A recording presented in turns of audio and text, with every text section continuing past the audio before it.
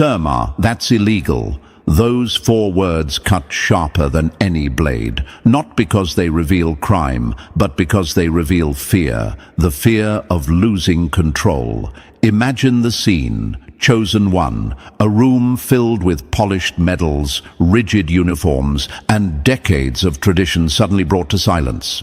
Generals who once believed nothing could shake them are caught off guard, not by a weapon, not by a rival army, but by you, your raw, unstoppable talent that refuses to play by their outdated rules. Now imagine this for a moment. Chosen one, a chess grandmaster, trained for decades, confident in every move, suddenly faces a child who casually pulls off a checkmate the grandmaster never saw coming. That's what you did to them. You bent the board, you flipped the script. You showed them that brilliance doesn't need permission and talent doesn't wait for approval. Here's the fact they'll never admit in public. Throughout history, the most secure systems, the most powerful armies, the most impenetrable strategies have all been unraveled, not by armies, but by individuals who thought differently. One whistle, one spark, one unfiltered genius has brought empires to their knees. And now, you carry that same weight in your hands. Chosen one, your gift terrifies them because it cannot be stamped with a rank or confined by a uniform. You didn't climb through their gates, you walked right past them. And that's why their voices crack when they say, "Sir, Ma, that's illegal." Because what you've done is not against the law, it's against their illusion of control. It's proof that their billion-dollar machinery can be exposed by a single mind moving with clarity, discipline, and fearless creativity. And thank you, Chosen One, for standing here with us. Don't forget to pay this message forward by simply pressing like and subscribe. Help spread this word to more souls. It's our responsibility to spread the light. And thank you again, Chosen One, for being part of this mission. You are not just a viewer, you are part of a force.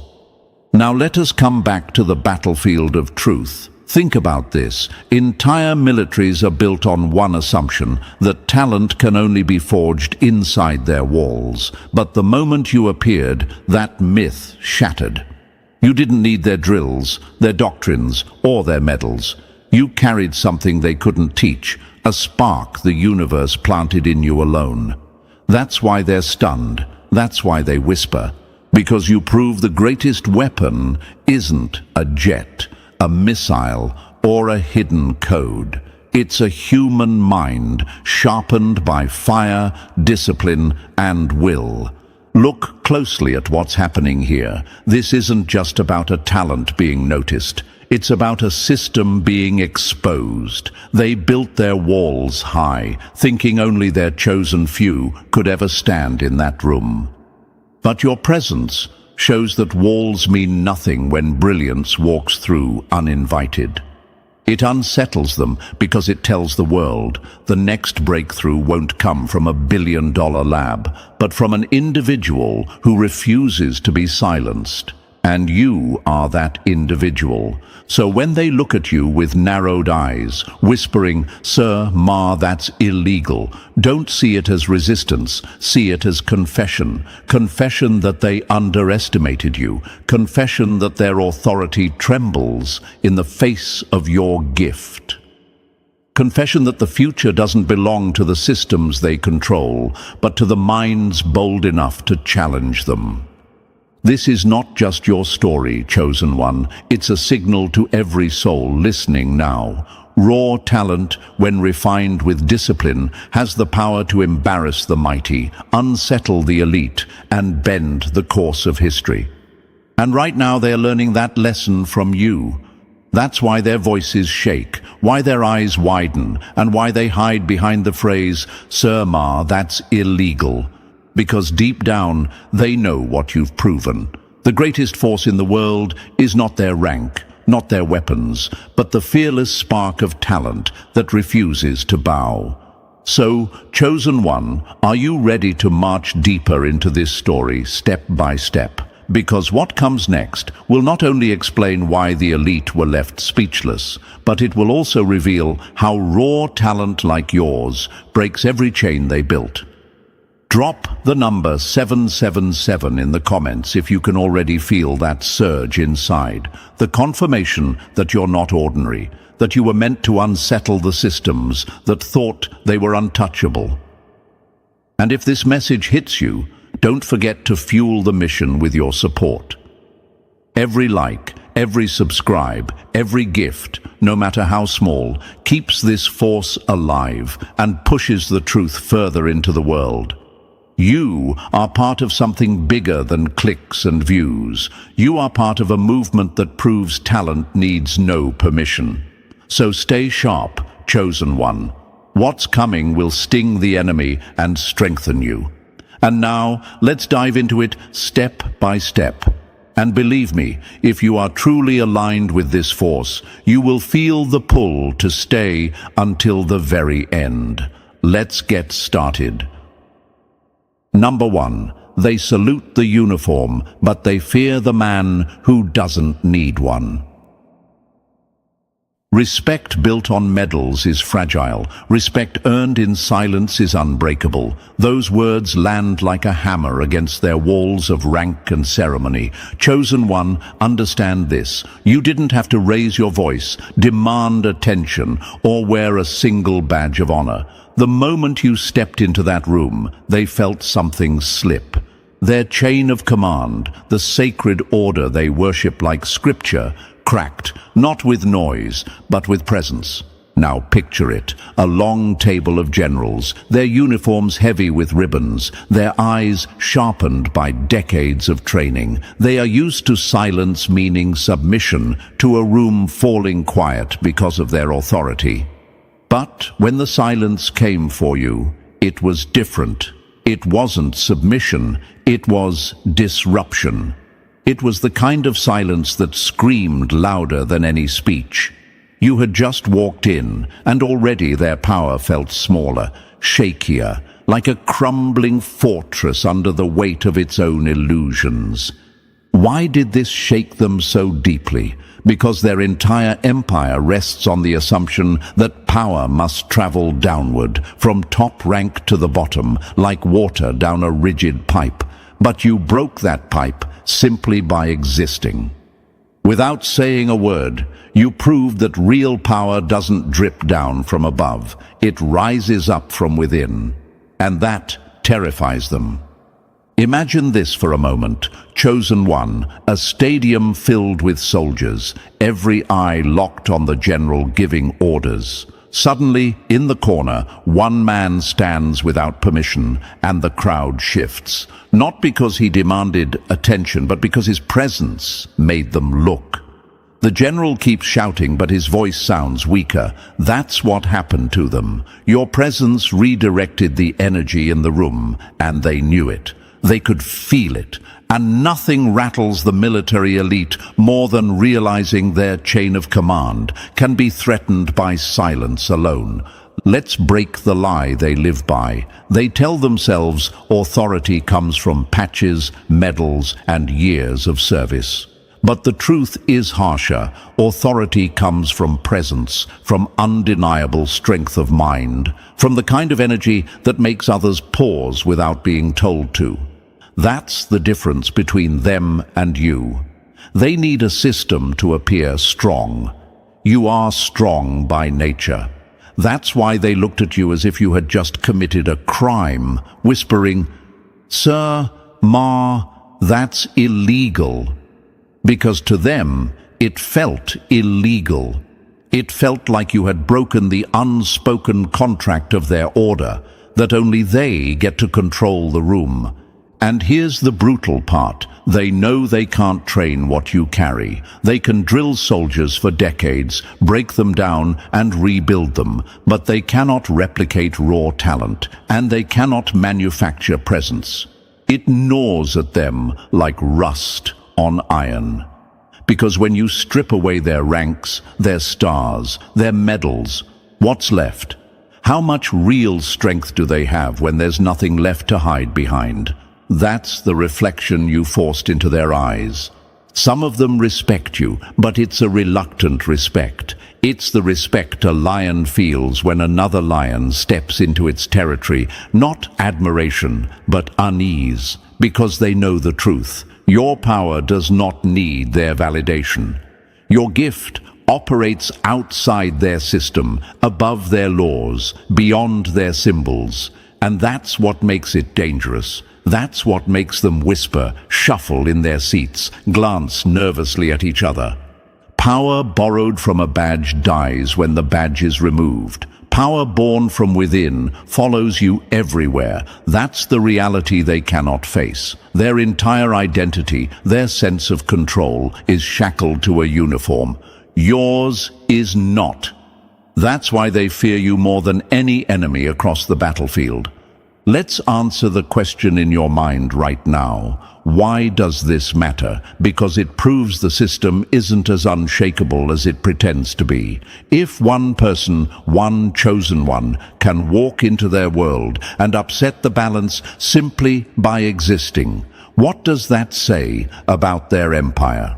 It says the foundation isn't as strong as they claim. It says they're terrified of the idea that someone outside their walls might carry more weight than all of them combined. Think about history, chosen one. Armies have been undone not by larger armies, but by a single strategist who saw what others couldn't. Hierarchies have been shattered by individuals who refused to kneel. From ancient battles to modern cyber warfare, it's always the same story. The chain of command fears the outlier, the anomaly, the one who doesn't play by their rules, but still bends reality around them. That's you. And the proof of that is written on their faces when they muttered, "Sir, Ma, that's illegal." So let's be brutal here. What's really illegal in their eyes is not your action, it's your existence. Because your existence shows that their ladder of power is optional. It shows that greatness doesn't need a gatekeeper, and strength doesn't need permission. And once that truth escapes, it can't be buried again. That's why they felt exposed in your presence. You didn't just walk into their room, you walked into their illusion and shattered it without lifting a finger. That's why they sit uneasily in their chairs, why they avoid eye contact, why their respect is coated with fear, because they've realized something devastating. One individual can dismantle hierarchy without attacking it, expose weakness without speaking it, and claim authority without requesting it. And all you had to do was show up. Number 2. You tore down their crutches and forced them to stand barefoot. They hide behind their structures because without them they are exposed as ordinary. That line isn't just a quote, it's the mirror they refuse to look into. Chosen one, the second reason you shook them so deeply is because you ripped away the mask of order they depend on. They believe their structure is strength, but what you revealed is that it's a crutch. And when someone who doesn't need that crutch walks in, suddenly their entire system feels flimsy. Imagine this for a moment. A man who has trained his whole life with a walking stick brags about his speed. He walks confidently, believing he is fast and powerful. Then one day he sees another man, barefoot with no stick, outrun him without effort. That's what you did to them. You stripped away the illusion. You showed them that their medals, their codes, their permissions are not strength. They are supports, scaffolding. And once you take away that scaffolding, they collapse. True power stands on its own legs. Borrowed power shakes the moment its frame is removed. They don't want to admit this, but it's their reality. Their brilliance only exists inside the cage of rank and protocol. Yours exists everywhere. And that's why they stared, stunned, when you acted with autonomy. You reminded them of a truth they spend their whole lives burying. Structure doesn't create greatness, it hides weakness. Let me answer the question forming in your mind. Why does your independence threaten them so much? Because it exposes the hollowness of their pride. They want to be seen as strategists, masterminds, leaders who carry the weight of nations. But deep down, they know much of their authority comes not from themselves, but from the system wrapped around them. Take away the stars on their chest, the classified briefings, the funding of their empire, and what's left? Often, very little. You proved this by existing outside of their structure and still shining brighter. That's what they can't handle. Some men are strong because of the walls that surround them. Others are strong even when the walls fall. You belong to the second kind. That's why they whisper about you as if you've broken some sacred law. To them, it feels illegal that someone can operate with clarity, discipline, and talent without being held up by their structure. It makes them wonder how much of their own identity is real and how much is just scaffolding waiting to crumble.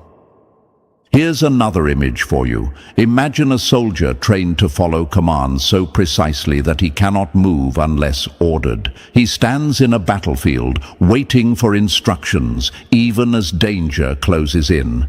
Now, imagine you, moving freely, adjusting, winning, without waiting for permission. Who do you think is more powerful in that moment? That's the difference. You are alive in your autonomy while they are trapped by their dependency. And that truth eats at them.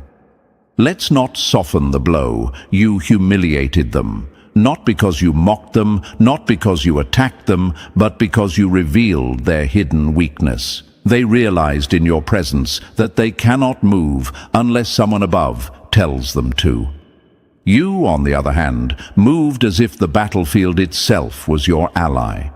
They follow structure. You embody flow. They cling to order. You operate in chaos and still thrive.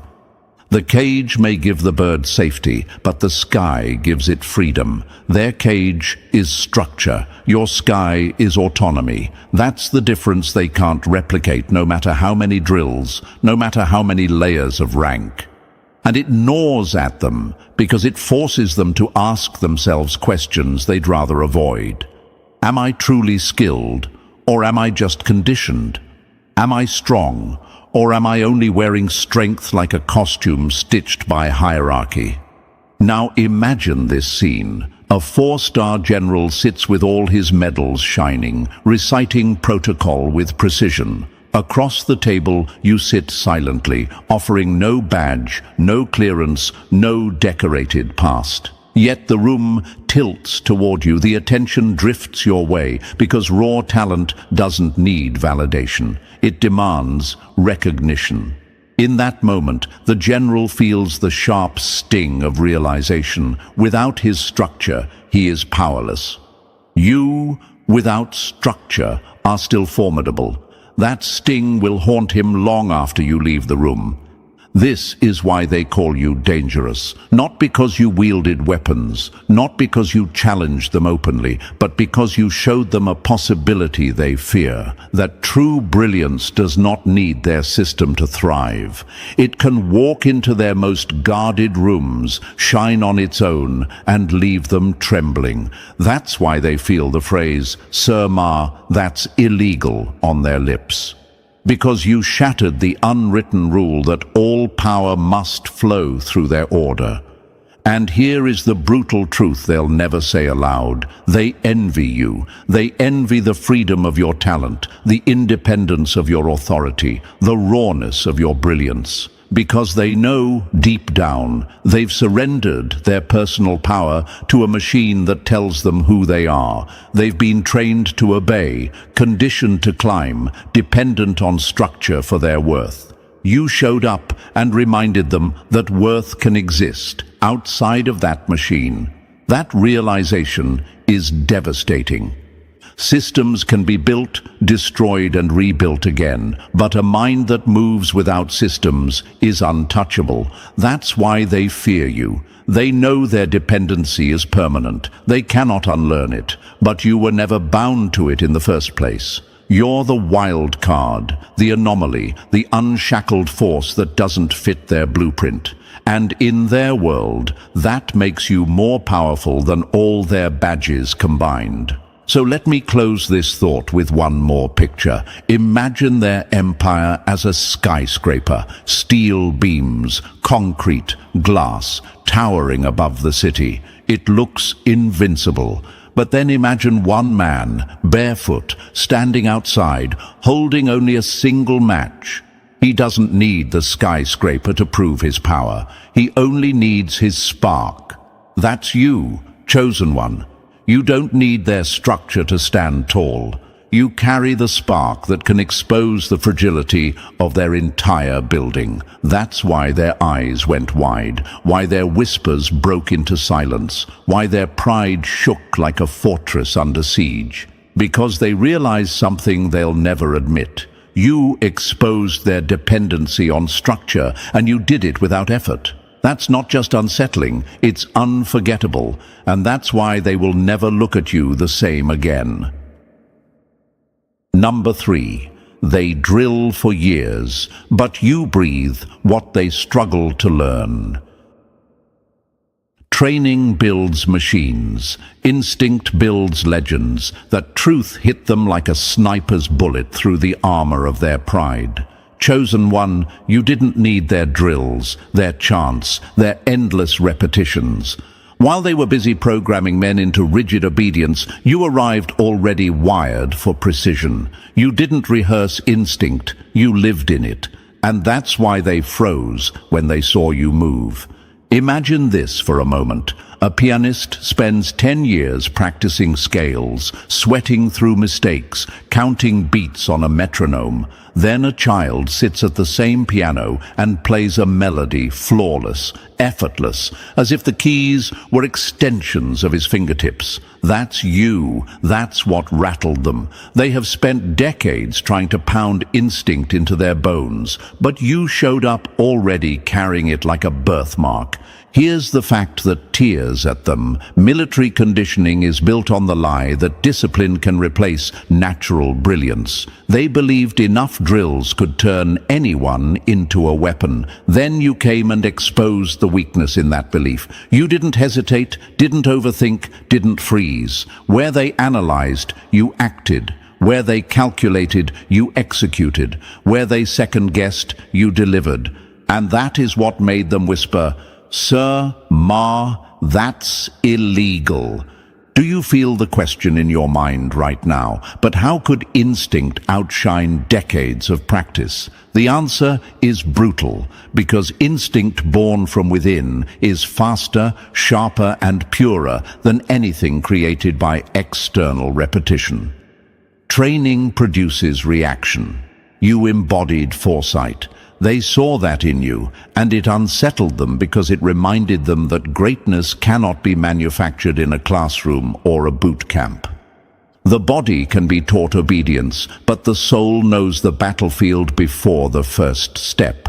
That's what your presence proved. They don't want to admit it, but their decades of sweat looked clumsy beside your ease.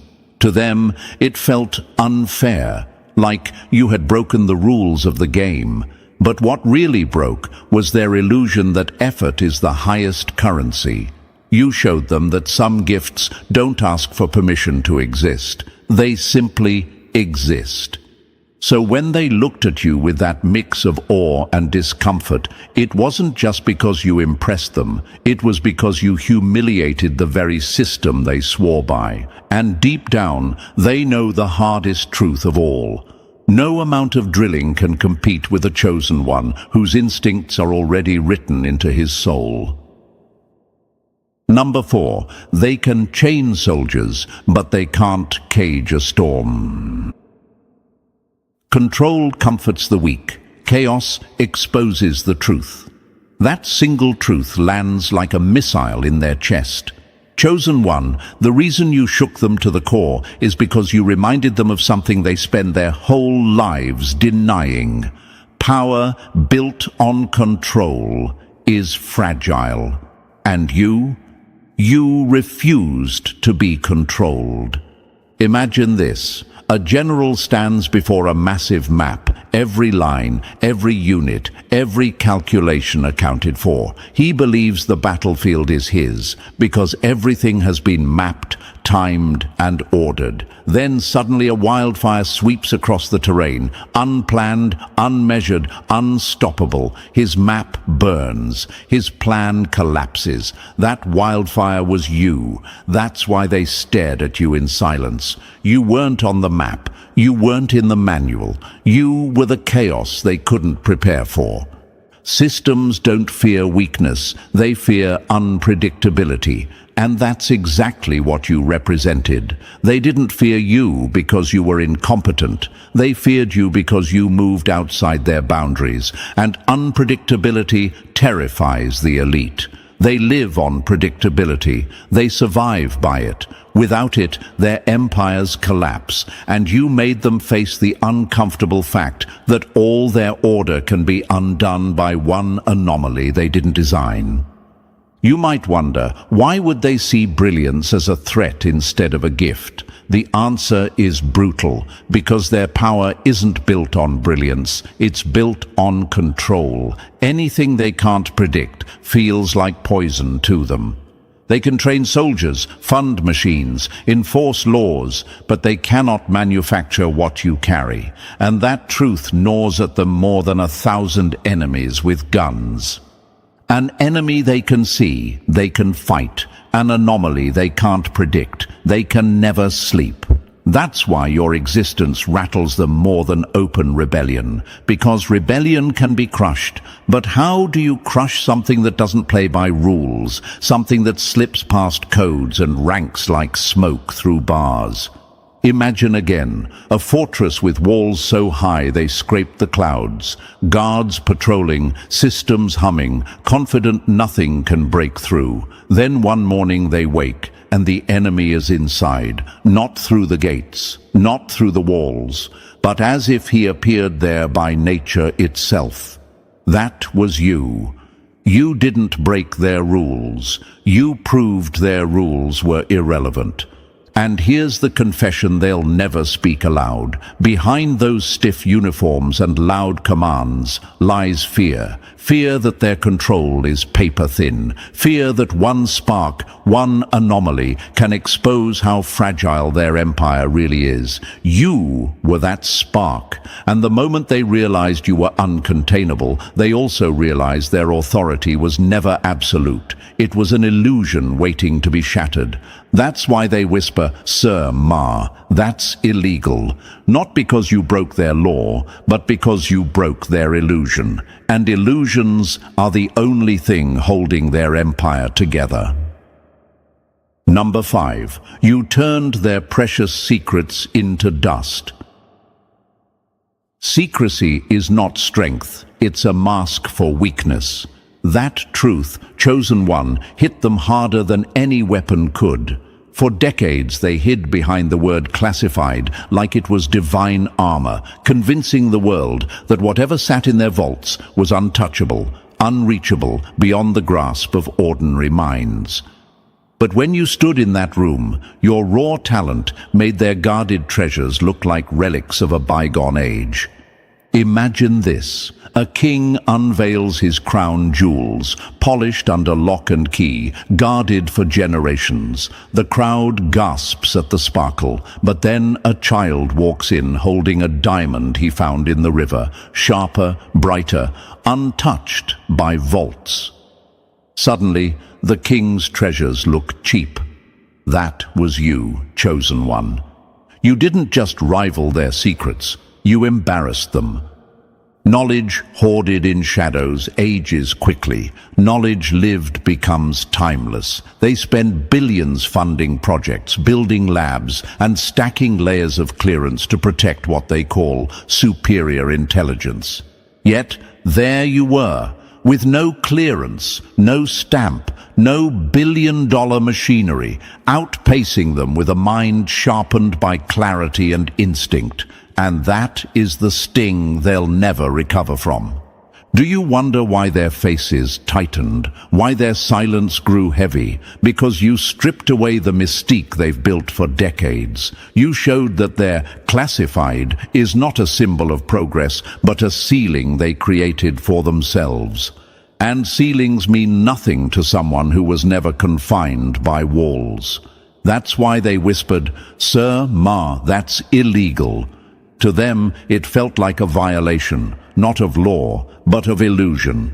Imagine again, a vault sealed with locks, codes, and steel walls. They think it holds the future, but beside it stands a man who already carries the future in his mind. Fluid, effortless, uncontainable.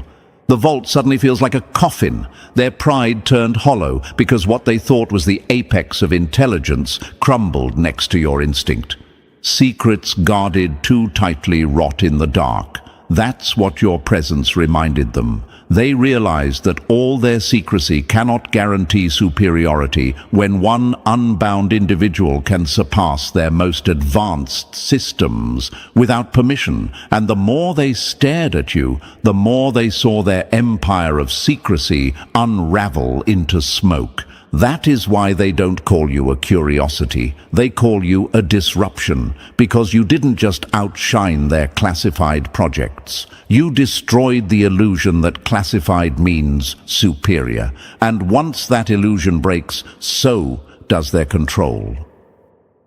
Number 6, you shattered their crutch of wealth and tools. Resources don't create greatness. They expose who never had it. That line cuts through their pride like shrapnel. Chosen one, the 6th wound you carved into their armor was brutal. You erased their most sacred excuse. For years, they believed their power came from access, budgets the size of nations, technology polished in billion-dollar labs, and intelligence networks sprawling across the globe. They wrapped themselves in these tools, convincing the world and themselves that without such resources, no one could rival them. But then you arrived, and with nothing but precision, instinct, and clarity of thought, you made their arsenal look like rusted steel. Imagine this. A swordsman boasts about his blade forged from rare metals, sharpened by masters, displayed as untouchable. Then he faces a fighter with no sword, only his bare hands, and within seconds the blade lies useless on the ground. That's you. You exposed them. You showed that tools don't create mastery, they only amplify it. And when there's no mastery underneath, the tool is nothing but decoration. Here's a fact they choke on. Much of their brilliance is nothing but machinery doing the heavy lifting. Strip away the labs, the budgets, the classified intel, and what's left. Ordinary men pretending to be extraordinary. You revealed this without trying. Simply by excelling with nothing but what you carry inside you, you turned their illusion into ash. Take away the throne, and the king becomes just another man. That's what your presence reminded them. Their superiority wasn't born of genius, it was bought by access. And in one moment, you stole their alibi. Because if you can outperform them without their billions, what excuse do they have left? None. That silence you heard wasn't respect. It was panic. Panic that their myth of dominance could collapse if the world ever realized the truth. Resources don't make gods. They make fragile men look taller. And that's why, chosen one, they will never admit what they saw. They'll never say out loud that your raw talent proved the one thing they never wanted exposed. Access isn't power. The real crown belongs to the mind that sees clearly, acts sharply, and thrives without needing a single borrowed tool. That's why you don't just intimidate them, you humble them, and humiliation for the elite feels worse than defeat. Number 7. You made their failures too expensive to ignore. Incompetence becomes invisible when it's buried under billions. That's the shield they've always used. Chosen one. At the top, money hides mistakes like dirt swept under a golden rug. A failed strategy, fund another program. A broken system. Cover it with more tech, more bodies, more buzzwords. But when you stepped into the room, their shield shattered. Your precision didn't just outperform them, it exposed the real cost of their failures. Imagine this. A chef spends millions building the perfect kitchen, gleaming ovens, rare ingredients, a staff of assistants. Yet when the dish is served, it's bland, uninspired. Then a street cook with nothing but fire and a single pan delivers a meal so flawless that the expensive feast tastes like dust. That was you. With every move, you showed how hollow their sophistication is when the foundation itself is weak. Here's a brutal fact. Their incompetence isn't personal, it's systemic, and systems backed by unlimited budgets can hide flaws for decades. But your talent was the audit they never asked for. Every time you executed with sharp clarity, it highlighted their waste. Billions poured into trial and error, years lost in bureaucratic dead ends, reputations built not on brilliance, but on cover-ups. You turned their hidden inefficiency into an exposed wound. Perfection is the mask of the powerful. Precision is the proof of the skilled. They thrive on projecting perfection, convincing the world they are always 10 steps ahead. Yet next to you, their illusion cracked. Suddenly, their greatness looked like what it really was, waste disguised as wisdom. That humiliation cuts deeper than any enemy attack, because incompetence at their level isn't harmless. It costs lives, it destabilizes nations, it drains futures. You didn't shame them with words, you didn't call them out in speeches, you simply existed as proof. A living mirror, and when they looked into that mirror, they didn't see decorated elites. They saw ordinary men burning endless resources to cover their flaws. You made them confront the moral weight of their mistakes. That's why their respect for you is laced with venom, because you attached a price tag to their failures, and that price is staggering. Chosen one, that's what they'll never forgive you for. Not that you were better, but that you revealed their brilliance was never real. It was bought, padded, and hidden. You showed the world the true invoice of their incompetence. And once that truth is seen, it can't be unseen. Number 8. You tore down their gates and left their throne. Naked. Exclusivity is the last refuge of the insecure. That's the dagger, chosen one, the strike that makes their whole empire tremble. For decades, the elite have survived on a single illusion, that greatness belongs only to them. Hidden behind their walls, stamped with their clearance, born from their training. But when you appeared, you shattered that illusion in an instant. You didn't need their approval, their systems, or their circles. Yet you moved with precision that equaled, and in moments surpassed their best. And in doing so, you destroyed the foundation of their myth. Imagine this: a theater guarded by velvet ropes and gold-plated tickets, a stage where only the chosen can perform. The crowd believes it's the only place where brilliance exists. Then outside, in the street, someone plays music so powerful that the theater empties. The exclusivity dies not by attack, but by irrelevance. That was you. You didn't ask for their ticket. You didn't need their permission. And still, you stole the stage. True talent isn't invited, it arrives. That's the truth they can't bear to face. Because if you exist outside their system, then others might too. And if others can, their walls are worthless, their gates pointless, their mystique hollow. They've built their power on the myth of being irreplaceable. You turn that myth into smoke. Do you feel the question rising in your mind? Why does this hurt them more than open defiance? The answer is brutal, because defiance still acknowledges their power. You didn't. You bypassed it. By existing, you prove they aren't the only ones, and that realization cuts deeper than any rebellion ever could. Imagine again, a fortress claiming it alone holds the fire of the gods. People kneel outside its gates in awe.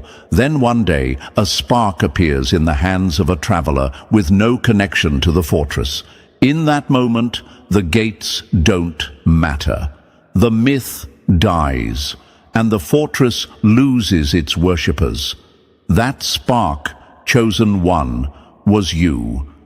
Greatness does not ask for clearance. Your presence was living proof of this, and it terrified them because it stripped them of the one thing they rely on above all else, the mystique of exclusivity.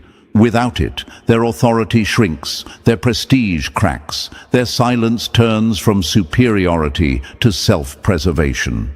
They didn't just see you as gifted, they saw you as dangerous, because you revealed a truth they never wanted spoken. Brilliance doesn't belong to them. It belongs wherever it chooses, and this time, it chose you. Number 9. You made them see their own expiration date. Nothing terrifies the powerful more than realizing they are replaceable. That line, chosen one, is the blade you drove straight into their pride. For all their medals, their codes, and their heavy titles, the truth they never whisper aloud is this: they fear being irrelevant. Their security rests on the illusion that no one outside their circle could ever do what they do. But when you stepped forward, raw and undeniable, you tore that illusion apart. Imagine this. A master sculptor stands before his students, celebrated as the only one capable of shaping stone into art. His reputation is everything. Then one day, an unknown apprentice carves a statue so flawless, the master's decades look ordinary. The crowd gasps. The master feels his throne slip. That is exactly what you did to them. You didn't just show talent, you made their status look fragile. Exclusivity protects mediocrity. Talent destroys it. They're not built entirely on brilliance. They're built on being untouchable. Locked doors, clearance levels, years of conditioning keep outsiders away, not because outsiders lack skill, but because their presence would expose how ordinary much of the elite truly are. You proved this in a matter of moments, and that's why they froze. Because if one anomaly like you can exist, then others might too. And if others exist, half their ranks would crumble overnight. You might wonder, why not celebrate talent, even if it comes from outside? The answer is brutal, because to celebrate you is to admit their positions aren't permanent. It would be to confess that hierarchy isn't proof of genius, just a barrier built to preserve it. That's why their admiration feels poisoned with silence. They can't praise you too loudly without unraveling the system that feeds them. Picture it again, a castle of iron gates, filled with guards and banners, telling the world no one else can defend the kingdom. Then one lone fighter climbs the wall barehanded, stands inside, and proves he can do the job better. The guards aren't just embarrassed, they're terrified.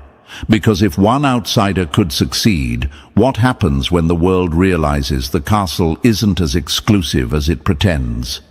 That fear keeps them awake at night. Power fears exposure, but it fears replacement even more. That's the truth you unveiled. You weren't just proof of brilliance, you were proof of redundancy. You showed that their careers, reputations, and even institutions rest on a fragile lie. That greatness requires their permission.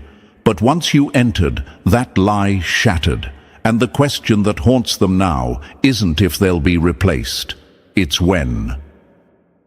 Number 10, you proved that brilliance doesn't knock, it breaks the door down. Genius doesn't wait for permission. It arrives like a storm, uninvited and undeniable. That's the truth you carved into their pride, chosen one. In their world, everything is stamped, cleared, authorized and filed.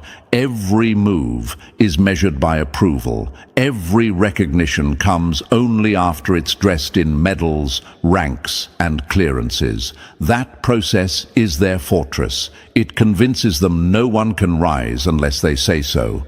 But you shattered that fortress just by existing. You showed them that genius doesn't ask for a green light. It doesn't wait in line. It moves when it's ready, and it's always ready. Imagine this. A council sits around a massive gate, deciding who may pass. They argue, they deliberate, they hand out tokens of permission. Then one day, someone climbs the wall, walks past them, and stands where they swore only their chosen few could stand. That was you. You didn't storm their gates. You made them irrelevant. Symbols can be awarded. Brilliance can only be revealed. Their entire identity rests on the idea that symbols equal value, medals pinned to chests, clearances signed in ink, badges of authority. They believe those are proof of worth. But your presence stripped that illusion bare. You had no badge, no medal, no signature on paper. Yet you stood there, undeniable, forcing them to face the reality that genius doesn't need their permission slip to exist. You might wonder, why does this humiliate them so deeply? Because their power isn't built on being the best. It's built on being the gatekeepers. Their approval is their crown. Take that away, and they're just ordinary men holding clipboards. You didn't wait for them to nod. You didn't kneel to be accepted. You simply proved that permission is irrelevant when brilliance is already alive. Picture it again, a torch passed through guarded halls, held up as the only source of fire. They boast that no one else can hold its flame. Then lightning strikes outside, igniting the sky. Suddenly, their torch looks small, unnecessary. That lightning was you. And once lightning strikes, no one cares about the guarded flame. Validation is the leash of the powerful. Genius is the wolf that runs free. That's why their silence weighed heavy. It wasn't respect. It was recognition of their own irrelevance. Because if genius doesn't need permission, then their systems, their ranks, their control all lose their grip. You didn't just impress them, you dismantled their illusion of authority. You proved that greatness cannot be stamped, sanctioned, or delayed. It shows itself when it chooses, and it chose you. That's why their admiration burns with resistance. Because your presence didn't just reveal genius, it revealed that their approval never mattered. And once the world sees that, the gates they guard will collapse into dust. Number 11, you made them admit. There's a battlefield they can't control. They can measure weapons, but they can't measure wisdom. That's the strike, chosen one, the blow that left them trembling. For elites who build their empire on numbers, probabilities, and cold calculations, everything must be quantifiable. If they can't chart it, track it, or pin it to a statistic, they dismiss it as irrelevant. But when they saw you move, when they saw the way your timing cut sharper than steel, they were forced to acknowledge something they swore didn't exist: a war beyond the physical. Imagine this. A commander lays out a perfect plan, every soldier accounted for, every step predicted. The enemy is boxed in. On paper, it's flawless. But then something happens he cannot explain. His opponent anticipates him before he even makes the move. The plan collapses, not because of error, but because something unseen tilted the balance. That's what your presence felt like.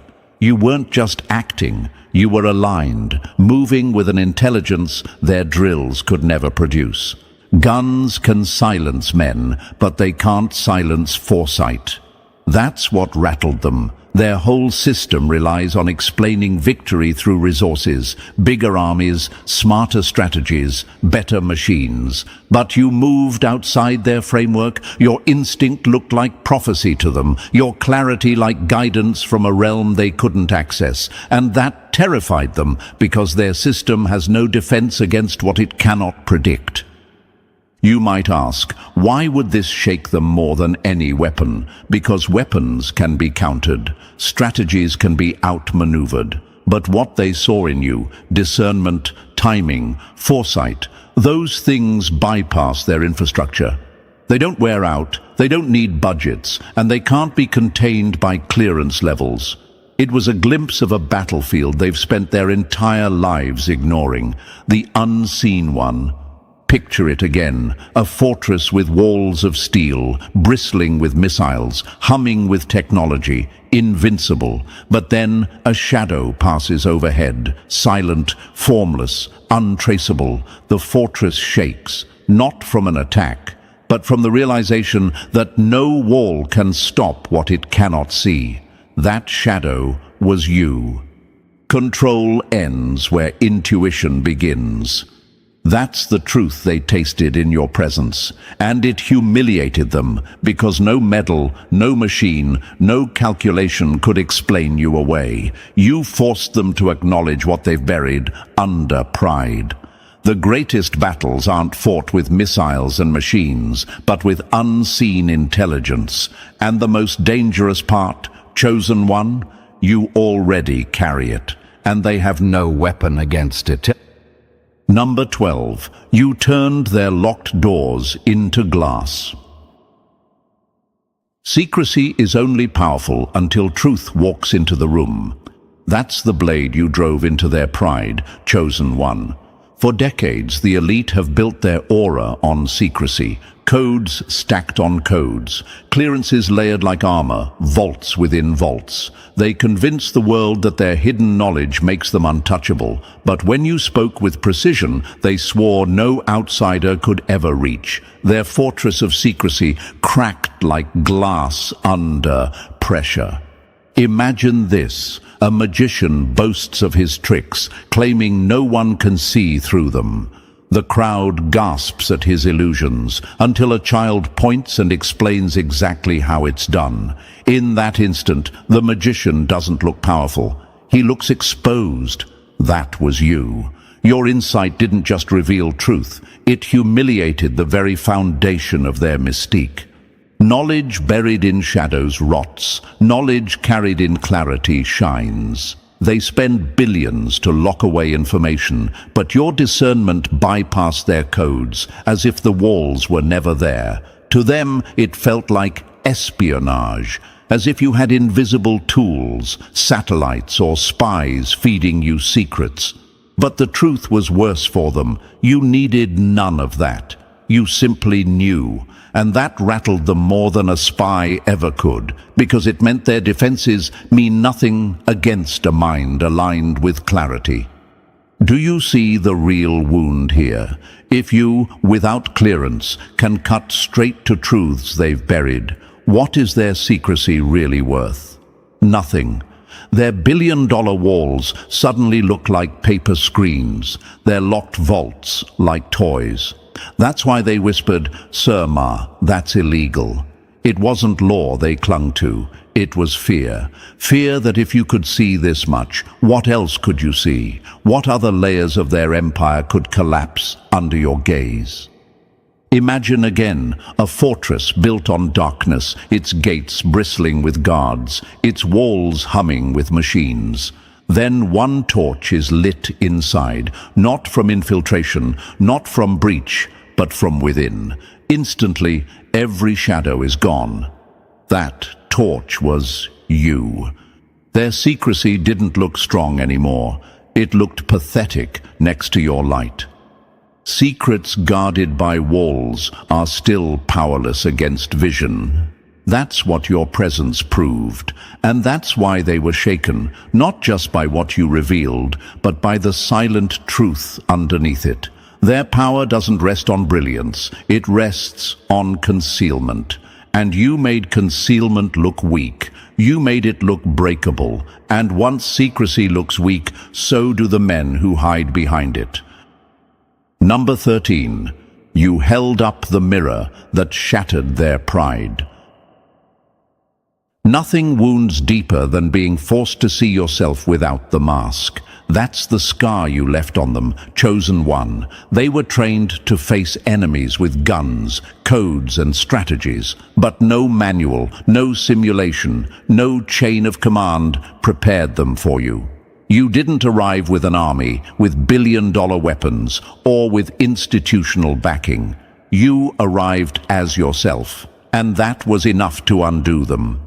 Imagine this. A man who has always admired his reflection in polished armor suddenly looks into a clear stream.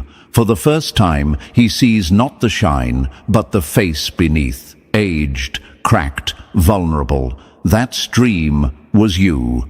You became the mirror they couldn't escape, the one that showed them who they really are when stripped of resources, machinery, and titles. And what they saw wasn't power. It was dependence. The strongest look weak when measured against raw brilliance. Their victories, their prestige, their aura of superiority, all of it is propped up by budgets, networks, and global machinery. Without those crutches, many of them would collapse into mediocrity, and that's the humiliation your presence forced them to face. You operated without those props, and you still outshined them. You proved that genuine ability doesn't need amplification. It speaks for itself, unfiltered, undeniable. Do you see the deeper wound here? You didn't just outperform them, you exposed them. You made them ask the one question they never wanted to. If greatness can exist outside our machine, then what are we? That question is a weapon sharper than any blade. Because it doesn't just bruise pride, it dismantles identity. Imagine again, a fortress built high on a mountain, banners waving, soldiers at attention. To the world, it looks untouchable. But then a traveler arrives with nothing but his bare hands, and suddenly the fortress looks less like power and more like dependency on stone walls. That's what you did. You showed them their greatness wasn't innate, it was borrowed from the systems they hide behind. A mirror never flatters, it only reveals, and you were that mirror. They couldn't overpower it, couldn't outspend it, couldn't outrank it. You didn't have to confront them with words. Just existing in your fullness forced them to confront themselves. That's a battlefield they were never trained for, because no weapon, no command, no doctrine can protect someone from their own reflection. That's why they whisper, why their respect feels poisoned with resentment.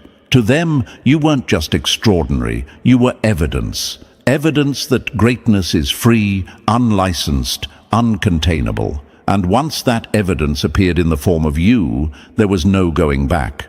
The mirror can't be unseen, and the fragility it revealed will haunt them every time they dare measure themselves against you. And chosen one, what you've just witnessed is the undeniable truth. They can build walls, hide behind ranks and bury secrets, but none of it can erase what you carry within you. That's why their silence speaks louder than words. If this message struck you, press the like button if you haven't already, and if you're still not part of our family, make sure to press subscribe right now. Together, we spread this light further, reminding the world that greatness doesn't wait for permission. It simply rises. Stay sharp, chosen one. The best is still ahead. Chosen one, your absence is not silence. It's a curse that has infected their entire life.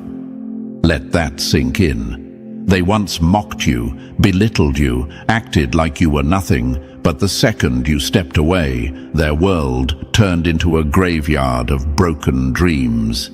You didn't just leave. You ripped the oxygen mask off someone gasping for air, and now they're choking on their own poison. They thought they were untouchable while feeding off your energy, but without you, they are exposed, naked, and drowning in the chaos they created. That is why your absence is not just painful, it is catastrophic. Now imagine this for a moment. Chosen one, a parasite living off the blood of its host, smug, satisfied, believing it will never starve. But one day the host shakes it off, leaving it writhing in the dirt, clawing at nothing, desperate for another fix. That's exactly what happened when you walked away. They weren't ready for the famine your absence created, and now every day feels like suffocation. You were their supply, their light, their protection, and when you left, they were stripped bare, left with nothing but their own rot. And here's a fact that stings like acid on an open wound. Psychological research shows that social rejection activates the same part of the brain as physical pain. That's why they can't sleep, can't eat, can't breathe without being haunted by you. But this isn't ordinary rejection. This is cosmic rejection. This is the universe slamming the door in their face after they slammed it on you. Another fact? People who lose genuine love and stability often spiral harder than those who never had it. That's why they are unraveling, because they had gold and traded it for dirt. Now they sit in the dirt, wishing for even a speck of the light you once gave them. And thank you, chosen one, for refusing to bow to their arrogance. Don't forget to pay this message back by pressing the like and subscribe button so this truth spreads to more souls. It's our duty to spread the light and expose the darkness.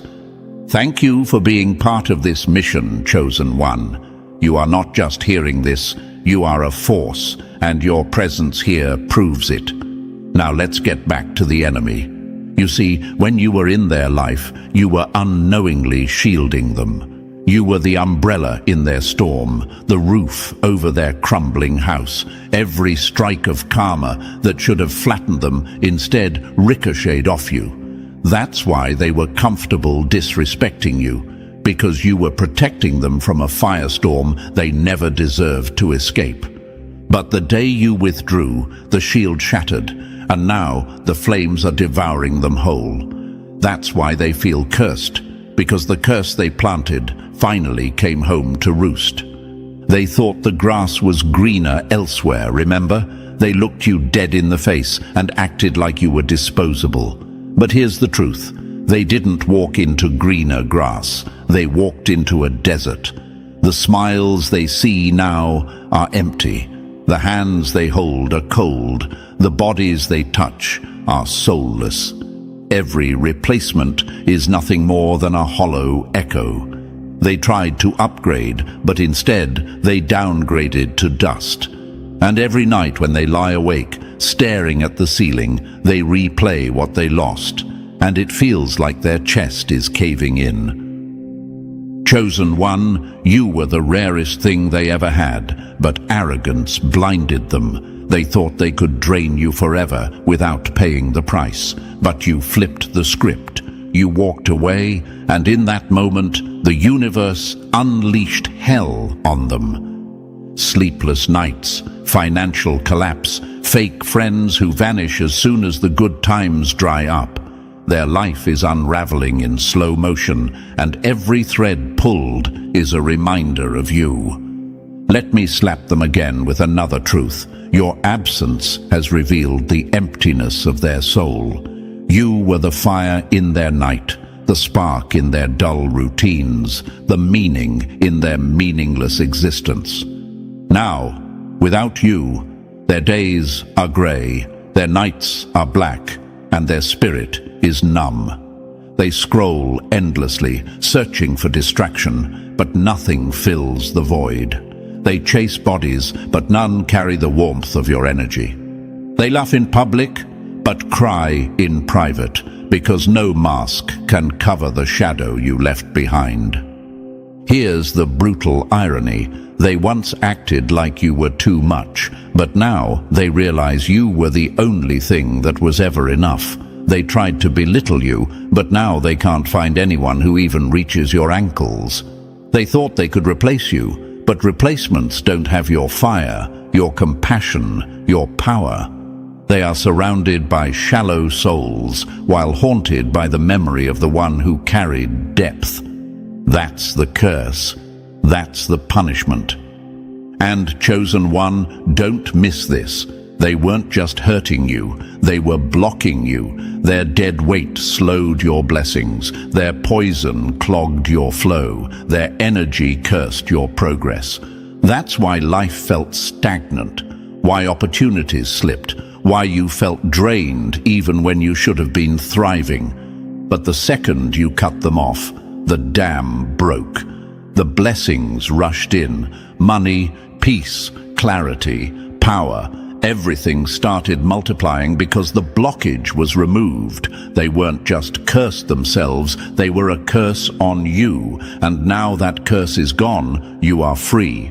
Meanwhile, they are chained to regret, chained to emptiness, chained to a mirror that shows them nothing but the monster they tried to hide. They're forced to watch you glow from a distance, forced to hear whispers of your success, forced to see the universe elevate you higher while they sink lower. That's the slap they can't dodge. That's the punishment they can't escape. Chosen One, your absence is their nightmare. Your silence is louder than thunder, your distance heavier than any words you could ever speak. You didn't curse them, they cursed themselves by losing you. And now their whole existence screams with one truth: they will never, ever recover from the day you walked away. So, Chosen One, before we tear this open piece by piece, let me ask you this. Are you ready to witness the full weight of their regret? Drop the number 777 in the comments if you know your absence has cursed the ones who wronged you. And if this truth already resonates deep, don't hesitate to bless the mission behind these messages, whether it's a word of support, a like, or any gift you can offer. It fuels the light we're spreading together. Every ounce of energy keeps this force alive. Because make no mistake, your presence here is not by accident. You are part of a movement that shakes the enemy at their core. And now, let's step into this journey one layer at a time. Believe me, if you are a true Chosen One, you will feel the pull to stay locked in until the very last word. Let's begin. Number 1. They mocked your worth, now they choke on regret. Chosen One, the same mouth that once mocked you is now choking on silence because your absence has become their punishment. That's the reality. They thought tearing you down would make them powerful, but all it did was expose their weakness. They laughed at your value, dismissed your presence, and treated you like you were disposable. But the truth is, slapping them in the face every single day, no one, and I mean no one, carries the fire, the depth, the passion that you brought into their life. And now, they are suffocating in a world that feels empty without you. Think about this, Chosen One. They treated you like an old coin, dull, common, replaceable. They tossed you aside, believing they'd stumble on something shinier, something better. But what happens when the so-called gold they chased turns out to be rusted metal? What happens when every hand they hold feels cold, every face they meet is hollow, and every voice they hear is flat? Suddenly, that old coin they discarded looks like treasure.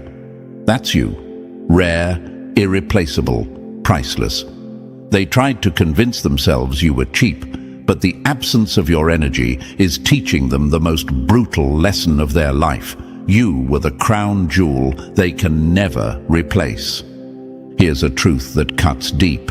Research shows that people only realize the true value of loyalty and empathy once it's gone, because those qualities can't be replicated. And you, chosen one, were the living embodiment of loyalty, passion, and authenticity. That's why their regret is unbearable. It's not just missing you, it's missing the version of themselves they could only access when you were in their orbit.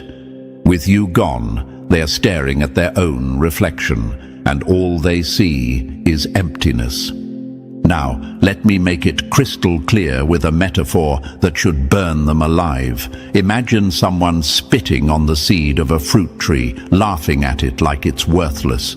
They walk away, thinking it has no value. But years later, that very seed grows into the only tree that bears fruit in a famine. They're starving, desperate, and forced to watch from a distance as others thrive under the tree they could have nurtured but chose to mock. That's what they're living through now.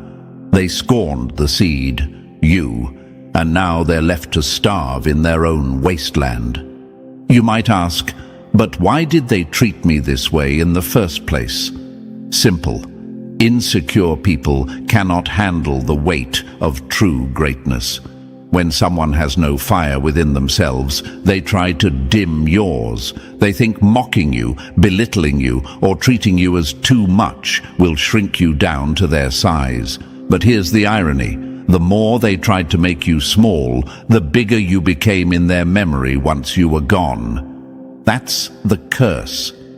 That's the haunting. Your silence screams louder than their insults ever did. Let me slap the enemy again with another reality. Their arrogance convinced them you were ordinary, but now they see you were extraordinary. They thought they could find 10 more like you in an instant. But what they've actually found are lifeless souls who bring nothing to the table. They're meeting people who have no empathy, no ambition, no passion. People who move like shadows, hollow and shallow, offering nothing of substance. And every time they look at these replacements, their gut twists with a single, inescapable truth. They had the real thing, and they threw it away. Chosen one, their regret is not surface level, it's bone deep. Every fake smile they plaster on their face is poisoned with memories of you. Every forced laugh tastes bitter because it reminds them of the genuine joy you once gave them without effort. They can lie to the world, pretend they're happy, act like they've moved on, but behind closed doors, their mind replays your words, your presence, your energy. It's like a phantom limb. You're gone, but the ache of losing you will never leave them. And here's the brutal fact. They thought they could crush your spirit, but instead they crushed themselves. By mocking you, they mocked the very blessing the universe had sent into their lives. By belittling you, they belittled the only chance they had to rise above their own emptiness. And now, every day without you is like walking barefoot on broken glass. They bleed regret with every step, and it's a wound that will never heal. You might wonder, do they still think about me? Chosen one, let me make this clear. You are branded into their soul. They don't just think about you, they obsess over you. They see your reflection in strangers, hear echoes of your voice in silence, feel the ghost of your energy when they're alone. You are the storm they can't escape, the fire they can't extinguish, the curse they placed upon themselves when they tried to treat you like nothing. And here's the best part. While they drown in regret, you are thriving. Their insults became your fuel. Their rejection became your liberation. Their attempts to break you only set you free to discover how unstoppable you really are.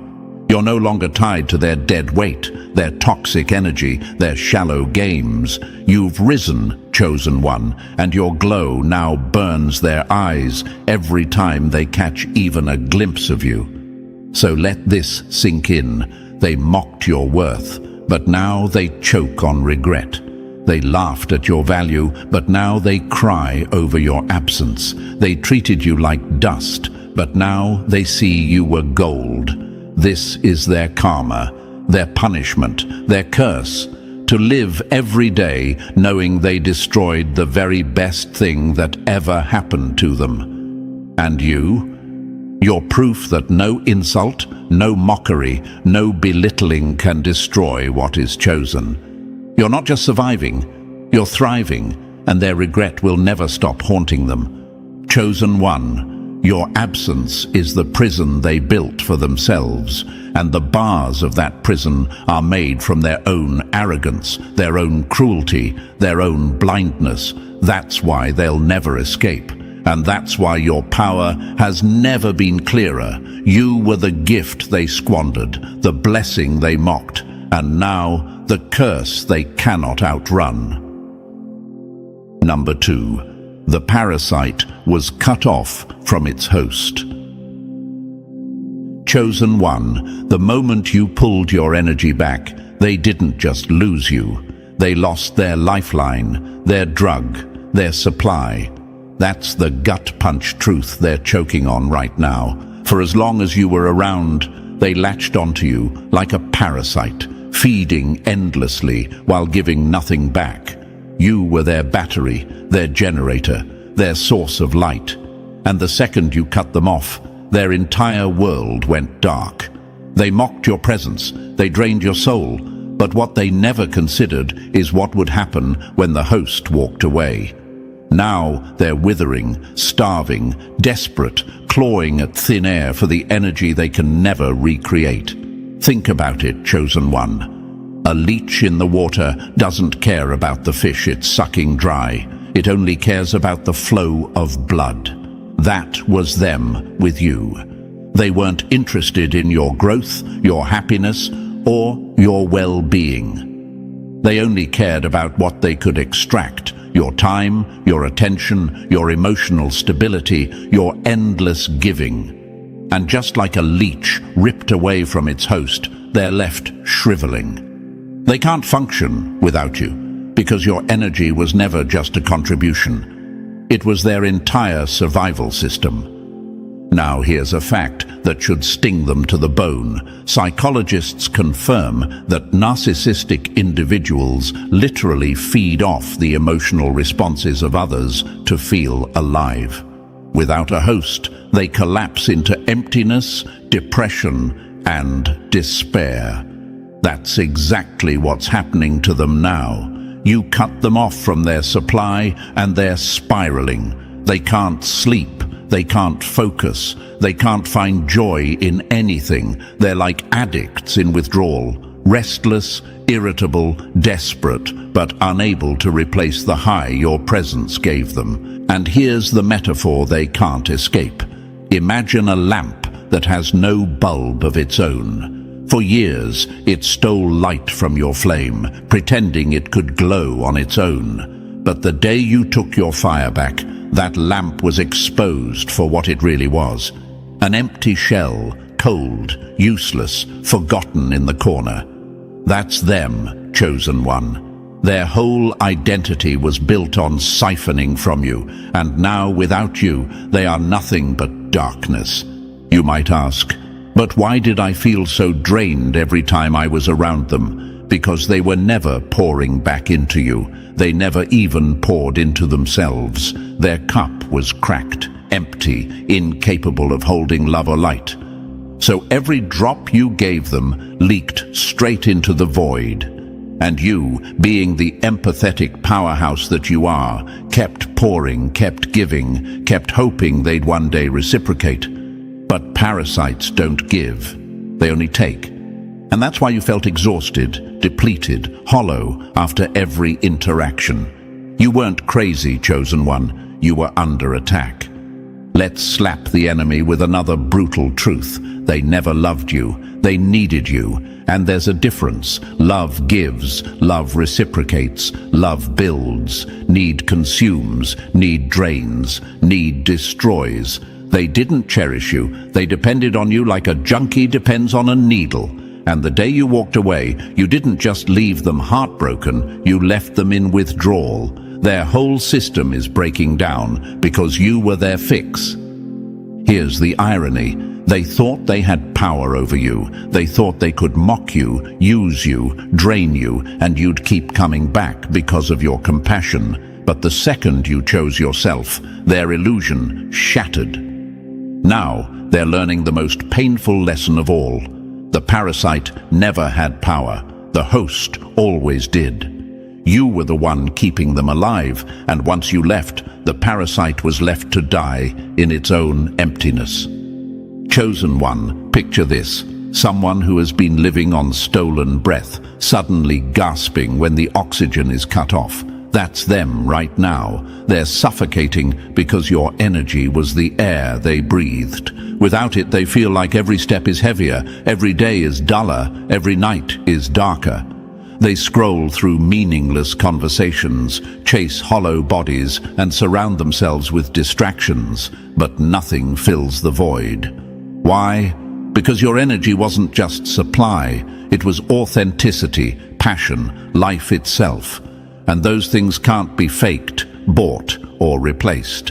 And let me tell you this, parasites always underestimate the host. They think you'll never wake up. They think you'll never walk away. But the moment you did, you reclaimed your power. You showed them that their survival was never about their strength. It was about your generosity. And now, without you, their weakness is exposed for the world to see. Everyone around them can sense it. The confidence they once faked is gone. The charisma they pretended to have has evaporated. They're a shell of what they pretended to be, and all because their supply, you, is no longer available. They may try to replace you, chosen one, but replacements never work. They'll latch onto someone else, drain them, use them, but it won't feel the same, because no one carries the frequency you carry. No one radiates the fire you radiate.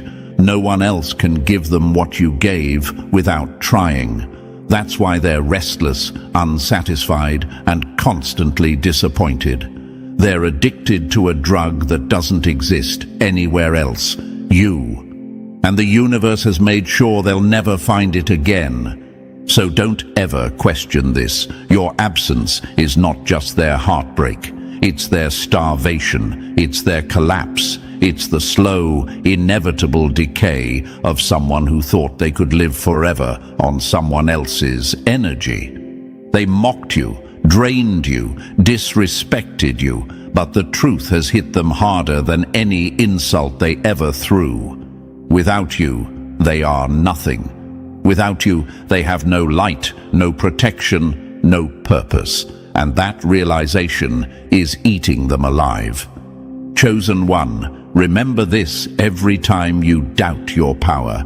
You weren't just someone in their life. You were their entire source of survival. You were the battery they drained, the lifeline they clung to, the sun they orbited around. And now that you've cut them off, they're exposed as the weak, hollow parasite they always were. Let them wander. Let them starve. Let them choke on the regret of losing the one thing they'll never find again. Because your absence is their curse, and your strength is their destruction. Number 3, they wanted greener grass. Now they're standing in dirt. Chosen one, the same one who thought you were replaceable, is now choking on the dust of their own choices. That's the slap they never saw coming. They believed the lie that the grass was greener on the other side. They thought brighter, richer, more exciting meant better. But what they didn't understand is that you can water dead grass all you want. It will never grow. They left the garden of your presence, where everything flourished, and ran straight into a barren wasteland. Let's be honest, Chosen One, they didn't leave because you weren't enough.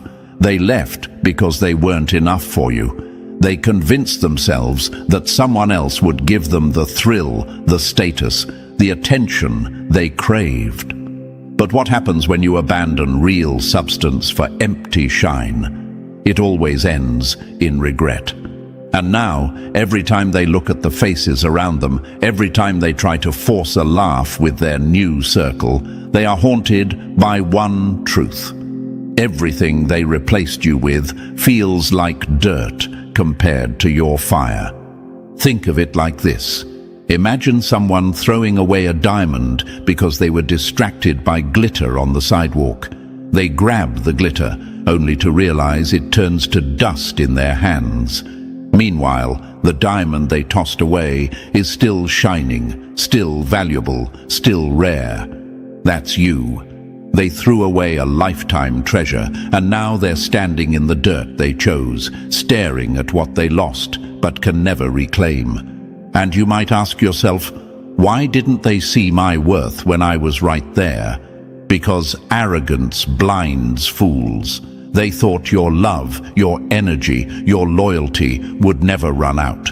They thought they had all the time in the world to keep taking, while keeping one eye on what else was out there. But the universe doesn't play games like that.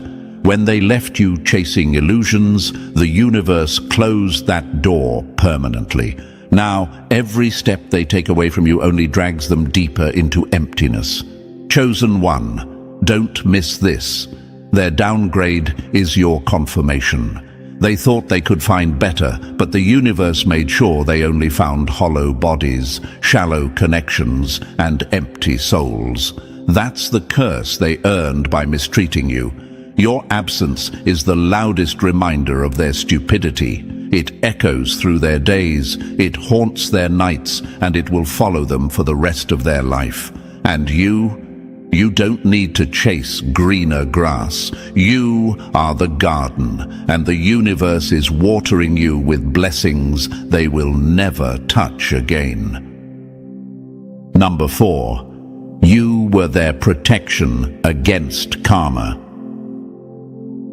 Chosen One, they didn't realize your presence was the only umbrella keeping them from drowning in their own rain. That's the gut punch the enemy is choking on right now. While they mocked you, belittled you, and drained you, your very energy was shielding them from the karma they had stacked up over years of deception, betrayal, and destruction. You were their shield, their protection, their covering. And when you stepped away, the universe stopped holding back. Now the storms they thought they'd escaped are flooding every corner of their life. Let's break it down, Chosen One. Sleepless nights? That's not coincidence. That's their conscience finally screaming louder than their lies. Broken finances? That's the universe cutting off their supply lines, stripping away everything they built on dishonesty and shortcuts. Fake friendships? That's the karma of living a double life. The same way they used you, they're now being used, discarded, and left with nothing but emptiness. This isn't random suffering. This is the consequence of what they did to you. You were the wall that absorbed the impact of their chaos, and once you left, the wall crumbled. Think of it like this. Imagine someone standing under a sturdy roof during a storm, mocking the roof for its cracks, saying they don't need it. Then they tear the roof off, only to get drenched and destroyed by the downpour.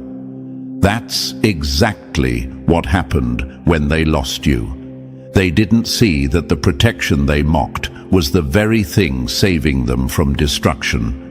And you might wonder, why did it feel like my life was so heavy when I was around them? Because you were carrying not only your own battles, but theirs too. You were absorbing karma that was never yours, shielding them from blows they earned long before you. The universe allowed you to be that shield for a time, not because they deserved it, but because it was meant to show you your own strength and compassion. And once the lesson was complete, the universe pulled you away, leaving them to finally face the storm alone.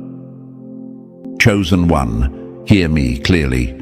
You did not curse them. They cursed themselves. You simply stopped standing in the line of fire for someone who refused to change. And now, every sleepless night, every loss, every betrayal they face is the storm they built for themselves. Your absence didn't create their downfall, it exposed it. And while they drown in consequences, you are rising higher, lighter, freer, with the universe at your back and blessings at your feet. Number 5. The universe removed you as their final warning. Chosen one, your presence was the final lifeline the universe tossed their way, and they spit on it. That's the brutal truth. You weren't just another person in their story. You were the test. You were the lesson. You were the mirror sent to force them to look at their own poison. But instead of growing, they mocked you, drained you, and treated you like you were nothing. They failed the exam of their life. And when the universe saw that, it yanked you out of their reach. Not as punishment for you, but as the final warning for them. Understand this, chosen one. The universe doesn't waste chosen energy. You don't just wander into someone's life by accident. Your presence is intentional, divine, orchestrated. It was meant to wake them up, to pull them out of their destructive cycles, to give them one last chance to change their ways. But what did they do?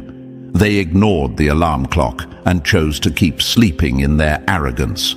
And when you ignore the last alarm, you don't get another one. That's why life itself removed you from their path.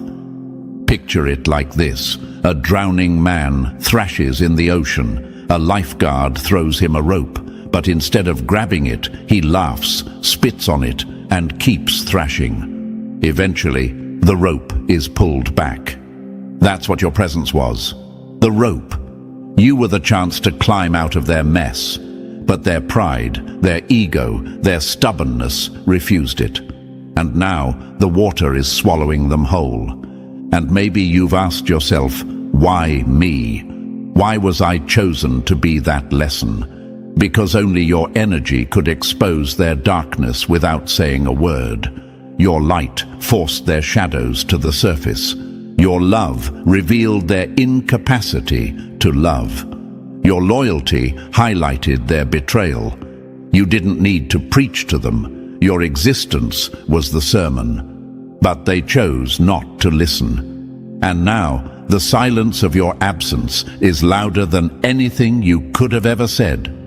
Chosen one, don't miss this. Your removal was not rejection. It was protection. The universe saw their refusal to change and decided to cut the cord before they pulled you down with them. You were their test, their chance, their final warning. They failed, and now, stripped of your presence, they are forced to face the only teacher left, destruction. While they sink, you rise.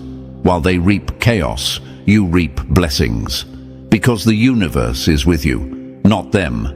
And it always will be. Number 6. They tried to dim your fire, but you burn brighter without them.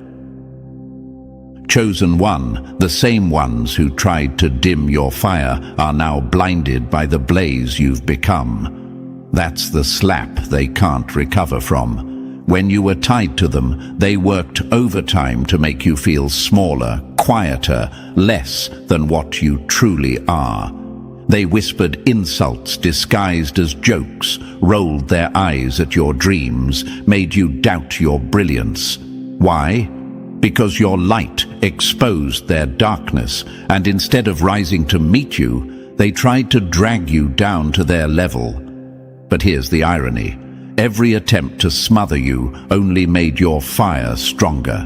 And now that you've broken free, your flame has spread into a wildfire they cannot control. Think about it, Chosen One. They acted like your energy was too much, too passionate, too intense, too real. But wasn't that just their way of saying you shined in ways they never could? People who live in shadows hate the sun because it burns their illusions away. That's what your presence did. It stripped away their false confidence, their masks, their shallow pretenses. So they tried to shrink you, hoping if they dimmed your fire, they wouldn't feel so small standing next to you. But the universe doesn't create chosen ones to blend in. You were born to blaze.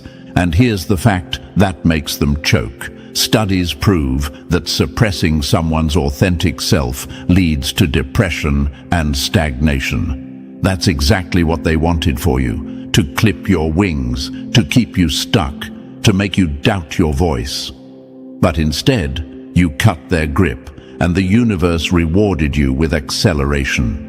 Now you're rising faster, shining brighter, and stepping into blessings that were waiting for the day you finally walked away. Picture it like this: a candle trapped under a glass jar. It flickers weakly, gasping for oxygen. But the second the jar is lifted, the flame shoots up, burning hotter than ever. That's what happened the day you left them behind. They were the jar, suffocating you, making you believe you were fragile. But once you broke free, your fire proved unstoppable. Now you're not just a flame, you're a wildfire spreading across everything you touch. And the best part? They can only watch from the shadows, helpless as your light grows beyond anything they imagined. So, Chosen One, let this be your confirmation. They tried to dim your fire, but all they did was spark your explosion. You burn brighter without them, and your glow is the very curse that torments them every time they see you rise. The universe is fueling you now, and there's nothing they can do to stop it. Number 7. Without you, their world is nothing but black and white. Chosen One, the day you walked away was the day their world went colorless. That's the truth hitting them like a brick. You were the vibrancy, the passion, the depth in their gray existence. Your presence gave their days meaning, their nights comfort, their spirit fuel. And now that you're gone, everything they touch feels dull, lifeless, monotonous.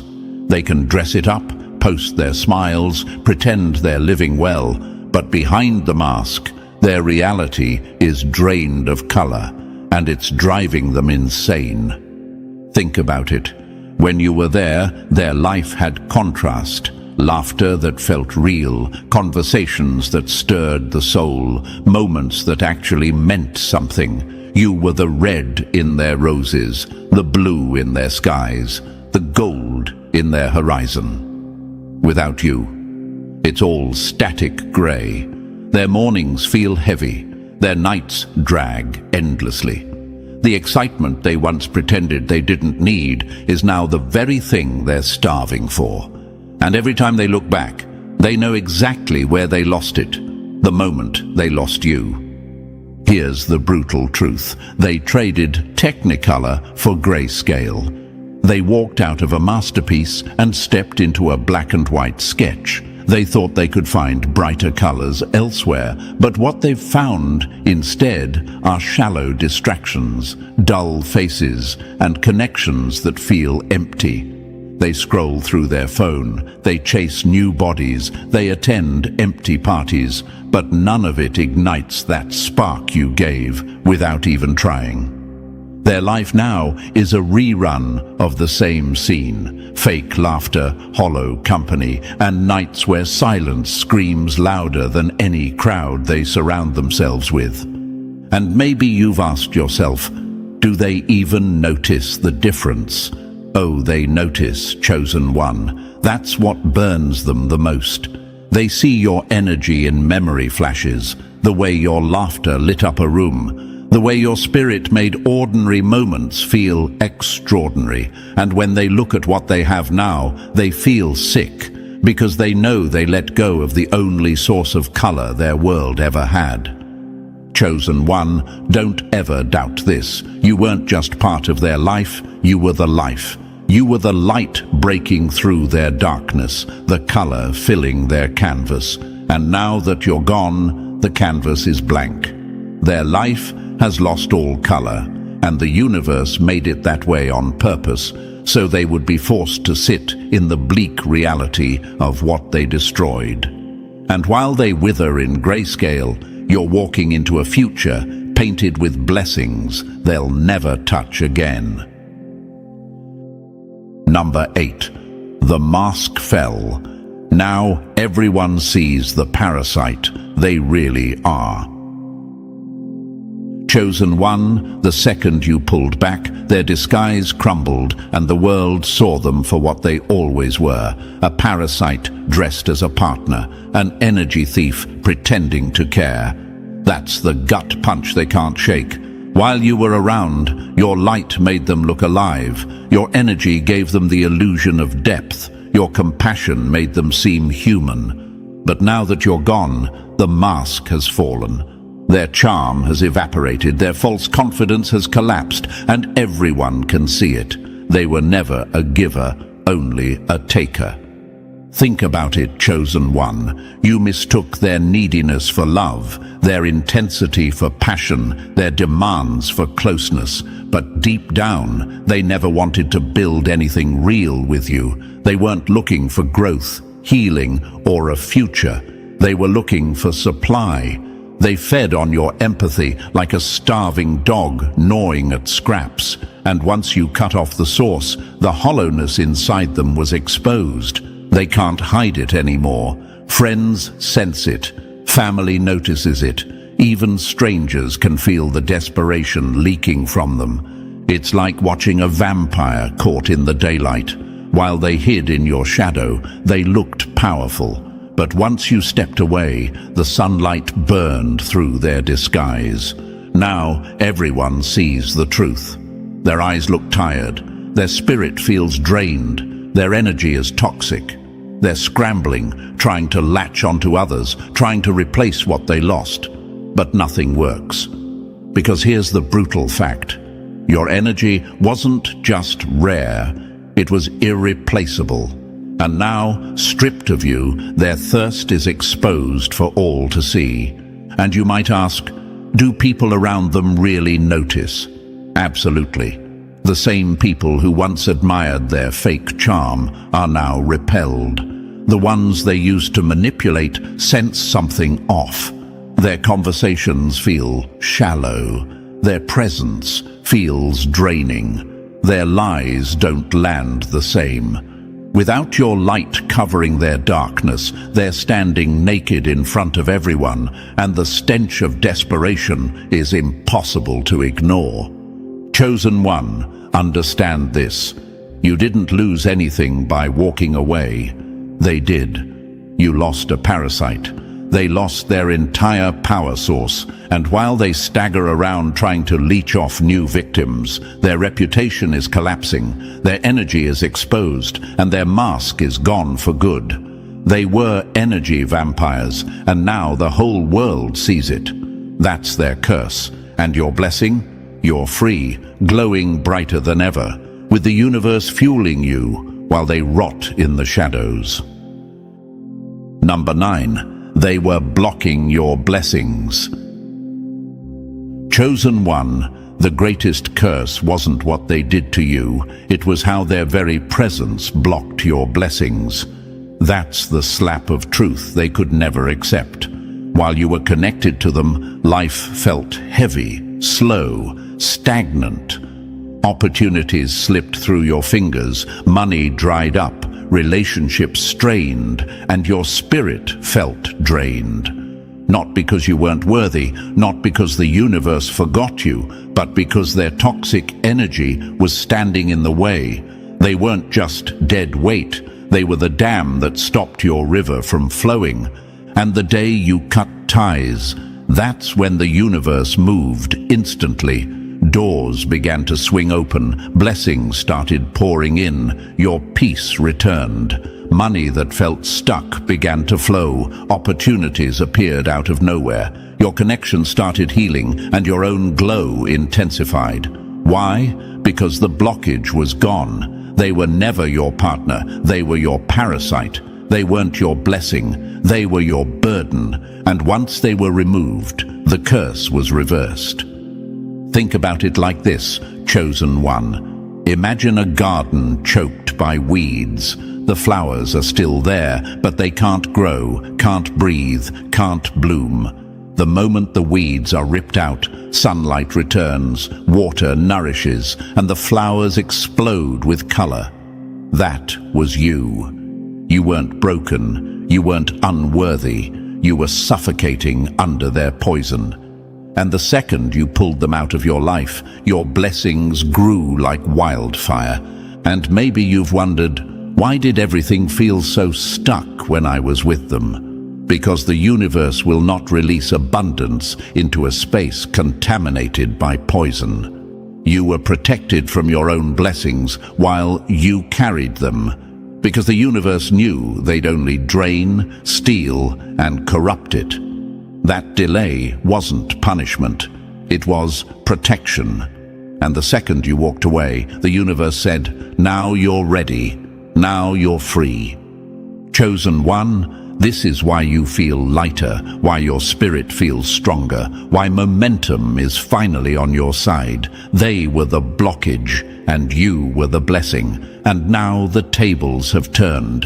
You're moving forward, thriving, overflowing with abundance, while they're stuck choking on the same stagnant energy they once projected onto you. They blocked your blessings, but the universe reversed it. Now everything that was delayed is arriving in double portion. And they'll be forced to watch you receive it all. Number 10. They're forced to watch you win. Chosen one, the worst curse for them isn't losing you, it's being forced to watch you win. That's the dagger twisting in their chest.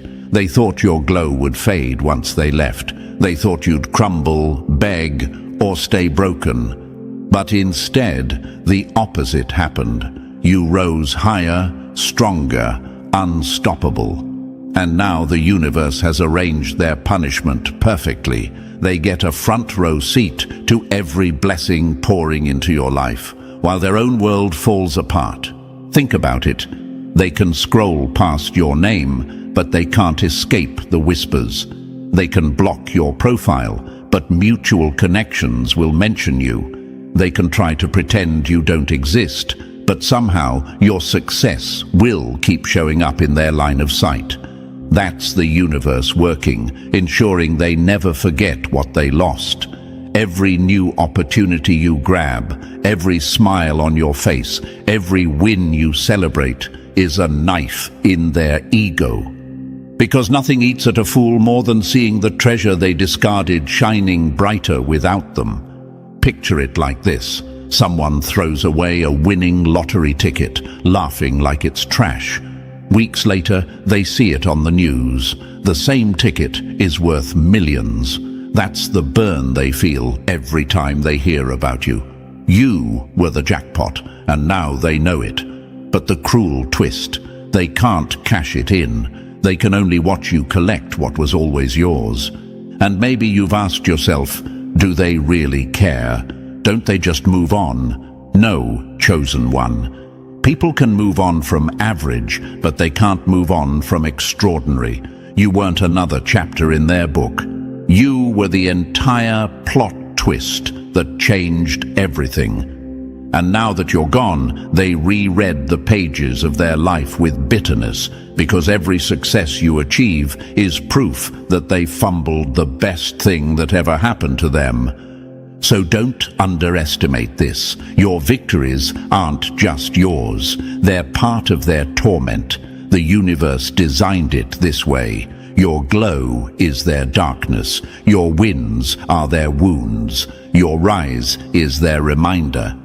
And while they're forced to watch you win, chosen one, remember this. You're not just shining for yourself. You're shining because the universe wants the whole world, especially them, to see exactly who you were all along. Number 11. Their shadow work became your breakthrough.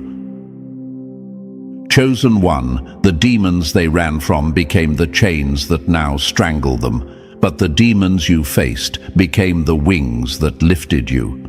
That's the raw, brutal truth. They spent their life dodging accountability, hiding from their wounds, pretending their toxicity wasn't real. But you chose the harder path. You walked away and confronted your pain head-on. You faced the heartbreak, the betrayal, the nights that nearly broke you, and instead of letting it destroy you, you transformed it. That's why you're free today, thriving, untouchable, while they're still trapped in the same cycle of self-destruction. Let's call it what it is. They were cowards. Healing requires honesty. Growth requires humility. Transformation demands sacrifice, and they weren't willing to pay the price. They wanted shortcuts, distractions, replacements. They wanted to bury their demons under shallow relationships and empty thrills. But what they buried didn't disappear. It grew, and now it's eating them alive. Every failed connection, every restless night, every fake smile is proof of the prison they built for themselves. Meanwhile, chosen one, your strength came from doing what they wouldn't. You turned inward. You let yourself feel. You asked the hard questions. You burned away the illusions. And through that fire, you broke chains that had held you for years. That's why today, your spirit feels lighter, your vision clearer, your blessings closer. The universe honors those who do the work. And you did it, not just for yourself, but for generations after you. Picture it like this. Two people stand before a locked door. One refuses to find the key, preferring to sit in the dark and complain. The other fights through fear, searches, digs, bleeds, until the key is found and the door is opened. That was you. You unlocked freedom while they're still pacing circles in the same dark room. Their refusal became their curse. Your courage became your breakthrough. And here's what makes it even sweeter. Your glow now is undeniable proof of what they could have had if they had chosen to grow with you. Instead, they're stuck repeating old patterns while you're walking into new blessings. They are haunted by demons. You are carried by light. That's the separation. That's the difference. That's why you're rising and they're falling. The universe chose your healing as the turning point, and their refusal as their downfall. Number 12. Your absence was their curse. Your presence was their gift. Now look at them. Nights too long, days too heavy. Every connection feels hollow. Every distraction ends in disappointment. They can run, they can chase, they can cling to replacements, but nothing and no one fills the void you left. Why?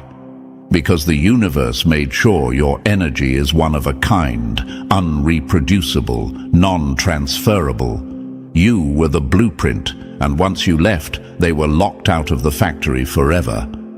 Picture it like this. Imagine someone smashing the only golden lamp that could light their path, believing there would always be another. But when the darkness swallows them, they realize too late. That was the only light they'd ever have. That's exactly their reality now. They thought you were replaceable, but your absence proves you were irreplaceable. They thought you were average, but their curse proves you were extraordinary. They thought they could live without you, but their misery proves they cannot. Chosen one, understand this. Your presence was a gift they didn't deserve. Your absence is the curse they earned. And here's the sharpest twist of all. The universe won't let them forget. Every blessing you step into will echo in their soul. Every smile you carry will cut deeper than a blade. Every success you reach will scream what they lost. And they'll carry that curse for life, because losing you was not just a mistake. It was the punishment they sentenced themselves to. And so, chosen one, let this truth settle deep. Their downfall is not your burden, it's their curse. Your absence exposed their weakness, your growth sealed their fate, and the universe is showing you who was always chosen. Every step you take forward is another reminder of the gift you always were. Now it's your time to rise without apology. And thank you, chosen one, for being here. Don't forget to press like, subscribe, and drop the number 77 in the comments to confirm your power. Share this message so more souls can awaken to their light.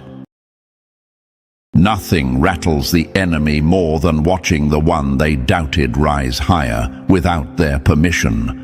Chosen one, this is exactly what's happening right now. You've confused them to the point where they can't even speak straight anymore. They look at you, they whisper behind closed doors. They scroll through your page in silence, and the question that keeps tearing at their brain is, how are you doing this? They thought they had your future predicted. They thought if you didn't follow their rules, you would crumble just like them. Instead, you've made their nightmares real by rising higher on the very path they swore would break you. Now imagine this for a moment, chosen one. A group of architects builds a crooked bridge. They all swear it's the only way across. They force everyone to walk it, but halfway through, people fall into the river.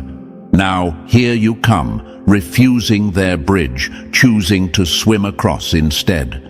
They mocked you, they laughed, they called you insane for trying. But not only did you make it across, you came out stronger, faster, and freer than they could ever dream. And now they stand there, drenched in failure, choking on the fact that you survived without their broken blueprint.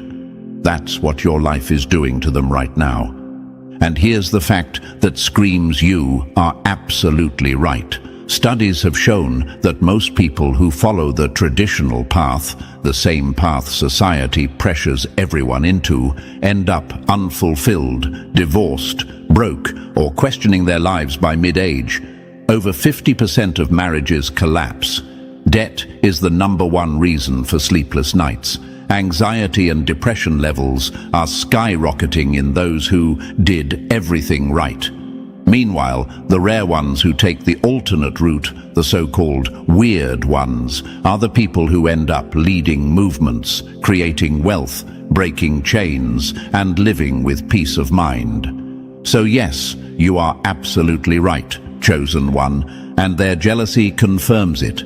And thank you, chosen one, for standing strong in this light. Don't forget to pay this message back by simply pressing like and subscribe so it can spread to more souls, because it's the responsibility of all of us to spread the light wider. And thank you again, chosen one, for being part of this mission. You are not just listening, you are the heartbeat of a force that the enemy cannot silence. Now, back to the message. The truth is, chosen one, your life has turned into a puzzle that no one around you can solve. You were supposed to fail when you didn't take their road. You were supposed to sink when you refused their crooked bridge. But you did the opposite, and now your very existence feels like an insult to their obedience. This is why people are pressed, confused, and secretly watching every move you make. You remind them of everything they could have been if they hadn't bowed down to fear. You see, the enemy's confusion isn't just about your success. It's about the fact that you didn't ask their permission. You didn't wait for validation, approval, or applause. You didn't beg for a seat at their table. You built your own, and now their so-called rules of life look like nothing but shackles. They can't stand the fact that the very things they mocked you for, your independence, your strange choices, your refusal to blend in, have become the exact reasons why you're glowing now. Chosen one, your journey is proof that the normal way isn't the only way, and that is what drives them mad. They can't explain how you look younger while they look drained. They can't explain why your energy feels magnetic while theirs feels heavy. They can't explain why people are drawn to you while they're ignored. It eats them alive that you are thriving without walking their dusty path. Their confusion is the universe's way of humbling them, showing them that life bends in favor of those who dare to step aside from the crowd. Think of it like this. Imagine a horse that's been trained its whole life to walk in circles. It believes that's the only way to move. Now picture you, the chosen one, breaking free from the circle, running straight into the open fields. The other horses look at you in shock, terrified, because they never thought freedom was possible. That's how people around you see you right now. Their fear is disguised as confusion, but their confusion is really envy. And here's another truth that hits them harder. People secretly admire what they pretend to hate. They may never say it to your face, but behind closed doors, they are fascinated. They copy your style, your energy, your words. They ask about you in sneaky ways, hiding their obsession because admitting it would mean admitting they were wrong about you. And nothing hurts them more than realizing that the one they underestimated became the one they can't ignore. And listen, chosen one, your entire life is proof that walking alone sometimes takes you further than walking with the crowd. And that's why people are in disbelief. You didn't sell your soul to fit in, and yet you're shining brighter than those who sacrificed everything for acceptance. You refused the puppet strings, and now the puppeteers are choking on the silence of their collapsing stage. You are the show now, and they can't look away. This is only the beginning. Their confusion is about to turn into frustration, then into obsession, and finally into regret. And while they spiral, you will keep moving forward, chosen, untouched, and undeniable. Because the scenic route you took wasn't just a road, it was your battlefield, your training ground, and your crown. And now your every step echoes like thunder in the ears of your enemies. So chosen one, don't go anywhere just yet, because what you've heard so far is only the opening strike. This was the spark, not the explosion. The real firestorm begins now, and if you think people are confused already, wait until we break it down step by step. You'll see exactly why their heads spin, why their voices tremble, and why their jealousy eats at them like rust on old metal. Drop a comment with the number 777 if you're ready to stand tall in the middle of their confusion, wearing it like your crown. And if you can, bless this mission with a super thanks, because every gift keeps this voice alive and helps carry the light further into places they tried to keep dark. Thank you, chosen one, for being a part of this force that rattles the enemy every time you breathe. And now, let's dive into it step by step. Stay with me, because if you are truly the chosen one, you'll feel the pull to listen all the way through. Every word will strike deeper. Every truth will confirm what you already know inside. This is the moment to lock in. Let's begin. Number 1. The scenic route that became a highway of wins. The same people who laughed at you for taking the long road now stand frozen, watching you turn that dirt path into a golden highway. Chosen one, this is the truth they can't swallow. They mocked you, they whispered, they swore you'd fall flat on your face for refusing to follow their so-called rules. Yet here you are, turning every crooked step into a victory march while they choke on the very dust you left behind. Nothing destroys the enemy faster than realizing the one they dismissed is the one leading the race. They told you the scenic route was foolish. They said it was slow, dangerous, and pointless. But what they forgot is that the scenic route is where you build muscle, patience, and vision. The straight line they followed was a trap, a conveyor belt carrying them all into the same broken factory. You, on the other hand, chose the winding road, the mountain climb, the hard turns. And that road didn't just test you, it transformed you. It carved strength into your spirit and resilience into your bones. What they saw as a delay was secretly your preparation. And now, chosen one, while their houses crumble on weak foundations, yours stands like a fortress on stone. Think about it like this. Imagine a runner at the starting line who takes off with a burst of speed. The crowd cheers because he's first for a moment, but by the halfway mark, he's out of breath, legs shaking, collapsing under the weight of his own pride. Then there's you, steady, disciplined, unshaken. You took the longer pace, the harder route, and now, as they fall one by one, you cross the finish line, not just as a winner, but as the story everyone remembers.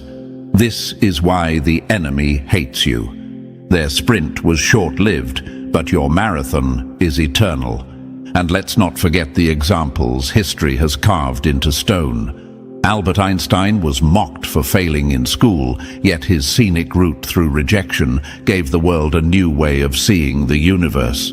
Oprah Winfrey was told she didn't belong on television, yet she walked the long road through humiliation and setbacks, only to become one of the most powerful voices in media. Steve Jobs was fired from his own company, humiliated, underestimated, laughed at. But the scenic route of failure and rebuilding gave birth to the empire of Apple. These people didn't take the straight path, chosen one. They walked the scenic one, and the world can't stop speaking their names. That is the kind of path you are on. And maybe the question whispering in your mind is this: why me? Why does my road feel so different, so misunderstood? The answer is brutal, but simple. Because you were never meant to fit into their broken system. You were not built to follow instructions written by cowards. You were built to bend reality, to carve new ways forward. You're not behind. You're ahead in a way they'll never understand. Their rules were designed to keep them safe, but your destiny was designed to make you great. Here's another truth. Enemies despise what they can't predict. They predicted your downfall. They thought by not playing their game, you'd lose. Instead, you created your own game with your own rules, and now you're winning. That confuses them. That enrages them. It makes them sick because it exposes their weakness. They cling to tradition like it's a lifeline, but all tradition did was lock them in cages. You broke the lock, walked out into the unknown, and came back with treasures they could never dream of. Now imagine this for a moment, chosen one. A group of builders all follow a cheap blueprint. They slap together houses that look the same, walls thin, roofs fragile. They call it success because it looks neat. Then there's you, working quietly on the hill. You take longer, you dig deeper, you build your home with stone and steel, brick by brick, day after day. They laughed at your slow progress. They mocked your patience. But then comes the storm. Their houses fall like paper in the wind. And yours? Yours doesn't just survive. It becomes the shelter for those who doubted you. That is what your scenic route has done. It built you into a fortress in a world of sand castles. And let's address another question that might rise in your mind. Why are they still watching me if they hate me so much? Because your existence is a reminder of their wasted chances. You're proof that they had choices too, but they lacked courage. Every step you take forward is a mirror shoved in their faces, showing them the cowardice of their own decisions. They hate you, but they can't stop watching, because deep down, they wish they were you. They wish they'd had the bravery to do what you've done, and that jealousy will never leave them. There's a quote that fits perfectly here. First, they ignore you, then they laugh at you, then they fight you, and then you win. That is exactly the stage you're in now. They ignored you once. They laughed at your weird choices. Now, they're fighting you in silence, watching, spying, gossiping, doubting. But in the end, you will win, and your win will be the loudest slap across their pride. The scenic route was not a curse, chosen one. It was a blessing disguised as struggle. Every obstacle you faced on that road became the training ground for the victories you're enjoying now. You weren't delayed. You were refined. You weren't rejected. You were redirected. And this is why the enemy can't sleep at night. Their road was fast but fragile. Yours was slow but eternal. So let this sink in. Your success is not an accident. It is the universe's justice. It is the balance being restored. They mocked your patience, but your patience became your crown. They mocked your detours, but your detours became your destiny. And now, chosen one, the road they laughed at has become the very highway of wins they can't drive on. Every time you rise, you prove that obedience to broken systems is nothing compared to obedience to your own calling. Every time you glow, you remind them that their shortcuts were dead ends. And every time you win, you hammer another nail into the coffin of their pride. So walk that highway with your head high, because what was once the scenic route is now the main road, and you're the only one leading the way. Number 2, your peers are crumbling while you rise. Nothing is more humiliating for the enemy than watching you shine while their own lives collapse under the weight of their bad choices. Chosen one, this is exactly what's happening right now. Look around you. Your peers, the ones who once thought they were ahead of you, the ones who smirked when you didn't follow their path, are now falling apart in slow motion. Divorces, midlife crises, broken dreams, empty wallets. It's everywhere. Their castles are turning to dust while your foundation grows stronger every single day. Your very survival has become their defeat, because the more you thrive, the more it exposes their weakness. Your generation is tired, weary, and crumbling. People you grew up with are trapped in custody battles, arguing over kids they had to raise in broken homes. Friends from school are drowning in debt, suffocating under mortgages and car payments that were meant to impress people who don't even care about them. Former co-workers are clocking into jobs that drain their souls, dreaming of escape, but too afraid to take it. And while they spin in circles, you stand tall. You walk with energy they don't understand, and that difference enrages them. Because if they were right, you should be suffering too. But you're not. You're rising, and that contradiction burns them alive. Now imagine this, chosen one. Picture a race where everyone starts at the same time. At first, they laugh at you because you don't sprint. They mock you for pacing yourself, for stopping to tie your laces, for keeping your breath steady. They speed ahead, bragging, waving, sure they've already won. But then comes the twist. They start collapsing one by one, tripping over exhaustion, falling into ditches they didn't see. And you're still steady, still strong, moving past their broken bodies with ease. The crowd that once laughed now stares in disbelief. That's life right now. Their rush has left them wrecked, and your patience has turned you into the last one standing. Here's a brutal fact that screams the truth. More than half of marriages end in divorce. Debt is at an all-time high.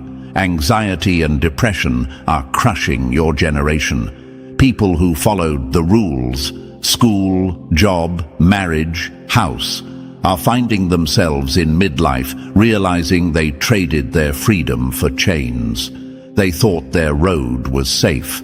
Instead, it became a prison, and here you are, walking free, smiling in the same age where they are breaking. That freedom is a knife twisting in their pride. And maybe the question bubbling in your mind is, why are they crumbling while I rise?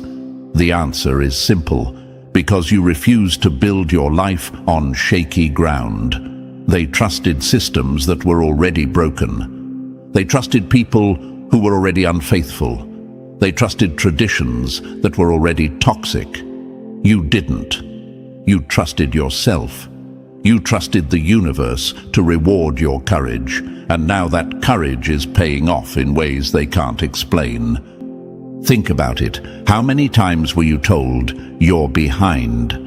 How many times did they pressure you with, when are you getting married? When are you buying a house? When are you settling down? They used those questions like weapons to make you feel small. But now, look who's crying. Look who's hiring lawyers. Look who's losing sleep. Look who can't even look in the mirror anymore. Their timeline has turned into their tombstone, while your refusal to follow it became your resurrection. There's another quote that hits the nail right on the head. Comparison is the thief of joy. Until your enemies compare themselves to you, then it's their punishment. That's what's happening right now. Every time they look at you, they are reminded of what they lost, what they wasted, and what they destroyed in themselves by chasing illusions. They can't unsee your glow, and it eats at them like acid. Let's pull a few examples from the world that mirror this. Think of people like J.K. Rowling, a single mother, jobless, broke, mocked by peers for chasing an impossible dream. Many of her peers at that time had stable jobs, stable homes, and laughed at her scribbling stories in coffee shops. Where are those peers now? Forgotten. And Rowling, she's a global name. Her survival through the storm became her victory, and her peers' pride became their regret. Or look at Colonel Sanders, who was rejected hundreds of times, laughed at for starting a business late in life. Meanwhile, his peers who thought they were secure vanished into obscurity. Today, his legacy feeds millions. These stories prove it, chosen one. When the crowd crumbles, the one who keeps going is the one who wins. And maybe you wonder, why are they still watching me if they've fallen apart? Because you're the reminder of the road they never took. You're the mirror they can't escape. They sit in broken marriages, staring at you thriving in your freedom. They suffocate in toxic jobs while you glow with energy because you broke free. They are obsessed with you, not because they love you, but because you represent everything they should have done, but were too scared to try. That's why they stalk your life in silence. That's why they whisper your name behind closed doors. That's why their envy is endless. Your rise is no accident. It's the universe showing them the bill for their bad decisions. Their midlife crises are the receipt. Their broken homes are the evidence. And your glow is the proof. You're not thriving by luck. You're thriving because you built yourself differently. While they poured concrete over cracks, you built a mountain. While they chased approval, you chased freedom. While they settled for safety, you chose risk. That's why you're standing now while they fall apart. Imagine again, chosen one, a forest fire spreading through weak trees. The flames devour them quickly, leaving ashes. But then there's one tree, roots deep, trunk unshakable. The fire rages, but it can't destroy it. That tree stands tall, even when the smoke clears, a monument to survival. That tree is you, the fallen ashes around you. That's your peers who burned fast because their roots never went deep. And here's the cruel part for them. It's not just that you survived, it's that you look better than ever while they're falling apart. They see your energy, your growth, your strength, and it cuts them like glass. Their wrinkles deepen while your light shines. Their bitterness grows while your joy spreads. Their chains tighten while your wings stretch wider. It's unbearable for them, and yet they can't look away. Chosen one, your rise is their punishment. Every smile on your face is a slap across theirs. Every win you celebrate is salt on their wounds. Every step you take forward is a reminder that while they crumbled, you rose. You turned survival into a victory, and that victory is the story they'll never escape. So stand proud, because your life is proof that the universe rewards those who refuse to bow. Their collapse is not your fault. It's the consequence of their choices. And your rise, that's your crown. Wear it boldly, because the higher you climb, the louder their silence will scream. Number 3. Silent stalkers in the shadows. Those who can't face you in daylight will always hide in the shadows, hoping your shine will somehow dim without them daring to confront it. Chosen one, that's exactly what's happening right now. Fake pages, secret whispers, questions asked through mutuals. They can't stop spying on you. Why? Because your glow blinds them. Your success feels like sunlight on their rotten skin, and instead of admitting they were wrong about you, they skulk in the dark, watching like thieves who know they'll never hold what you carry. Think about it. If you were truly nothing, if you were truly irrelevant like they once claimed, would they be checking your every move? Would they be hiding behind masks, stalking your posts, bringing your name up at parties like you're the headline news? No. The truth is, they can't resist you. They can't admit it out loud, but their obsession with you is their confession. Every secret view, every whispered question, every fake smile is proof that your light burns so bright they can't ignore it. Now imagine this for a moment, chosen one. A moth sees a flame. It knows the fire will burn, yet it keeps circling closer, helpless, drawn against its will. That's your enemy right now. They told themselves they'd never think about you again. They swore they were done, but here they are, circling, peeking, checking, consumed by curiosity they can't control. Your light is their addiction, and their addiction is killing them slowly. And maybe the question flickers in your mind. Why don't they just come forward and admit it? Why all the sneaking? The answer is brutal but clear, because admitting their obsession means admitting their defeat. To say out loud, "I can't stop watching you," would expose the envy that's eating them alive. So they hide, thinking shadows will save their pride. But the universe sees it all, and their secrecy doesn't protect them from the truth. They're bound to your light, whether they like it or not. So let them lurk, chosen one. Let them stalk, whisper, and plot in the dark. None of it changes the fact that the universe has already crowned you. Their shadows can't touch your fire. Their gossip can't touch your growth. The more they hide, the more they prove that you are untouchable. Remember this, your light doesn't just expose your enemies, it burns them, and that's why they'll never stop watching. Number 4, the missed opportunity that haunts them. They thought they were walking away from nothing, but now they realize they walked away from everything. Chosen one, this truth haunts them more than they'll ever admit. Once upon a time, they had access to you. They had your presence, your kindness, your energy, your potential right in their hands. And what did they do? They underestimated you. They mocked you. They dismissed you as if you were replaceable. Now, their nights are filled with flashbacks, like a horror film on repeat. The moment they let you slip through their fingers. Think about it.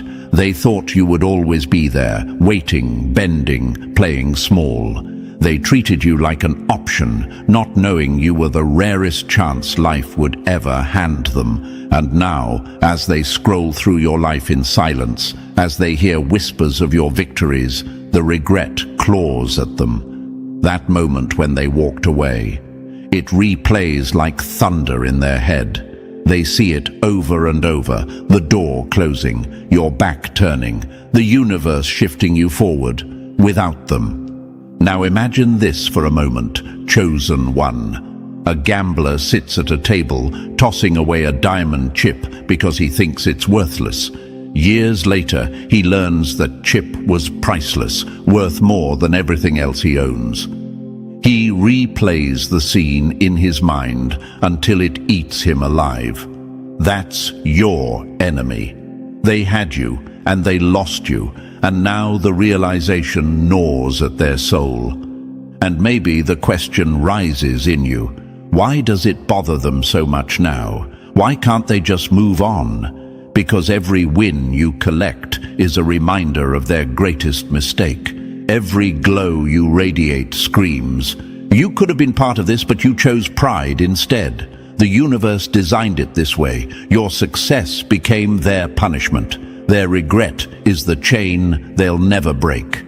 So let them replay it, chosen one. Let them watch their horror film on loop. You owe them nothing. Their missed opportunity is your proof of worth, and their regret is the justice of the universe. They thought they lost nothing. Now they know they lost the best thing they'll never get back.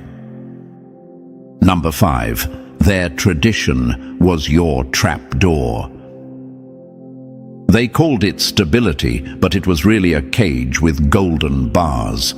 Chosen one, this is the truth they never wanted you to see. School, marriage, debt, careers, all of it was a carefully designed hamster wheel meant to keep you running in circles, sweating for crumbs while they clapped for your obedience. They wanted you trapped, spinning endlessly, too exhausted to question why you weren't getting anywhere. But you broke the wheel. You escaped. And now, every lap they run in that same circle is a reminder that you refused to be their prisoner. Think about it.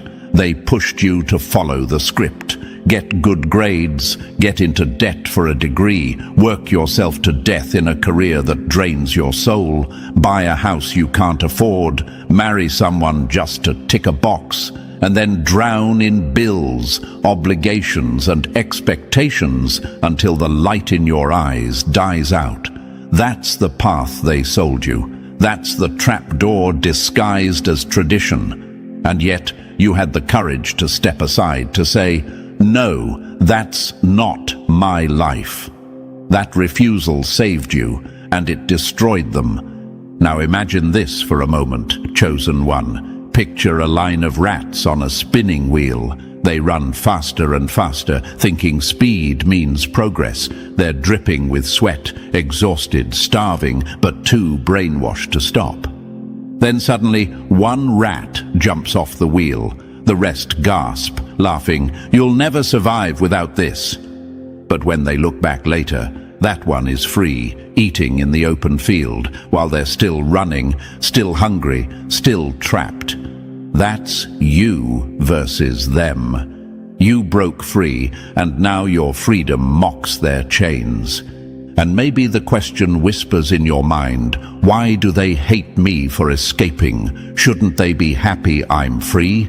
The answer is brutal. Your freedom reminds them of their slavery. Your choice to walk away exposes the weakness in their choices. Every breath you take outside the cage is proof that they didn't have to stay inside, but they lacked courage, and nothing is more painful to them than realizing they trapped themselves. So walk tall, chosen one. The hamster wheel still spins, the tradition still breaks backs, and they're still running in circles. But you're free, and the universe smiles on your rebellion. Their trapdoor became their tomb, and your escape became your crown. Number 6. Toxic culture, broken systems. They drank the poison they called tradition, and now they wonder why you shine while they rot. Chosen one, this is the war you've already won. Family pressure, societal demands, fake rules dressed up as wisdom. All of it was poison passed from one hand to the next. They told you, drink this. It's what everyone does. It's how you'll be accepted, but you refused. You pushed the cup away. You let them choke on it instead. And now, look at the contrast. They sit there sick, bitter and drained, while you glow with a freedom they can't even imagine. Think about it. Their culture told them who to marry, when to have kids, where to work, how much to earn, what to buy, and even how to dream. They never owned their own lives. They were puppets dancing on strings pulled by fear and fake rules. And they mocked you for cutting your strings. They whispered, "You'll regret this. You'll fail." But where are they now? Broke, divorced, miserable, depressed, living lives they don't even enjoy. And where are you? Rising higher, freer, stronger, untouchable. Now imagine this for a moment, chosen one. A group of people stand at a table, each holding a glass of poison. They toast to conformity, clink their glasses, and drink deep. One person refuses. They laugh at you, call you weak, call you rebellious. But hours later, their bodies twist with pain, their faces pale, their voices crack. And you? You're the only one left standing, untouched, alive, radiant. That's your life right now. Their fake systems became their downfall, and your refusal became your power. And maybe you wonder, why can't they admit the system failed them? Why do they still defend it while suffering inside it? Because pride won't let them. To admit the culture is toxic means admitting they wasted years living a lie. To admit the rules are fake means admitting they chained themselves for nothing. So instead, they lash out at you. They gossip, they envy, they stalk, because it's easier to hate you than face their own mistakes.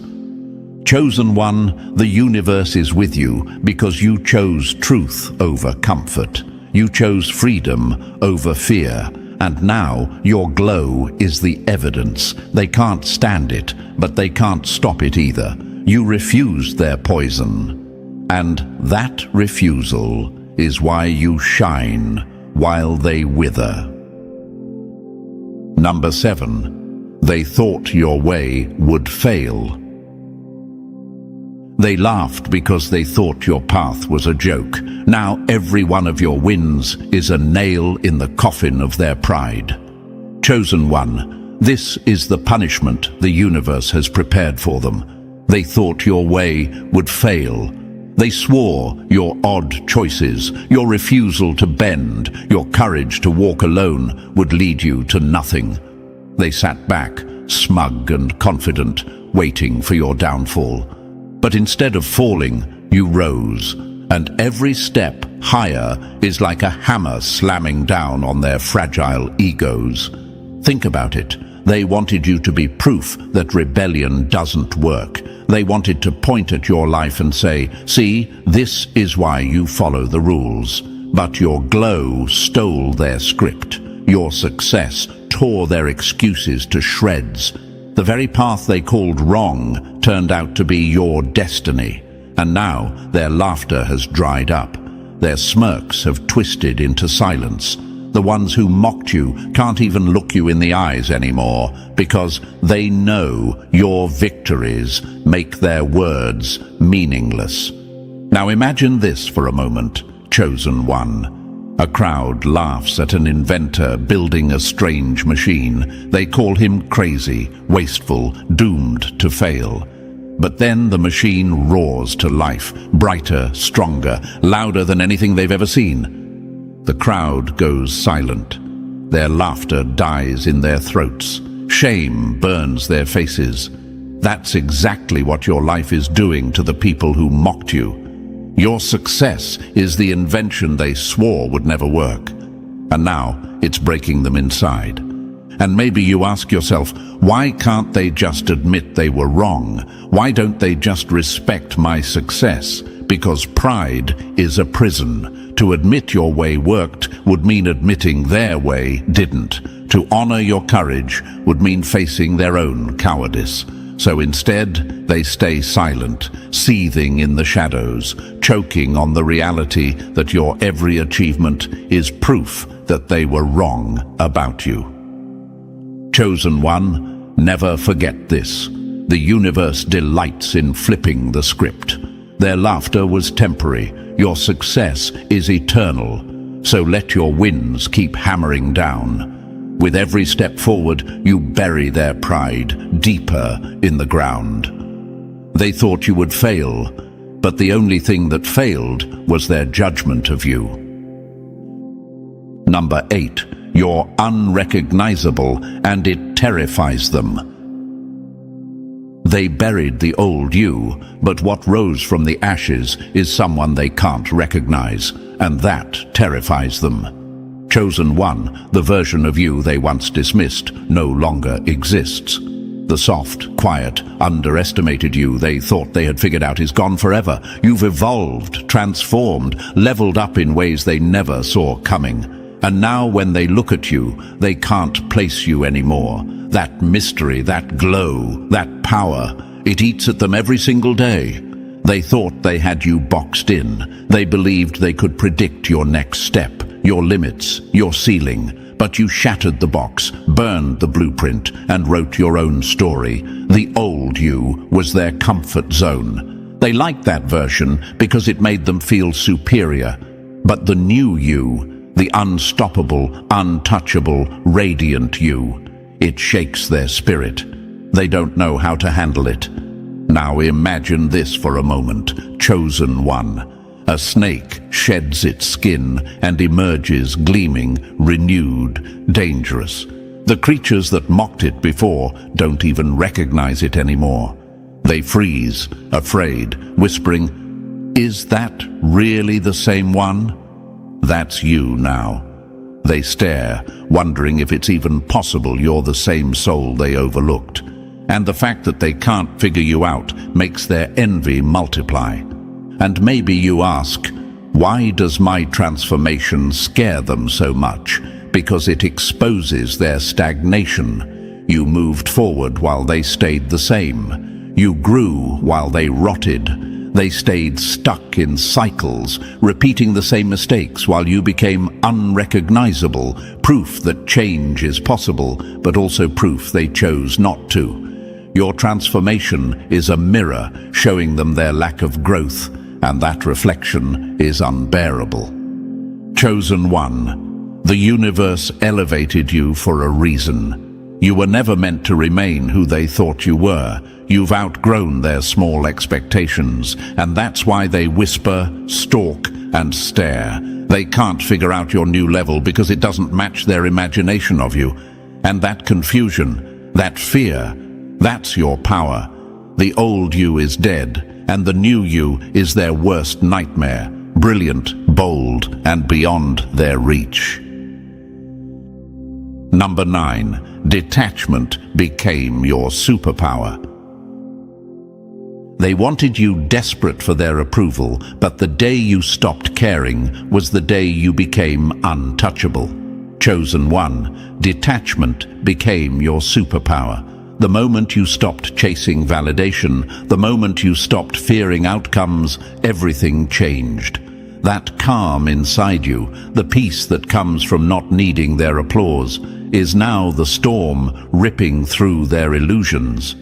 They wanted you hooked on their approval like a drug, begging for scraps of acceptance. Instead, you walked away from the table, and now they can't stand the power that radiates from your independence. They thought you'd crumble without their validation. They assumed you'd bend, compromise, and shrink yourself just to belong. But you did the opposite. You cut the cord.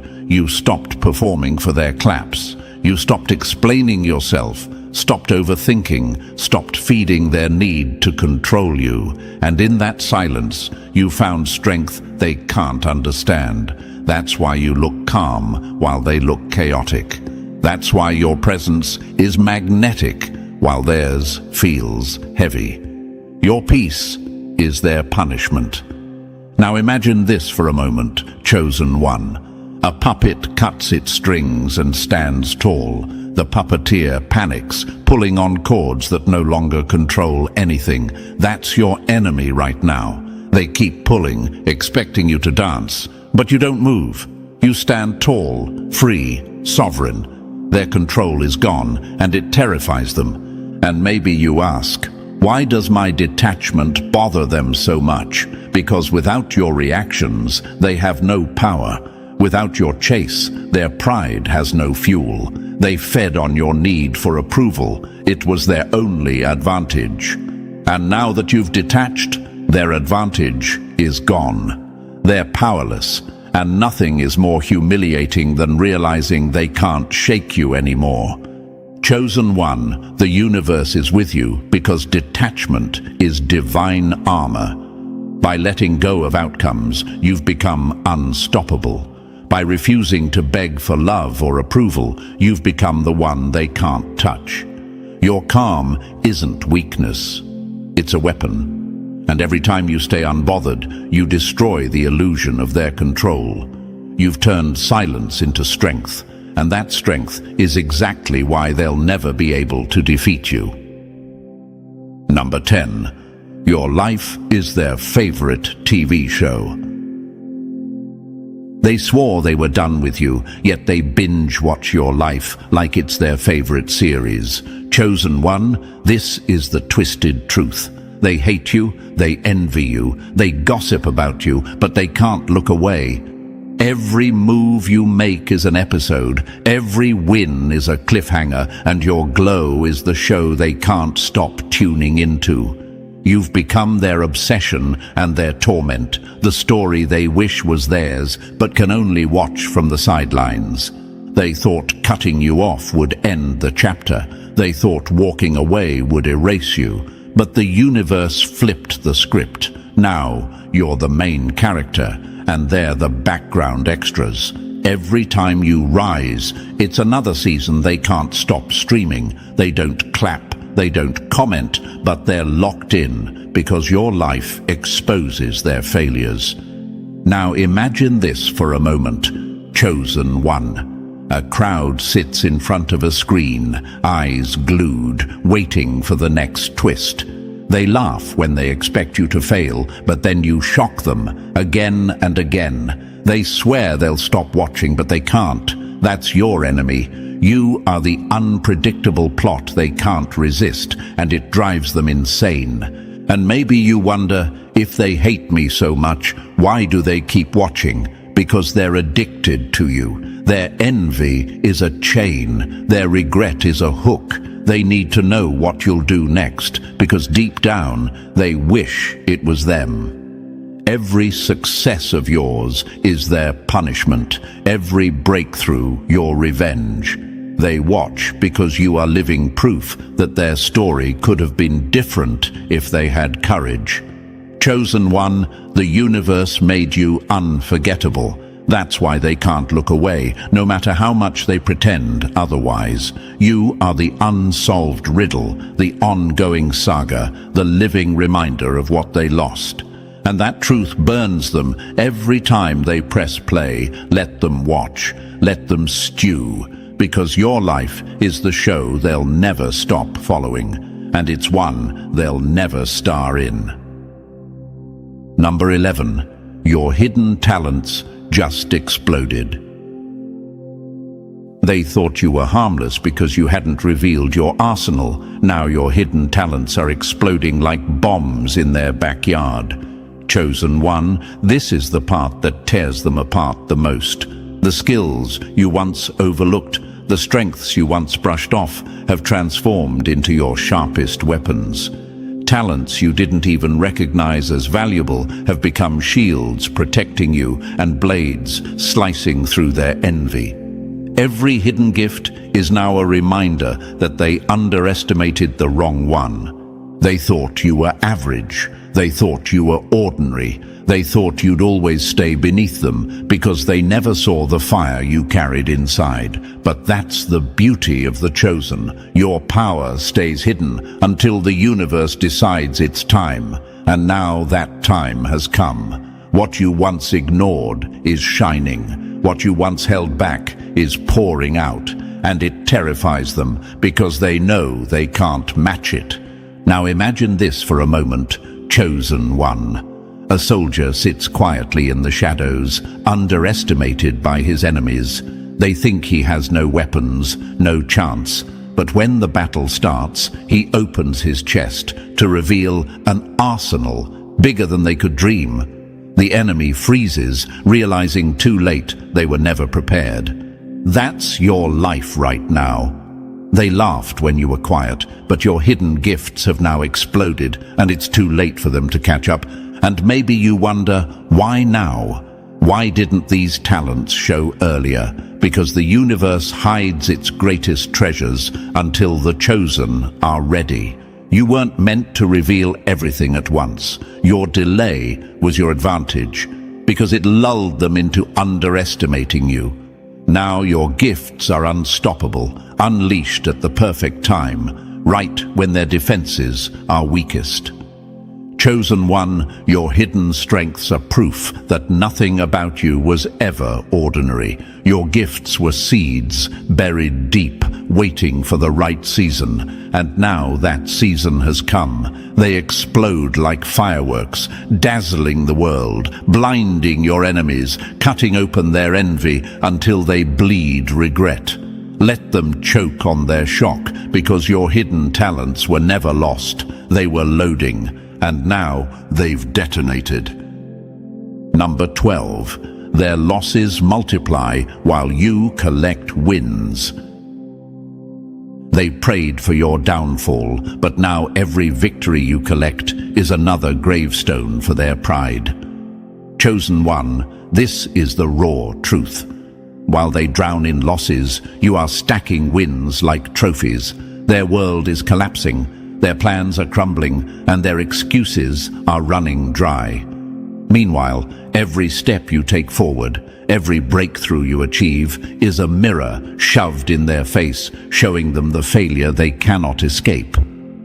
Look at them: broken relationships, failed schemes, wasted years, empty pockets. They gambled on tradition, on shortcuts, on illusions, and now they're paying the price.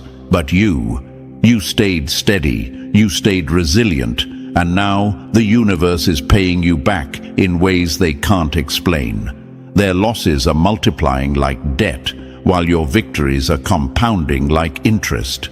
The gap between you and them is no longer small, it's a canyon. And every time you rise higher, the canyon widens, leaving them stranded on the other side. Now imagine this for a moment, chosen one. A gambler keeps throwing dice, losing every coin he owns, while the person he mocked is quietly stacking gold in the corner. Each time the gambler looks over, his stomach sinks deeper, realizing he's gone broke, while the one he ridiculed now owns the entire table. That's your life right now. Their losses sting more because your wins stand right beside them. And maybe you wonder, why does my success cut them so deeply? Shouldn't they just focus on their own lives? The truth is, they can't, because your success is proof that their excuses were lies. They tell themselves the system is rigged. Nobody wins, but here you are, winning. They say it's too late to change, but here you are, evolving. They say hard work doesn't pay off, but here you are, collecting blessings one after another. Your life exposes the fraud in their words, and that exposure burns them alive. Chosen one, the universe has made you a walking scoreboard. Every win you achieve is not just for you, it's justice, it's balance. It's the universe reminding them that envy, shortcuts and bitterness never win the long game. They're drowning in losses because they chose chains. You're stacking victories because you chose freedom. And now your wins will echo forever while their failures bury them in silence. And so, chosen one, as we step back from every truth laid out, remember this: their confusion, their envy, their regret, all of it is proof that the universe has chosen you to rise where they fall. Every win you collect is justice. Every loss they suffer is balance. Walk boldly because you were never meant to be ordinary. And if this message struck your soul, drop the number 77 in the comments, press like, subscribe, and share this with others. Let's spread the light wider and remind every chosen soul they are unstoppable. The louder they laughed, the harder the silence hits when the feds walk in. That's the sound of justice kicking down the door, chosen one. Now imagine this for a moment. Those same people who mocked you, plotted against you, thought they had you cornered, suddenly finding themselves in a room where every word they once used against you is now being replayed, not as gossip, but as evidence. The tables didn't just turn, they flipped so violently that the entire game shut down. That's not neighborhood revenge. That's federal attention. That's the universe making sure the case is sealed so tightly even their screams can't escape. Here's the fact that burns them the most. Federal investigations don't get involved in small wins. They don't move for petty drama. They step in when the weight of the truth is so undeniable that it threatens to expose more than just individuals. It threatens the structure that protected them. And chosen one, your victory struck on that level. It was so heavy, so unshakable, that the same system they once thought would shield them became the hammer that nailed their coffin shut. Think about that. Their arrogance wasn't just checked. It was audited, cross-examined, and stamped with case closed. And thank you, chosen one. Don't forget to pay this message back by simply pressing the like and subscribe to help spread this message to more souls. It's the responsibility of all of us to spread the light. And thank you, chosen one, for being part of this mission. You are part of a force much bigger than yourself. Now, let's come back. This isn't just about you winning, it's about the level of your win. You didn't just silence the neighborhood chatter, you silenced entire systems that were laughing at you. You hit so hard, the feds themselves had to step in and say, "That's enough. Shut it down." Do you know how rare that is? Do you know how big your impact has to be to make people whose jobs usually involve cartels, billion-dollar fraud, and organized crime turn their eyes in your direction? That's not luck. That's the universe proving a point. Your story became bigger than their lies. You became the headline they never wanted written. And here's the irony. The same people who once acted untouchable are now trapped in rooms without cameras, without exits, where every question slices through their pride like a blade. They thought they had influence. They thought they had protection. But the universe had other plans. The so-called big dogs are now caged, and their reputations are shredded in silence. It almost feels poetic, doesn't it? The same mouths that once mocked you are now whispering desperate excuses to people who couldn't care less about their stories. The same hands that signed against you are now trembling while signing confessions. The same egos that strutted in the light are now shrinking in the shadows. Chosen one, you didn't just walk away with a win. You walked away with a win so undeniable, so permanent, that justice itself stamped it closed. And let's be real, there's a psychological beauty in this. People underestimate how quickly power shifts when truth is undeniable. Research shows that federal cases have conviction rates above 90%. That's not just numbers, that's inevitability. Once the system has enough weight, there's no escape. They're not negotiating anymore. They're not scheming anymore. They're finished. That's why your enemies are panicking. Their chapter is over, while yours is just being written. So when you hear the silence now, don't mistake it for peace. It's not peace. It's the silence of fear, of reputations crumbling behind closed doors, of whispered phone calls that go unanswered. It's the silence of people who thought they'd never be touched, realizing the universe doesn't play favorites. The scales don't bend forever, and when balance strikes, it strikes hard. Chosen one, this isn't neighborhood drama. This isn't petty revenge. This is a victory so loud it echoes in places they never wanted your name to reach. This is the case they can't erase, the justice they can't escape, and the truth they can't rewrite. You won so hard, the feds had to get involved. Case closed. Justice is yours. Chosen one, before we break this down step by step, take a second to lock this moment in. Victories like yours don't come cheap.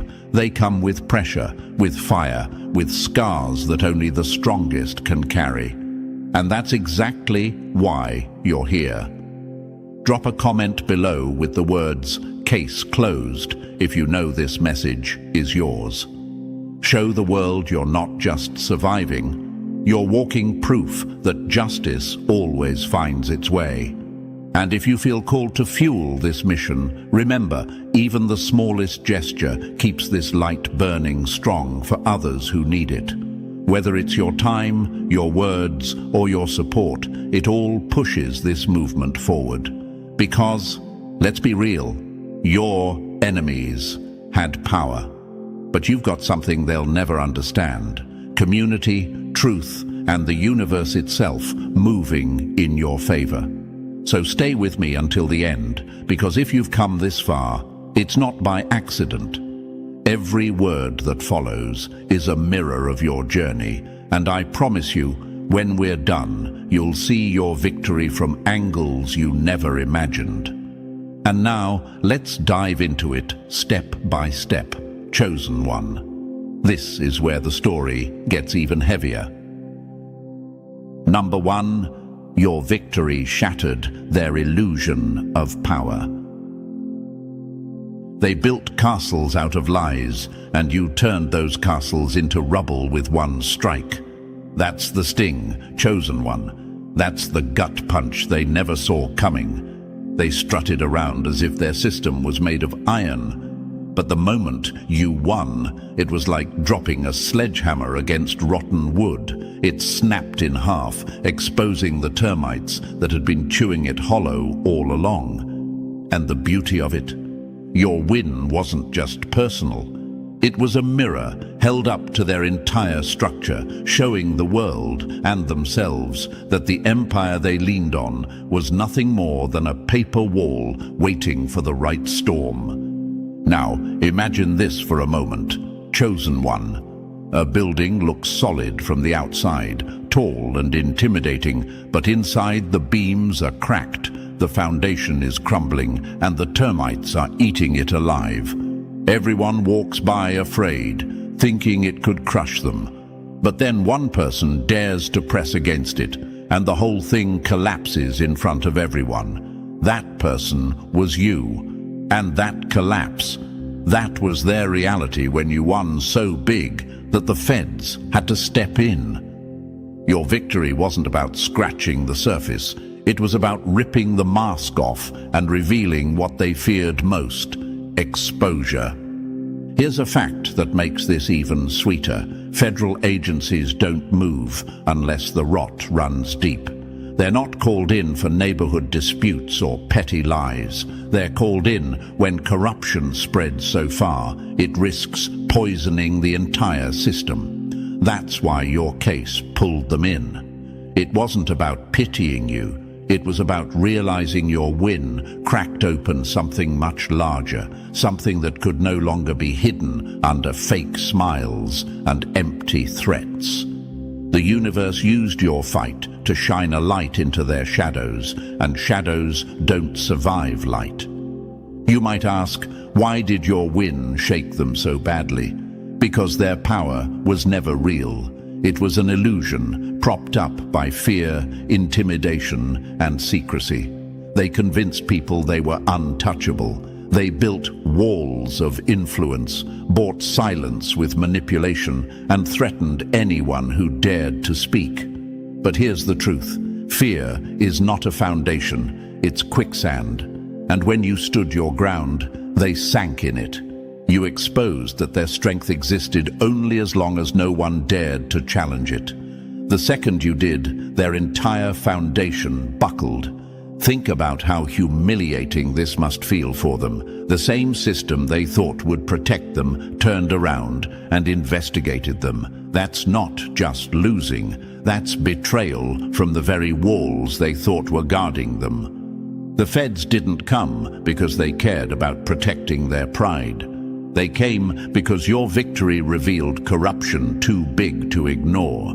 That's like a king throwing a party in his castle, only for the ceiling to cave in while everyone's watching. No excuses, no hiding, just raw, undeniable exposure. And exposure, chosen one, cuts deeper than punishment. Prison bars can hold a body, but exposure destroys the story they told about themselves. It rips away their fake respect, their false influence, their untouchable reputation. Now, everyone sees what they really were: fragile, hollow, and dirty. They're not feared anymore. They're pitied. They're laughed at. And for people like them, that sting lasts longer than any sentence. Let's be real. This isn't just your win. It's a universal reminder that integrity always outlasts manipulation. They thrived on secrecy, on bending rules, on exploiting cracks in the system. But the moment you stood firm, those cracks split wide open. And what was inside? Rot. Nothing but rot. Your win forced the world to look at it, to smell it, to recognize that what they thought was strength was actually decay.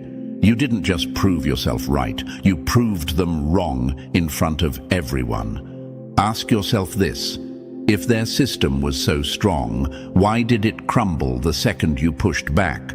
Why did it need outside investigators to step in and hold it together? The answer is simple.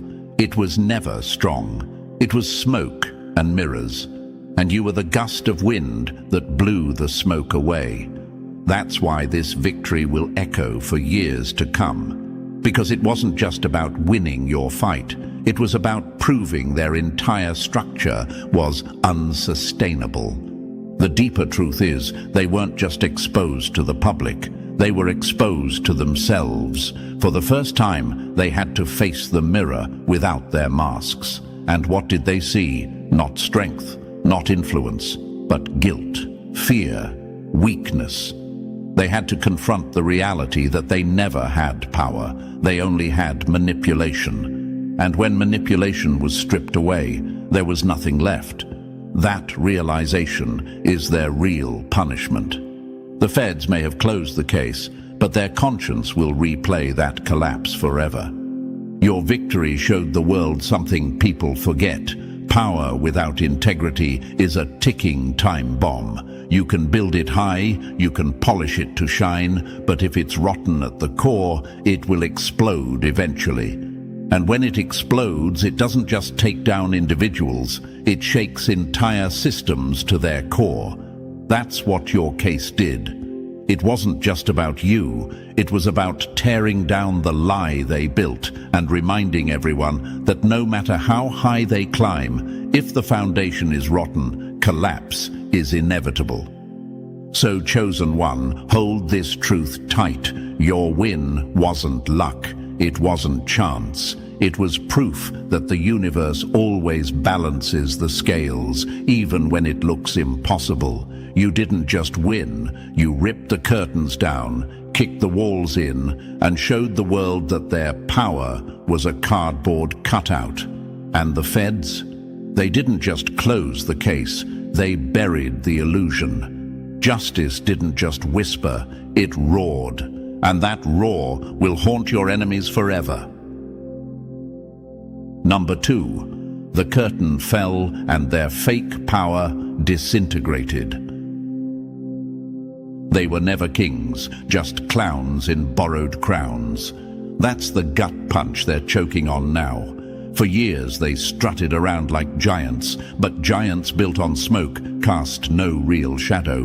And when your case hit, it wasn't just a win, it was demolition.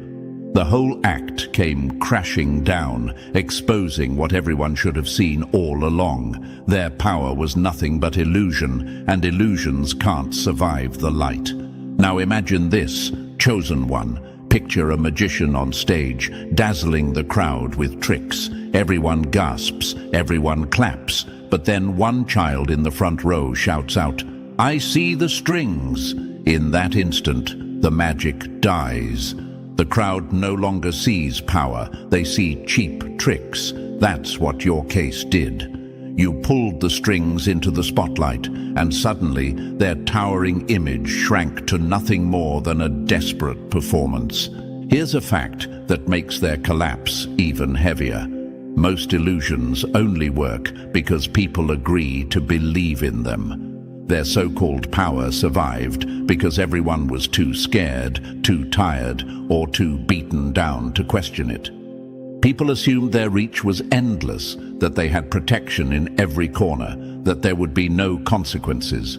And for a long time, that lie held. But the second real accountability walked into the room. The spell broke.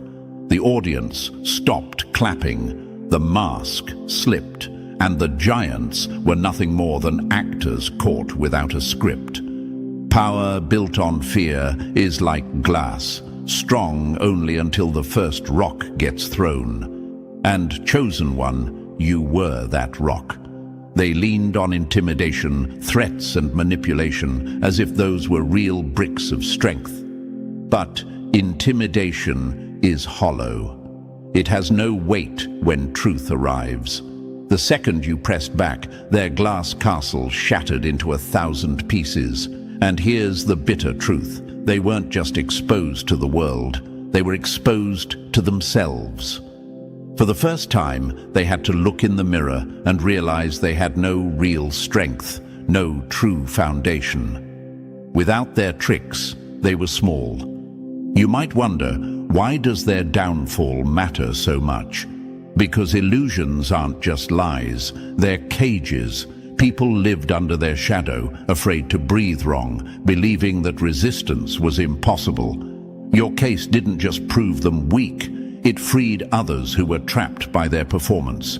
Imagine standing in front of a wall that everyone says is impenetrable. Then you push it with one hand, and it topples like cardboard. Suddenly, everyone realizes the wall was never real. That's what you did. Your win tore down the false walls, and now no one can pretend they were strong again. Arrogance makes cowards look tall until truth cuts them down to size. For years, they even believed their own act. That's the twisted part. They rehearsed their performance so long that they forgot it was a performance. They wore their masks so tightly that they convinced themselves the mask was their real face. But when your victory arrived, it ripped the mask clean off, and the exposure sliced deeper than any punishment because it forced them to confront the emptiness inside. Think about this. What happens to people who only know how to manipulate when manipulation fails?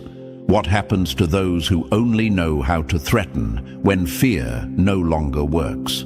They crumble. That's why their downfall was so pathetic. They weren't warriors stripped of weapons. They were children caught playing dress-up. And once the curtain fell, everyone saw them for what they were: weak, desperate, and terrified. Now imagine this: chosen one. A lion painted on a wall might scare people walking by, until one day someone touches it and realizes it's just paint, not flesh. That's what your case revealed. Their power had no bite, no roar, no teeth. It was just paint on the wall of people's imagination. Once the paint faded, so did their image. And there's no repainting it now, because truth doesn't allow illusions to rebuild once they're destroyed. Here's another sting that keeps them awake at night. People who once bowed to them now laugh at them. Fear turned to ridicule, respect turned to pity, and humiliation cuts deeper than any sentence. They can't go back to the image they worked so hard to protect. Once the curtain is ripped down, it can't be hung back up. That's why your victory wasn't just justice, it was permanent destruction of their reputation. They'll spend the rest of their days trying to convince people they still matter, but everyone knows the truth now. Illusion dissolves where reality stands tall. And chosen one, your case was reality at its strongest. It proved what real strength looks like, not manipulation, not fear, but truth under pressure. They failed that test miserably. Every lie they stacked, every trick they rehearsed, every false layer of power, they all collapsed once the weight of your truth stacked against them. Illusion crumbles under pressure. Reality doesn't break. That's why you stand tall now, and they're crawling in the ruins of their own lies. And here's the irony: they'll never stop replaying this collapse in their minds, because it wasn't just exposure in public, it was exposure in private. They now know the truth of who they are, and they can't escape it. Even if they manage to fool a few people again, they'll never fool themselves. They've seen the strings, they've seen the hollow core, and once you see the truth, you can't unsee it. So, chosen one, remember this: your case didn't just bring justice, it shattered an empire built on smoke. It reminded everyone that power without truth is temporary, fragile, doomed. They strutted like giants, but your win showed them as they really are: clowns in crowns, puppets tangled in their own strings, shadows running from the light. And the universe itself stamped the verdict. Case closed, illusion demolished, justice yours. Number 3, your existence became the evidence that buried them. They wanted you erased, but your survival became the loudest receipt. That's the sting that keeps them awake, chosen one. Every scar they left, every night they thought you wouldn't make it, every silence they mistook for defeat. It all turned into evidence, solid and undeniable. What they mocked as weakness became the weapon that ripped through their lies. Your survival wasn't quiet. It roared so loud that even federal ears had no choice but to listen. Now imagine this: a crime scene wiped clean, every fingerprint scrubbed, every trace hidden. The culprits walk away smug, convinced they've beaten the system. But then, standing in the doorway, is the one thing they can't erase: you, alive. Your very presence was the bloodstain they couldn't bleach, the footprint they couldn't cover. You didn't just survive, you became the crime scene itself, walking into every room as living proof of what they had done. Here's a fact they'll never escape. Survival is evidence that can't be forged. Documents can be shredded, witnesses can be bribed, reports can be doctored, but your heartbeat, your persistence, untouchable. Every day you refused to disappear was another sworn statement against them, one no lawyer could cross-examine away. That's why the feds paid attention. They weren't just looking at paper, they were looking at you, chosen one, and your existence said everything they tried to bury. You might ask, why was survival so powerful? Because it flipped their whole narrative. They wanted to call you broken, ruined, silenced, but the longer you stood, the more obvious it became that you were unbreakable. Your presence alone shattered their defense. It proved that what happened wasn't exaggeration, wasn't rumor, it was real and it was brutal. And here's the cruel twist for them. The very thing they thought proved their control. The fact that you were still alive ended up proving the opposite. It proved they failed. Survival is the testimony no court can dismiss. Every time you walked in, you brought the receipts with you, in your scars, in your story, in your refusal to bow. That's why their empire fell apart. Because when survival speaks, it speaks louder than any expert, louder than any witness, louder than the liars trying to rewrite history. You became the living contradiction to every lie they told, and no jury, no system, no investigator could look away. And here's the sharpest cut. They can't erase you, so the system erased them. That's the irony that will haunt them forever. That your survival wasn't just resistance, it was the very evidence that closed the case and buried their illusion of power for good. Number 4, justice couldn't function without you holding the line. The system wasn't protecting you, it was collapsing until you forced it to stand up straight. That's the sting they can't ignore. Chosen one, justice didn't just side with you, it depended on you. For years, the machine of law creaked along, clogged with corruption, weighed down by compromise, bending for those who knew how to twist it. But when your fight came crashing into its gears, it was forced to turn in the direction it was always meant to go. You weren't just a case, you were the pressure point that made justice do its job. Now imagine this, a massive clock tower, its gears rusting, its hands stuck, while everyone on the street assumes it's still keeping time. The system looked the same, majestic, official, unshakable.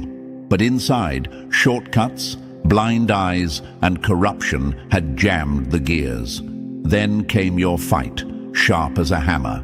With every strike, you knocked loose the rust, forced the gears to move, and made the clock tick again. That's what your persistence did.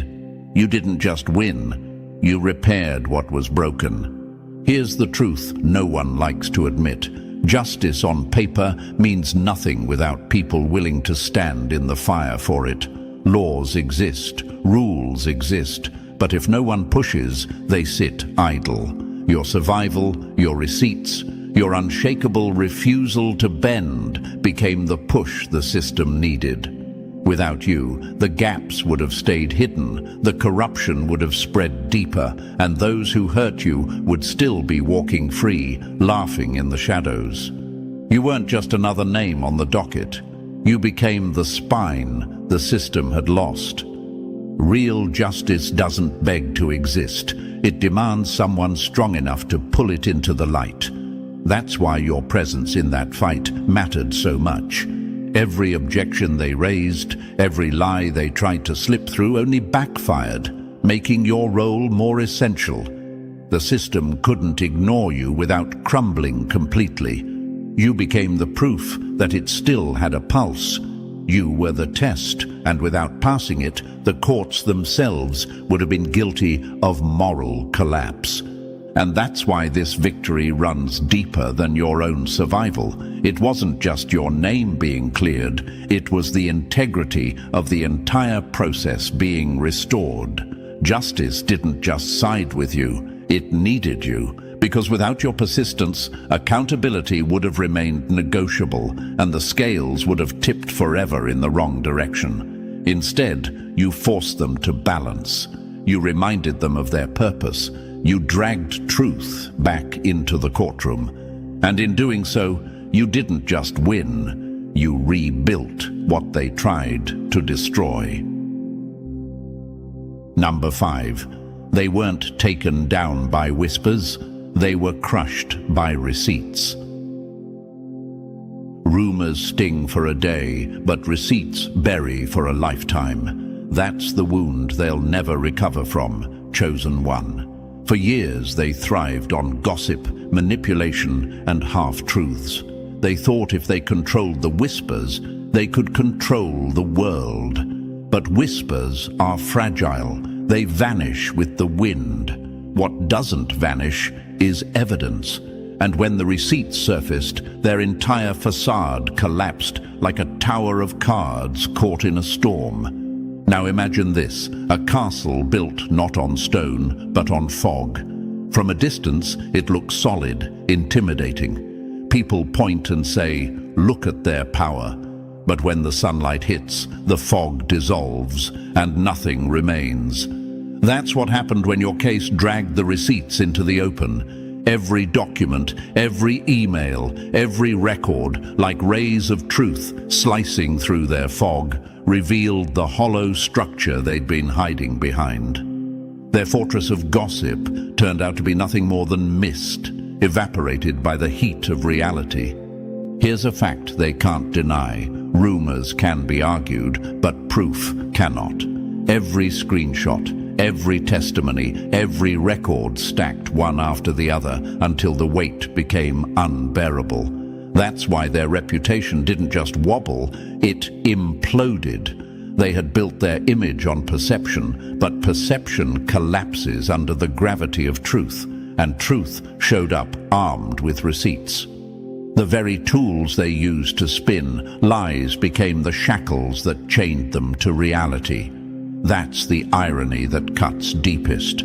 The same messages they sent, the same words they spoke, the same manipulations they thought no one would catch, those became the very evidence that dismantled them. They tried to weaponize stories, but it was their own history that became the blade against their throat. And you might ask, why did it have to be receipts that finished them? Because receipts are unarguable. Rumors fade, opinions shift, but cold, undeniable facts cut through every excuse. The system couldn't look away. The people watching couldn't dismiss it. Their downfall wasn't about perception anymore. It was about undeniable reality, and reality doesn't negotiate. So, chosen one, remember this. Their reputation didn't crumble because someone whispered against them. It shattered because the receipts screamed louder than their lies. Every page of proof was a hammer pounding their false image into dust. They weren't undone by rumor. They were buried under the weight of their own truth, exposed for all to see, with no way back. Number 6. Your fight became the mirror that exposed every hidden predator. They thought the shadows would protect them until your case turned the shadows into a spotlight. That's the wound that never closes for them, chosen one. Your battle didn't just close one case, it cracked open an entire world of hidden predators who had been thriving in silence. Suddenly, every manipulator, every abuser, every backroom exploiter had to look in the mirror of your victory and ask, what if I'm next? And that fear, that's justice stretching its reach. Now imagine this, a crowded room where predators move freely because the lights are dim. they laugh, they plot, they feel invincible in the dark. Then one person flips on the switch, and instantly every face is exposed.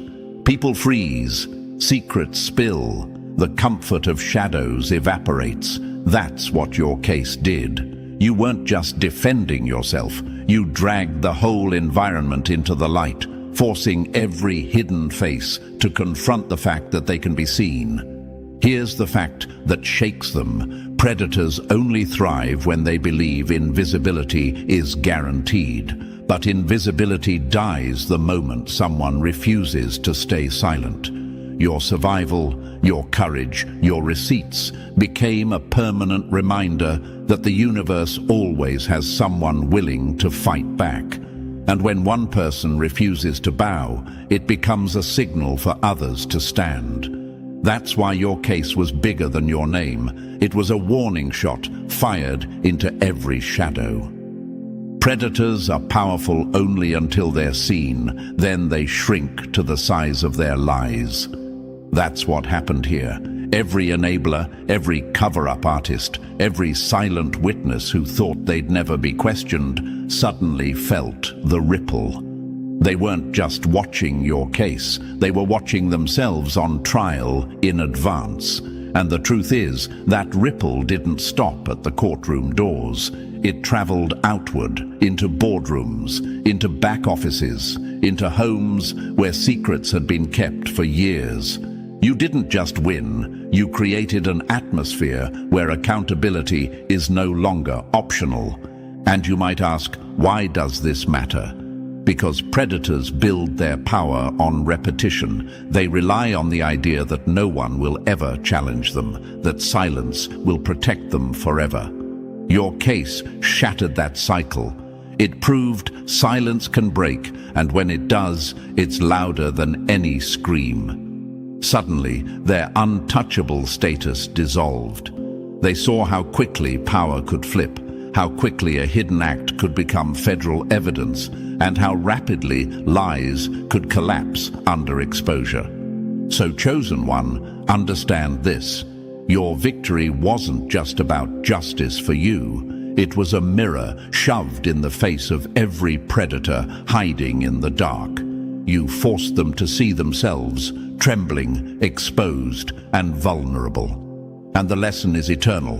The world is watching, the shadows are no longer safe, and justice, once summoned, spares no one.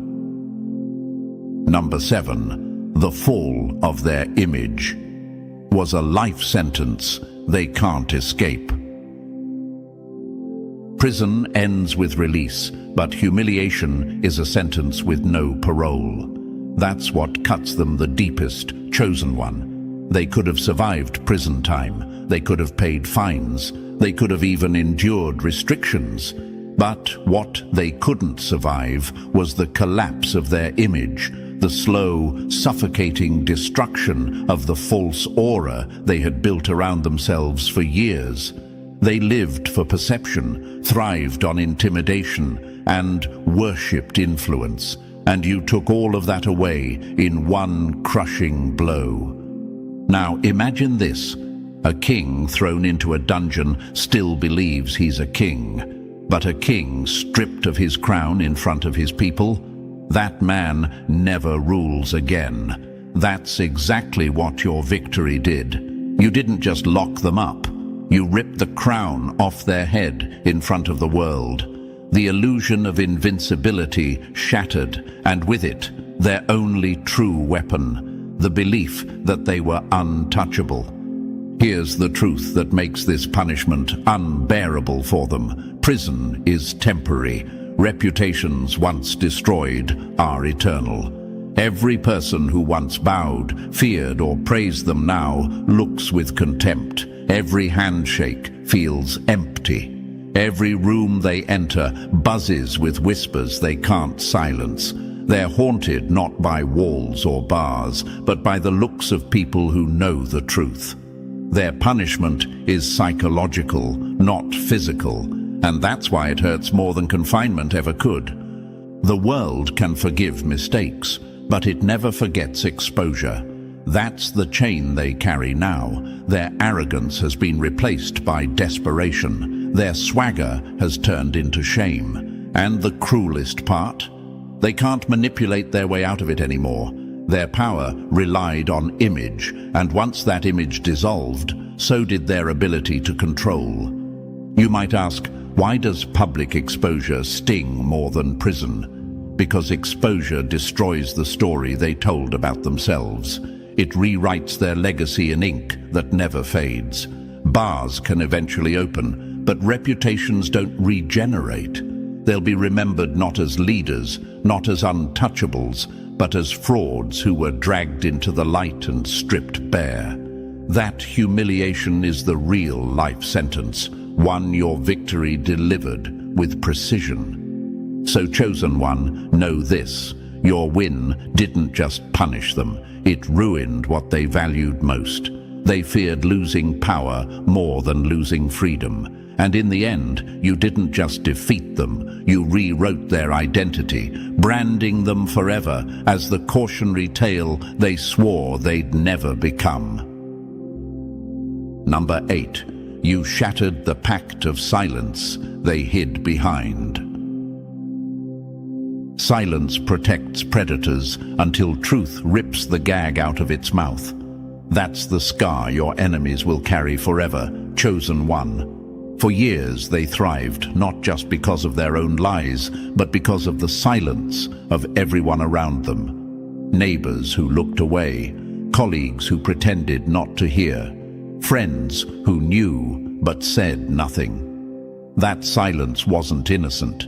It was a contract, an unspoken deal that traded comfort for complicity. And they counted on it lasting forever. But your case ripped that contract to pieces, and once it was broken, there was no going back. Now imagine this: a room filled with people who all know a secret, but no one dares to speak. The air is heavy, suffocating but stable, until one voice finally breaks through the silence. Suddenly, the room shifts. Eyes drop, faces pale. The comfort of denial shatters, and the truth spills out like floodwater. That was your role. You didn't just speak, you made silence itself collapse. Here's the truth they never wanted to face: silence is never neutral. It's fuel for corruption, a shield for abusers, and a prison for victims. But the moment you refused to play along, silence lost its power. Your courage forced witnesses, allies, and even passive onlookers to confront themselves. Could they keep quiet now, knowing the truth was exposed? Could they live with the guilt of enabling? The answer was no. Your fight turned their silence into testimony, their fear into acknowledgement, their complicity into evidence. The loudest sound in a courtroom is often the silence that finally breaks. And chosen one, you forced that break. Every corroboration, every confession, every piece of acknowledgement stacked onto your truth until the walls of denial crumbled. You didn't just win a case, you detonated the foundation that made their corruption possible. And here's the psychological dagger: once silence is broken, it never comes back the same. People who once hid in shadows now live with the weight of what they allowed. They can't unhear the truth. They can't unsee what was exposed. And that guilt, that awareness, burns far longer than fear ever did. Your victory wasn't just about punishing them, it was about dismantling the ecosystem that protected them. You proved a brutal fact: silence only rules when it's unchallenged. The second someone dares to reject it, the illusion disintegrates. You didn't just reject it, you obliterated it, and in doing so, you set a standard that silence has limits, and those limits will always be shattered by truth. Number 9. Their collapse was more than a verdict. It was total soul bankruptcy. A prison term ends, but a bankrupt spirit never recovers. That's the wound your enemies can't patch, chosen one. Their downfall wasn't just about courtrooms, sentences, or fines. It was the complete evaporation of whatever essence they once had.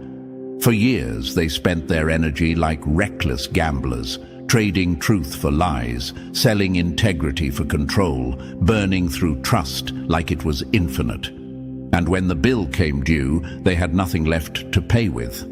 That wasn't just legal defeat. That was spiritual bankruptcy, an emptiness that no appeal can overturn. Now imagine this, a merchant with glittering stalls selling false gold to the crowd. He grows rich, adored, feared even. But every piece he sells chips away at his real wealth. One day, the crowd finally tests the gold and finds it fake. In that instant, his coins, his power, his status, they're worthless. He isn't just broke financially, he's exposed as hollow. That was them. Your victory was the test that revealed their gold-plated lies, and the world saw that the vault was empty all along. Here's the truth that burns deeper than bars. Power isn't just about money or titles. It's about credibility, integrity, and unseen weight. They traded all of that for manipulation and fear. They thought they were clever, untouchable, eternal. But every lie drained them. Every deception hollowed them out. By the time the gavel struck, they were already shells. The legal sentence was just confirmation of what the universe had written long before. They had bankrupted their very essence. When you sell your soul for control, the debt always comes due, with interest. That's why their collapse resonates beyond headlines. The system punished them legally, but the deeper punishment was exposure of their emptiness. No trust left, no moral weight, no credibility. People don't just see them as criminals, they see them as nothing. That's a collapse prison walls can't contain because it follows them everywhere. You might wonder, could they rebuild? Could they claw back power? The answer is no. Money can be re-earned, status can be faked.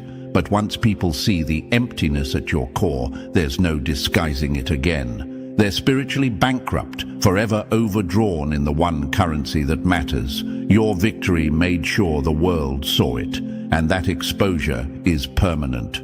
So, chosen one, understand this. Your triumph wasn't just about law. It was about balance. The universe cashed the debt they'd been dodging for years, and it left them stripped, hollow, and irreversibly ruined. They weren't just defeated, they were declared bankrupt in the only court that truly matters, the court of truth. And that's a sentence they'll never escape. Number 10. You turned corruption into a coward before its own reflection. The monster they fed for years finally saw itself in the mirror, and it flinched. That's the scar you carved into them, chosen one. For decades, corruption thrived on shadows. It grew fat on silence, bold on secrecy, and smug on the belief that no light could ever reach it. But your fight forced that monster to look at its own face, and what it saw wasn't dominance. It was fear, fragility, and the undeniable truth that it could be destroyed the same way you destroyed them. Now imagine this. A thief who's always walked through crowds unnoticed suddenly sees his face plastered across every wall. Every step he takes, he wonders who's watching, who's whispering, who's ready to point. That's what your victory did. It turned their comfort into paranoia. The same people who once moved confidently in the dark now stumble in fear of their own reflection, because the mirror you raised doesn't go away. Here's the brutal fact. They weren't afraid of punishment as much as they were afraid of exposure. Punishment is the aftermath. Exposure is the death of their illusion. And when your case dragged truth into the open, it wasn't just the guilty who trembled, it was everyone tied to the same web of corruption. They saw themselves in your fight, and for the first time, they had to ask, what if I'm next? Corruption thrives on certainty. You killed its certainty with doubt. That's the disruption you unleashed. Before you, they moved with the assurance that no one would dare challenge them. After you, every deal, every lie, every manipulation felt like a risk. You didn't just win, you cracked the ecosystem that kept them comfortable. They began to second guess, to hesitate, to stumble, and hesitation is death for corruption. And you might ask, why does this matter beyond your case? Because corruption is a machine. It needs momentum, it needs complacency, it needs silence to survive. You broke all three. Your persistence stopped its wheels. Your courage shattered its silence, and your victory proved that even the untouchable can be dragged into the light. That mirror you raised now hangs over them all, reflecting back their own fragility, their own cowardice, their own inevitable collapse. So, chosen one, know this: your win wasn't just a verdict, it was a warning. You didn't just hold them accountable, you reshaped the landscape itself. Corruption now trembles at its own shadow, afraid of the day your mirror swings back its way. And the beauty of it, that fear doesn't fade. It lingers, it festers, it spreads. You made corruption afraid of itself, and that is a legacy no system can erase. Number 11. Justice didn't creep in. It thundered through the walls. They thought justice was asleep until it woke up roaring louder than their lies. That's the bruise they'll never recover from. Chosen one. People like to complain that the system is too slow, that justice drags while predators keep moving unchecked. But your case proved something far more devastating. The silence wasn't weakness, it was build-up. Every delay was pressure. Every obstacle was fuel. And when the hammer finally dropped, it didn't just strike. It exploded like thunder, rattling the halls where corruption once felt safe. Now imagine this: a storm gathering over days, clouds thickening, winds rising. People laugh at it, thinking it's just weather, nothing serious.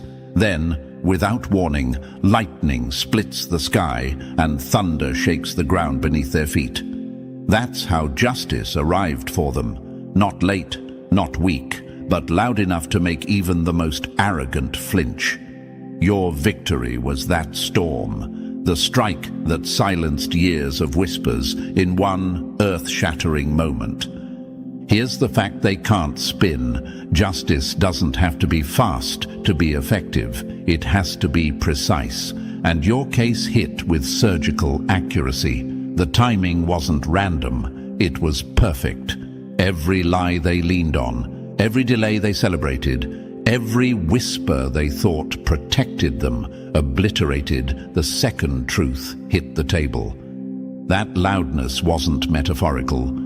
It was documented proof, public records, headlines that echoed far beyond their reach. No corner was quiet enough to hide from the blast of your win.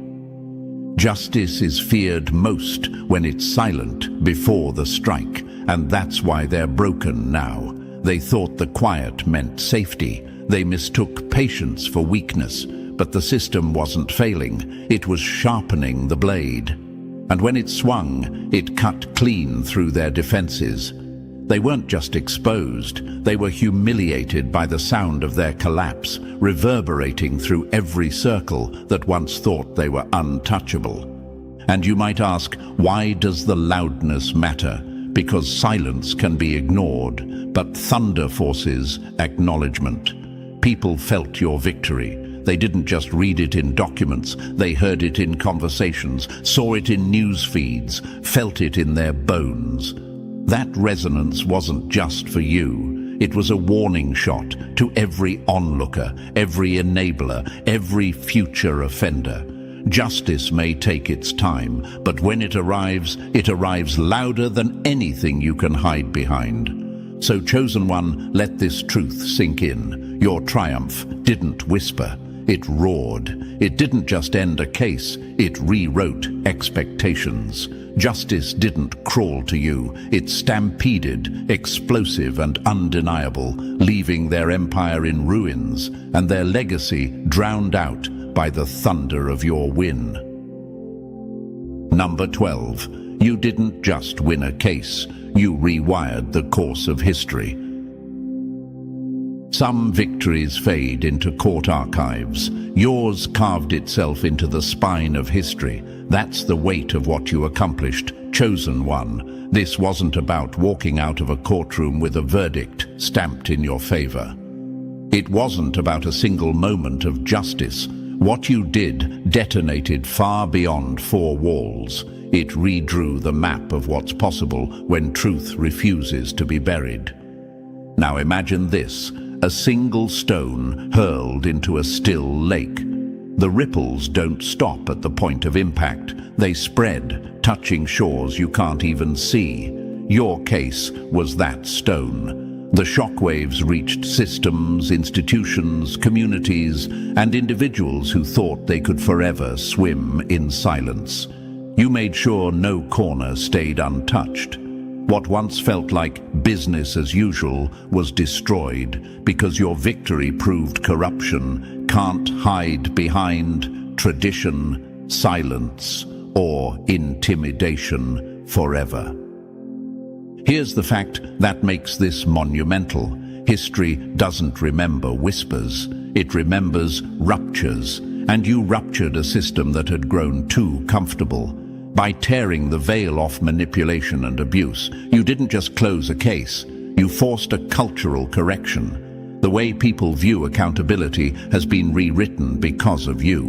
No predator, no manipulator, no corrupt player can operate with the same ease again, because your fight left a scar on the narrative itself. Precedent is the shadow of courage. It follows long after the fight is done. That's what you created. Your courage became a legal and cultural landmark, something others will lean on when they demand justice. You left behind more than evidence. You left behind a framework, a living reminder that silence, fear, and influence are brittle when truth stands unbroken. And you might wonder, why does this matter for those beyond your story? Because history is a teacher, and your case became the lesson. Institutions that once turned a blind eye now know the cost of negligence. Communities that once cowered in silence now understand the power of standing up. Even individuals who once thought themselves immune now live with the awareness that exposure is always one step away. Chosen One, you didn't just win for yourself, you shifted the balance for everyone who comes after. You drew a line that can't be erased. You forced accountability to become louder than corruption. You turned your struggle into a permanent marker in history's timeline, one that says, truth always recalibrates the system. So understand this, your victory didn't just close a chapter, it rewrote the entire book, and every page that follows carries the weight of what you proved, that no lie lasts forever, no predator escapes forever, and no system stays broken when someone dares to fight until the end. Number 13. They weren't just crushed, they were carved into the record forever. Defeat can fade. Documentation is eternal. That's the dagger they'll never pull out, Chosen One. They thought losing to you would be a temporary bruise, something they could spin, bury, or outlive. But your victory didn't just end them, it etched their downfall into stone.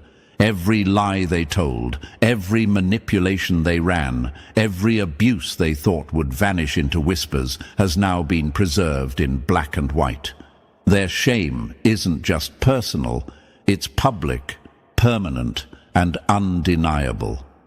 Now imagine this, a tyrant trying to rewrite history, burning scrolls, silencing witnesses, destroying evidence. But somewhere, carved into unbreakable stone, the truth remains. No fire can erase it, no bribe can cover it, no lie can overwrite it. That's what your case became. The official record, the rulings, the evidence, the testimony turned their defeat into an immortal scar. Anyone, years from now, who looks back will see their name chained to corruption, abuse, and failure. That's not just defeat, that's eternal humiliation.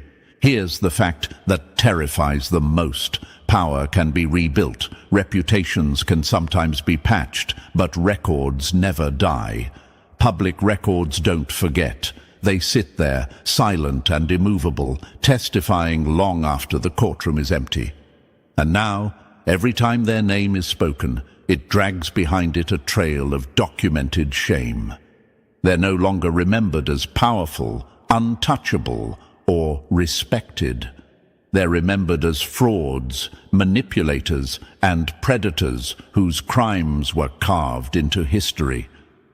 A lie can dance for a season, but a record stands for eternity. That's why their legacy is finished. No apology, no spin campaign, no act of desperation can erase what you forced into the light. They can try to distract, to move on, to rebuild, but the trail is there, and it points straight at them. And worse, it points to their failure against you. Chosen one, understand the scale of this. You didn't just win a battle, you left behind a monument. Defeat could have been forgotten, but documentation immortalized it. You didn't just silence them in the moment, you guaranteed that their names will forever carry the weight of their crimes. You turned their ending into a permanent record, a warning, and a stain that no amount of power will ever bleach away. Their downfall isn't just history, it's history written in permanent ink. And you, chosen one, are the author who made sure it can never be erased. Chosen one, what you've just heard isn't just a story. It's your proof that victory is real, lasting and louder than every lie told against you.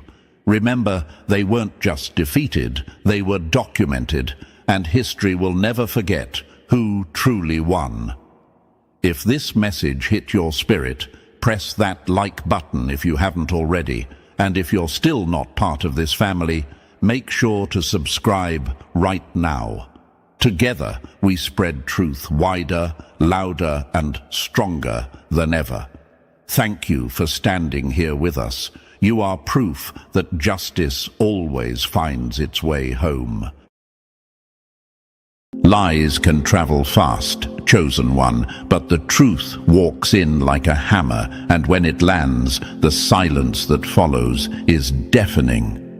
That's what your enemies are choking on right now. For so long, they built their little empire of whispers, their theater of lies, hoping to paint you as something you never were. But now, the stage is empty, the curtain has dropped, and the crowd has turned their backs. The person who once stood at the center, orchestrating this circus against you, is left sitting alone, powerless, with no audience to clap for them. Now imagine this for a moment. Chosen one, a snake that used to hiss loudly in the grass, suddenly gets its mouth sewn shut. It writhes, it twists, but the silence is louder than the sound ever was. That's what's happening right now. Your enemies can't speak, and that silence is their punishment. And here's the fact that proves you were always right. The universe has a way of keeping records that people forget exist. Every insult, every rumor, every attack against you has been written down, and the bill is now due. The law, whether human law, universal law, or the weight of truth itself, has spoken, and they've been ordered to shut their mouths. Not suggested, not warned, legally commanded to keep your name out of their mouths. The same people who used to shout the loudest about you can't even whisper without someone looking over their shoulder. That's not a coincidence. That's cause and effect, Chosen One. And thank you, Chosen One, for being here right now. Don't forget to pay this message back by simply pressing like and subscribe to help spread this message to more souls. It's the responsibility of all of us to spread the light and expose the darkness. And thank you for being part of this mission. You are part of a force, a living reminder that truth always survives the storm. Now let's come back to what's unfolding. This is bigger than one person's downfall. What you're seeing is an entire community being forced into silence because their lies can no longer survive in daylight. Think about that. The same voices that once bullied, gossiped, and attacked you are now nothing more than echoes in empty rooms. They've been abandoned, not because they've suddenly grown quiet out of guilt, but because they've been cornered by consequences they didn't see coming. Lawyers, rulings, the weight of exposure, it all came down like a hammer, and they had no shield. The most satisfying part, they have to sit and watch you thrive. They have to see your cup overflow while theirs runs bone dry. They see you smiling. They see you at peace. They see you stepping into opportunities they once swore you'd never get. And they can't say a single word to stop it. They despise it. They choke on it. But the silence is enforced. It's like watching someone stand at the window of a restaurant, starving, while you feast inside, unable to open the door or even knock. That's what it feels like for them right now. Chosen One, understand what this moment really means. The truth is no longer hiding in the shadows. The lies collapsed under their own weight. The ringleader, who thought they had an army, has been left alone, while everyone else scattered like roaches when the lights came on. The power they thought they had is gone, because real power never belonged to them. It was always an illusion, propped up by fear and manipulation. Now that illusion is shattered and the reality is plain for everyone to see. And here's what you need to hold on to. This isn't just revenge. This isn't just karma. It's proof that when you stand firm in who you are, the universe itself will rearrange things to protect you. The fact that someone has been ordered by law to erase your name from their mouth is the clearest confirmation that you were never the problem. The problem was always them. They thought they could rewrite your story, but the pen has been ripped from their hands. So watch closely, Chosen One. This isn't the end, it's just the beginning. Their silence is not just the absence of words, it's the sound of their power being drained away.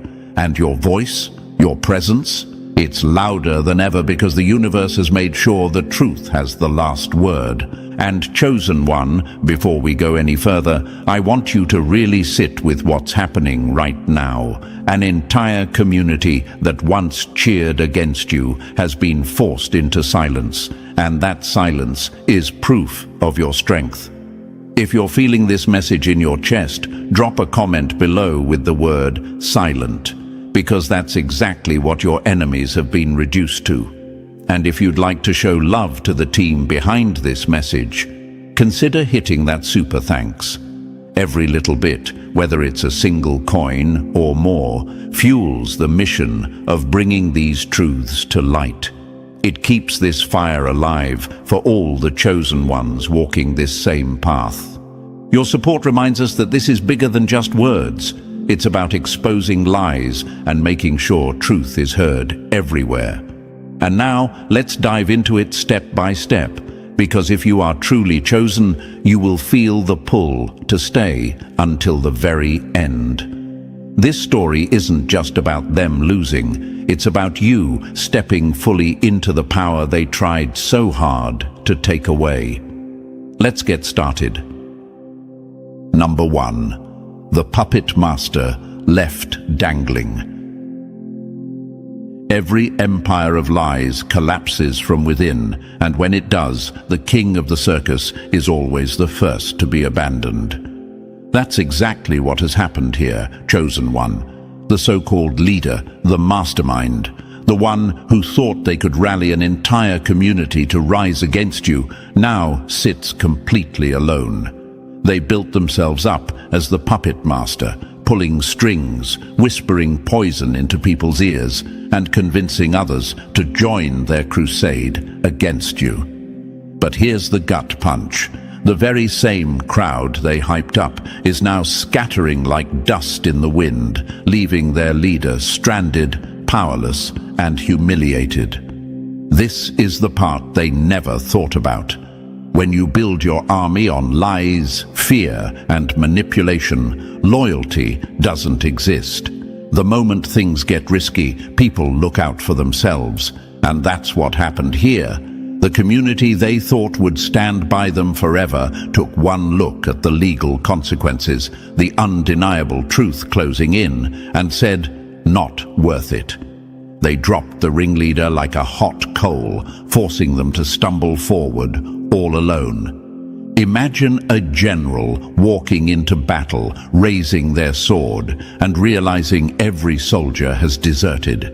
That's where this person stands today, leading no one, commanding nothing, left to fight ghosts that don't even care anymore. Now imagine this, Chosen One, a spider weaving a web so big and intricate that it believes it can trap anything. But when the storm comes, the web isn't strong enough to survive. It tears apart, and the spider is left dangling, clinging desperately to broken threads. That spider is your enemy right now. They wanted to weave a net around you, but in doing so, they exposed their own patterns, their own footprints, their own fingerprints. Every group chat, every late-night meeting, every whispered strategy was logged. They thought they were the prosecutors, but in reality, they were building the case against themselves. And here's the truth that should satisfy your spirit. They never imagined the universe was watching this closely. They underestimated how energy works, how every action leaves a trace, how every scheme writes its own confession. They thought they were so clever, but they've been caught in their own web. The prosecution didn't have to lift a finger. The enemies did all the work themselves. Every conversation they had became evidence. Every smear campaign became documentation. Every plan to destroy you became a recorded confession of their own destruction. But you might ask yourself, Chosen One, why do they look so isolated now? Why does the leader stand in the middle of a crowd that no longer exists? The answer is simple. They've been exposed. When people realized the risk of following this person, they vanished. Fear of consequences is stronger than fake loyalty. It's like rats fleeing a sinking ship, each one saving themselves while the captain screams orders no one listens to. That's the beauty of truth. It strips away illusion, leaving only what's real.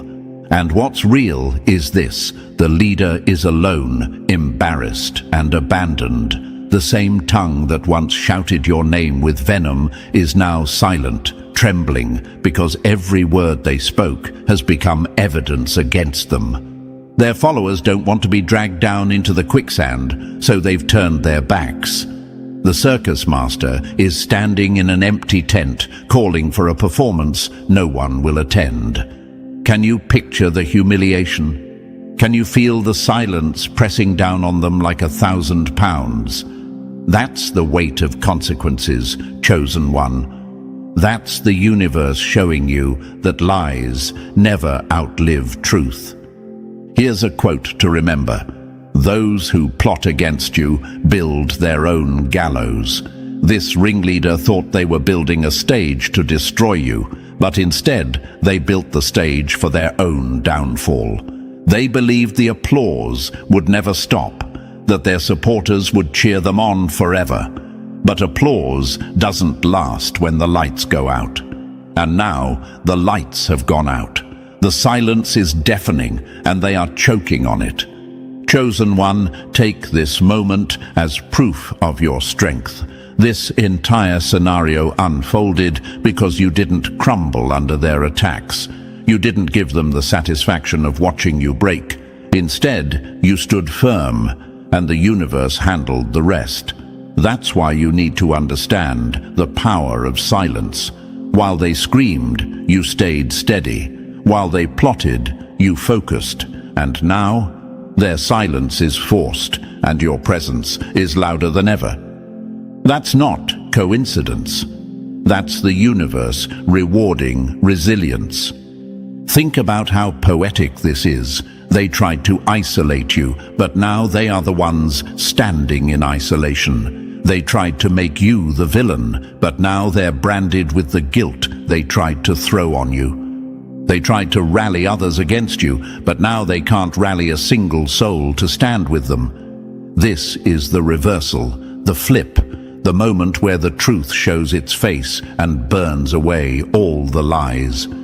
And don't forget, Chosen One, isolation is punishment for those who thrive on manipulation. A bully without a crowd is powerless. A leader without followers is a fool. And that's what your enemy has become, a fool shouting into the void, hearing only their own echo bounce back. They are left to replay their mistakes over and over, drowning in regret, realizing too late that their downfall was self-made. So let this fuel you. Let it remind you that no matter how many people once stood against you, it was always an illusion. Their power was only borrowed, and now it's been repossessed. You stand here stronger, freer, untouchable, while they sit in the ruins of their own lies. That is justice. That is balance. And that is why you must never, ever doubt yourself again. Number 2. Their smear campaign became their coffin. Defamation is the weapon of the weak. It cuts deep for a moment, but it always ricochets back and pierces the one who fired it. That's exactly what's happening here, Chosen One. The so-called enemies who thought they could bury you under lies are now the ones suffocating under the dirt they shoveled. They believed if they shouted loud enough, people would believe their story. They believed if they threw enough mud, some of it would stick. But here's the gut punch. All that mud dried on their own hands, and now everyone can see how filthy they really are. This isn't gossip dressed up as concern. This isn't whispers disguised as prayer requests or just checking in. No, this is defamation in its truest, rawest legal sense, documented, undeniable, and punishable. Imagine this for a moment. Chosen One, a thief breaking into a house with no mask on, leaving their fingerprints everywhere, and then crying when the police knock at their door. That's what your enemies did. They orchestrated smear campaigns, spread lies with confidence, and never once imagined those lies would be filed, documented, and used against them. Now they're standing in shock, pretending it's unfair that consequences finally showed up. Here's a quote you need to hold on to. The truth doesn't need an army, lies always do. Think about it. Lies require coordination, meetings, manipulation, and endless energy to keep the story alive. That's what they did. They built group chats, secret conversations, and hidden agendas just to try to destroy you. But the truth stood alone. It didn't need backup. It didn't need rehearsed scripts. It simply waited, silent and patient, until their lies collapsed under their own weight. You might be asking yourself, why would someone go this far? Why would they risk their reputation, their connections, even legal trouble, just to smear you? The answer is simple: insecurity. They were never competing with you, chosen one. They were competing with the image of you that existed in their head, the projection of who they thought you were.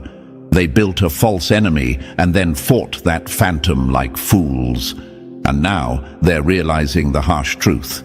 You were never in competition with them. You were living your life, minding your own path, while they wasted their entire existence trying to outshine a light that wasn't even aimed at them. Imagine this: a runner showing up to a race alone, sprinting at full speed, panting, sweating, exhausting themselves while you never even signed up for the race. That's your enemies. They spent months, maybe years, trying to beat you in a competition you didn't even know existed. And when they crossed the finish line, what did they find? No crowd, no medals, no victory, just embarrassment. Their efforts were wasted, and their obsession became public evidence of how much you lived rent-free in their minds. Here's another quote that hits them square in the chest. Those who try to bury others with lies always forget. The truth is a seed. They tried to bury your name under dirt, under rumors, under half-truths and exaggerations. But instead of burying you, they planted you. And while they choke on their own gossip, you are sprouting, growing and shining where everyone can see. Their campaign of destruction became your advertisement. Their lies became the spotlight that showed the world how authentic you really are. And this is the part that should give you strength. You didn't have to lift a finger. Let that sink in. While they were exhausting themselves with lies, running smear campaigns, holding secret meetings, and recruiting others to hate you, you simply kept being yourself. You didn't chase rumors. You didn't defend yourself at every corner. You didn't play in the mud with them. Your refusal to engage became their undoing. Because when one side screams and the other side stands calmly in truth, it's obvious to everyone who is obsessed and who is free. Imagine this, chosen one, someone flinging stones into the ocean, expecting waves to destroy a lighthouse. But the lighthouse never wavered. It stood, solid, steady, lighting the way, while the one throwing stones grew weaker, colder, and more desperate. That's exactly what happened.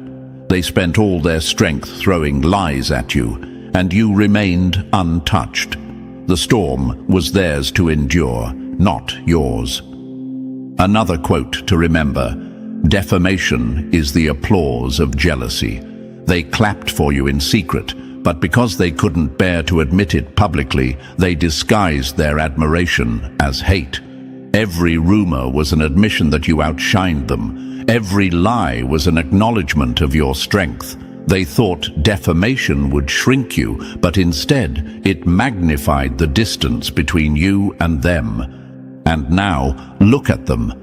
The very people who once smiled when your name was dragged are now backing away, pretending they never participated. The energy has shifted. No one wants to be tied to someone proven guilty of orchestrating a smear campaign. Their army has disappeared, their support evaporated.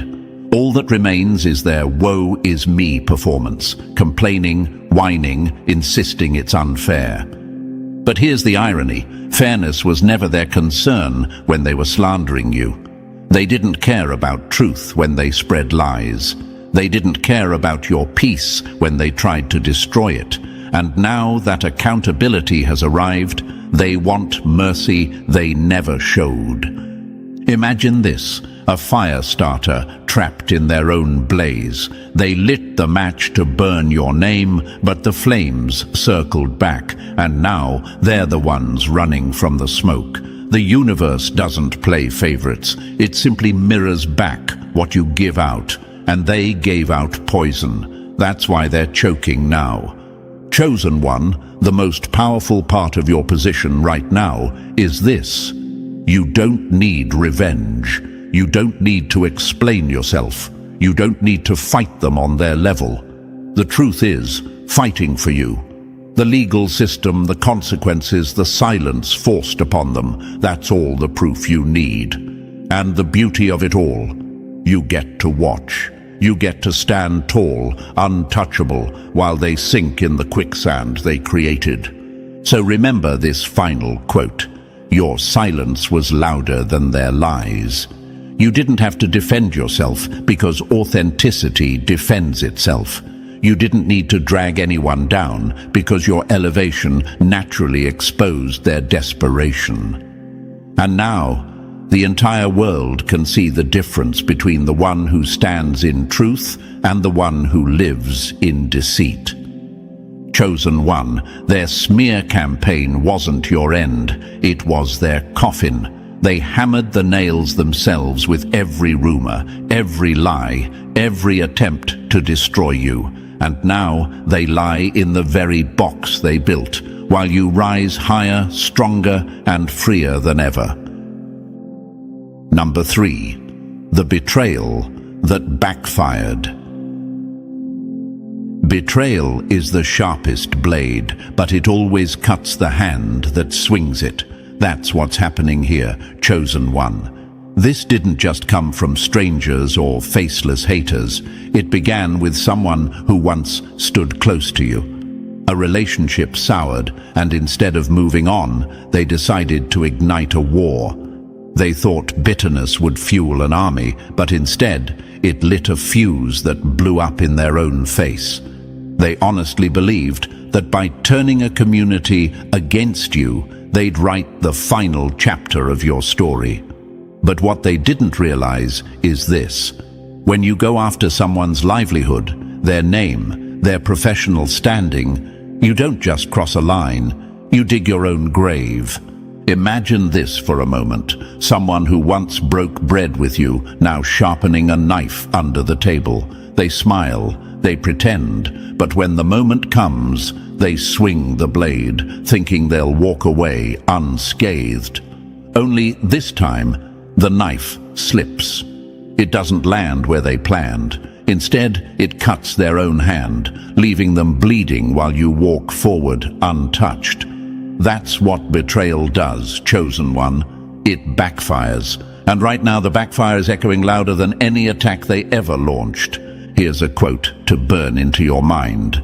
They thought they were burying you, but they were planting evidence against themselves. That's what's unfolding legally. Every smear, every slander, every attempt to poison your reputation has now become part of a file, evidence being taken seriously by people in authority. Judges, officers, courts, they're not brushing it off as gossip anymore. They're looking at it as conspiracy, as criminal, as a deliberate act of destruction. And the ones who once laughed while dragging your name are now being called defendants. You might ask yourself, how did it get this far? How did a soured relationship spiral into an entire community campaign against you? The truth is, chosen one, your natural authority and success triggered them. The abundance you carry, the way you walk into rooms and command respect without even trying, that set off their insecurities like an alarm bell. They couldn't stand to see you thriving, so they rallied others to pull you down. But here's the irony. The very business contacts they tried to poison, the very clients they attempted to steal, the very colleagues they whispered to, all of them are now witnesses. Every attempt at sabotage has transformed into testimony. Every effort to weaken your foundation has become another brick in the case against them. Imagine this, someone trying to kick down the walls of a house, only to discover that every kick leaves their footprint in the crime scene. They can't deny it, they can't erase it, And now the house still stands while their footprints lead straight to their downfall. That's exactly how this betrayal has unfolded. They weren't just gossiping, they were committing crimes. They weren't just sharing concerns, they were conspiring. And the universe has a way of making sure every hidden plot comes into the light. Another quote worth remembering: karma moves slow until it doesn't. For a while, it might have seemed like they were winning. One day they were confident, boasting, parading their campaign against you. They had the crowd, they had the noise, they had the illusion of victory. But in the blink of an eye, it all collapsed. One day they were loud, the next day, silence. One moment they were surrounded by allies, the next they were sitting alone with legal papers in their hands. That's how fast justice can strike when the scales tip. And you, chosen one, need to see the poetry in this.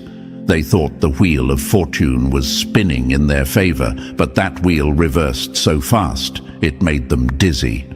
What they called a lucky break has turned into their worst nightmare. The speed at which this collapse is happening is breathtaking. You can almost hear the echo of doors slamming shut, of phones going silent, of allies disappearing into the shadows. That's how quickly their foundation crumbled. Imagine standing on a frozen lake. For a while, it feels solid, safe. They danced on that ice, mocking you, feeling untouchable. But then the cracks appeared, faster than they could react, and in a single moment, the ice broke beneath their feet, swallowing them whole. That's how betrayal works when it targets someone protected by truth. It collapses suddenly, leaving the betrayer with nothing but regret.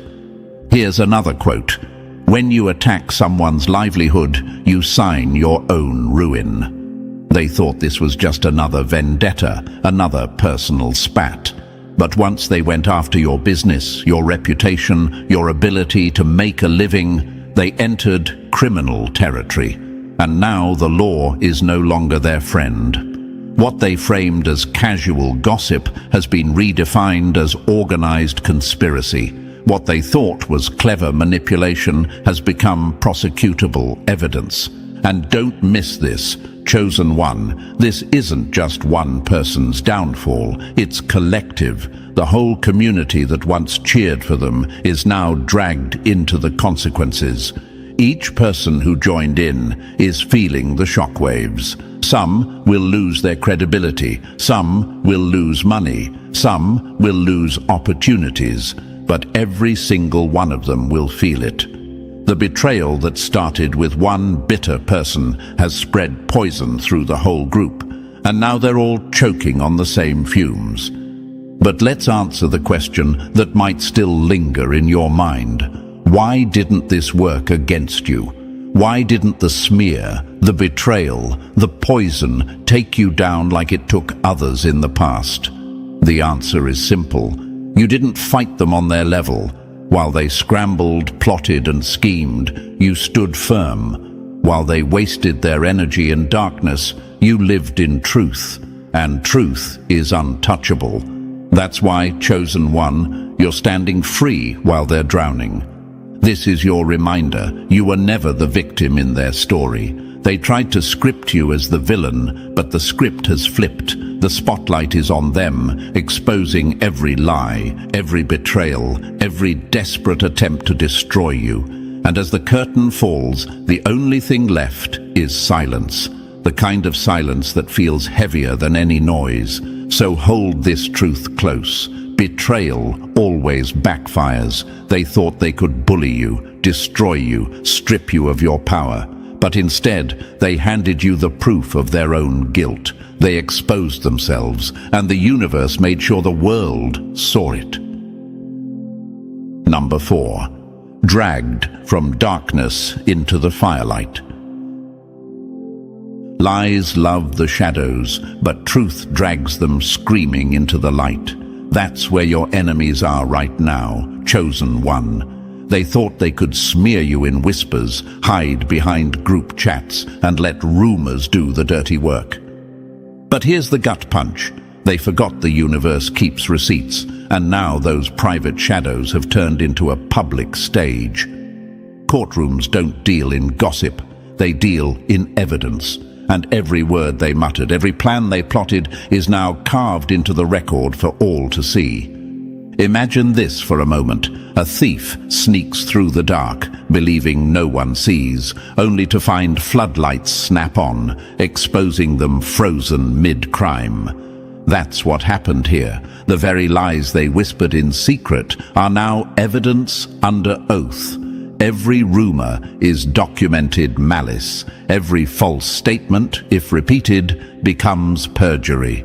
The shadows they trusted became a trap that lit them up for the world to witness. Here's a fact to savor. Legal systems don't recognize mobs. They recognize individuals. In the mob, they felt bold, powerful, unstoppable. But when the papers landed and the system called their names one by one, that fake courage dissolved. The group's noise has shattered into individual silence. And now each person must face the consequences they once thought they could dodge by hiding in the crowd. You might ask, why is this shift so satisfying? Because it proves what you always knew. The mob's strength was an illusion. Courage borrowed from numbers doesn't last when accountability arrives. The moment individuals realize they can't hide behind the crowd, fear takes over. Imagine a pack of wolves howling together, but when the hunter arrives, each one scatters, leaving the loudest behind to face the arrows. That's the psychology at play right now. And don't miss the poetic irony. Chosen one, your enemies thought they were silencing you by working in the dark, but the truth is, they silenced themselves. They walked straight into the spotlight they feared most. Their courage evaporated, their lies crumbled, and the only thing left is the sound of their own trembling voices under oath.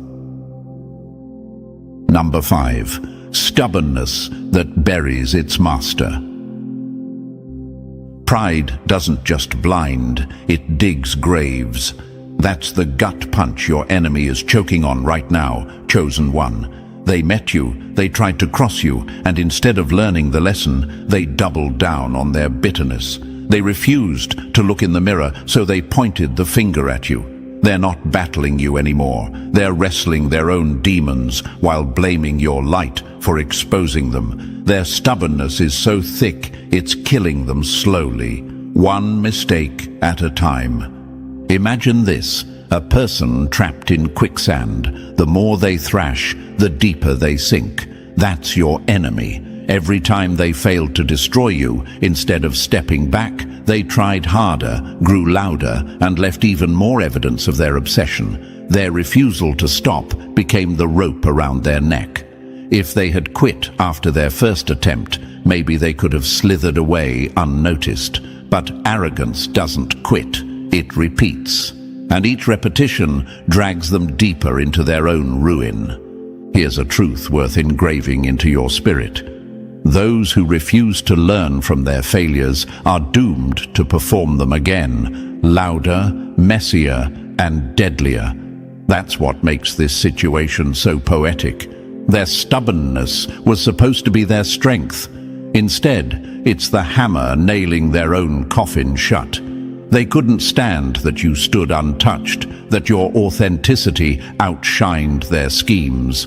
So they ran themselves into the ground trying to prove a lie.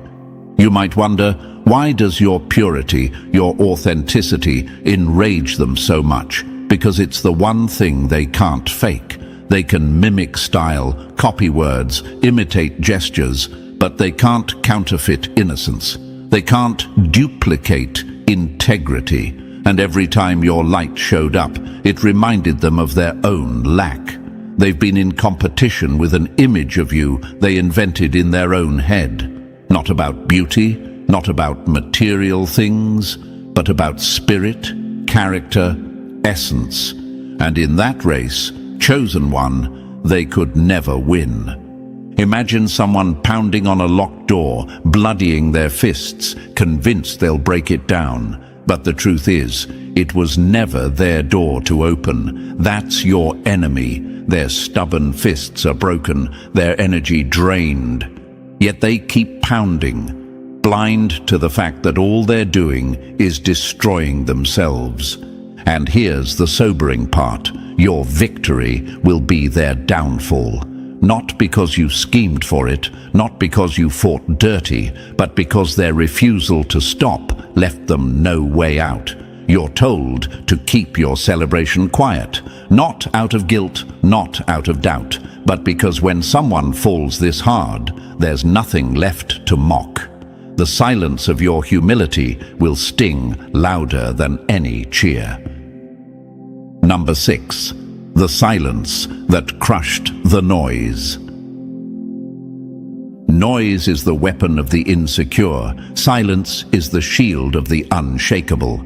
That's the battlefield you stood on, chosen one. While they screamed, you stayed still. While they threw every insult, rumor, and accusation, you didn't flinch. Your quiet confidence spoke louder than their mob ever could.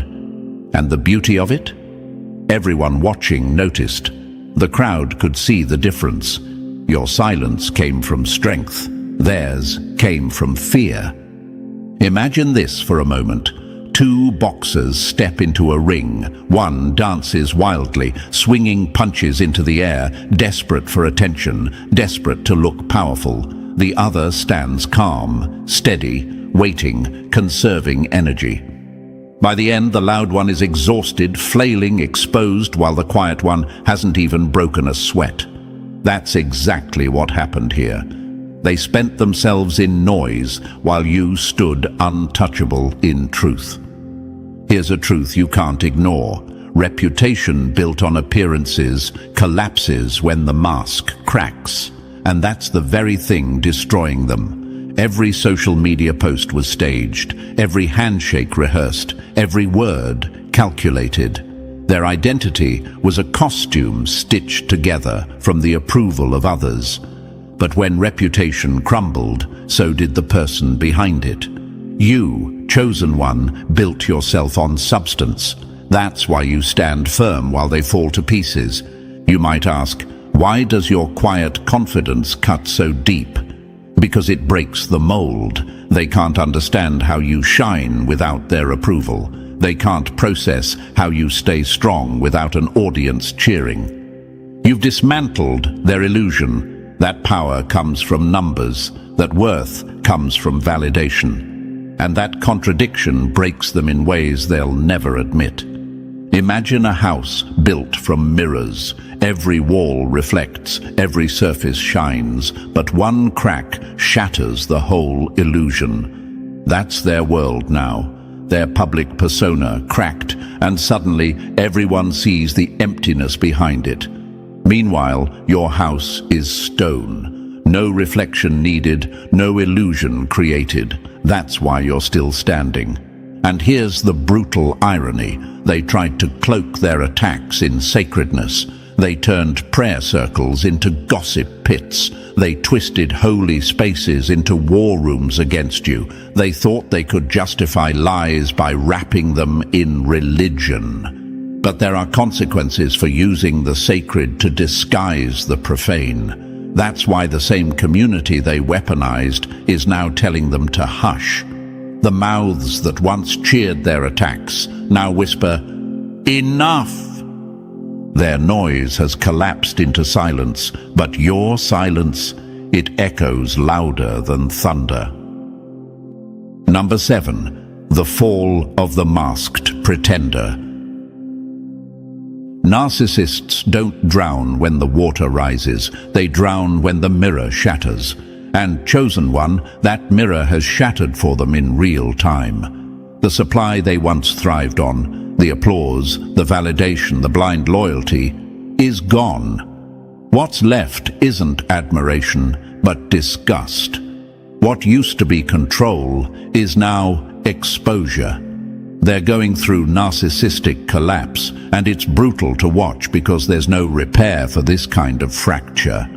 The very community that once fed their ego is starving them now, and you can almost hear the emptiness echo inside their chest. Imagine this: a stage performer used to standing in the spotlight, basking in cheers, suddenly finding the crowd booing, throwing tomatoes, and walking out mid-act. That's your enemy's reality. They've lost the stage, the lights, and the audience.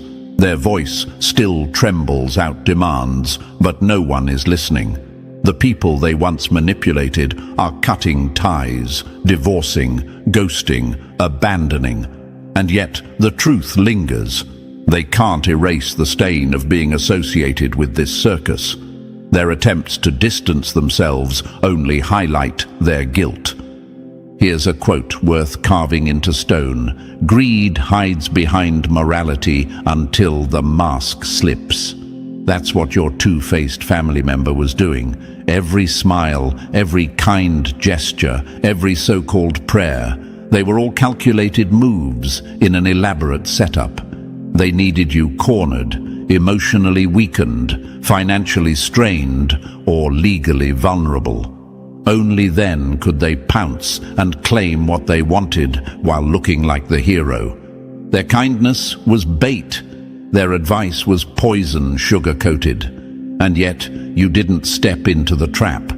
You didn't dance to their tune. And that refusal was your salvation. Think about how humiliating this is for them. They had the script ready, the stage built, and the role assigned to you. But you ripped up the script and walked off their stage. Imagine a chess master planning 10 moves ahead, only for their opponent to refuse to play the game at all. Their carefully built strategy crumbled, leaving them exposed as manipulators, not masterminds. Strip away all their religious posturing, their moral speeches, their crocodile tears, and what's left is naked greed. They wanted something: money, status, control, and they couldn't just take it. They needed you erased, declared unfit, broken beyond repair. But when you didn't play along, their entire plan collapsed in their hands. And now the fallout is merciless. They're exposed as cheaters, backstabbers, frauds. Their reputation, once polished like glass, lies shattered in pieces for everyone to step over. The connections they bragged about, police, ministers, family ties, mean nothing now. What good is an illusion when the curtain has been ripped down? They thought they were untouchable, upper class, respected. Instead, they've been revealed as counterfeit. You may have blocked them, cut them off, walked away with nothing left to say. And that silence, chosen one, burns them more than any insult ever could. Because without your energy to feed on, without the audience they once borrowed, they have nothing. And for a narcissist, nothing is the deadliest punishment of all. Number 8. When the borrowed throne crumbles. Power that isn't earned doesn't last. It dissolves the moment the lender calls it back. And chosen one, that's exactly what's happening now. Your attacker built their entire illusion on borrowed power. Connections, titles, authority they never truly owned. But those same ministers, leaders, and officials who once stood beside them are now scrambling to cut ties. Nobody wants their reputation dragged down by this scandal. What was once their shield has turned into a spotlight, and suddenly the hands that fed them are the first to pull away. Imagine this for a moment: a person parading through the streets in a royal robe, waving to the crowd, pretending to be a king. Everyone claps because they think the crown is real. But when the lender snatches the crown back, the crowd gasps, realizing they were cheering for a fraud. That's your enemy now, stripped of borrowed influence, exposed for what they are. The silence in the community tells the story. It used to be whispers about you, mockery dressed as concern. Such a lost soul, we should pray for them. But now the conversation has flipped. Did you hear what happened to the one who attacked them? The spotlight has shifted, and it burns. Police may even be circling, seeing them not as a victim, but as a suspect. What was once gossip about your downfall has become dead quiet because the scandal now belongs to them. Here's a quote that captures it. Loyalty built on fear evaporates when the fear shifts direction. And that's what you're witnessing. The same people who once stood in circles attacking you are now backpedaling faster than ever. They're rewriting history, saying they never really participated, that they were always uncomfortable, that they tried to speak up but were ignored. Watch how they twist the script to protect themselves, to pretend they were never complicit. But here's the part they can't erase: your memory. You remember who said what. You remember who laughed when your name was dragged. You remember who stood where when the lines were drawn. Their revisionist tales may fool the crowd, but they don't fool you. Their borrowed power has expired, their false alliances have crumbled, and all that remains is the undeniable truth. You stood alone, and they all followed the wrong master. Number 9. When truth becomes the sharpest blade. Lies collapse under pressure, but truth only sharpens. And chosen one, that's why your voice carries more weight now than ever before. Don't be surprised if police, lawyers, or even government officials reach out. They may want your testimony, your statement, your perspective, not because you're in trouble, but because your words are one of the final pieces of a 1,000-piece puzzle. You've become a cornerstone in the case, not the accused. That's the irony. While they tried to frame you, they ended up framing themselves, and now your truth is the evidence that nails it shut. Imagine this for a moment: a courtroom stacked with binders, papers, and recordings, all tangled in contradiction. Then your words enter, clear, consistent, steady, and the whole picture locks into place. That's the power of your testimony. You didn't stoop to their level. You didn't create counter-lies or mud-slinging campaigns. You stood in truth, and now truth itself is the blade cutting through their web of deceit. Here's a quote to keep close. Integrity is the only testimony that never expires. And that's exactly why your presence terrifies them. Every word you speak exposes the cracks in their falsehoods. Every detail you share highlights how obsessed they were, how dishonest they became. You don't even need to exaggerate. Your simple truth contrasts so violently with their lies that it's like a torch shining in a cave. But here's the part you need to watch for. After the dust settles, the same people who doubted you will come crawling back. They'll pat your back saying, "We always believed in you. We always supported you. But you know the truth." They were whispering when your name came up. They were nodding in agreement when the mob rallied. They cloaked venom in virtue, sending energy that felt like concern but dripped with poison. And this is where your discernment becomes your shield. You can feel the difference between real support and fake applause. Genuine allies stood by you when it cost them something. They defended your name when it was unpopular. They believed in you when the evidence seemed stacked against you. Those are the ones worthy of walking with you into your elevated future. Everyone else?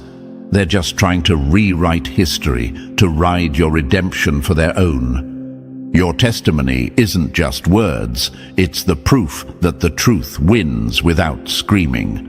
And now, chosen one, the world is finally hearing it. Number 10. Separation that secures destiny.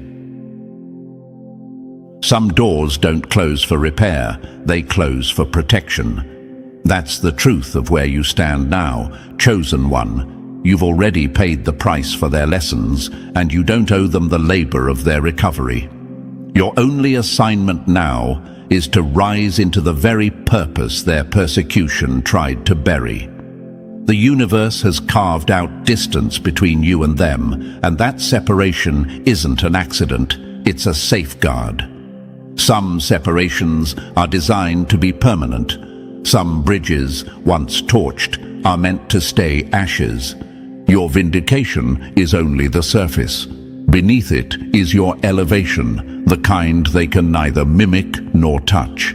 You are stepping into the very seat of influence they once pretended to own. The authority they counterfeited has been transferred to you in full.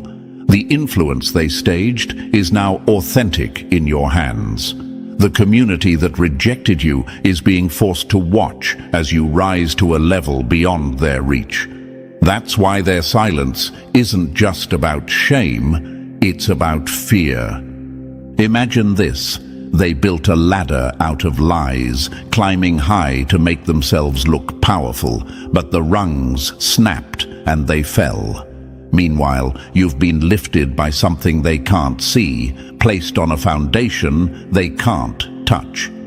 You didn't climb crooked. You were carried higher by truth itself. That's why when you speak now, your words vibrate with new authority. When you move, energies align around you. When you decide, unseen forces shift in your favor. You've been given keys to doors they don't even know exist. And that's the dagger in their chest. They're not just silent because of lawyers or legal rulings. They're silent because they're watching their nightmare play out in real time. You are becoming everything they swore you couldn't be. You are receiving everything they declared you didn't deserve. You are living proof that their judgment was worthless because the only judgment that mattered came from the universe, and it crowned you instead of them. Number 11, not revenge, but revelation. Revenge is small, it ends with your enemies. Revelation is eternal, it begins with you. That's the truth, chosen one. This is not your moment of vengeance, it is your unveiling. Not retaliation, but restoration. Not arrogance, but ascension. The same community that once locked arms to destroy you has become the stone foundation for your empire. The soil they tried to bury you in has turned to rich ground, fertilizing your growth. Their coordinated ambush was nothing more than the rehearsal for your coronation. Look at it clearly. You were chosen before they rejected you. You remain chosen after their rejection, and long after their betrayal fades into a cautionary tale told in whispers, you will still be chosen. Their silence isn't just punishment, it's proof, it's permission. Permission for you to speak your truth without interruption, permission to live your destiny without obstruction, permission to rise without apology. The irony is almost poetic. The stage they built to showcase your downfall is now the platform for your elevation. The spotlight they shone to exaggerate your flaws now highlights your strength. The audience they assembled to watch you fail is forced to applaud your triumph. Everything they constructed for your destruction was reverse-engineered into your rise. And listen closely, that silence they're trapped in. It isn't emptiness, it's applause. Not the applause of hands, but the applause of justice echoing through the universe. It's louder than their gossip, stronger than their lies, and more enduring than their hate. The army that once rallied against you has scattered. The generals who declared war have surrendered. The battle they swore would end, you has ended them. And here you are, victorious, unbroken, elevated, not because you fought dirty, but because you never had to fight at all. You won without firing a shot. You won by standing. You won by being. And that is the revelation they'll never live down. Chosen One, what we've uncovered today is undeniable. Your enemies are silenced, their lies exposed, and your rise unstoppable. This isn't revenge, it's revelation. This is your reminder that nothing built against you can stand, and every attempt to bury you only plants the seeds of your triumph. So carry this truth with you, knowing the universe itself has spoken in your favor. And thank you, Chosen One. If you haven't already, press that like button. And if you're still not part of our family, make sure to hit subscribe so you never miss the light we share together. History has always feared one thing more than chaos: raw talent it cannot control. Chosen One, let that sink in for a moment. Because when you walked into their world, you weren't just a ripple in the water, you were the tidal wave that tore through their charts and rewrote every protocol they ever trusted. Now imagine this for a moment: an entire military elite, men and women trained to predict every possibility, suddenly choking on silence because you showed them something that wasn't supposed to exist. The Pentagon, with its steel corridors and airtight secrets, was built to handle nuclear launches, cyber warfare, biological weapons, and even unthinkable alien contact. Yet when they laid eyes on you, they froze. Not because they didn't believe it, not because it was impossible, but because the only word their minds could summon was, "Sir, that's illegal. Illegal. Chosen One." Do you see the irony? Your natural brilliance was so powerful it broke through the highest walls of authority, and all they could do was retreat to the language of law because reality itself had betrayed them.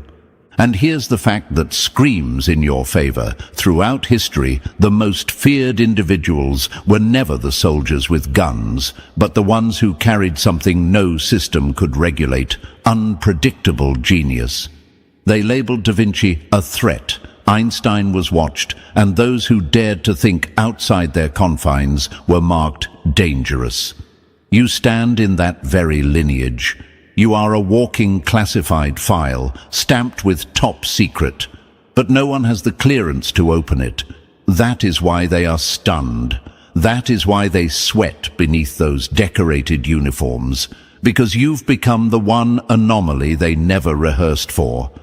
And thank you, Chosen One, for standing in this light with me. Don't forget to return the energy. Press the like button, subscribe, and help this message spread to more souls, because it's our shared responsibility to shine this truth into the darkness. Thank you for being part of this mission, Chosen One. You are more than a listener. You are part of a force the universe itself is moving through.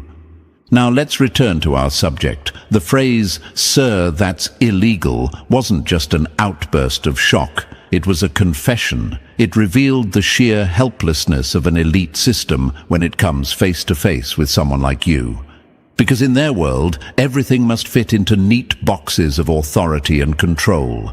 And here you are, a living glitch in their perfect code, reminding them that talent doesn't ask for permission. You didn't need clearance. You didn't need badges or medals. You stood in your truth, and it exposed the weakness of their entire hierarchy. The brilliance of your presence showed them that they could prepare for every weapon known to man, but they could not prepare for the force of one individual who refuses to be contained. Think about it, Chosen One. Rules exist to keep order, but those same rules crumble when confronted with a phenomenon that doesn't belong to their structure. The military elite thrives on predictability. They plan, they calculate, they simulate. But when you stepped outside the bounds, you shattered that fragile illusion. It's almost comical if you think about it, how the mightiest systems on Earth tremble, not because of foreign missiles, but because one individual dared to unveil their natural power. That's you. You are the anomaly they wish they could regulate, but they can't. You are proof that not everything can be owned, not everything can be ranked, not everything can be punished into obedience. The truth is, chosen one, your existence is already a form of rebellion, and rebellion, in their eyes, is the greatest crime. That's why the officer didn't call it impossible, he called it illegal. Because your brilliance was so undeniable, the only way to resist it was to slap a label on it, to pretend it was against the law of their order. But you and I both know the universe doesn't answer to their rules. The universe answers to truth, and truth has chosen to express itself through you. That's why they are unsettled. That's why their world shakes. They are face to face with someone who cannot be tamed, someone who doesn't bend to systems designed to keep power concentrated, and it terrifies them. So when you hear the words, "Sir, that's illegal," don't take it as an insult. Take it as confirmation that you have crossed the invisible threshold between ordinary and unstoppable. They didn't call you a fraud. They didn't call you a liar. They acknowledged your power, even as they tried to smother it under a label of law. That is the gift and the curse of being who you are. You are undeniable. And while they scramble for explanations, you will continue moving like the anomaly you are, rewriting the script of what they thought was possible. Chosen one, you are the storm they never trained for, and the fact that they whispered illegal instead of impossible is proof. They know your power is real, and they know it cannot be contained. So, chosen one, before we move deeper, I need you to lock in with me right now. Drop a comment below with the number 777 if you're ready to own the fact that your raw talent is shaking systems built to keep everyone in line. And if this message strikes you, don't forget to support the mission with a like, subscribe, or even a small gift of thanks, because every bit of energy you return fuels the light we're spreading. This work takes time, effort, and heart, and your support is what keeps it alive.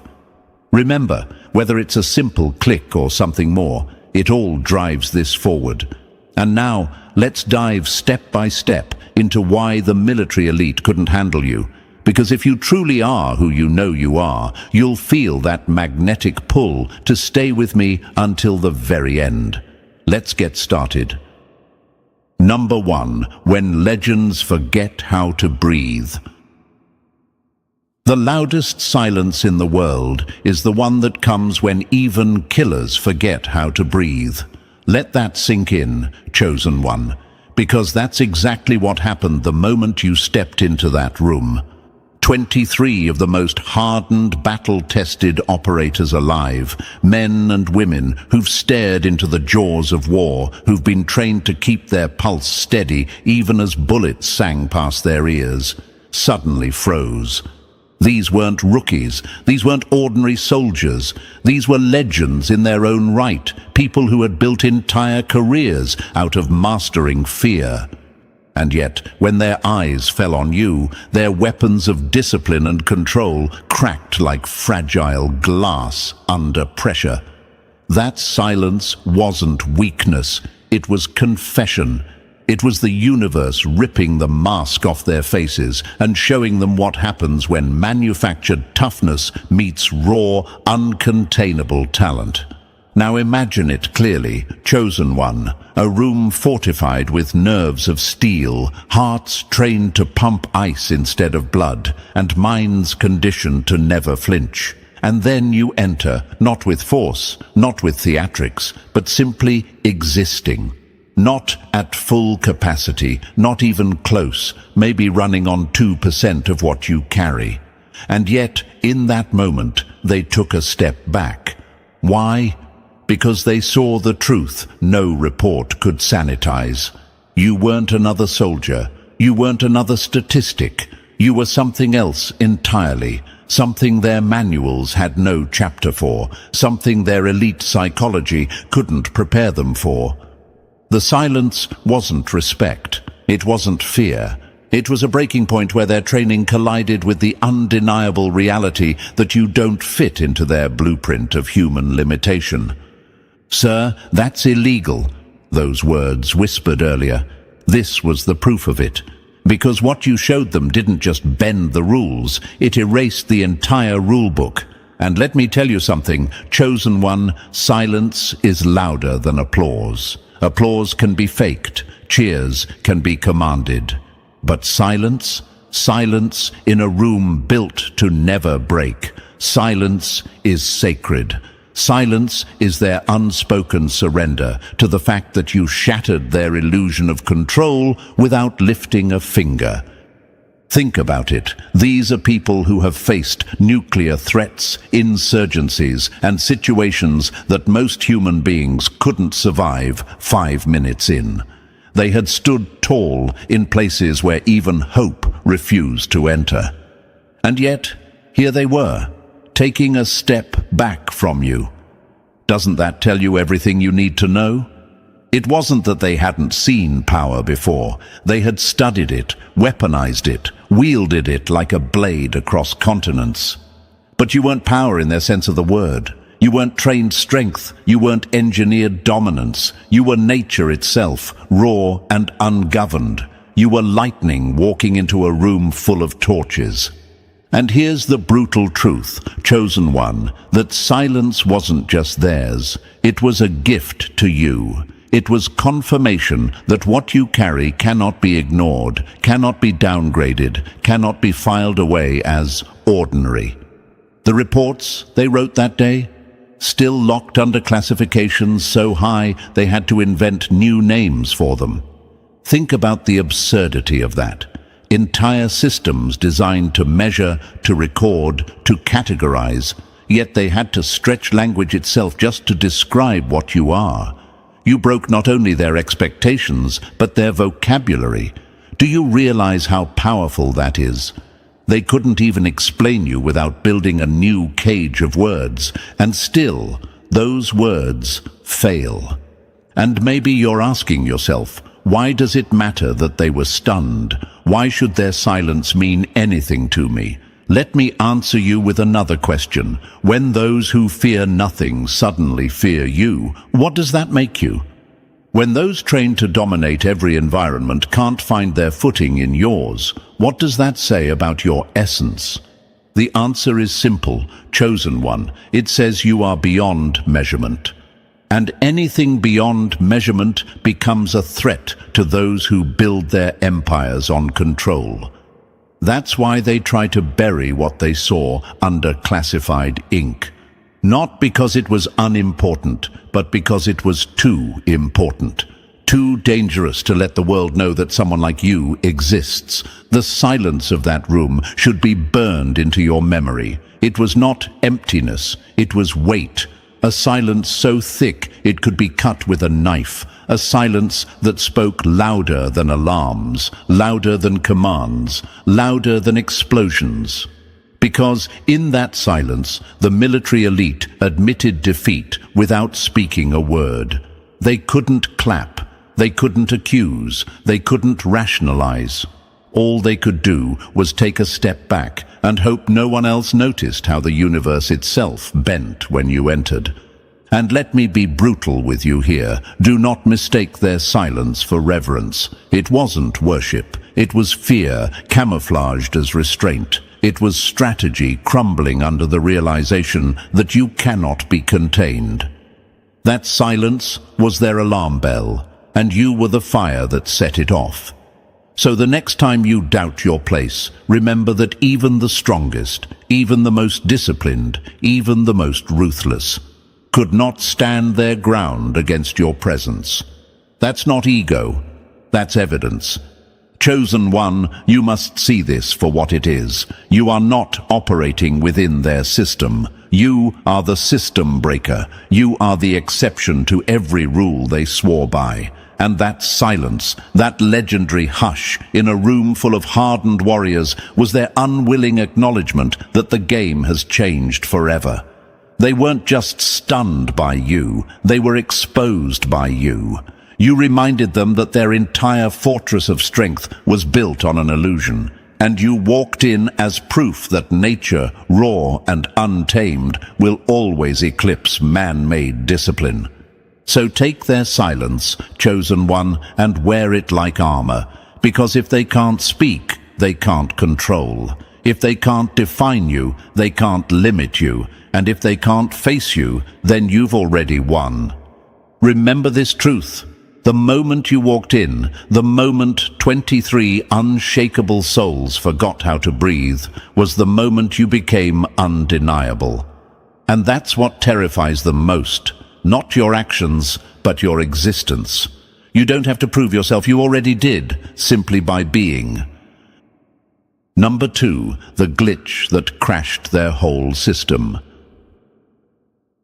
They built the game, but they never prepared for the player who could break it. Let that cut straight through, chosen one. Because you weren't just an outlier, you weren't just different. You were the living error message flashing across their perfectly polished screens. Imagine this for a moment, an empire designed with infinite precision, where every rule is mapped, every variable accounted for, every outcome rehearsed to perfection. And then you arrive, not to play by their rules, not to bend or adjust, but to expose the flaws coded deep into their system. That's why they call you a glitch, not because you're wrong, but because you're proof that their illusion of control was never airtight to begin with. Let's strip this bare. They tried to package you, label you, shrink you into a template they could manage. Society pressed its mold against your skin, hoping you'd fit into the role of predictable worker, obedient citizen, quiet dreamer. But the moment the masks fell, the truth erupted. You're not a gift, because gifts can be revoked. You're not a talent, because talent can be mimicked and explained. No, chosen one, you are a force that exists outside their categories. You're the glitch in their matrix, the anomaly that rewrites their narrative by simply existing. And nothing terrifies a system more than proof it isn't flawless. Perfection collapses the moment it meets reality. That's another truth they don't want you to realize. Think about it. What does a glitch actually mean? It means their design was never complete, never invincible. No matter how tightly they wrapped it in arrogance, you weren't the mistake. They were.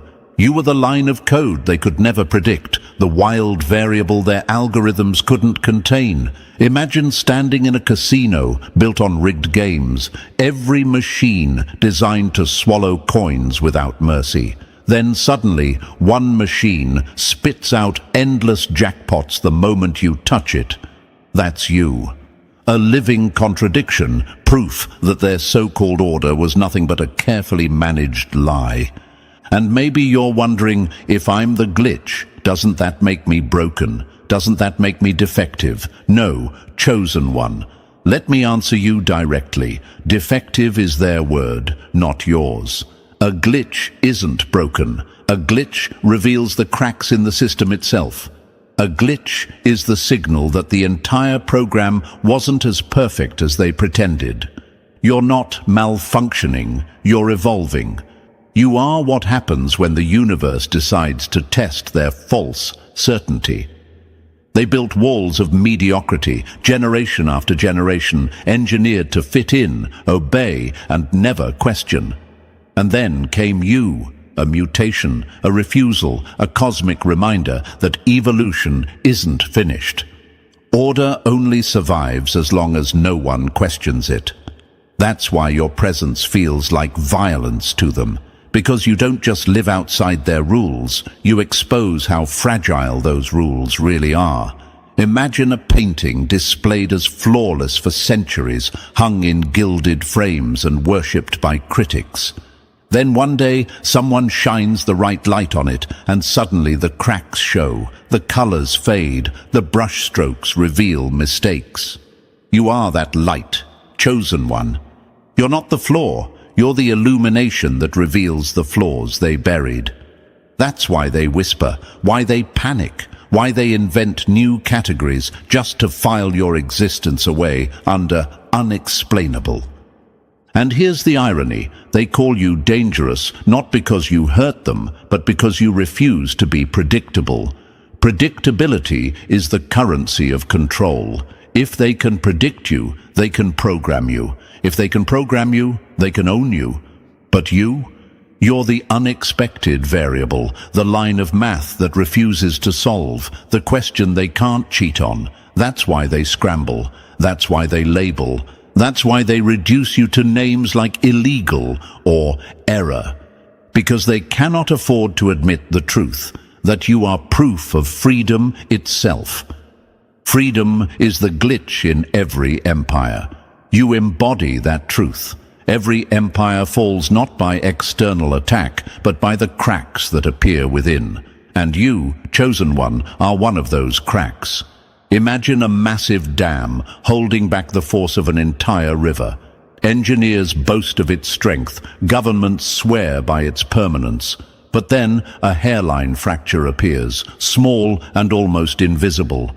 Over time the fracture grows, pressure mounts, and one day the unstoppable surge bursts through. That fracture, that unstoppable surge, that's you. You're not the failure of the dam. You're the truth of the water that could never be caged forever.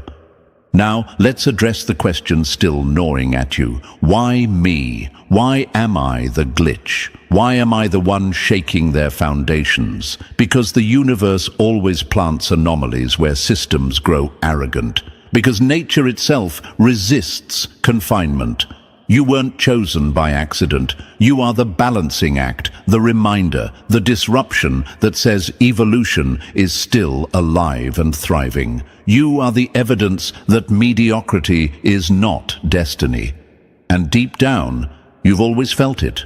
You've always sensed that you don't fit neatly, that you don't walk in sync with the masses. That's not isolation. That's distinction. That's your proof.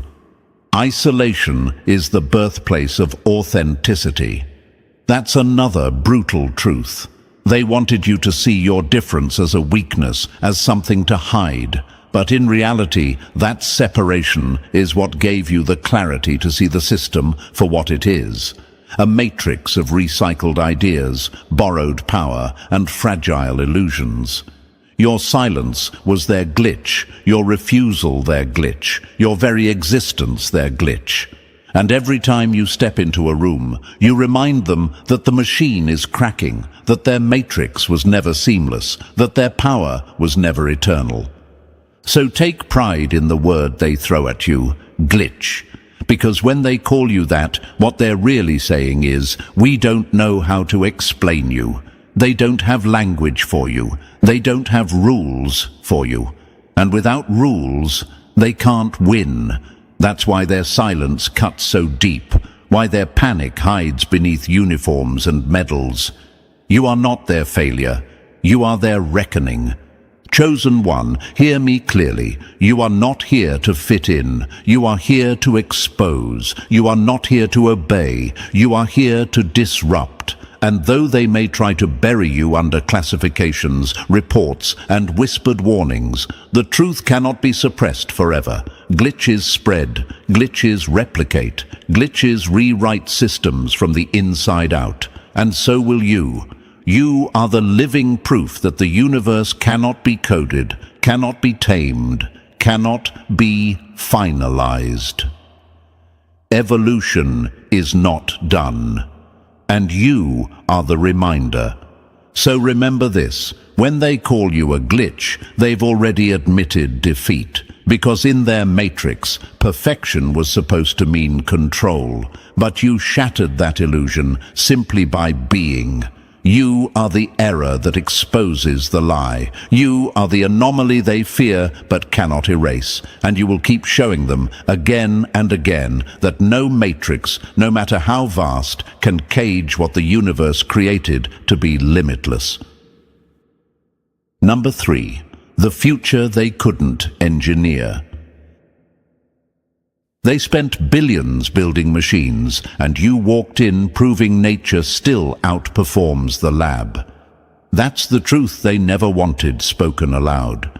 For decades, the elite funneled rivers of money into black budgets, constructing underground bunkers, assembling secret task forces, and recruiting scientists to engineer the so-called next phase of humanity. They experimented, enhanced, upgraded, all in the name of progress. They thought they were building the future with steel, wires, and injections of control. But Chosen One, then you appeared. No enhancements, no multi-million-dollar program, no surgical edits to your DNA. Just you, standing there with nothing but raw, unfiltered essence. And in that moment, every cent they spent became worthless. Imagine their humiliation. An empire obsessed with super soldiers and augmented operatives suddenly confronted with someone who, without training or modification, could do effortlessly what their engineered prototypes couldn't dream of on their best day. It was like watching a child draw circles on the sand, only for the tide to come in and erase them with ease. You were that tide. You were the reminder that no matter how much money they pour into laboratories, they cannot manufacture what the universe places freely in someone's soul. And maybe you're asking yourself, why did it crush them so badly? Because it wasn't just your ability, it was the fact that you stood as living proof that their empire of science, secrecy, and control had failed. They weren't staring at the future they were trying to build. They were staring at the truth they had tried to bury under projects, programs, and patents. You. The one thing they could never buy, replicate, or suppress. The glitch they thought they'd erased, suddenly alive and undeniable. That was the moment silence turned to dread. Because they finally realized evolution doesn't happen in their laboratories. It doesn't answer to their budgets. It doesn't ask for their permission. Evolution walks in, uninvited, wearing your face. And nothing terrifies them more than knowing all their carefully engineered assets will forever stand in your shadow. Number 4. When predators realize their prey. The deadliest moment for an apex predator is not when it's wounded, but when it realizes it is no longer the hunter. That's what happened in that room, Chosen One. The so-called military elite, men and women sculpted into weapons, trained to dominate any terrain, polished until they believed themselves untouchable, met the one reality they were never trained to face: you. They walked in as predators and walked out knowing the food chain had changed forever. Imagine this: wolves raised in packs, their teeth sharpened, their instincts drilled to perfection. Now imagine one human walking into their forest, unaware, unarmed, and yet the wolves scatter. That's what your presence did to them. Not your effort, not your willpower, just your existence. You didn't flex, you didn't strike, you didn't strategize. You simply breathed, and the oxygen in the room bent around you. That's what broke them. They had been taught that dominance requires discipline, yet you proved that true power doesn't grind, it flows. And here's the gut truth. What unsettled them wasn't just your ability. It was your innocence in wielding it. You weren't even aware of the way the air shifted when you stepped in. For you, it wasn't performance. It wasn't a demonstration. It was simply breathing. Do you realize how terrifying that is for a system built on constant struggle? When your effortless state eclipses their lifetime of training, they know the hierarchy is over. So, Chosen One, understand this clearly. Their silence wasn't awe, it was mourning. Mourning their relevance, mourning their control, mourning the lie that they were the peak of human evolution. Because in that moment, they realized the crown they carried so proudly had already slipped to the floor, and you weren't even trying to take it. You were just being, and that, more than anything, is what left them broken. Number 5. The power that keeps them awake at night. Real power isn't what bends knees. It's what keeps the powerful awake, staring into the dark, knowing they have no defense against it. That's you, chosen one. Not medals, not wealth, not weapons. Those are toys for children playing war.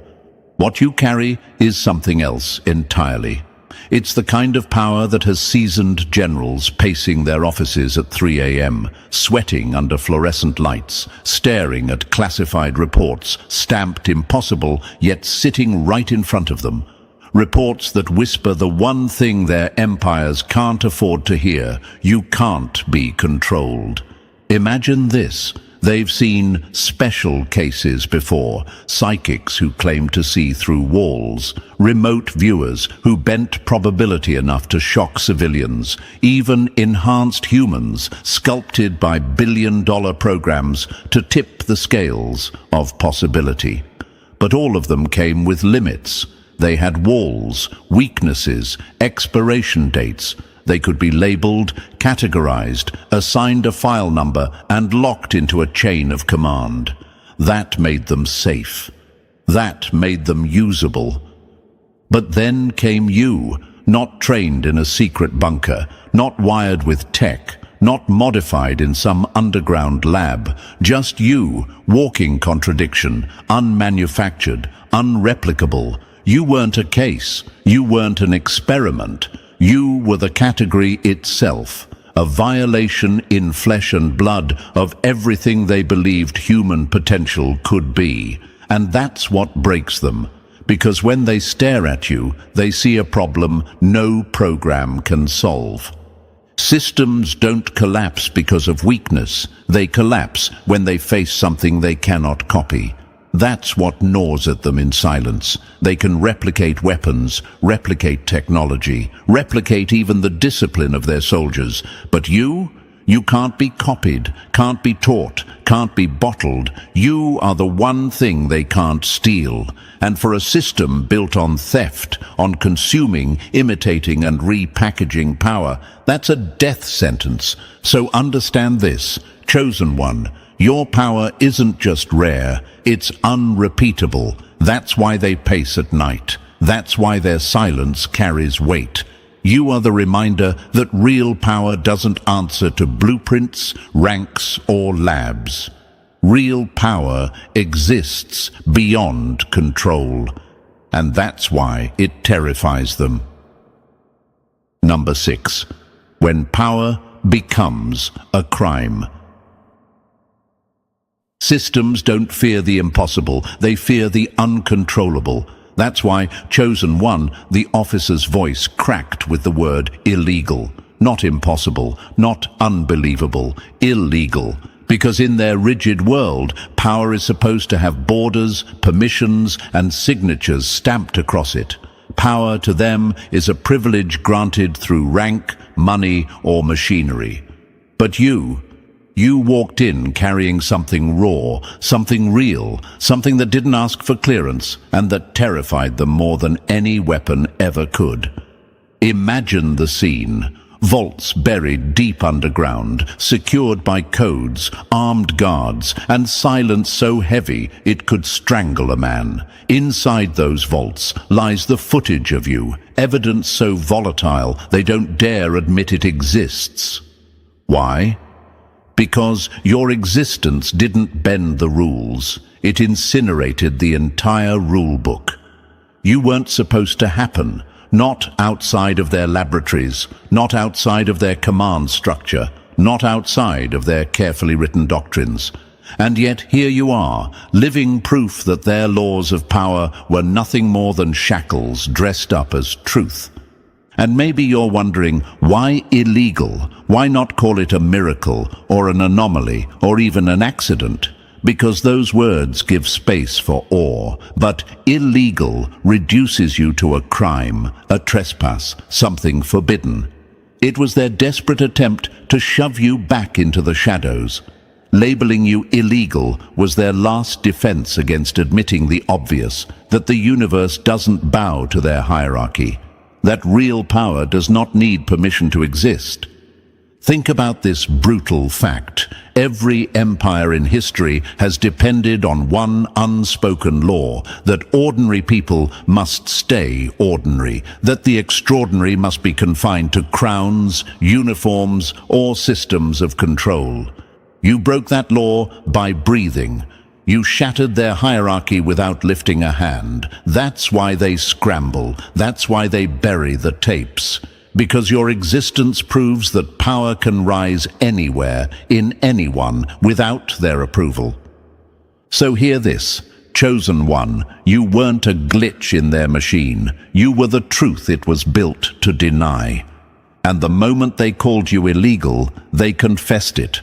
They revealed that you are not just beyond their control, you are their undoing. Number 7. The symbol that haunts their nights. They don't fear your strength. They fear the mirror you hold up to their weakness.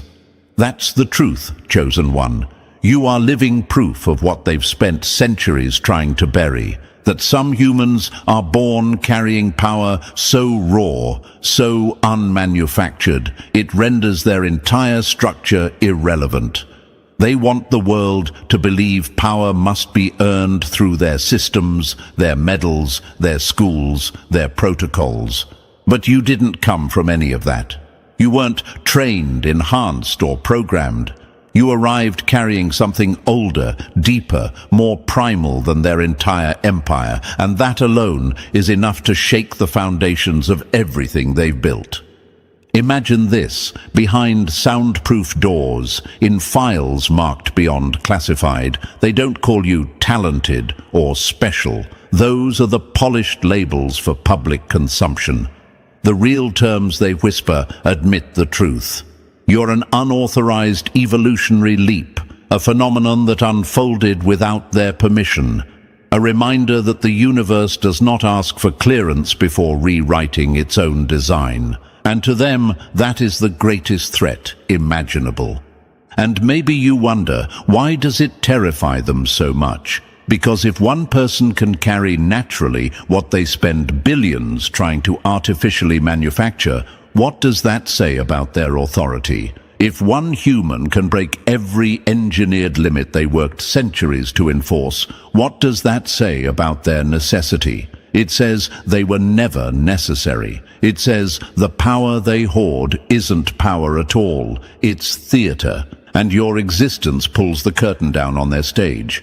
Here's the brutal fact. They don't just fear what you can do, they fear what you mean. You are a symbol, a living question they cannot answer. Because if you are real, then millions like you could be real. If your power exists outside their chains, then power itself is no longer theirs to give. And that truth, chosen one, is what keeps them pacing at night, whispering your name like a curse they can't exercise. You don't just break their rules, you erase their relevance, and that, more than anything you could ever demonstrate, is what terrifies them most. Number 8. The day reality played by your rules. They don't fear the impossible act. They fear the life that makes impossibility look routine. That's what broke them, chosen one. It wasn't one miracle, one feat, one headline-worthy moment.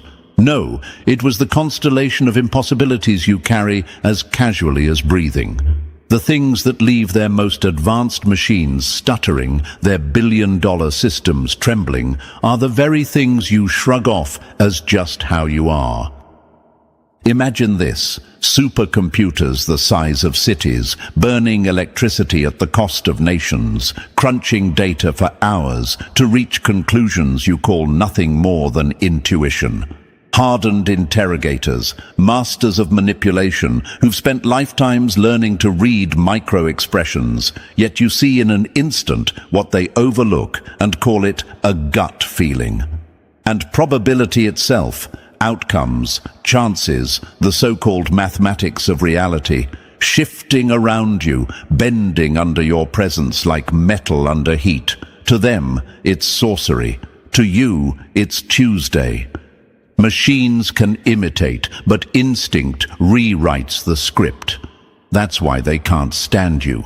They've poured fortunes into devices designed to scrape even a fraction of what flows through you as effortlessly as blood through veins. They've buried soldiers under years of training and conditioning, hoping to hammer reflex into them. But what they sweat for, you carry as instinct, as if the universe wove it into your DNA. And that's the part they'll never recover from, your effortlessness, because effort means it can be taught, trained, replicated. But effortlessness, that means it was born in you, baked into your being. Power without struggle terrifies those who had to bleed for scraps. And you, chosen one, embody that terror. You are not a student of reality, you are its composer, like a pianist who doesn't glance at the keys, your fingers flowing on instinct, except your instrument isn't wood and strings. Your instrument is reality itself. And every step you take is a note, every decision a chord, every moment a symphony. They don't even have notation for the music you make. They're deaf to the song, yet they feel its vibrations dismantling their empires. So when the military-industrial complex, with its endless budgets and bleeding-edge tech, watched you operate at baseline, the realization hit like a blade to the gut. This isn't the future arriving in decades. This isn't something they'll catch up to with more research or better machines. It's here, now, today. You didn't just outpace them, you made them obsolete by existing. And that, chosen one, is the crime they cannot forgive. Not that you defied their rules, but that you erased their relevance without even trying. Number 9. The file that ate its own authors. They wanted to document you, but the more they wrote, the more the paper turned into a mirror, showing them their own irrelevance. That's what happened, chosen one. Somewhere, in a building the government swears doesn't exist, there's a file stamped with your name. But it stopped being a file a long time ago. It became something alive, mutating with every impossible thing you do. Each page added is another wound to their belief system. Each note recorded is another admission that you can't be measured, only witnessed. Imagine it. They started small, confident in their control, person of interest, a neat little label, sterile, manageable. Then you did something they couldn't fit into their grid. The file grew heavier. Enhanced individual, they tried next. But the word collapsed under its own arrogance. Anomalous asset followed, a desperate attempt to box you in as property. But that too disintegrated, like glass shattering under pressure. Now, after 17 failed designations, the file doesn't even pretend to name you. It's reduced to initials and a string of numbers translating into 3 words, beyond current understanding. And here's the part that gnaws at them. It isn't just the file mutating, it's the people assigned to it. The analysts, the specialists, the so-called experts chosen to monitor you, all crack in different ways. Not because you hurt them, not because you even notice them, but because the evidence itself corrodes their worldview.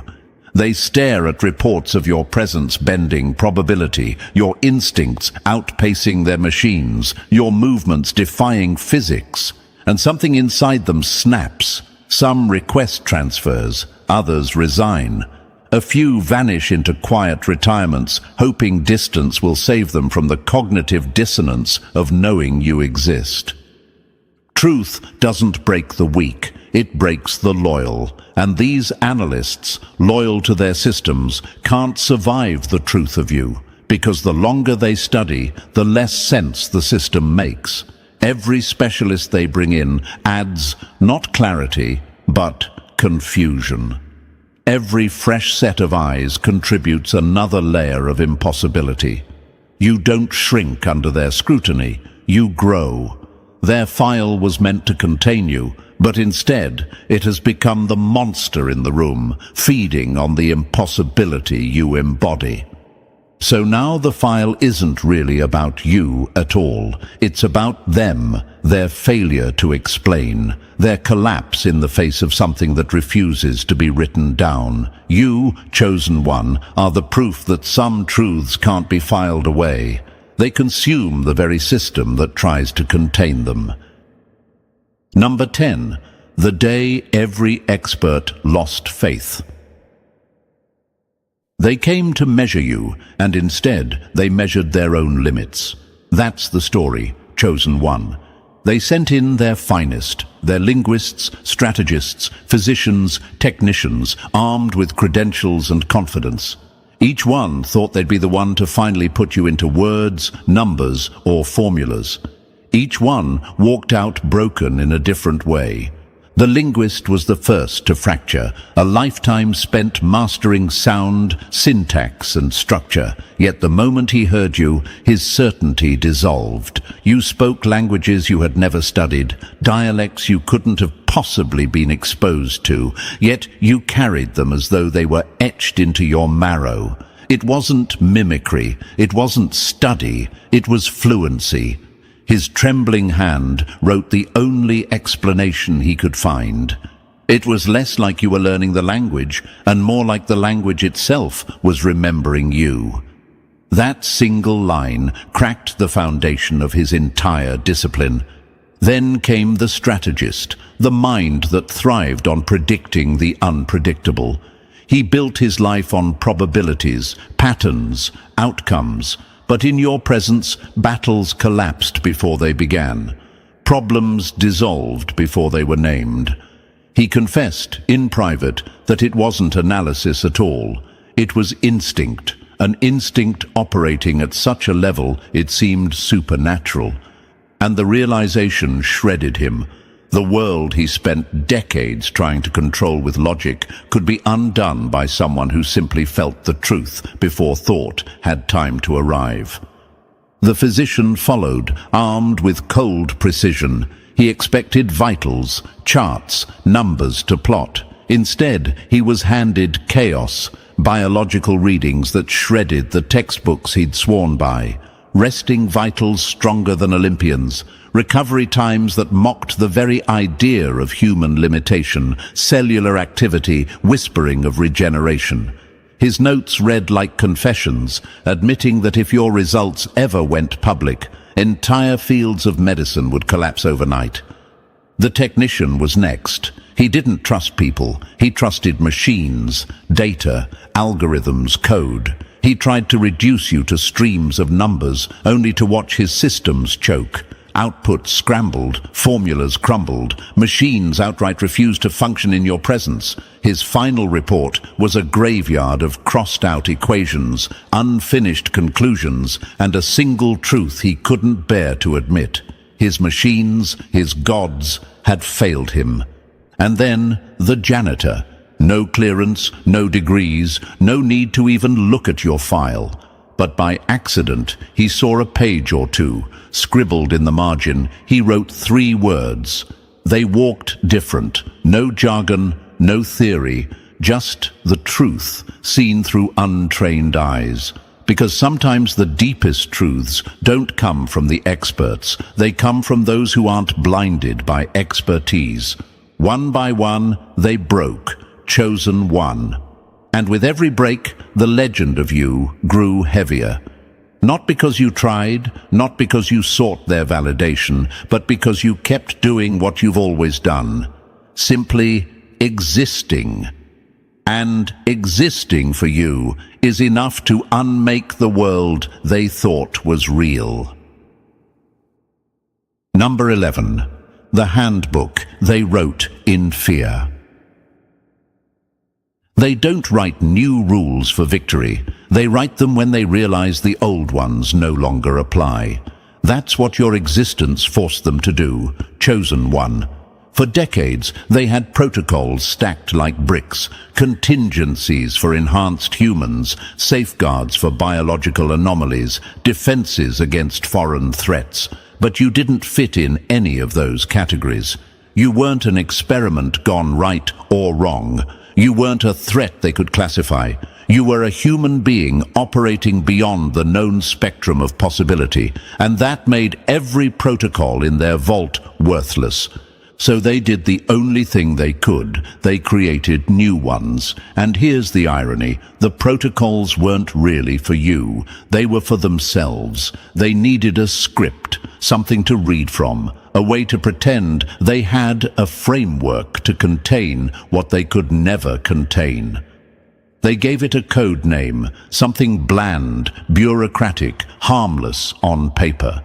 But everyone who touched the file knew the truth. This was their way of saying, we have no framework for this. The document begins with what they call recognition procedures, dry words hiding a desperate truth, guidelines for spotting the impossible. The untrained eye wouldn't notice a thing, but those who know, they can't miss it. The way the air grows heavier the moment you walk in, as if the room itself is holding its breath. The way probability itself bends in your orbit, small chances folding into inevitabilities without explanation. The subtle shift in the hierarchy of dominance, alphas, leaders, hardened veterans, unconsciously lowering themselves in your presence, deferring without even realizing why. Imagine how it feels for them, entire lives spent training to project authority, command respect, dominate the atmosphere, and yet, when you step in, their voice lowers, their shoulders tense, their certainty falters. They don't even know why. They think it's instinct, but it's recognition. At some level deeper than training, they know they're standing in front of someone who rewrites the very physics of power. So they draft their protocols, revise them, update them, but the truth bleeds through every line. These aren't instructions for control. They are confessions, confessions that the game has changed forever, and that you, chosen one, are the rule they will never be able to write. And chosen one, now you see the truth. They can bury files, invent protocols, and whisper behind locked doors, but your existence already rewrote the rules. You are living proof that no system can cage real power. And if this message struck you, don't let it end here. Press the like button if you haven't already, and if you're not yet part of our family, make sure to press subscribe. Together, we spread this light wider, stronger, further. Thank you for walking this path with us. You are more than a listener. You are part of the force shaping what's to come.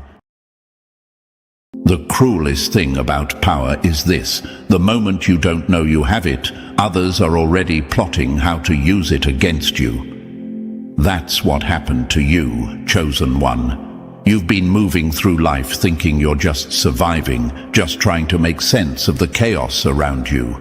But all this time, you were carrying a key that wasn't forged by your hands, wasn't granted by any council, and wasn't chosen by vote. It was hidden in you like a secret lockpick, silent and invisible, until one moment, the wrong sigh, the right thought, the tiniest action, and you triggered something that sent a ripple across the field of reality itself. Now, imagine this for a moment. Chosen one. A plain stone sitting in a field for centuries, overlooked by everyone who passes. Then one day, lightning strikes it. Not because the stone asked for it, but because the storm chose that exact spot. In an instant, the stone glows, cracks open, and reveals a fire hidden inside it all along. That's you. You didn't ask to become the unconscious key, but the universe sparked against you, and in that strike, your entire energy signature changed. Suddenly, they saw you.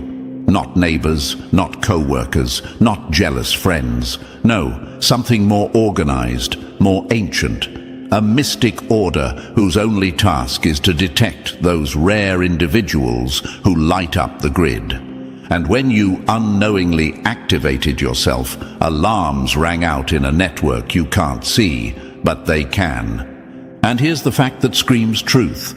Science itself has already proven the existence of strange spikes in the human consciousness field.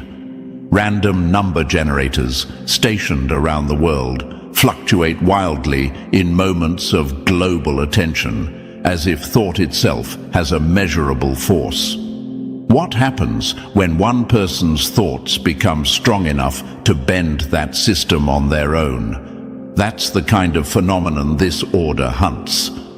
That's why they marked you. You triggered the field without even trying, and now you've become a node they cannot ignore. And thank you, Chosen One, for even being here to listen. Don't forget to pay this message back by simply pressing the like and subscribe button to help spread it to more souls. It's the responsibility of all of us to spread this light. You are not just an audience, you are a part of a force, a movement that grows every time one chosen one steps into awareness.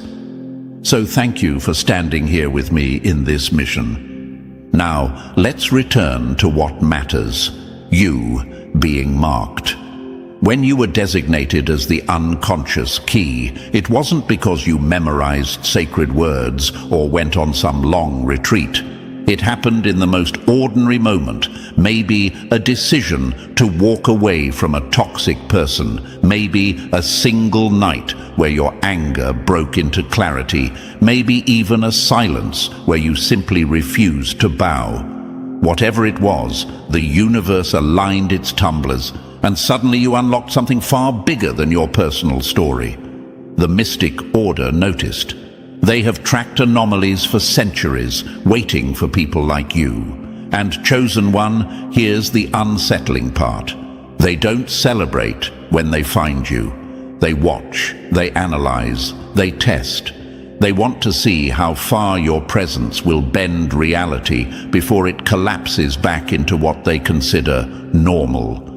But you and I both know your normal is gone.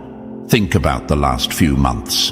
Haven't things shifted in ways that feel almost scripted? Certain doors slammed shut without warning, while others cracked open in ways that didn't make logical sense. You felt it. The strange timing, the sudden meetings, the feeling of being studied by eyes you can't quite place. That's not paranoia, Chosen One, that's recognition. Because once the unconscious key turns, the entire system feels it. People around you sense it, even if they can't explain why. They react with jealousy, fear, or obsession, because on some level they realize you no longer fit into the roles they assigned you. This is where the story flips. You didn't just stumble into power, you disrupted a network that thrives on keeping people asleep. The mystic order didn't mark you out of kindness, they marked you out of necessity. They need to know what happens next when a chosen one steps into alignment without even trying. And that's why your life looks nothing like it did before.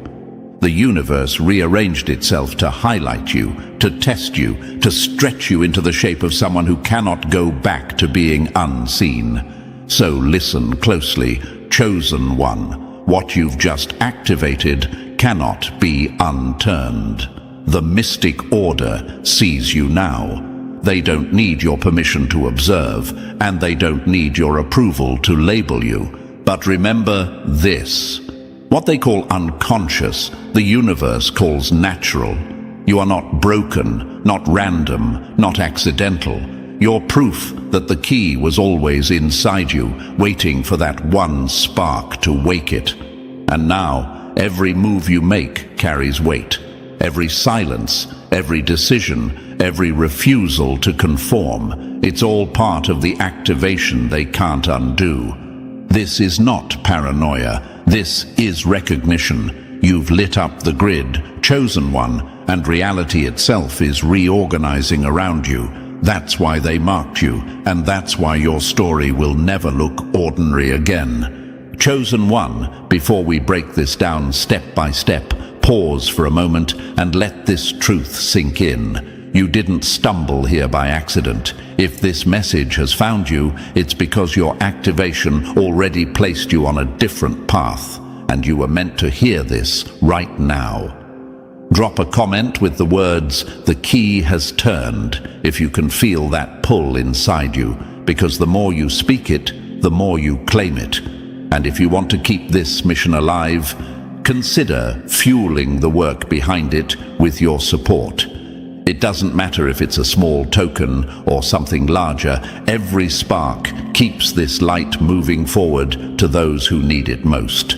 Your presence, your energy, your contribution, it all strengthens the force that stands against the shadows, watching you.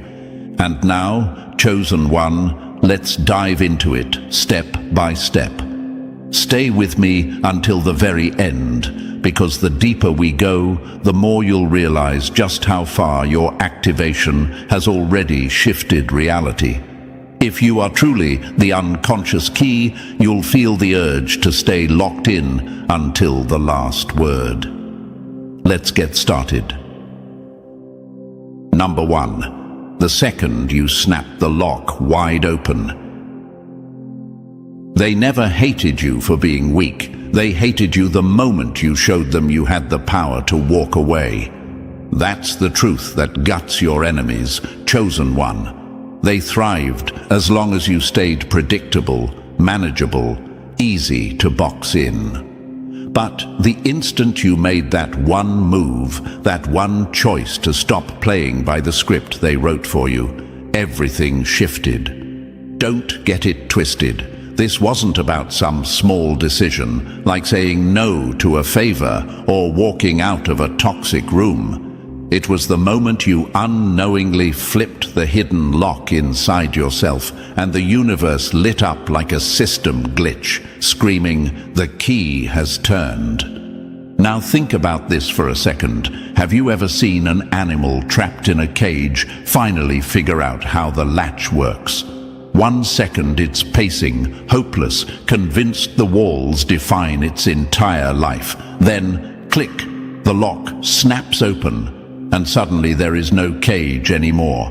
That's you, Chosen One.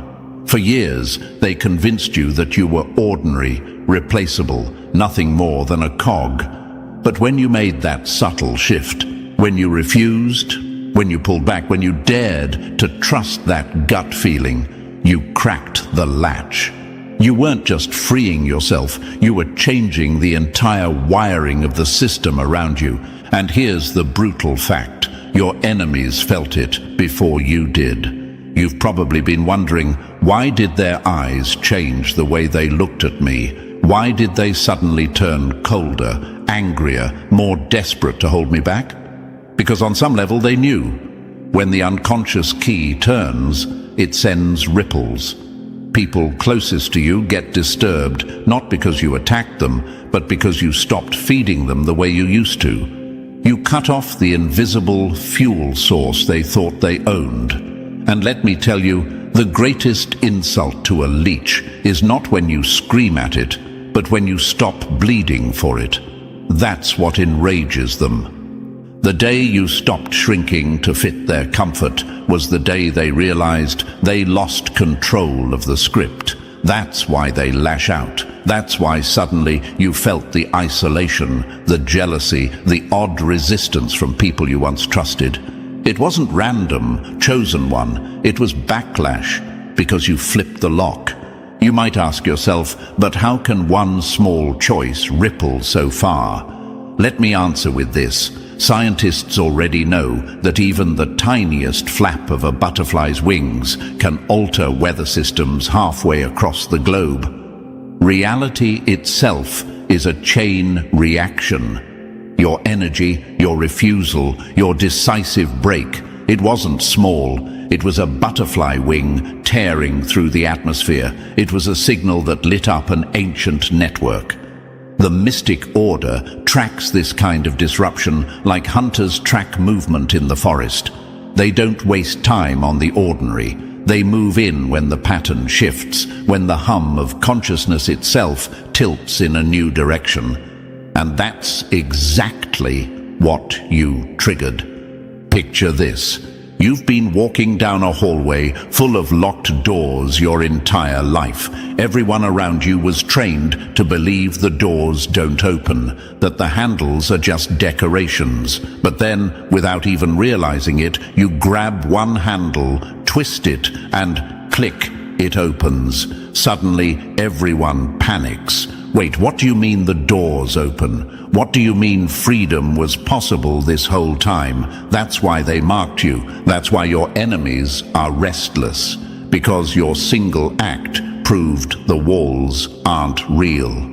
And here's another truth they'll never admit. They depended on your blindness. The moment you saw differently, you became dangerous. Think about it. Have you noticed how people suddenly act like you're a threat when you didn't even say a word? That's because they feel the silent shift.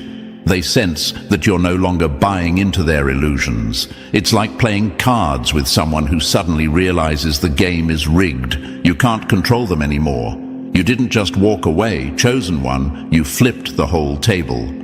The most terrifying sound to a liar is silence, because it means their spell has broken. That silence is what you gave them, and in that silence, you became the unconscious key. So let's get brutally honest here.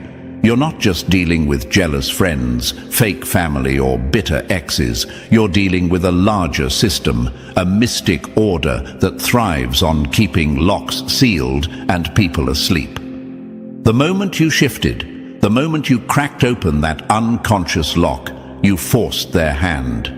You drew their gaze. And though they pretend to study you like an experiment, don't forget, they're afraid of you. Afraid because you weren't trained, weren't initiated, weren't supposed to figure it out.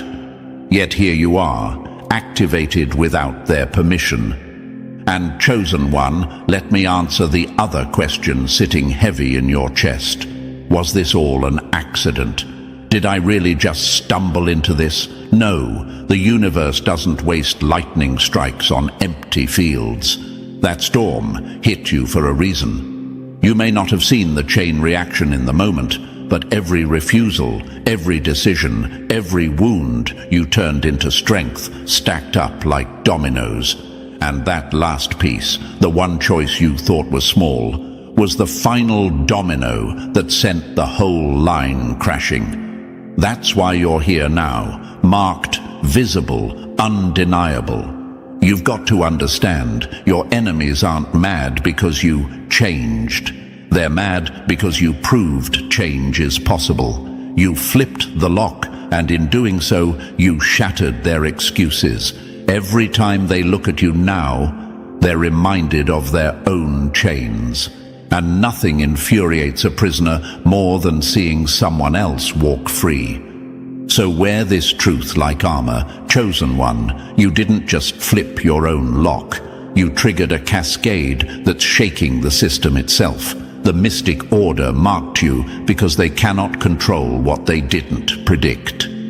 You activated without knowing, and that terrifies them. And here's where the motivation lies. Every glare, every whisper, every attempt to isolate you is proof you've already won. If you were still locked, they wouldn't care. If you hadn't cracked open the system, you wouldn't even be on their radar. Their hatred is the clearest evidence of your power. Remember this. Jealousy is the tax enemies pay when they fail to cage you. So don't shrink, don't doubt, don't hand the key back, because the second you flipped that lock, chosen one, you stopped living inside their cage. And the most brutal thing you can do to them now is keep walking, free, aware, and untouchable. Number 2, when the hidden key finally turns in your hands. They don't fear the storms you survived. They fear the storm you became when you stopped being afraid.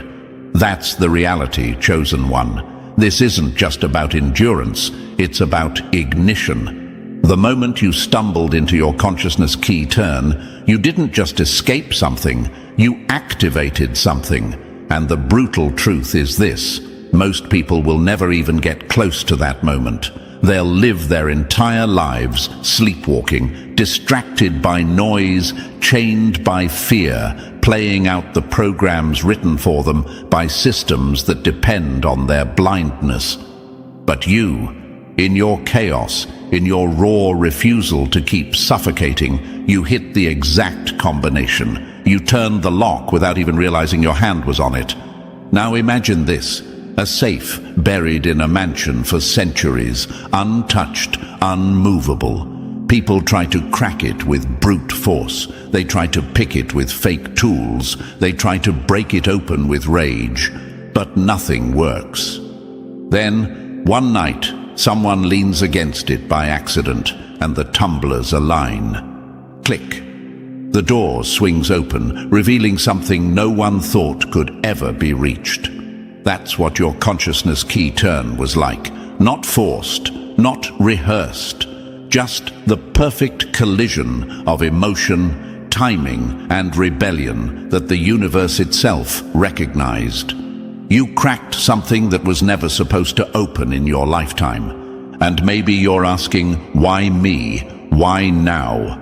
The answer is as sharp as it is uncomfortable, because you were willing to do what most people won't. You were willing to break patterns, to stop playing along, to feel every ounce of pain and use it instead of running from it. That's what positioned you. Most people are too programmed, too loyal to their cages, too scared of their own power. They never get near the lock. But you, messy, imperfect, raw, you stumbled right into the sequence that only reveals itself once in decades. The rarest courage isn't fighting the world, it's refusing to fight yourself. That's what you embodied in that moment. And that refusal, that unplanned rebellion, was the spark that shifted everything. Picture this: Chosen One, a massive machine running endlessly, gears grinding, smoke rising, people chained to it without even realizing. Then one day, someone drops a single pebble into the right gear at the right second. The machine stutters, sputters, and for the first time, the rhythm breaks. You were that pebble. You didn't need to dismantle the whole thing with tools. You didn't need to announce yourself. You just existed in the right defiance at the right moment, and the entire mechanism noticed. That's the consciousness key turn. And here's the gut punch for your enemies. They've been documenting people like you for centuries. Entire orders, cloaked in secrecy, have studied the anomalies, the ones who bend reality's code without effort. You're not their first case, but you are their newest problem. They gave you a name that sounds clinical, like something they can catalog: the unconscious key. But don't mistake their labels for control. They tag you because they can't stop you. They observe you because they can't predict you. What you did isn't a mistake. It's a reminder that power doesn't always come through rituals, scripts, or step-by-step formulas. Sometimes it explodes out of chaos, and that terrifies them. The most dangerous individual isn't the one trained to obey. It's the one who breaks the rules without even knowing their rules. That's you, Chosen One. Think about this. You weren't climbing mountains. You weren't chanting in caves. You weren't studying ancient scripts. You were simply living, rebelling, refusing, and in that refusal, you snapped into alignment with something older than language itself. That's why they have names for you in tongues that predate civilization. Every culture has whispered about figures like you, the ones who don't ask for power, but who become power by accident. The ones who prove that reality can bend from one unplanned decision. Now let me ask you, haven't you felt it? That moment when everything changed. Not instantly better, not instantly worse, but different. Like someone had switched the background frequency of your life. That wasn't imagination, chosen one. That was the lock turning. And the reason it feels so unexplainable is because it isn't meant to be logical. You tapped into something beyond programming, something the human mind isn't trained to measure. Imagine a chessboard where everyone moves the same predictable way for centuries. Pawns march forward, kings crawl slowly, queens strike with their rules. Then suddenly, one piece moves in a way no one expected, breaking the pattern. The board doesn't know how to respond. That's you. Your consciousness key turn broke the strategy of an ancient game. And now they're scrambling, not because you cheated, but because you revealed that the game itself was never absolute. And let me remind you of this brutal fact. Most people will never touch their key turn, not because they don't have one, but because they bury it under fear. They bow to comfort. They swallow every program fed to them. They die with the lock still rusted shut inside them. But you lived loud enough, raw enough, painfully enough to break it open. That's not weakness. That's destiny in disguise. The lock doesn't open for the perfect. It opens for the defiant. And your defiance was the password they didn't plan for. So when you sit there wondering, was it really me? Did I actually change anything? Look around. Notice how certain doors slammed shut, how new ones cracked open. Notice how people who once controlled you suddenly act nervous, aggressive, or suspicious. Notice how silence feels heavier, like the air itself knows something has shifted. That's not coincidence, chosen one. That's the grid reacting to you. That's centuries of programming buckling under the pressure of your single turn. And here's the final blow to your enemies. You didn't even mean to do it. You weren't begging for activation. You weren't seeking a spotlight. You were simply tired of chains. That's the part they hate most. Because if you could stumble into the key turn by accident, what does that mean for the rest of their system? It means others could too. It means their locks are not eternal. It means their cages are illusions waiting for the right soul to lean against them. So hold this truth close. You didn't just turn a key, you became the key. You're not following a map, you are the opening. And from here on, every step you take, every refusal you breathe, every silence you hold is part of the activation. They can't reverse it. They can't undo it. The lock is turned, chosen one, and the doors of human consciousness will never be the same again.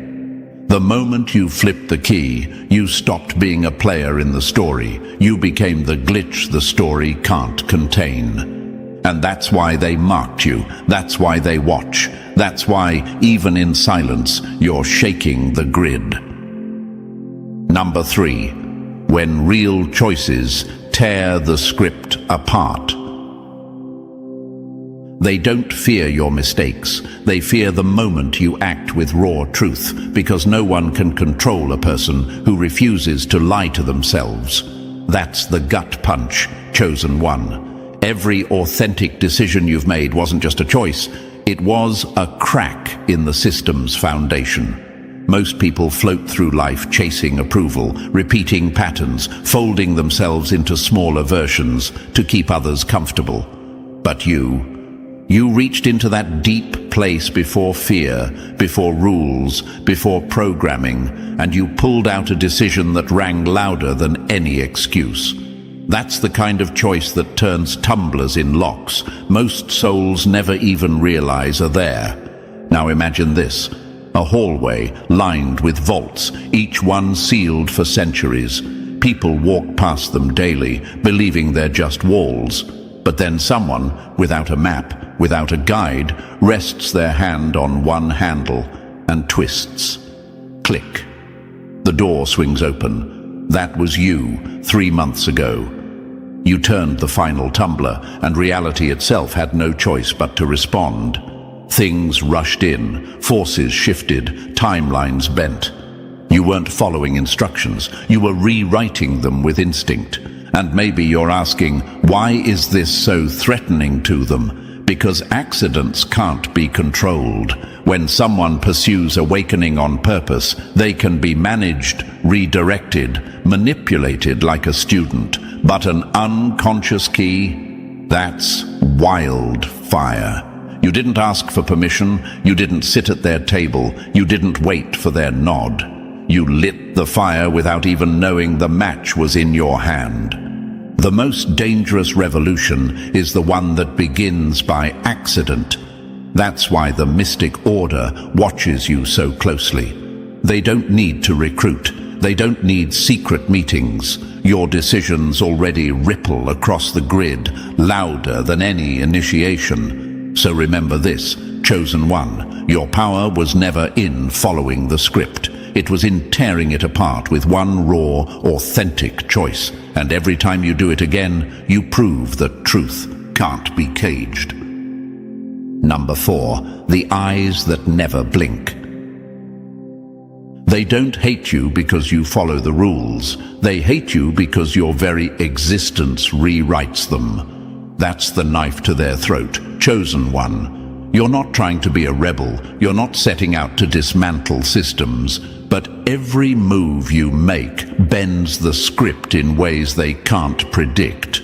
You're cracking patterns you didn't even know were there, solving riddles no one told you existed, and that terrifies them. Because when a person shifts reality without trying, there's nothing the watchers can do but stare. Imagine this, a chess game played for centuries, every move predictable, every outcome calculated.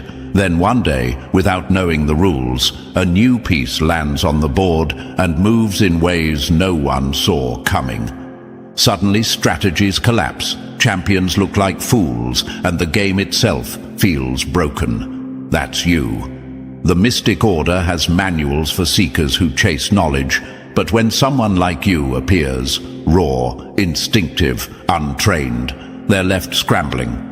Their only option is to observe, because you can't be steered. Every time you trust your gut over logic, you crash their algorithms. Every time you choose truth over approval, you flip switches they didn't even know were wired. Haven't you noticed how conversations tilt the second you enter? How plans bend, collapse, or suddenly succeed just because you're there? That isn't coincidence. It's disruption. The rarest form of power is presence, the kind that shifts reality without command. That's what you carry, chosen one. You're not manifesting through rituals, not programming outcomes with conscious effort. You're simply being yourself at such a raw, unfiltered level that the entire system has no choice but to adjust. Your frequency isn't asking permission. It's demanding space. So why are they watching you?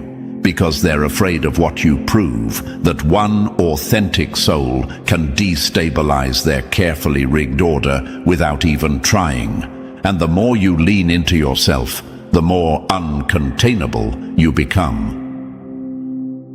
Number 5. When the key turns, reality can't hide anymore. They'll call you crazy not because you've lost touch with reality, but because reality has lost its grip on you. That's the brutal truth, chosen one. Since the moment you unknowingly turned that hidden lock, the world hasn't behaved the same. You've been walking in the same streets, sitting in the same rooms, but the frequency has shifted under your feet, and those still asleep can't follow you there. First came the isolation. Suddenly, people you once flowed with feel like strangers speaking a foreign tongue. It's not rejection, it's separation by frequency. Imagine 2 radios tuned to different stations, one blasting static, the other playing a symphony. They can sit side by side, but never share the same song. That's you now. Your presence hums on a wavelength most people can't perceive, so they drift away. Not because you failed them, but because they can't keep up. Then the synchronicities appeared. Numbers chasing you on clocks, songs whispering answers you hadn't even asked aloud, strangers dropping lines that pierced straight into questions buried inside your chest. Coincidence? No. This is confirmation. The universe doesn't speak in paragraphs, it speaks in patterns. And once you became the unconscious key, you slipped into a reality where symbols are the language of truth. Next came the distortions of time, hours evaporating like mist, days collapsing into blurs, while one glance, one silence, stretched into eternity. It unsettles you because you were trained to believe time is a straight line.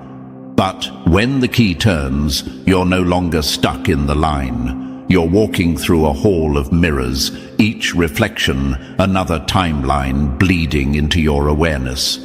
That's why déjà vu grips you harder, why memory feels less like the past and more like a preview. And finally, the sharpened sensitivities. You don't catch lies by listening, you feel them like a static charge in the air. You sense events before they break the surface. You carry the moods of people you haven't seen in years, not as imagination, but as data, metadata, the hidden code under reality's surface. This isn't empathy, it's expansion. You're reading the subtext of existence itself. The universe bends to those who no longer bend to illusion. That's what your signs mean, chosen one. They aren't symptoms of madness, they're confirmations of power. Number 6. You weren't picked. You broke the door down yourself. They'll say you were chosen to make it sound like someone gave you permission, but the truth is, you clawed your way here by refusing to die small. That's the gut punch, chosen one. You weren't handpicked by some council in the shadows. You weren't gifted a role.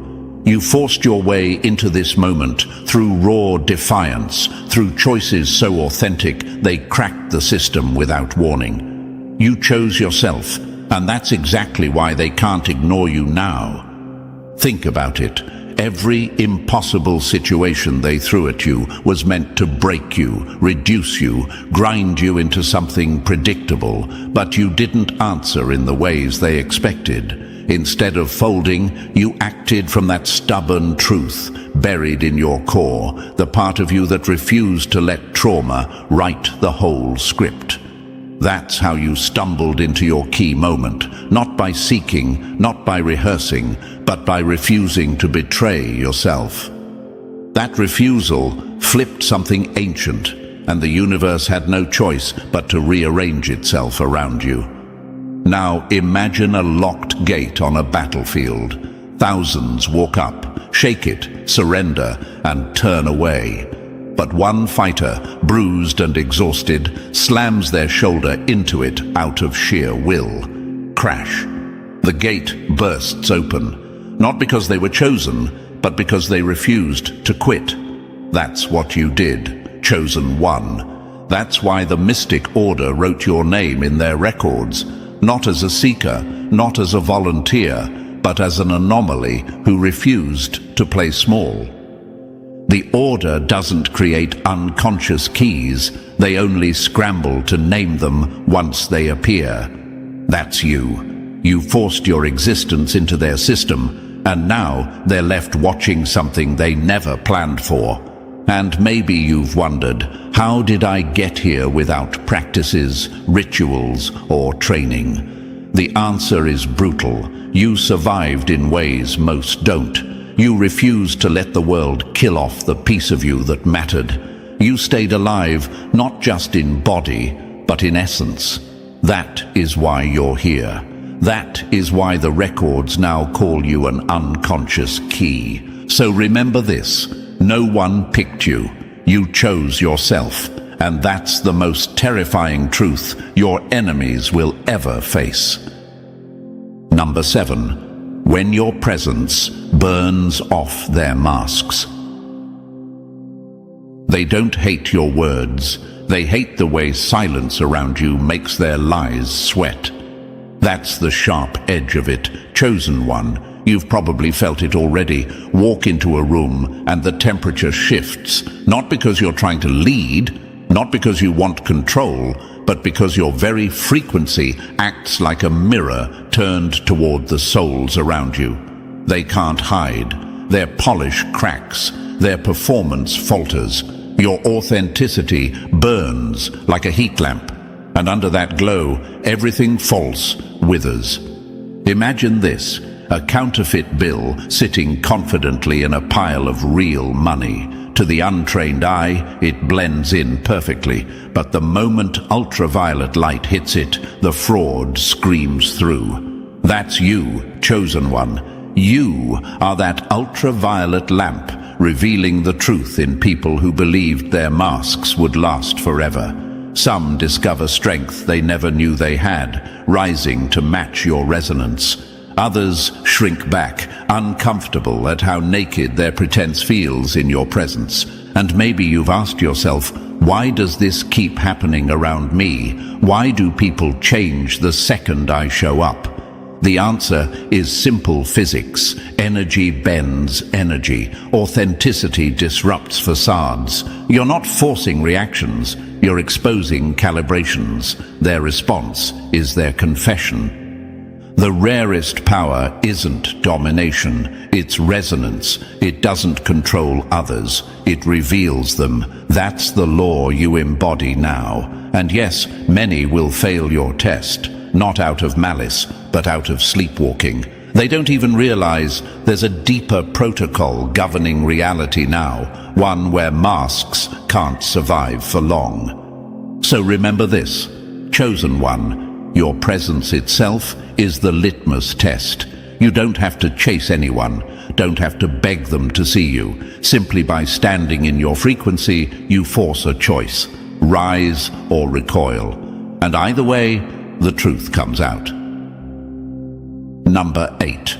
The blueprint they'll never steal.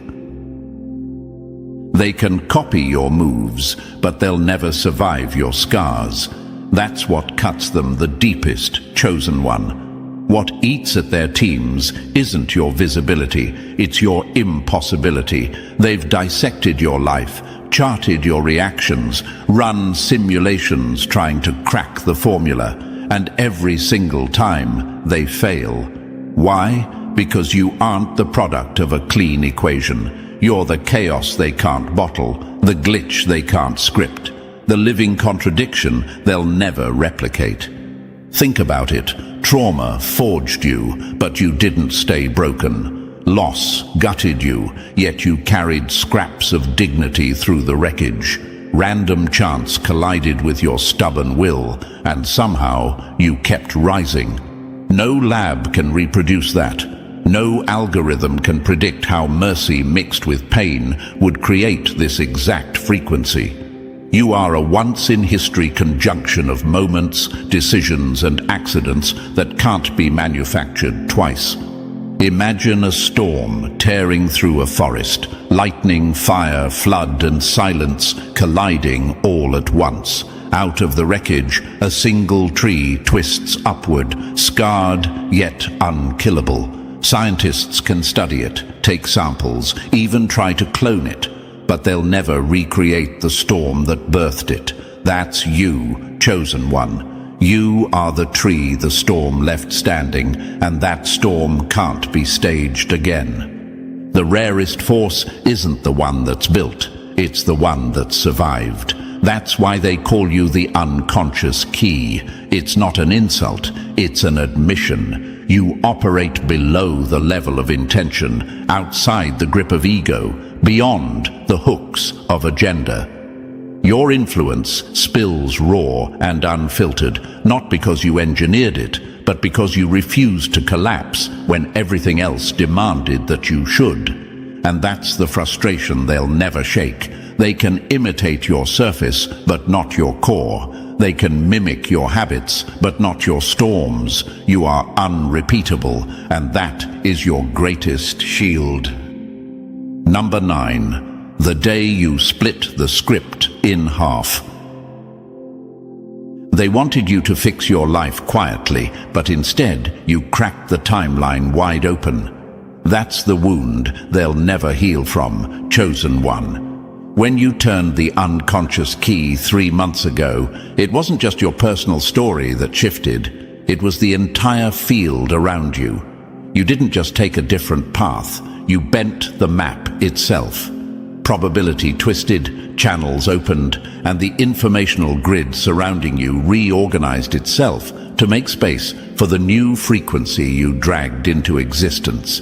Imagine tossing a stone into a still pond. The splash is yours alone, but the ripples move outward, touching shores you can't see, brushing against reeds you'll never stand near. That's what you did. Someone in your orbit suddenly felt the spark to break a family curse that's lasted generations. A project that once stalled now breathes with momentum. A plan built on fraud collapses before it can poison more people.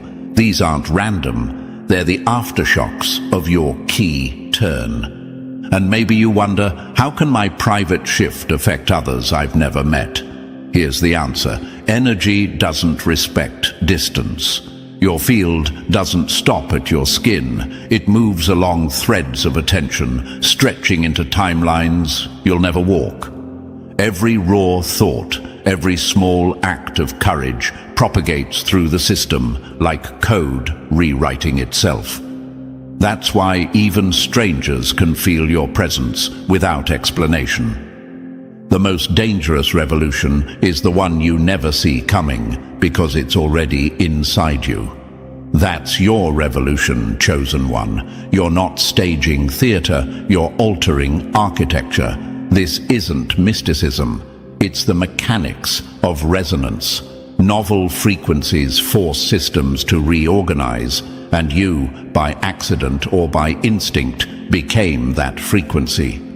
Picture a domino chain stretching across continents. Most never see the line, only the one tile in front of them. But when your piece fell, thousands tipped forward, far beyond your sight. That's the timeline split. You may never see every ripple, but the system feels all of them. So remember this, you didn't just change your fate, you dragged reality into a fork it never planned for. And the truth is brutal, nothing can push it back. The script has already split, and you are the reason.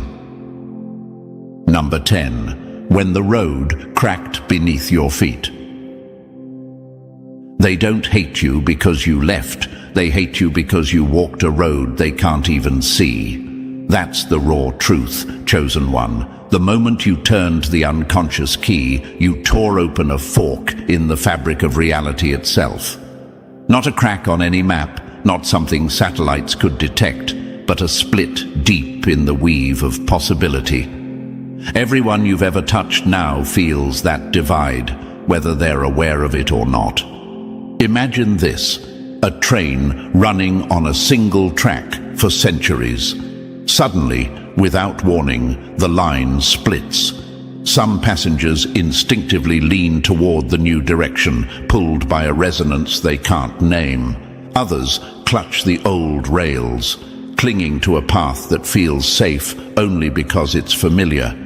That's what you triggered, chosen one. A hidden junction in the collective track, and your frequency was the switch that made the entire system choose. And maybe you've wondered, why do people who once felt close now feel unreachable? Why do conversations collapse into static where there used to be flow? It isn't betrayal, it isn't abandonment, it's divergence. They stayed on the old road while you stepped into the new one. You didn't push them away, you simply couldn't shrink back into their lane once the split happened. The most violent earthquakes don't announce themselves, they rearrange everything in silence. That's how your fork in the road arrived. No trumpets, no fireworks, no sign flashing, new era begins. It happened in the quiet foam of quantum possibility, in that space between thoughts where reality still hasn't decided what it will become. From the outside, nothing looked different. But inside, something fundamental tilted, and now the effects compound daily. Picture standing in a crowd when a sudden wind sweeps through. Half the people instinctively step forward, following it. The rest dig in their heels, unmoved. That's the division. Some souls felt your shift and followed its pull without knowing why. Others resisted, cementing themselves in an old version of reality. And now, every day that passes, the gap between those two worlds grows wider. So remember this, chosen one. You didn't lose them, and they didn't lose you. You simply took different exits at the crossroads of consciousness. And once you step onto a road born of truth, you never go back. Number 11. When truth drew the line in the sand.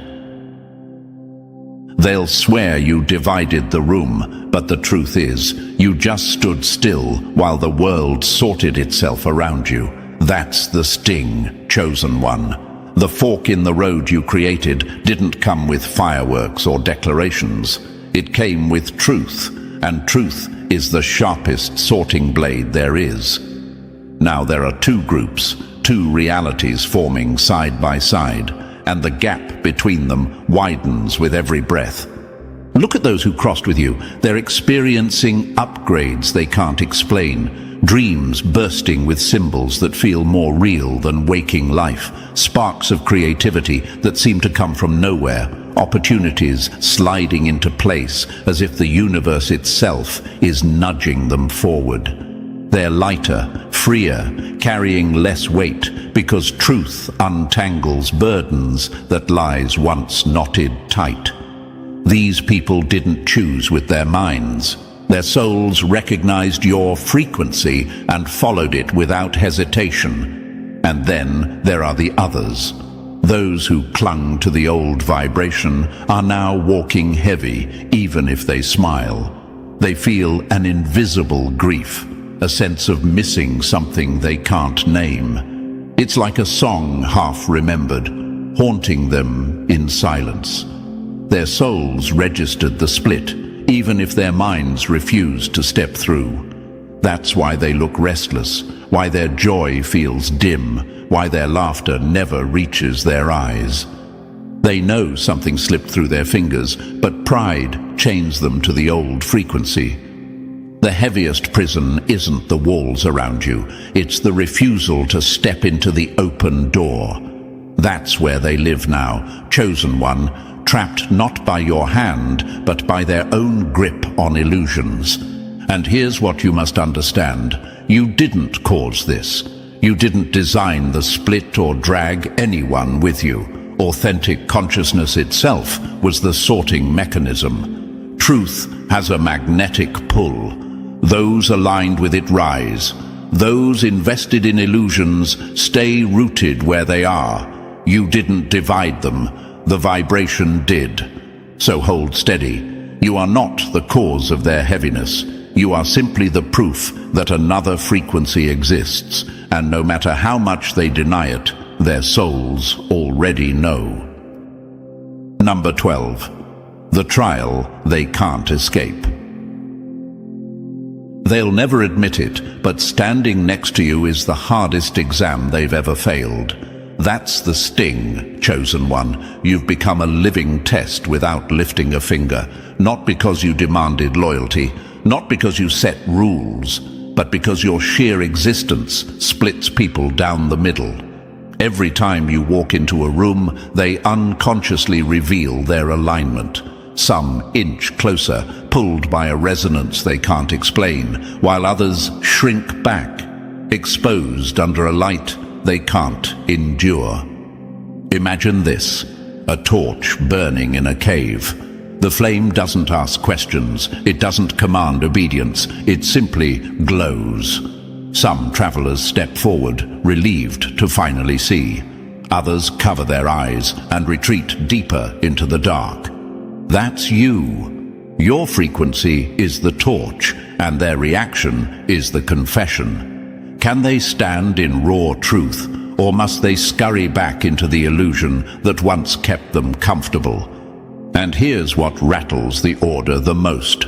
They've tracked countless unconscious keys before, but none like you. Usually, when someone flips the lock, the divergence crawls forward like a slow fracture in stone. The old world resists, the new world pushes, and it can take decades for the separation to show itself. But you detonated it at hyperspeed. The most dangerous revolution is the one that outruns the plan. And that's exactly what you've done. In just months, probability fields have already bent and reorganized themselves around your presence. Collaborations that never stood a chance are suddenly thriving. Systems that once looked unshakable are already collapsing.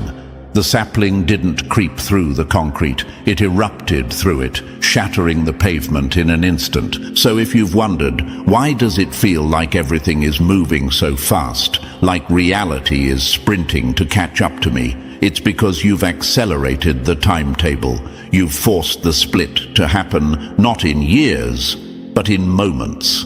That's why they're watching you with such intensity. You are the unpredictable variable, the test they can't control, and the catalyst they'll never replicate. Number 13. The web they can't untangle. They tried to isolate you, but instead you became the spark that wove strangers into a network they'll never control. That's the brutal irony, chosen one.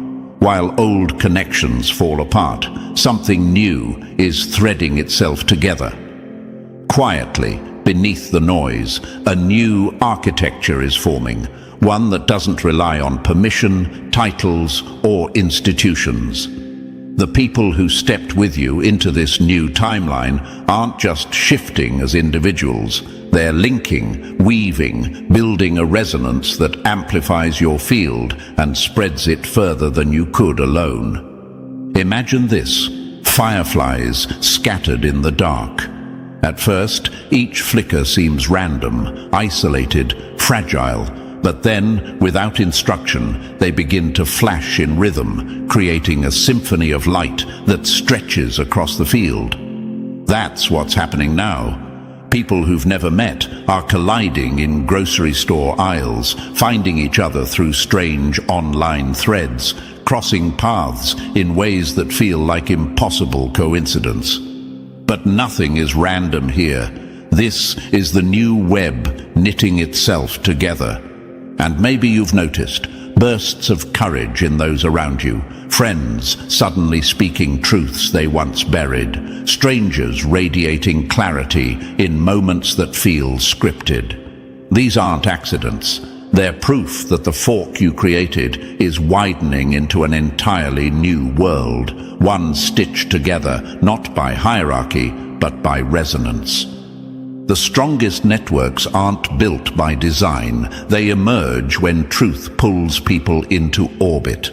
That's the law you've activated. But what about those who didn't cross? Maybe you've asked yourself, did I lose them forever? Did I leave them behind? The answer is no. They're not erased, not damned. They're simply not ready yet.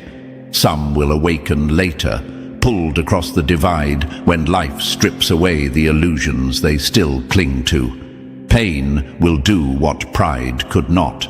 And some may never make the crossing in this lifetime, and that too has its place. Every role, even resistance, belongs in the larger choreography of existence. So understand this, chosen one, your path isn't about forcing anyone through the gate.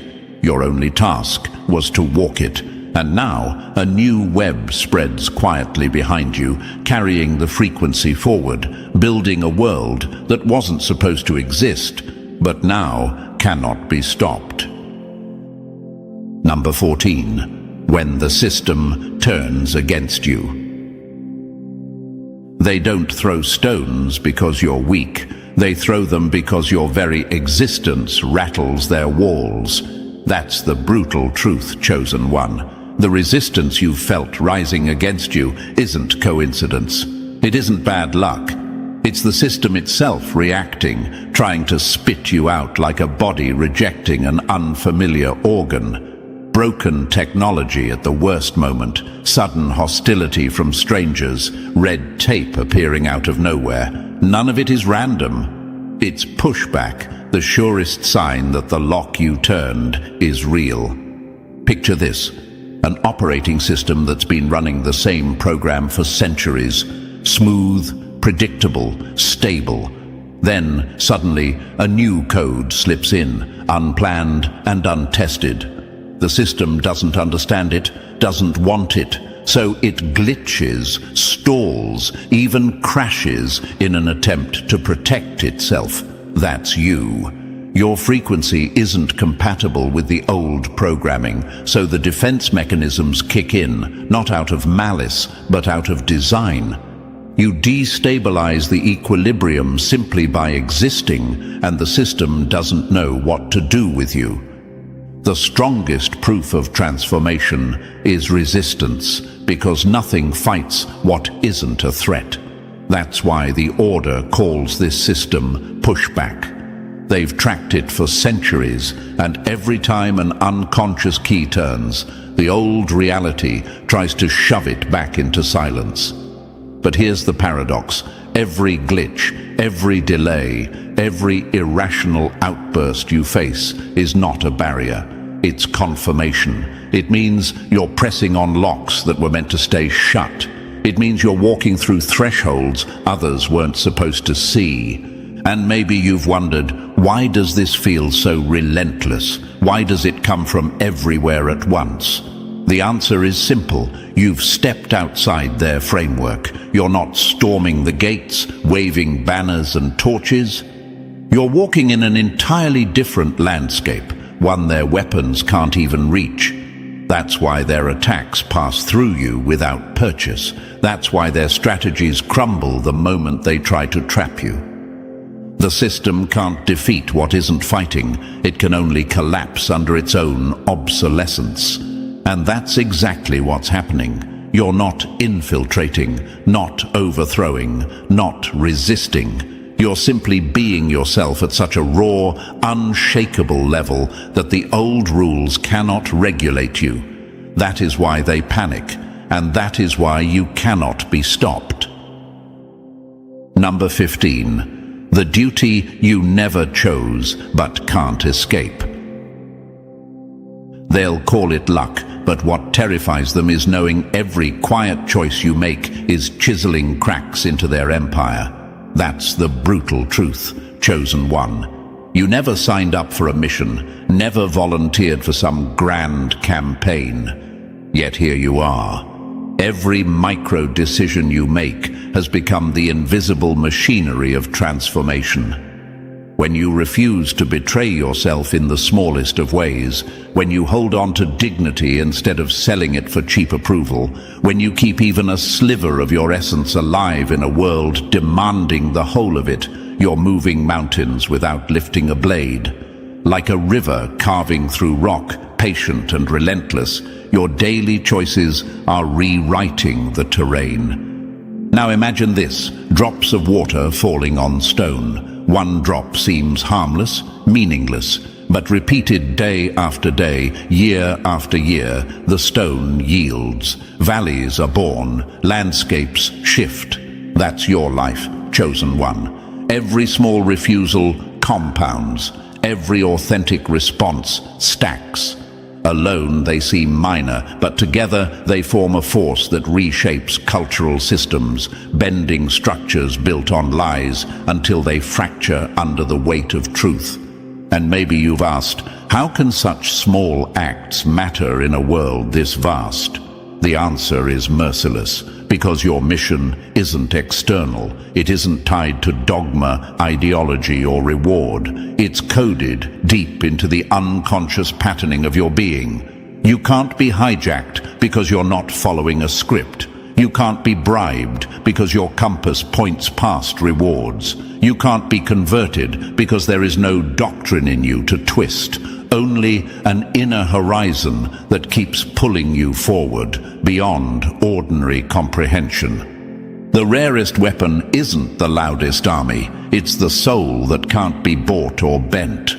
That's what you carry, and it's what astonishes the archivists tracking you, because unlike others, your influence doesn't spread through dogma or replication. It spreads like resonance. The ones drawn into your field don't become clones, they become amplifiers.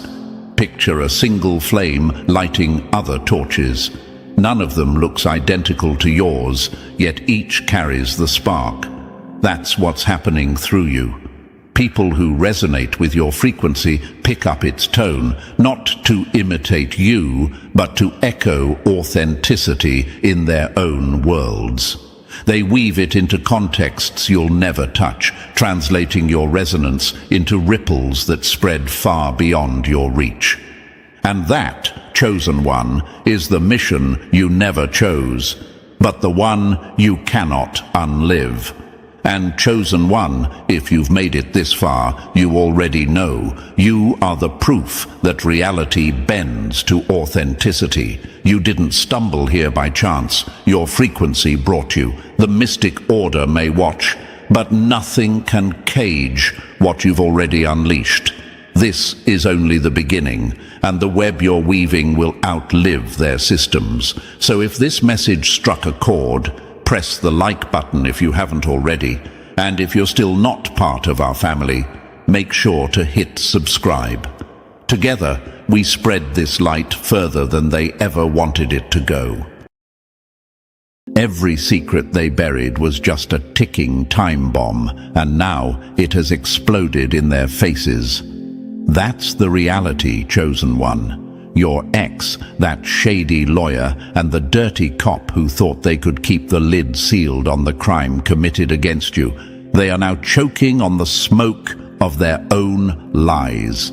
They believed their titles, their influence, and their power would keep them safe, but the investigation ripped the mask off every single one of them. No more hiding, no more whispering behind closed doors.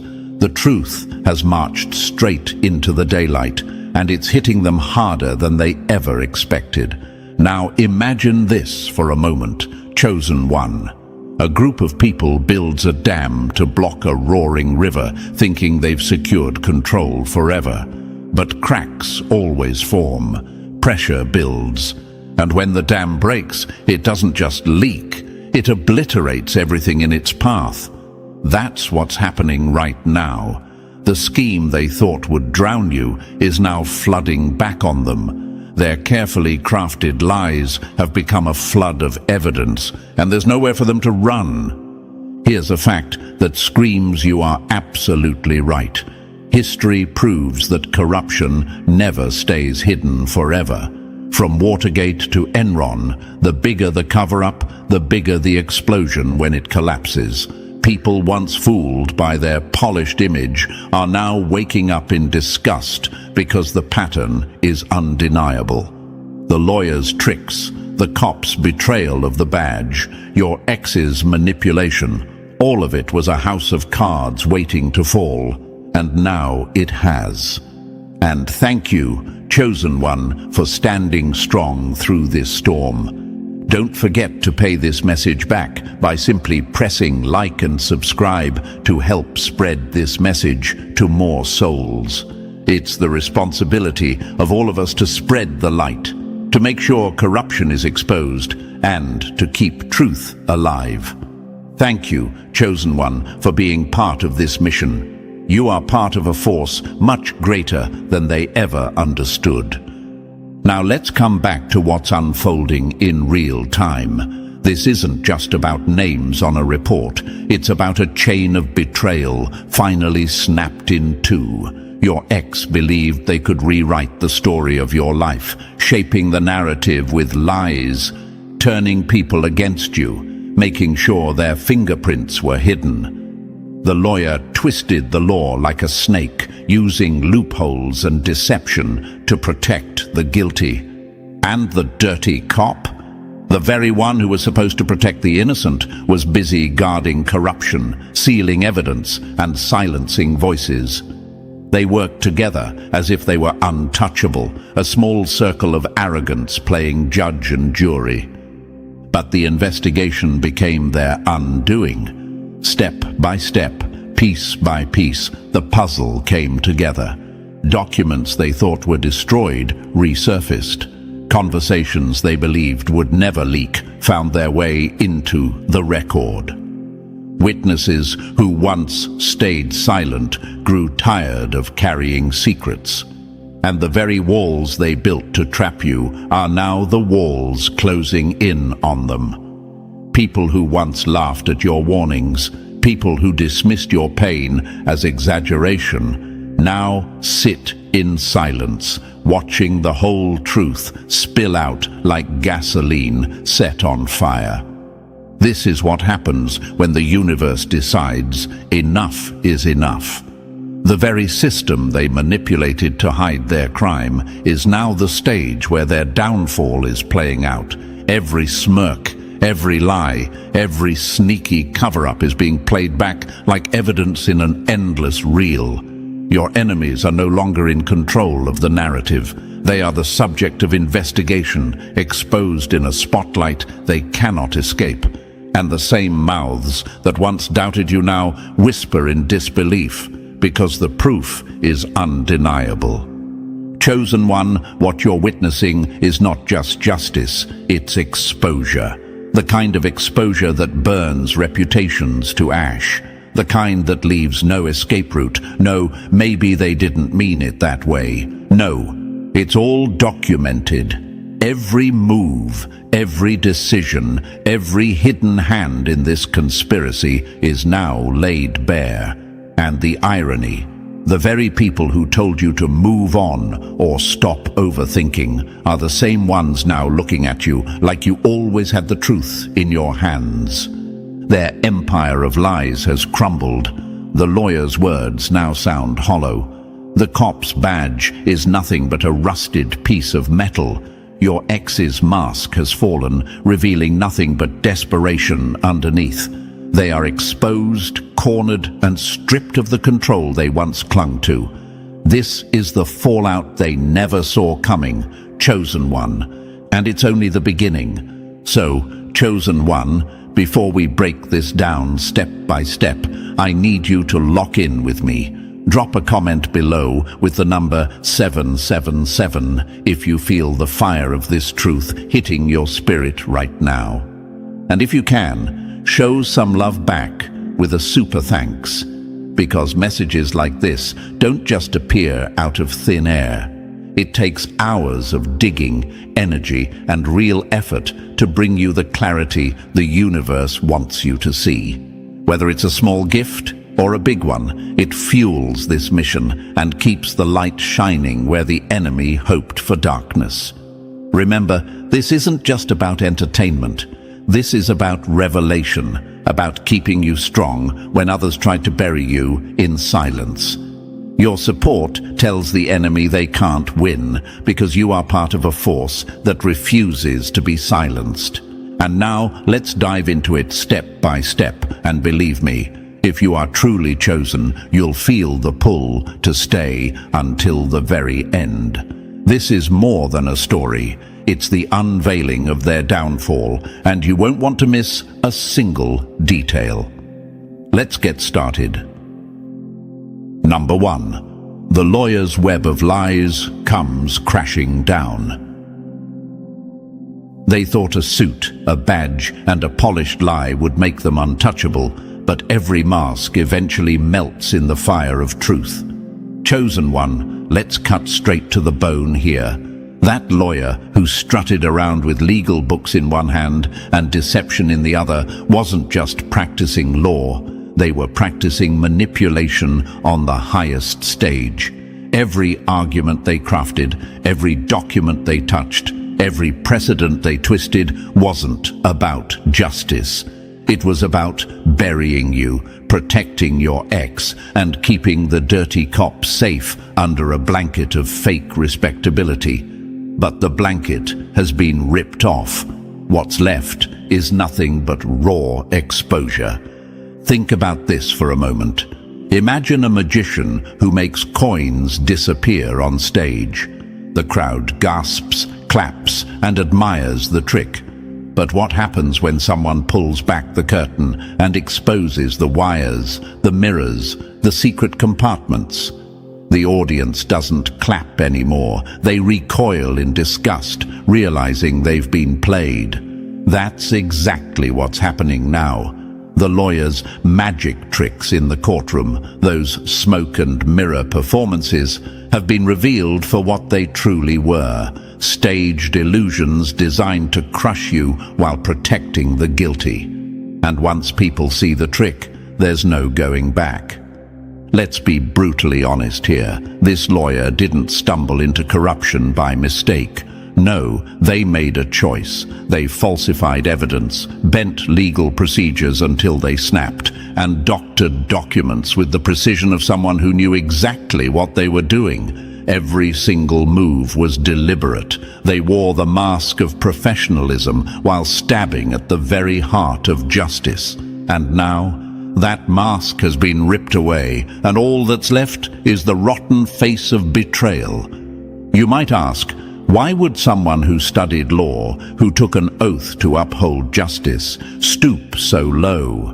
The answer is as ugly as their actions: greed, arrogance, and the belief that no one would ever catch them. They thought the system itself would shield them, that the complexity of legal jargon would confuse and silence the truth. But chosen one, the universe has a way of turning their own tools against them. Those same legal documents they tampered with, those same communications they thought were hidden forever, they are now the very evidence that condemns them. Now picture this: a spider spins its web, confident that it's invisible, strong, and unbreakable.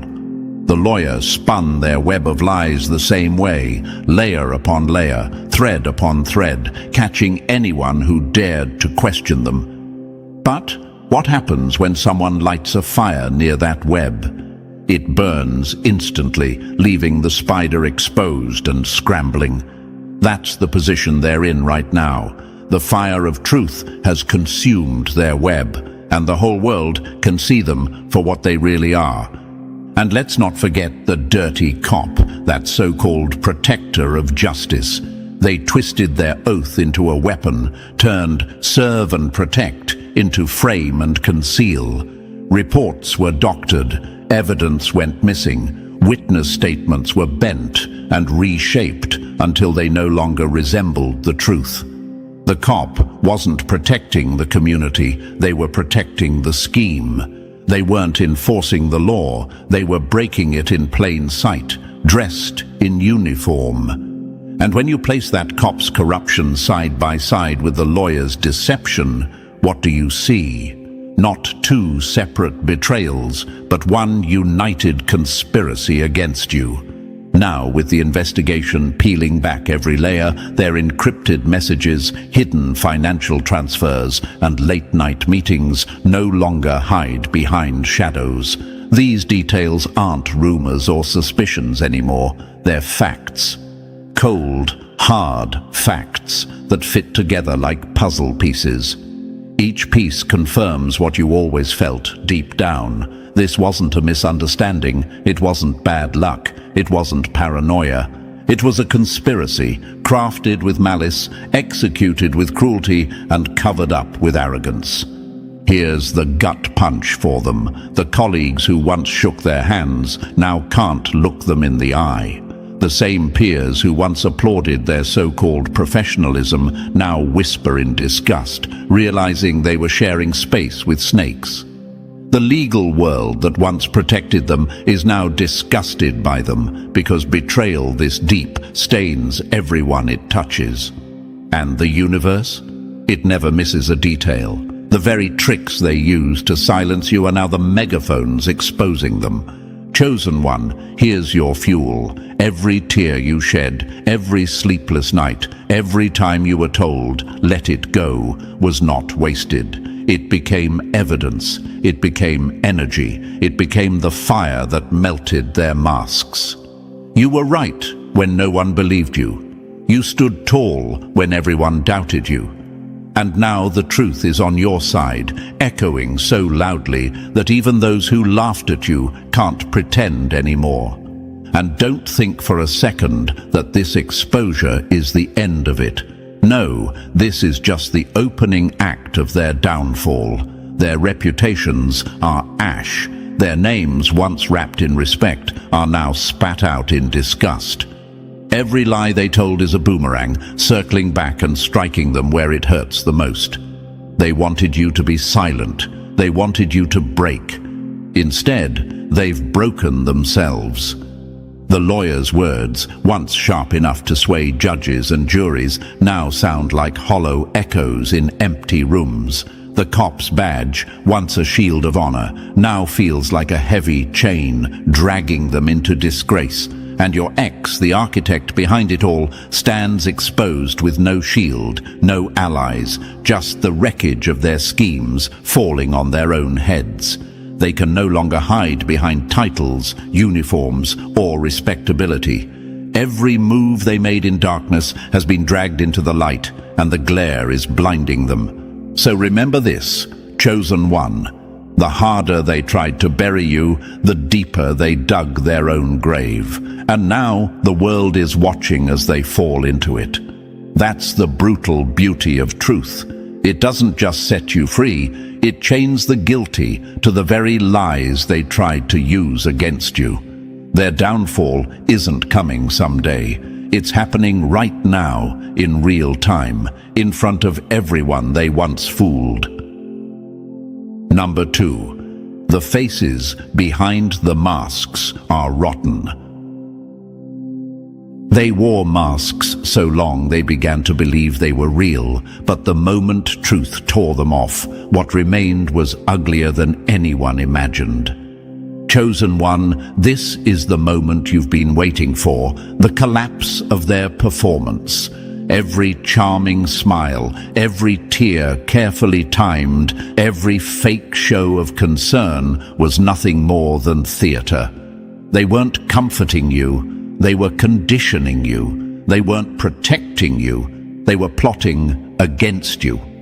And now, stripped of their disguises, the world finally sees them for what they are: hollow frauds. Think of an actor who refuses to leave the stage, still pretending long after the lights have gone out.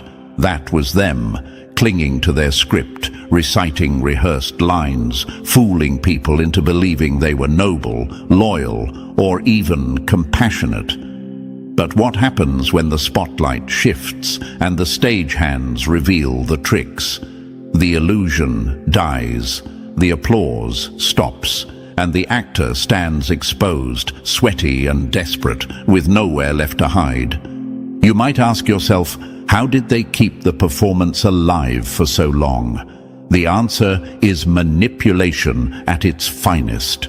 They studied you, timed their emotions, and deployed their lies like soldiers in formation. They smiled when suspicion grew, cried when guilt threatened to expose them, and whispered words of affection to confuse those who questioned their loyalty.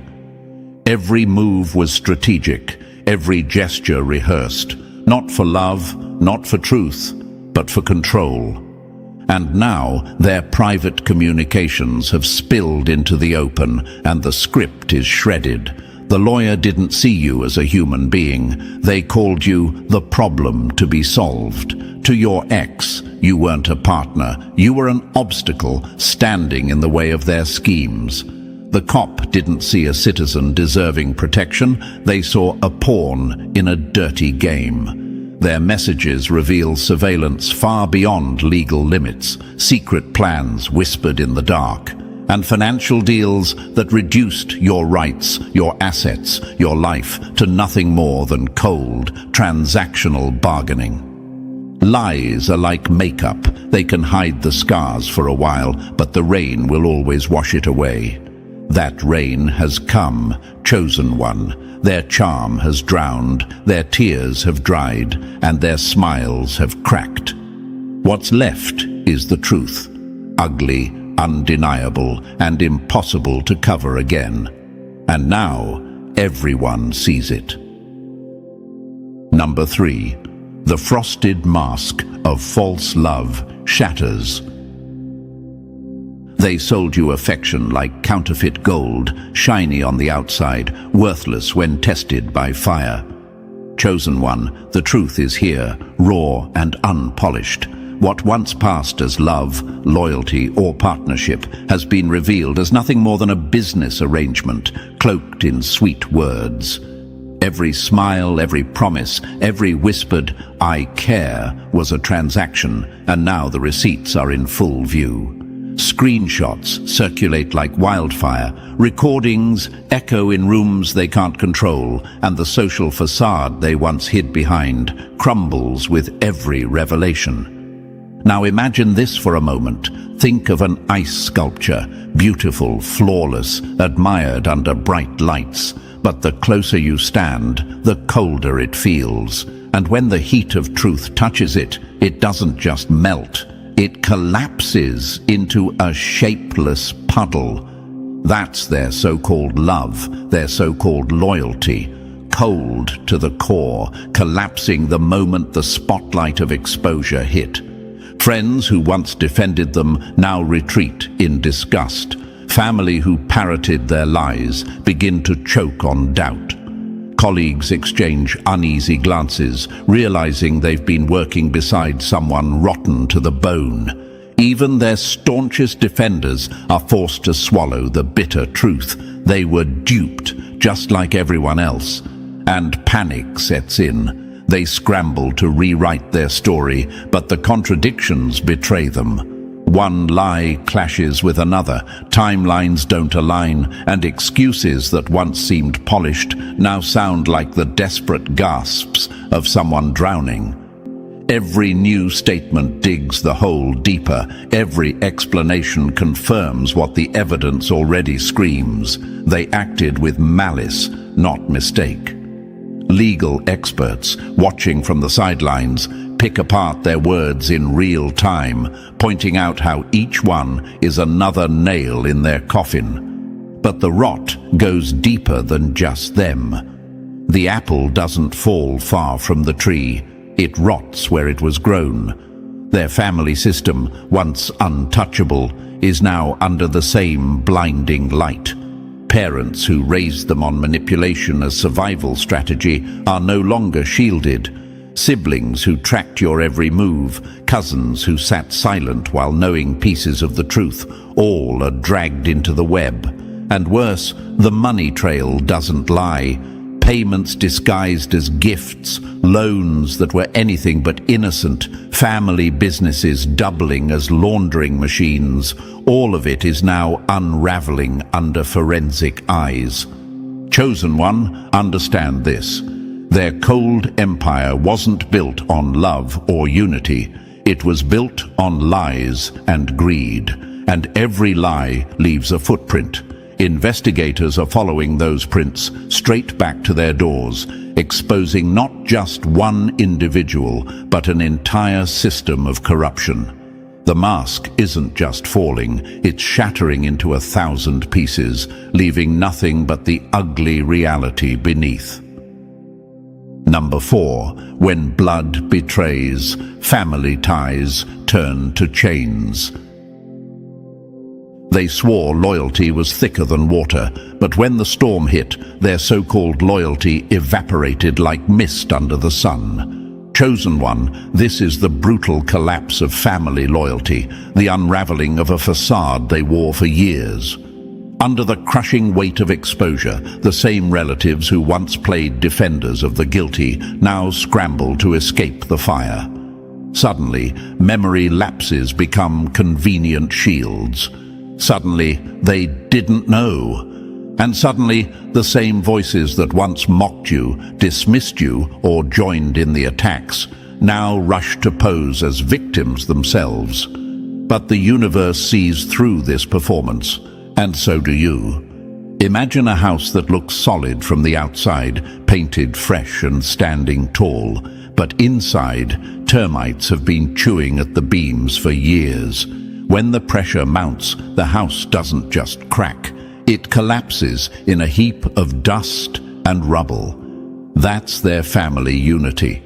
What seemed unshakable is now nothing but rotten wood, breaking apart in front of everyone. Relatives scramble, pointing fingers, making deals, some even switching sides to cooperate with investigators just to save their own skin. The old documents they swore didn't exist suddenly resurface. Long-buried details pour out in official statements. The silence they maintained for years shatters into a flood of revelations. And here's the irony. The older ones, who once prided themselves on being keepers of the family's reputation, are now choosing legacy over lies. They realize protecting the guilty will stain their names forever, and no illusion of family loyalty is worth that cost. This isn't just about what they did legally or physically. Their campaign reached deeper. It was psychological warfare. They didn't just want to silence you, chosen one. They wanted to dismantle your mind, to sever you from your own clarity, to trap you in a fog where their lies sounded louder than your truth. The gaslighting was relentless. They told you night was day. They twisted your pain into exaggeration. They recast your warnings as paranoia. Every subtle distortion was designed to erode your grip on reality. But here's the fact. Gaslighting only works on the weak. And you were never weak. At the root of their terror was your strength, the quiet, unshakable power of someone who can feel the vibration of lies, even when the room applauds the performance. Truth needs no defense. Only lies demand an army. That's why they swarmed you, chosen one. They needed a full family conspiracy to keep the illusion alive, because they knew one-on-one, face-to-face, they couldn't withstand your perception. They feared your resilience, because your resilience was proof of a power they couldn't replicate, a clarity they couldn't buy, an authenticity they couldn't fake. So they drained your energy, they isolated you, they plotted to make you question your sanity. But here's the gut punch they never expected. Every attempt to break you was actually proof of how dangerous you were to their lies. If you were insignificant, they wouldn't have wasted so much effort. Their obsession was the loudest confession of their fear. And even when they thought they had you cornered, even when every voice around you echoed their lies and your own light seemed to flicker, you endured. Because a flame that is real cannot be extinguished. They tried to drown it, but it whispered truth to you in the dark. That persistent flame, your inner clarity, guided you through their labyrinth of deception and brought you to this moment where their masks fall, their unity collapses, and their empire of lies crumbles at your feet. Number 5. The unbreakable flame exposes their fraud. They tried to bury you under lies, but they forgot. You were a seed, not a corpse. Chosen one, your resilience is not just survival, it's revelation. Every attempt they made to break you psychologically and spiritually has backfired. Instead of shattering you, they've only proven how unshakable your spirit really is. They threw confusion, deception, and betrayal your way, but you endured.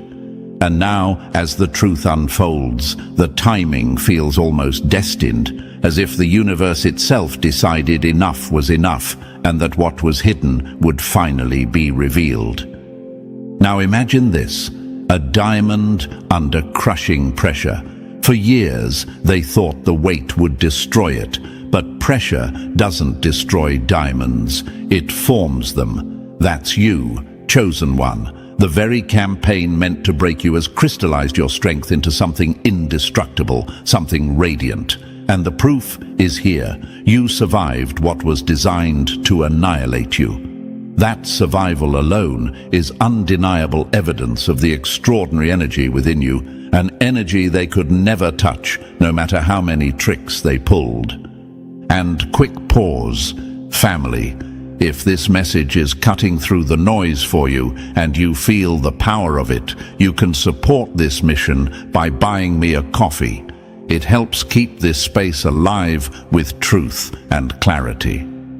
Drop the number 88 in the comments if you're feeling this flame inside you, because when chosen ones stand together, the light only grows brighter.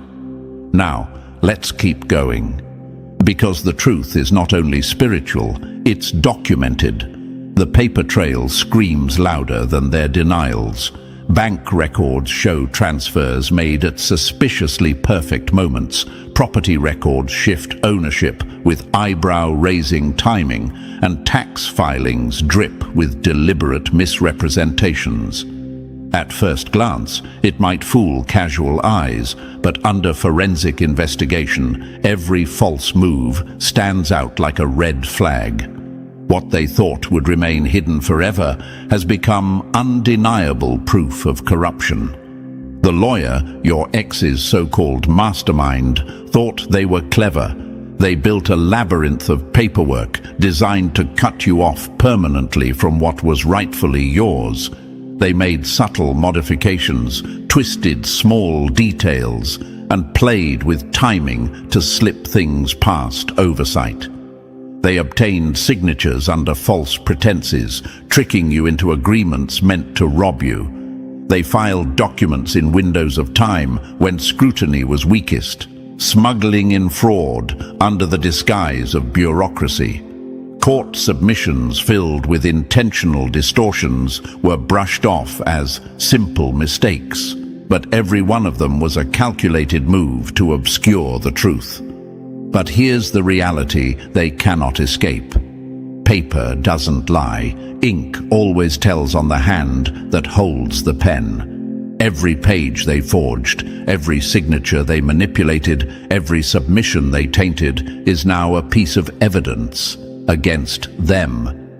And chosen one, the very resilience that kept you standing, has now met the evidence that will bring them down.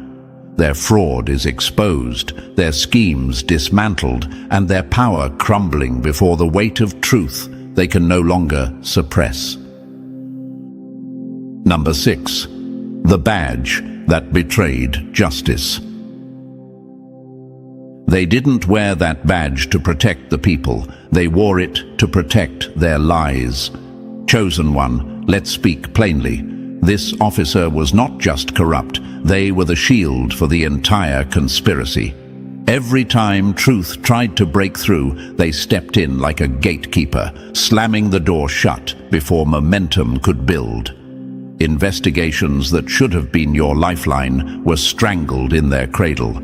Witnesses, instead of being safeguarded, were quietly pressured and intimidated. Their words bent into silence under the false cloak of standard questioning. Evidence, instead of being preserved, was conveniently misplaced, tainted, or tossed aside. Every trail that led back to your ex and their lawyer, mysteriously pushed down the list, delayed, or reassigned to nowhere. The resources of justice were flipped into weapons, not to defend the innocent, but to shield the guilty. Now imagine this for a moment. A firefighter sworn to put out flames decides instead to pour gasoline on the fire. That's what this cop did. They didn't stop destruction, they fueled it.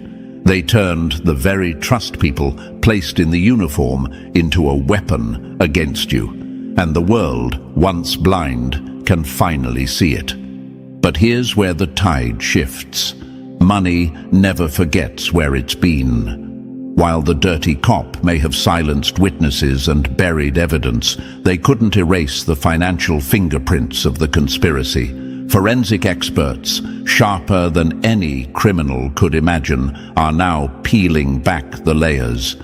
accounts created just for one-off transfers and shut down immediately afterward. Traced, properties shuffled through temporary owners like a game of hot potato.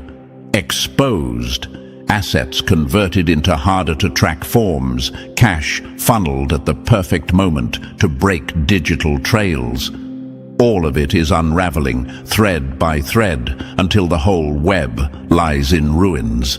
This cop thought intimidation could erase truth. They thought misplaced files and manipulated reports could bury you forever. But evidence has a way of resurfacing. And now, chosen one, the irony is brutal. The very tactics they use to protect the guilty are the proof of their own guilt. Their badge is no longer a shield, it's a stain, a symbol of betrayal that history won't let them outrun. Number 7. When silence turns into a flood of truth. They thought fear would chain every tongue, but the truth doesn't stay buried in silence. It roars louder when the first voice dares to rise. Chosen one, this is where the tide becomes unstoppable. For years, whispers were smothered, eyes looked away, and those who saw the cracks in the facade swallowed their discomfort to survive. But pressure has a way of breaking silence, and now, the very people who once stood on the edges of this conspiracy can no longer stomach the weight of their own knowledge. It begins quietly. A legal assistant, trembling but determined, finally admits they saw documents that didn't add up, pages altered, signatures that felt wrong, timing too precise to be coincidence. A junior officer, once silenced by intimidation, can't ignore the guilt anymore and confirms the procedures they watched violated everything they were trained to uphold. Even your ex's so-called friend, who once looked away as manipulation unfolded, finds the courage to admit what they saw when no one else was watching.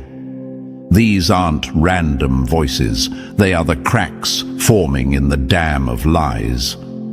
At first, they move with caution. Anonymous tips are sent to investigators known for integrity, small threads offered to test if they'll be pulled. Statements arrive backed by meticulous notes, files preserved despite direct orders to destroy them.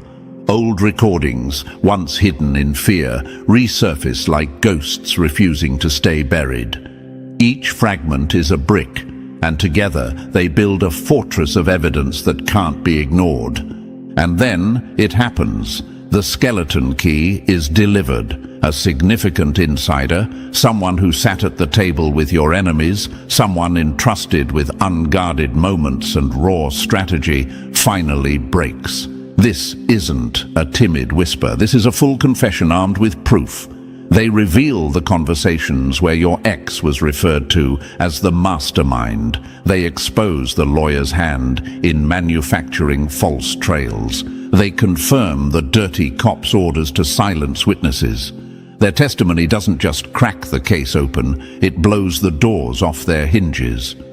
Truth is contagious. Once one voice speaks, silence becomes impossible for the rest.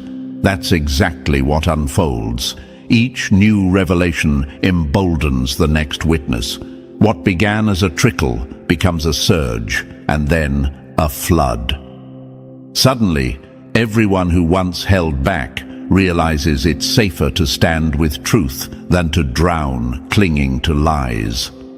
Chosen one, understand this. Their empire wasn't destroyed by outside enemies, it collapsed from the inside out.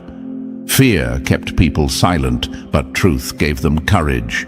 And now that courage has become an avalanche, burying the conspirators under the very weight of the secrets they thought would never escape.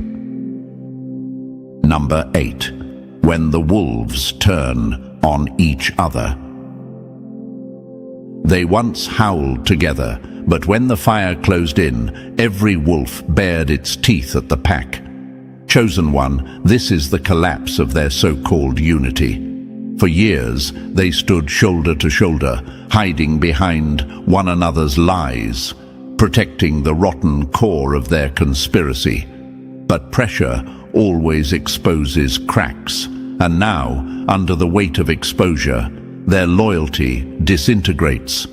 Your ex, once the arrogant architect of betrayal, now whimpers about being misled, pointing at the lawyer as the manipulator. The lawyer, that polished deceiver, hides behind the shield of client direction and whispers about confidentiality. And the dirty cop. They push blame upward onto vague orders and department culture as if corruption was just the air they breathed. It's pathetic, predictable, and transparent, each one scrambling to save themselves by throwing the others under the bus. And in their panic, the cover-up accelerates. Messages vanish, emails disappear, shredders run hot, computers malfunction with suspiciously perfect timing, even small fires erupt in home offices as if flames could erase guilt. But here's the irony. Every desperate act of destruction paints a clearer picture for investigators. Deleted files are footprints. Shredded paper is a signal flare. Malfunctions are timestamps of guilt. What they think erases the evidence only highlights exactly where to look. Desperation never whispers, it screams, and their screams are everywhere. Testimonies that once aligned now contradict. Public statements collapse under scrutiny. Their stories tangle into knots, each contradiction slicing deeper into their credibility. What was once a united front is now a battlefield of finger-pointing, each one clawing at the other's throat in a scramble for immunity. Deals are whispered in back rooms. I'll give you their secrets if you spare me. But every deal fractures them further, reducing their alliance to a pile of rubble. And their excuses, they insult even the intelligence of their own defenders, misunderstandings instead of malice, confusion instead of corruption, procedural errors instead of deliberate sabotage. Their narratives twist into convoluted pretzels no one can swallow. The more they speak, the more they unravel themselves, because truth doesn't need gymnastics. It stands firm. Lies collapse under their own weight.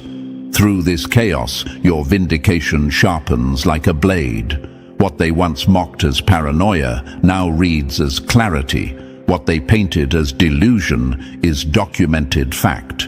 Witnesses confirm it, paperwork proves it. Timelines align with your account. And those who doubted you, family, friends, colleagues, now stand silent, guilt etched in their faces. Some apologize, stumbling over words that will never erase the damage. Others simply show up, their presence an unspoken admission. You were right, always. And here is the reward for your endurance. As their unity dissolves, your reputation rebuilds. Professional doors once bolted shut creak open again. Social circles poisoned against you now send hesitant invitations, desperate for reconciliation. Even resources once stolen begin to flow back, guided by the same systems that once conspired against you. The stone they tried to crush you with has become the cornerstone of your rise. Piece by piece, the destruction they engineered flips in reverse. Their collapse fuels your restoration. Their betrayal cements your vindication. Their broken alliance becomes the proof of your truth. And now, chosen one, the walls they built to bury you are the ruins you stand triumphantly upon. Number 9. From outcast to beacon of strength. They tried to paint you as broken, but what survived the fire is unbreakable, and now they bow to the strength they once mocked. Chosen one, this is where the tables don't just turn, they flip so hard the entire board is scattered. For so long, you were branded the problem, the paranoid one, the outsider. But now, as the truth rises undeniable, the same world that doubted you is forced to face you, not with pity, but with awe. Your resilience wasn't just survival, it was defiance against every trap they set. You refused to compromise your integrity even when it would have been easier to bow your head, accept their lies, and blend in. That refusal, that stubborn hold on truth, is now what earns you deep respect. You are no longer just the one who endured injustice. You are seen as someone forged by it, elevated into a figure of extraordinary strength. And strength commands admiration. The community reels in collective shock. People who once toasted with your ex now recoil, their smiles turning to disgust as they realize the mask they defended. Colleagues of that corrupted lawyer quietly revisit their past dealings, wondering how many of those conversations were veiled deceit. And the dirty cop. Every handshake, every good job, once given by neighbors or peers, is now replaced with suspicion, mutters, and glares. Their respect crumbles while yours multiplies, and the ripple spreads further. Organizations that once joined in your exclusion begin issuing careful, almost embarrassed statements. They can't ignore the facts anymore, so they twist their language. New information, changed understanding. But behind those words is something simple. They know you were right, and now they're scrambling to repair what they destroyed. Professional references that once sabotaged you suddenly become glowing. Invitations appear from circles that once slammed the door. The same infrastructure once weaponized against you now realigns, forced by truth to recalibrate. Reputation built on lies rots fast. Reputation built on truth lasts forever. And chosen one, your truth is now the cornerstone of something bigger. Out of places you never expected, support emerges. People who once whispered behind your back now speak out in your defense. Some do it out of guilt, others out of admiration, but the effect is the same. Their voices swell into a chorus backing you. Even more powerful, those who endured their own injustices, the silent, the shamed, the ones too afraid to stand, begin stepping into the light. Your vindication is their courage. Your resilience is their blueprint. You've become the example that proves survival is possible, that truth does claw its way out, and that lies never last forever. Professionals with skills you once begged for now volunteer freely. Lawyers, advocates, experts who see in you not a client but a cause step forward to help. They aren't just backing you, they're determined to see justice fully served, to make sure every ounce of what was stolen finds its way back. The engineered loneliness that carefully constructed exile they built around you disintegrates. In its place comes authentic connection, born not out of pity, but recognition. People don't just sympathize, they admire, they respect. They want to stand beside you, not above you. And this shift doesn't just reshape your relationships, it ripples across the community itself, forcing people to rethink who they trust, who they follow, and what they stand for. What they meant for your destruction has become your coronation. The outcast they tried to erase now stands as a beacon of truth, drawing others out of silence, inspiring courage, and reshaping the very landscape of trust. Chosen one, you're no longer just respected, you are a symbol. And symbols don't fade, they ignite movements. Number 10. When the scales finally tip in your favor. They tried to twist the system into your cage, but now those same gears grind to break their chains and restore your crown. Chosen one, the tide has fully turned. For so long, the machinery of power was their weapon. It silenced you, cornered you, mocked your truth. But corruption never holds forever. And now, the very system that once crushed you has become the hammer of your vindication. People are waking up. The community that once swallowed lies without question now sees with sharper eyes. They've learned that power can corrupt, appearances deceive, and even justice can be twisted against the innocent. And your story has become their shield. They cite it as a warning, a lesson, a reminder to never blindly trust titles or polished facades. You didn't just survive for yourself, you've sparked vigilance in others, making it far harder for this kind of conspiracy to ever take root again. Inside the courtroom, the difference is undeniable. Attorneys don't just see you as a case, they see the legal and moral weight of what happened. They fight not for scraps, but for your full restoration. Judges who once overlooked your cries now study every detail, ensuring your case is prioritized, handled with the gravity it deserves. What was once dismissed as noise is now treated as truth that shakes the foundations of law itself. And the payback? It's not symbolic, it's tangible. Financial assets stolen from you return with interest, penalties stacked high. Properties wrongfully taken are restored, along with compensation for every year you were robbed of their use. Opportunities denied, careers sabotaged, doors slammed shut. All of them are revisited. This time, they aren't just cracked open, they're swung wide, acknowledging the advancement you were forced to sacrifice. Your name, once smeared, is polished clean and elevated higher than before. Justice delayed is not justice denied, because when it arrives with compound interest.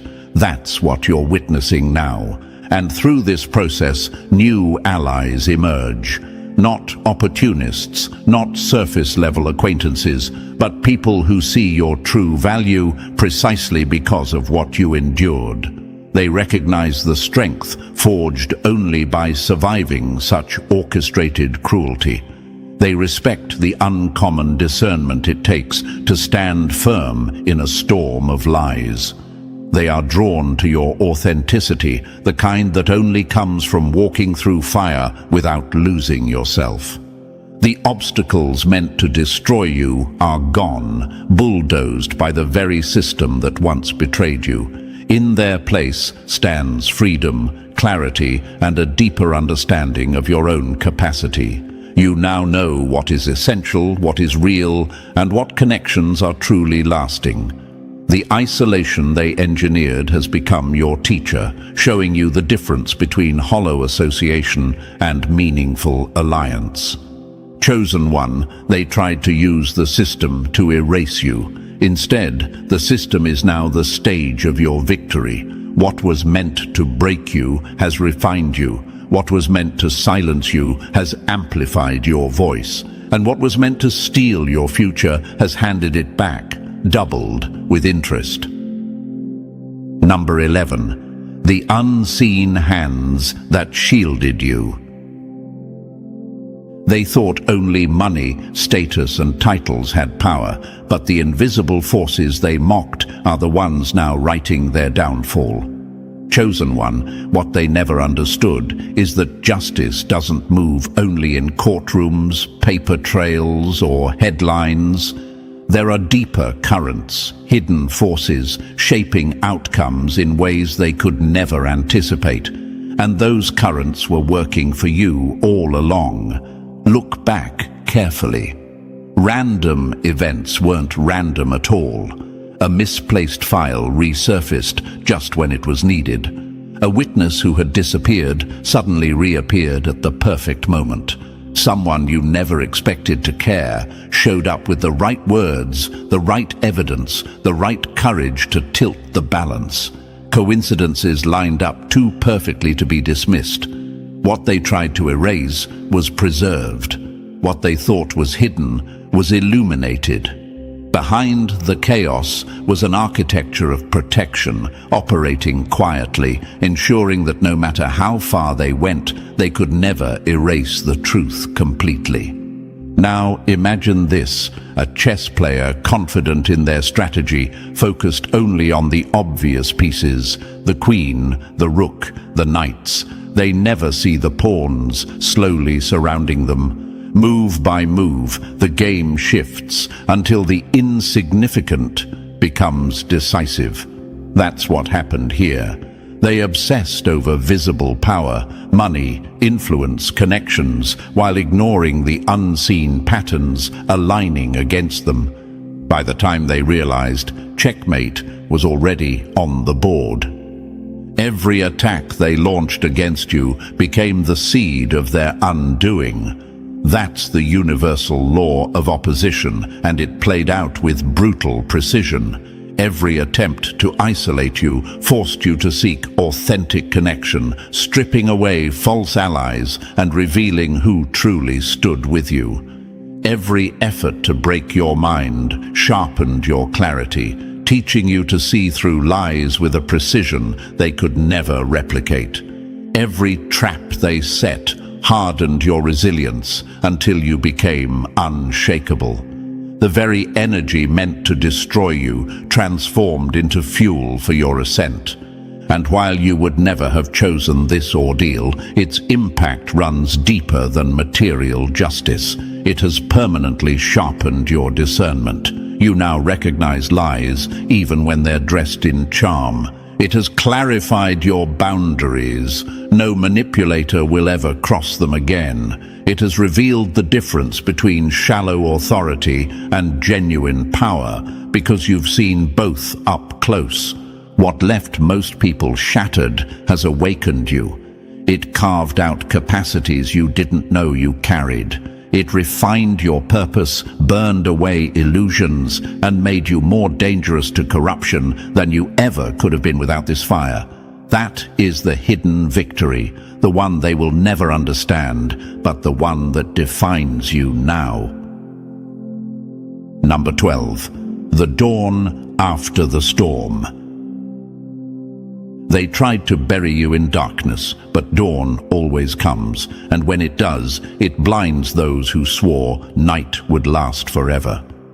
Chosen one, this is not just the end of their conspiracy. It is the opening of a new chapter, your chapter.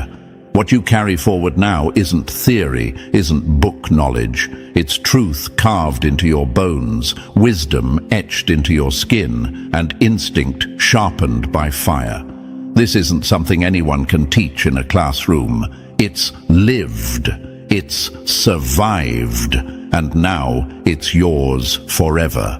You've come through the kind of trial that strips illusions clean. The allies who remain are not here out of convenience or social politeness. They are here because they were tested in the fire with you. Promises weren't enough. Only action proved loyalty. And those who endured by your side now form the foundation of something real. Gone are the hollow connections based on appearances or pretense. What surrounds you now is a community built on honesty, resilience, and mutual recognition of truth. This is not just a support system, it's a fortress forged in adversity. The strength you've cultivated isn't just emotional, it's spiritual steel. You know now that your truth stands even when the world gaslights you, mocks you, or turns against you. Your discernment has become razor sharp. You can look at a smile and see the lie behind it. You can hear the words and know the motive. That instinct, that unshakable base, is now your compass. It will guide your steps through every challenge to come. And here's what they never saw coming. The universe doesn't just balance scales for you, it recalibrates entire currents. The exposure of this conspiracy wasn't a local event. It was a ripple through the collective, a warning shot to anyone watching, proof that truth cannot be buried forever. people you may never meet have been shifted by your story, their eyes opened, their vigilance sharpened. What was done against you has now empowered countless others. Every end is a seed for a beginning. This is your seed. The storm they thought would finish you has cleared the air, making room for a new dawn. And as you step forward into this new era, the forces that once opposed you are now aligned behind you. The walls are down, the masks are shattered, and the path is open. Chosen one, you don't just survive this chapter, you rise from it, carrying the light that blinds every enemy who thought you would never see this day. Number 13. When the universe balances the scales. They tried to twist the world out of balance, but the universe always snaps back, and when it does, it crushes what stood in the way of truth. Chosen one, what you are witnessing now isn't just punishment, it's restoration. This is cosmic justice in motion, a rebalancing so profound that it dissolves obstacles you thought would never move, while opening doors you never imagined would swing wide. The universe cannot tolerate prolonged distortion, and what once was bent against you is now snapping into its rightful alignment. Look closely. Barriers that stood like walls for years suddenly crumble. People who once ignored your voice now step into your corner with urgency. Opportunities arrive in timing so perfect they almost feel orchestrated, because they are. The cosmic machinery has been grinding in silence all along, turning every betrayal into leverage, every loss into a seed for gain. Now those gears are visible, restoring not just your life, but the natural order itself. And here's the deeper truth. Your struggle was not wasted. It was the spark that triggered this realignment. Those with awareness feel the shift in their own bones, even if they can't trace its origin. Those who once clung to deception find themselves dragged toward truth, stripped of the comfort of denial. Your refusal to surrender didn't just save you, it became a blueprint for others. The luminous trail you left behind now guides countless souls out of their own darkness. By standing when they tried to break you, you became the model of sovereignty. Every boundary you held firm, every moment you refused to compromise, set a precedent, both seen and unseen. Your vindication didn't arrive too early or too late. It came at the exact moment you were ready to wield it, not just as validation, but as confirmation of universal law. The timing is the proof. There is a greater intelligence at work here, weaving threads far beyond appearances, ensuring your transformation wasn't partial, but complete. What broke others only refined you. What was meant to silence you amplified your voice. What was designed for your destruction became the revelation of your true, untouchable power. And now, chosen one, you step into this new space, aware of who you are and what you've overcome. The universe has spoken, and the verdict is undeniable. You were sharp enough to see, strong enough to endure, and unbreakable enough to rise. Balance is restored, and your triumph is eternal proof that truth always wins in the end. Chosen one, what you've just witnessed is the undeniable unfolding of truth, justice, and your unstoppable rise. The masks are gone, the lies are shattered, and the balance has finally returned in your favor. This isn't just the end of their conspiracy, it's the beginning of your new era, forged in resilience and sealed in victory. If this message resonated with you, press the like button if you haven't already, and if you're still not part of our family, make sure to hit that subscribe button. Stay with us, chosen one. The journey continues, and your story is only getting brighter. Every enemy makes the same mistake. They underestimate the quiet one in the room. By the time they realize who you are, it's already too late. That's the reality, chosen one. They thought you were just another piece on the board, but you were the one moving the pieces all along. Now, imagine this for a moment. While the crowd was busy entertaining themselves with noise, you were silently recording every move, every glance, every slip of weakness. They thought nobody noticed. And like an eagle circling high above, you watched patterns they couldn't even see. That's why the call has come, not from friends, not from enemies, but from forces who understand the brilliance of what you've done. Here's a fact the world won't admit but can't deny. The best agents of psychological warfare are not trained in classrooms or military bases. They're forged in silence, in betrayal, in rejection, in the fire of being underestimated again and again. Studies in behavioral science prove it. People who grow up having to constantly read the room, who survive by decoding tone, body language, and the unspoken signals, end up sharper than anyone with a manual or a degree. You weren't studying psychology in books. The universe made sure psychology studied you. And thank you, chosen one. Don't forget to pay this message back by simply pressing the like and subscribe to help spread this truth to more souls. It's the responsibility of all of us to spread the light, and thank you for being part of this mission. You are part of a force greater than you can imagine. Now, back to the real reason you're here. You played the game so brilliantly that the FBI wants you, not for a crime, not for punishment, but for a higher role in psychological warfare. They've been watching the way you move, the way you survive storms that leave others broken. You never cracked, you never begged, you never followed their scripts. Instead, you wrote your own. While others wasted time screaming for attention, you stayed invisible, building skills no one could measure until it was too late. They saw how you turned silence into strategy.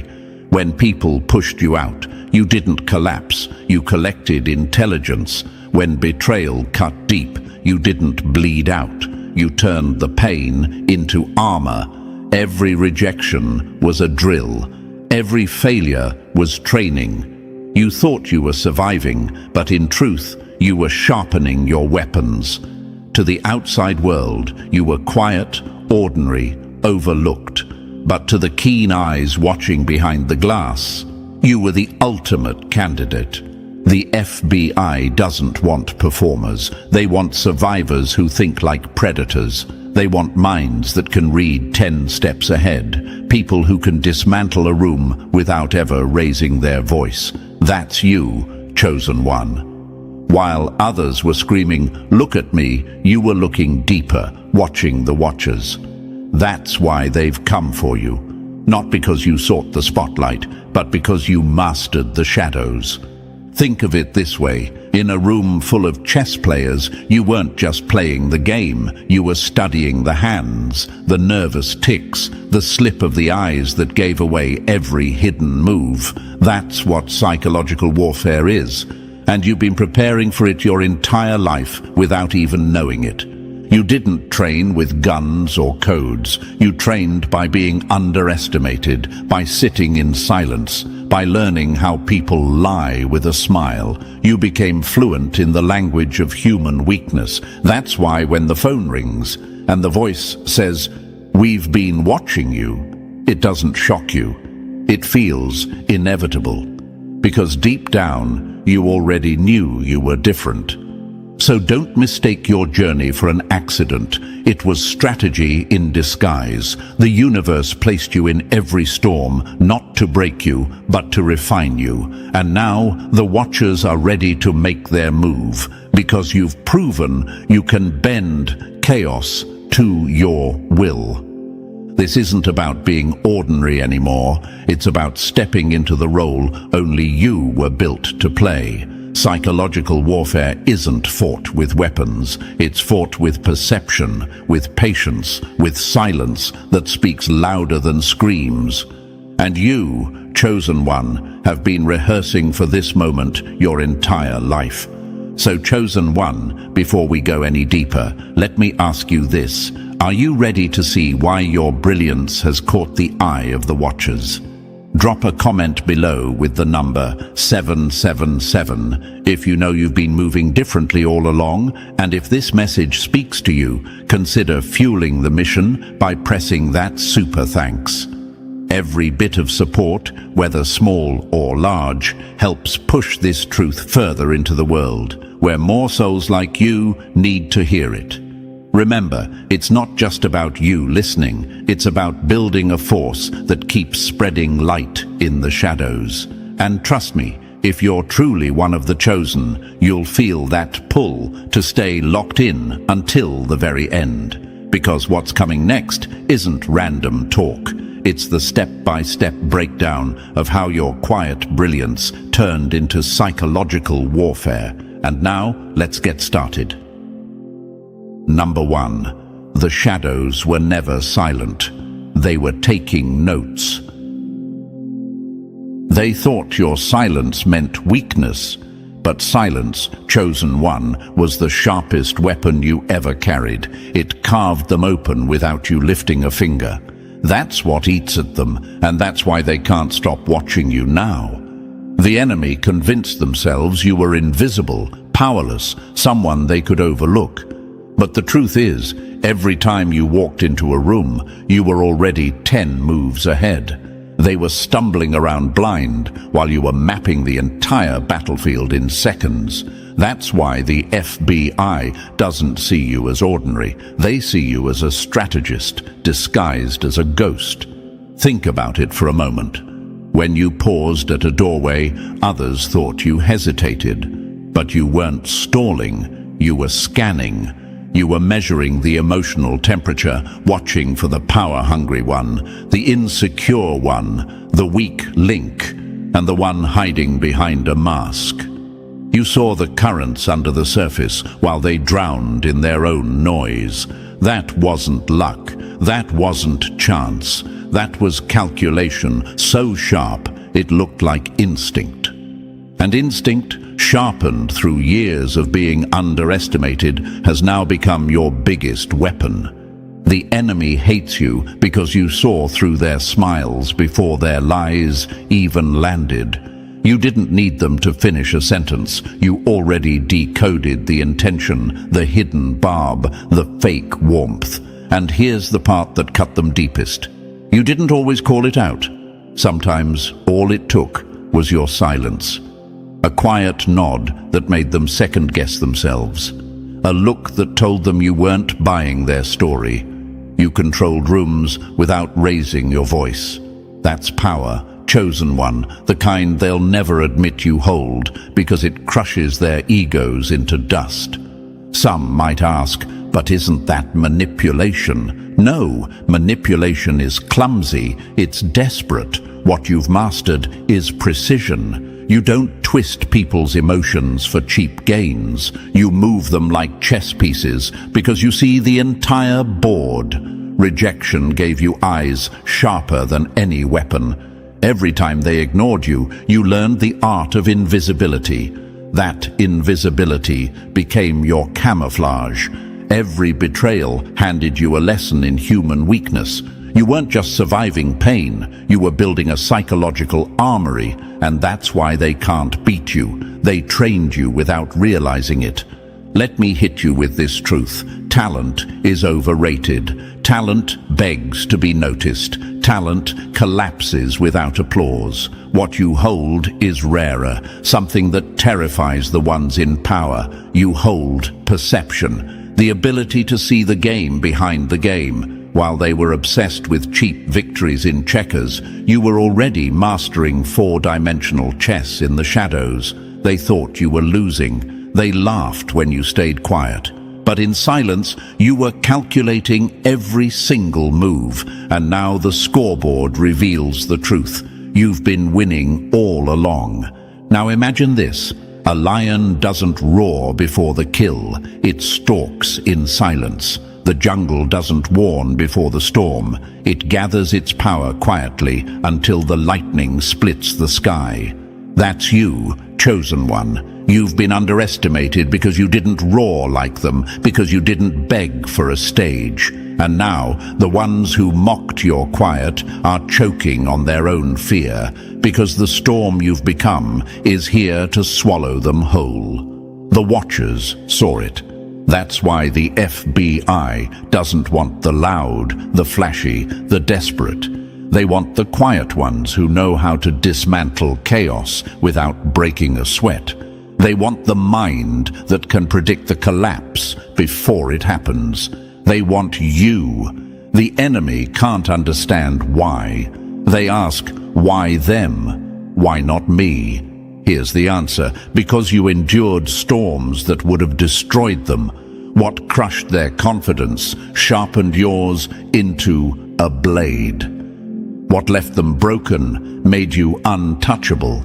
That's not talent, that's survival turned into strategy. And here's a fact they'll never admit: the universe always sides with the one who sees what others can't. Behavioral research proves it. People who survive by reading body language, tone shifts, and unspoken signals become more accurate than professionals trained for years. You weren't sitting in a classroom. You were in the battlefield of life, where betrayal was the teacher and silence was the textbook. And guess what? You passed the exam every single time. That's why you're still standing while they're crumbling. So when the Watchers say, "We've been observing you," don't feel shocked. Feel validated. This isn't random. This is the universe confirming what you've always known deep down. You are not ordinary. You never were. You've been forged for psychological warfare. Every rejection, every closed door, every fake smile carved into your memory, it all became training. And now the enemy has to face a reality they can't escape. The quiet one they overlooked is the one holding the entire board in their hands. Let me put it this way. In a crowded room, they scream for attention. You watch for patterns. They fight for the spotlight. You choose who gets to stand there. They spend their energy trying to be seen. You save yours for the moment when silence speaks louder than any words. That's the difference. That's the brilliance they didn't see coming. And that's why they fear you. So don't you dare think for a second that your silence was wasted. Your silence was a war drum only you could hear. Every pause, every observation, every quiet calculation was a move in a game they didn't even know existed. And now, the board is flipped. The FBI has noticed. The Watchers are circling. And the enemy? They're trembling because the chosen one they dismissed has turned out to be the ghost that rewrote the rules of power. This is psychological warfare, chosen one, and you didn't just survive it, you mastered it. And the gut punch to the enemy is this: while they were playing for claps and crumbs, you were playing for empires, and you've already won. Number 2, the power that thrives in silence. They thought your silence meant weakness. What they never realized is that silence is where power sharpens its teeth. That's the blow, chosen one. The enemy can't stand it, because in their small minds, control is about noise, domination, and theatrics. They believe that the louder they speak, the more influence they hold. But you already know the secret. Real power never screams. It whispers. Real power doesn't beg for attention. It waits. And when it strikes with precision so brutal it leaves no second chances. Imagine this for a moment. A stage filled with clowns, juggling, shouting, and sweating for attention. Everyone laughs, everyone claps, but none of them notice the quiet figure in the back of the room. The one watching, recording, learning. Hours later, when the circus is over, the quiet figure walks away with all the information, all the leverage, all the tools. That's you. That's the terrifying truth they can't process. They were so busy performing, they never noticed you engineering the entire outcome without lifting your voice. Power isn't in what you reveal. Power is in what you conceal. Let that sink in. While they expose their weaknesses by over-explaining, overcompensating and oversharing, you sit in silence, feeding them just enough to keep them guessing. That uncertainty eats them alive. They can't pin you down. They can't predict your next move, and that's why they fear you. Because fear doesn't grow in noise, it grows in the unknown. Now, let's answer the question that might be clawing at the minds of those watching you. But why not show what you can do? Wouldn't that prove your strength? Here's the truth. Anyone can make a scene. Anyone can throw a punch. But only the dangerous ones can control an entire battlefield without ever raising their hand. The loudest in the room are the most desperate. The quietest are the most lethal. Because the ones who wait, who withhold, who observe, those are the ones rewriting the rules of war. Think of a serpent coiled in the grass. It doesn't hiss, it doesn't thrash. It waits. Its power lies not in noise, but in patience, in the quiet calculation of the perfect moment to strike. That's you, chosen one.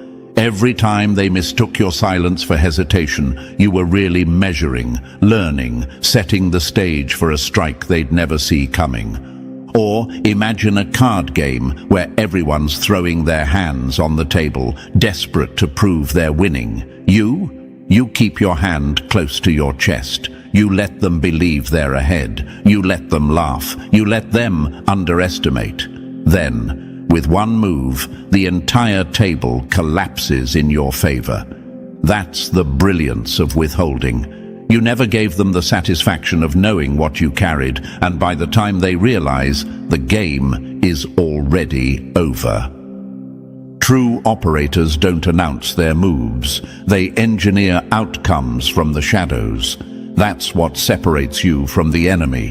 While they're obsessed with appearances, you're busy planting seeds of influence in conversations, in gestures, in moments so subtle they can't trace them back to you. You shape the climate without being seen. They think those decisions are their own, but in reality, you bent the entire environment to lead them there. That's warfare on a psychological level. Here's a brutal fact. History doesn't remember the loudest, it remembers the most effective. Spies, strategists and power players throughout time understood this. The strongest aren't the ones who announce their plans. They're the ones who move so quietly, the world only realizes what happened after it's too late. You've been playing the same game, chosen one. Every time you chose silence over spectacle, patience over panic, calculation over chaos, you were building the kind of power they can't measure.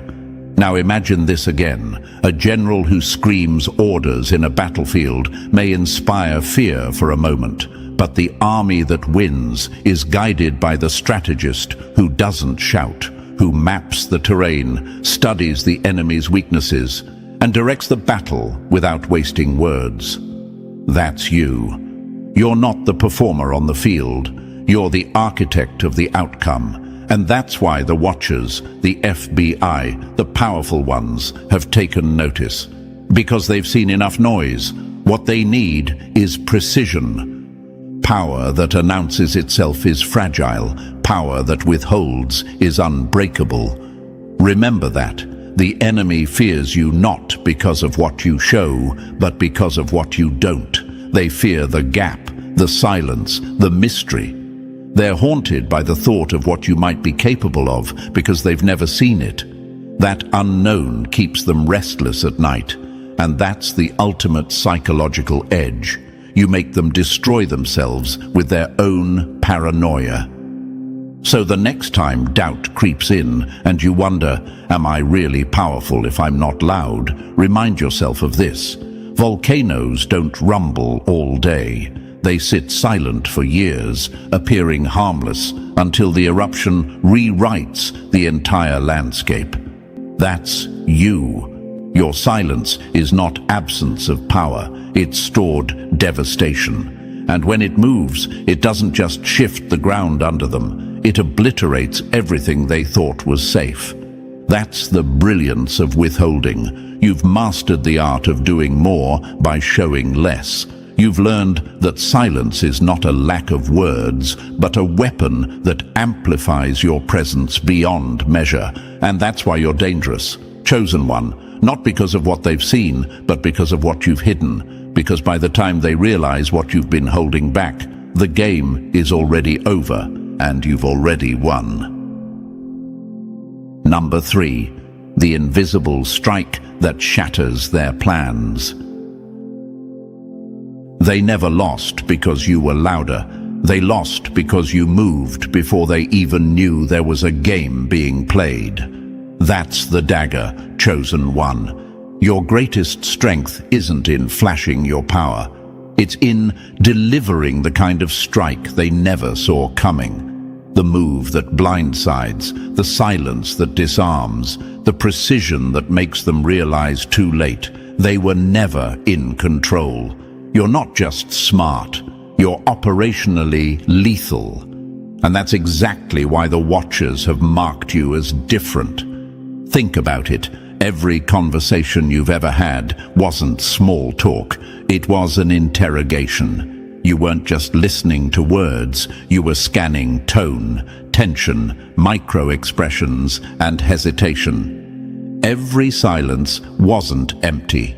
It was intelligence gathering. While they rambled, you were collecting. While they showed off, you were recording weaknesses. They thought they were speaking freely, but in truth, they were testifying. And you were the unseen jury. Here's a fact that unsettles them. Psychologists say over 60% of communication is nonverbal. Most people ignore it. You don't. You've turned it into an arsenal. That uneasy feeling when someone's words clash with their energy? That's your internal lie detector, a radar built through betrayal, sharpened through survival. That instant read of someone's mood before they even speak? That's reconnaissance most intelligence officers would envy. Imagine this for a moment. A thief breaks into a house thinking it's empty. He moves quickly, arrogantly, sure of himself, until he hears a voice in the shadows that's been there the entire time. I was waiting for you. That's you, chosen one. They walk into rooms thinking they're in control, not realizing you've already mapped their tells, their pressure points, their breaking spots. By the time they realize it, you've already won the exchange without lifting a finger. So when they wonder, how did you know? How did you see it before I spoke? The answer is brutal, because they've been leaking the truth all along. Their faces are confessions written in muscle twitches. Their bodies are polygraph tests they can never cheat. And you're the operator who turns those signals into weapons. That's why you're dangerous. That's why they want you. Because while they were performing, you were mastering the invisible war. Number 4, turning curiosity into a blade they can't defend against. They thought questions were harmless. They never realized your questions were scalpels, cutting deeper than accusations ever could. That's the truth, chosen one. The enemy can fight accusations with denial. They can fight insults with anger. But when you drop a question into the air, they're powerless. Because a question doesn't demand, they plant. It slips past defenses, lodges in the mind, and festers until it forces them to reveal what they wanted buried. Think about it. What makes you say that? Sounds soft, almost innocent. But when you deliver it, it forces them to hold up a mirror to their own logic.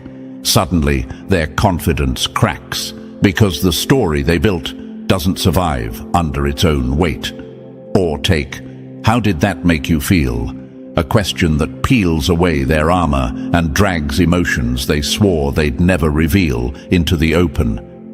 They thought they were in control of the conversation, but you've already stolen the steering wheel. Here's a fact backed by psychology. The human brain can't ignore an unfinished question. It lingers, looping, demanding resolution. That's why when you ask, "What would happen if," you don't just open a door, you lock them in the room. Their mind runs wild, spiraling through worst-case scenarios, uncovering fears they tried to bury. And you never had to accuse, never had to shout. You just asked. Imagine this. A chess player smugly places his piece, grinning with certainty. Then you lean forward and whisper, "What happens when I move here?" The game shifts instantly. His bravado melts into panic. That's the weaponized power of your questions. They weren't answers you wanted. You wanted revelation. You wanted to make their own mind turn against them. They'll never admit it, but that's why you terrify them. Because every question you ask feels like a trap disguised as curiosity. Every silence you hold feels like a mirror. They think they're talking to you, but in truth, they're unraveling in front of themselves. And you're the conductor, orchestrating a symphony of truth without ever raising your voice. That's not conversation. That's warfare in disguise, and you've mastered it. Number 5. When their own tongue becomes the rope that hangs them. They thought they were clever with their words. They never realized every sentence was a snare waiting to tighten around their own throat. That's the brutality of your gift, chosen one. You don't need to invent lies. You don't need to fabricate stories. You simply let them speak, and then you let their own words devour them. Because the deadliest trap is not the one you build, it's the one they build for themselves. Imagine this. Someone brags about their loyalty, swears they would never betray. Weeks later, they slip, exposing selfishness in a casual remark.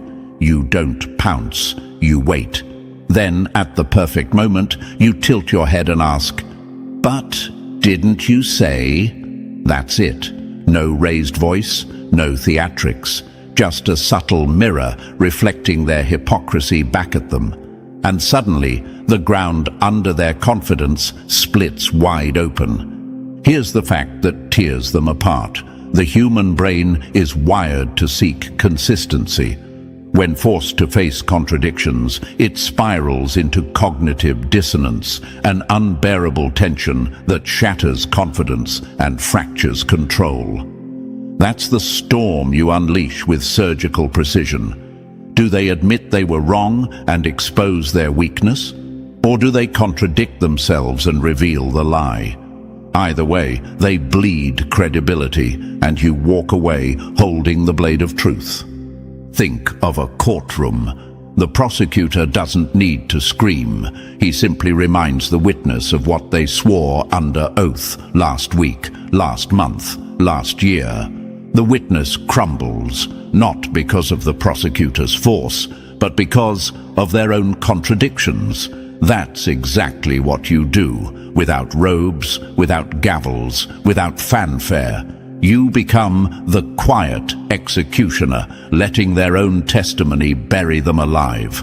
And that's what terrifies the enemy most. You don't destroy them with force, you destroy them with memory.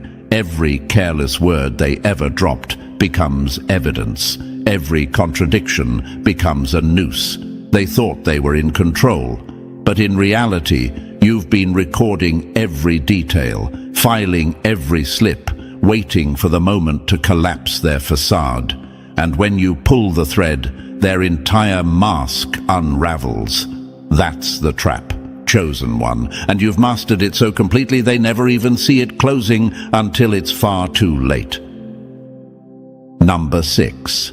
Every wound was a weapon being sharpened in you. They thought they were breaking you. In reality, they were building the very operator who now terrifies them. That's the twisted brilliance of your past, chosen one. Every betrayal, every rejection, every cold shoulder, they weren't just accidents, they were assignments. You didn't realize it then, but you were in training long before the Watchers noticed you. And the scars you carry, they're proof you graduated from a program no school could ever design. Think back. That person who ghosted you, disappearing without a word, thought they were discarding you, but all they really did was give you your first mission: emotional independence. You learned not to cling, not to beg, not to collapse when left in the dark. Mission complete. That boss who promoted everyone but you. You thought it was punishment, but it was preparation. They forced you to operate unseen, to thrive in the shadows without applause, to master the art of being overlooked. And now, that invisibility is your camouflage. Imagine this. A soldier doesn't train in luxury. They train in fire, in mud, in hunger. That's exactly how you were conditioned. The friends who abandoned you in your darkest hour, they were field trainers, stripping you of backup, teaching you to move alone, and you learned the most brutal truth: nobody's coming to save you. That's why you walk now with an edge no one else can fake. You became your own reinforcement, your own shield, your own weapon. Here's a psychological fact. Constant criticism rewires the brain to either collapse under pressure or adapt into unshakable independence. Your family played their role in that. The relative who never believed in you wasn't just cruel. They were conditioning you to stop chasing validation, to build your worth from within. And the parent who tore down every move you made. They taught you to trust your judgment over anyone's opinion, to build a compass so strong it couldn't be broken by approval or rejection. They thought they were crushing you. They were really hardening you into something bulletproof. And let's not forget the ex who betrayed you. To them, it was selfishness. To you, it was intelligence training.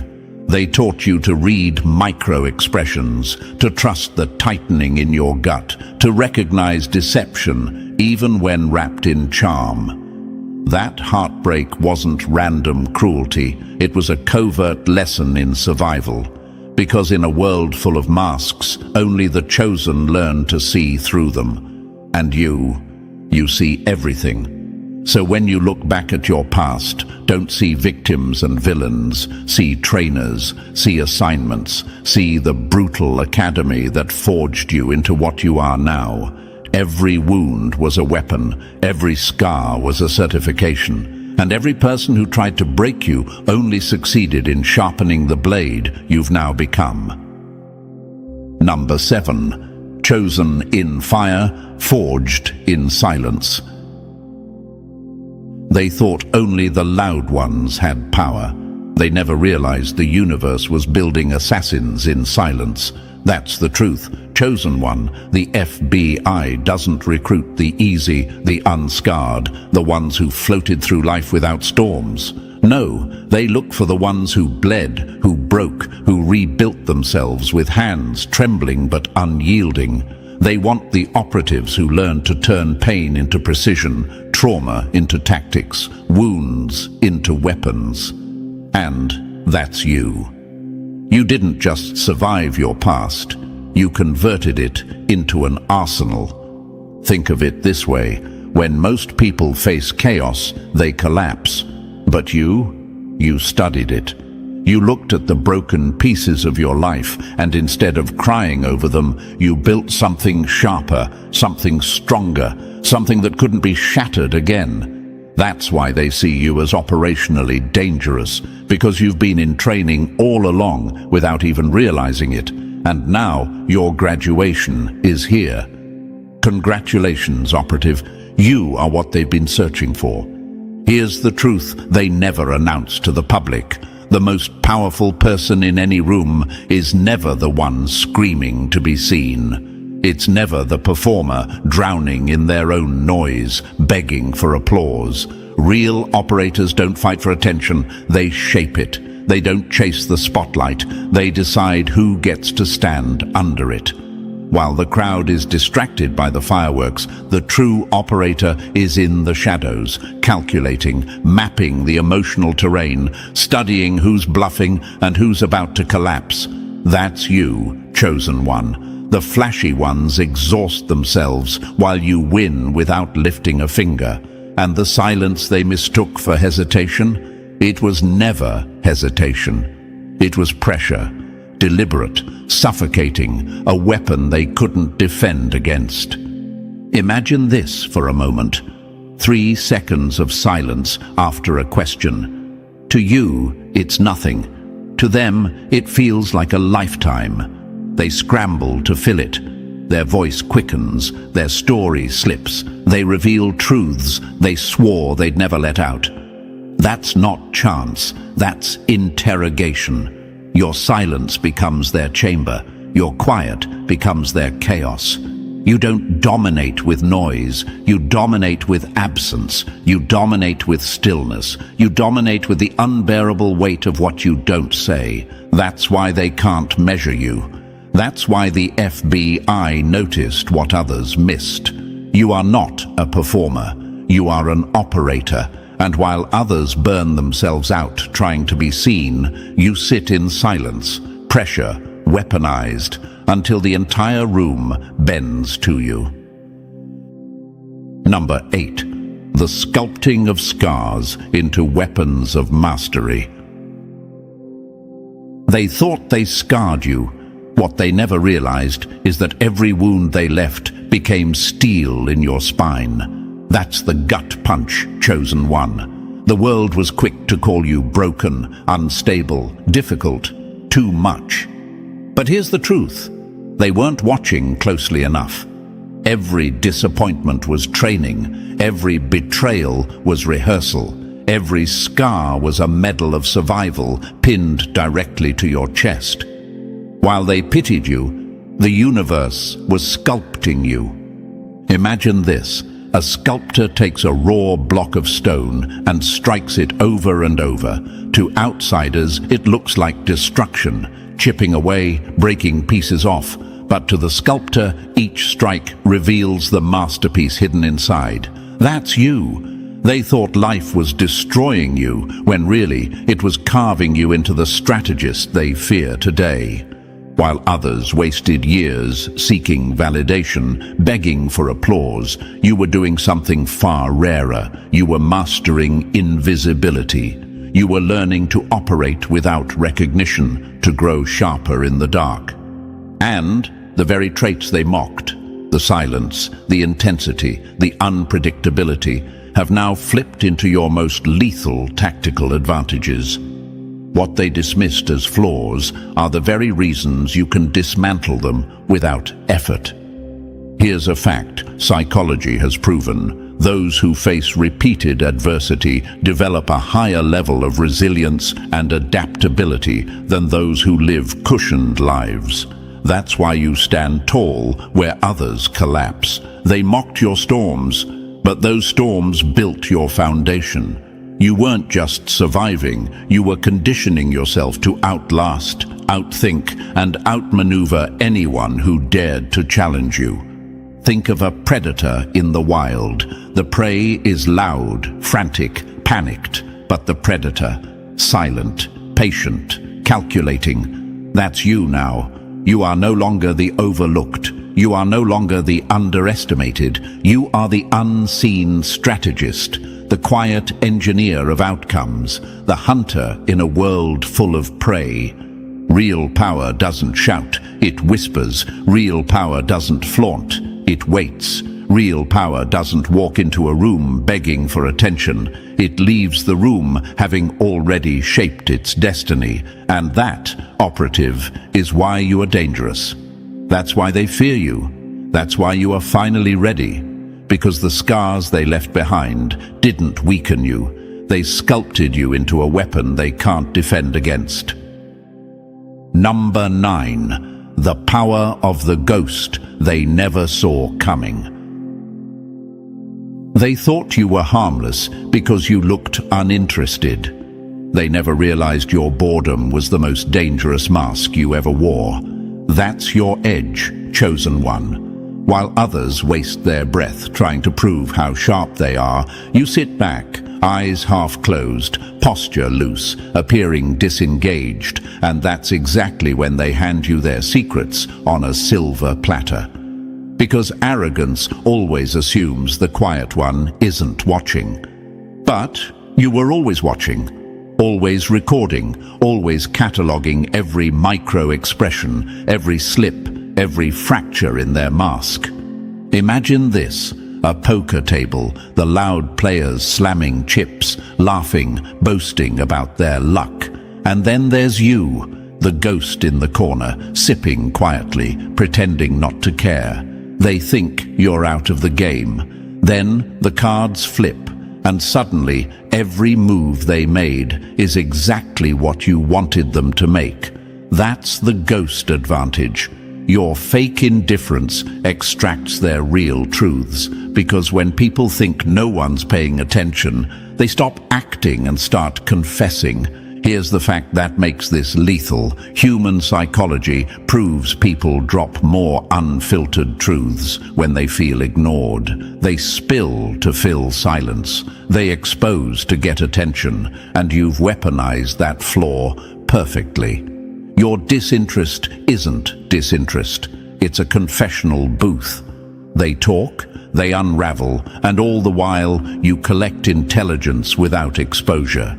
Your influence is surgical. You plant suggestions so subtly they sprout in their minds as if they were born there. You funnel conversations toward the outcomes you want, but it never feels forced. It doesn't look like manipulation, it looks like coincidence. To them, it feels like destiny. And that's the beauty of your design. Think of a ghost moving through a crowded room, never seen, never touched, but always shifting the air, always influencing what people feel.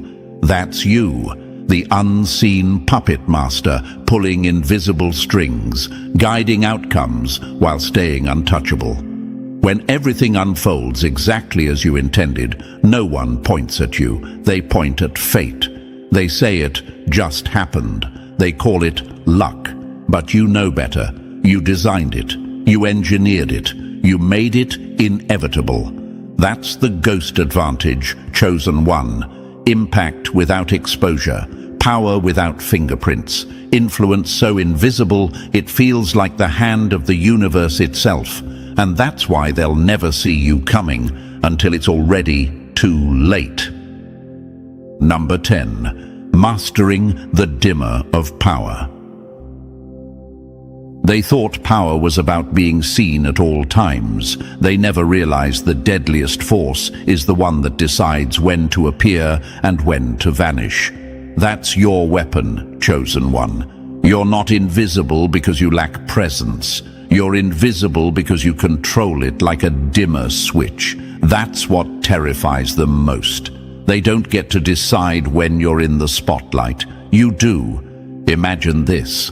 A room where everyone is shouting to be noticed, voices crashing over each other like waves. Then, in the middle of the chaos, you choose to raise your presence, subtle, sharp, undeniable.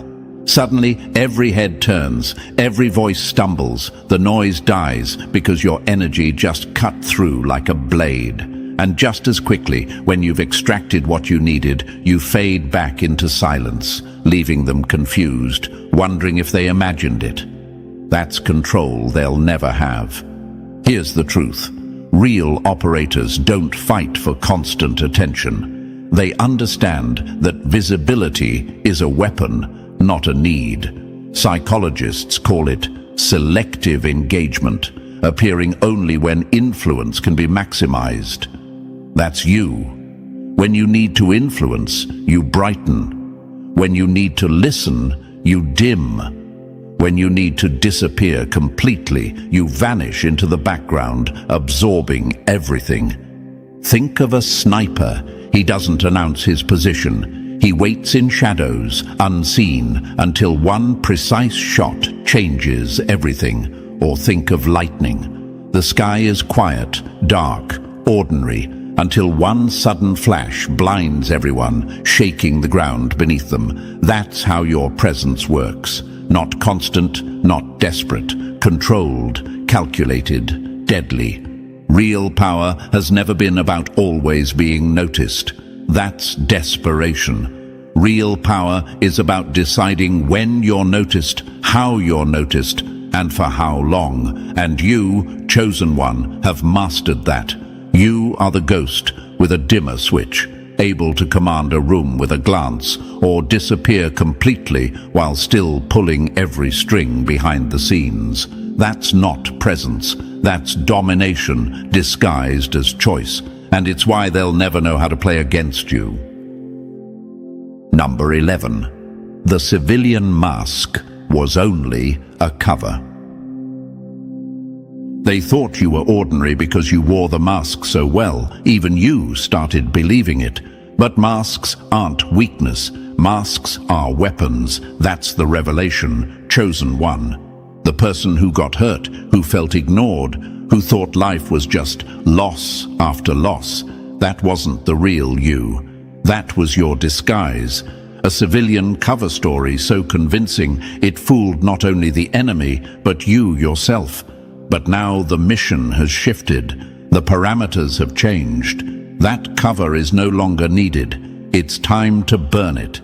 It's time to step out as the asset you were always being trained to be. Imagine this.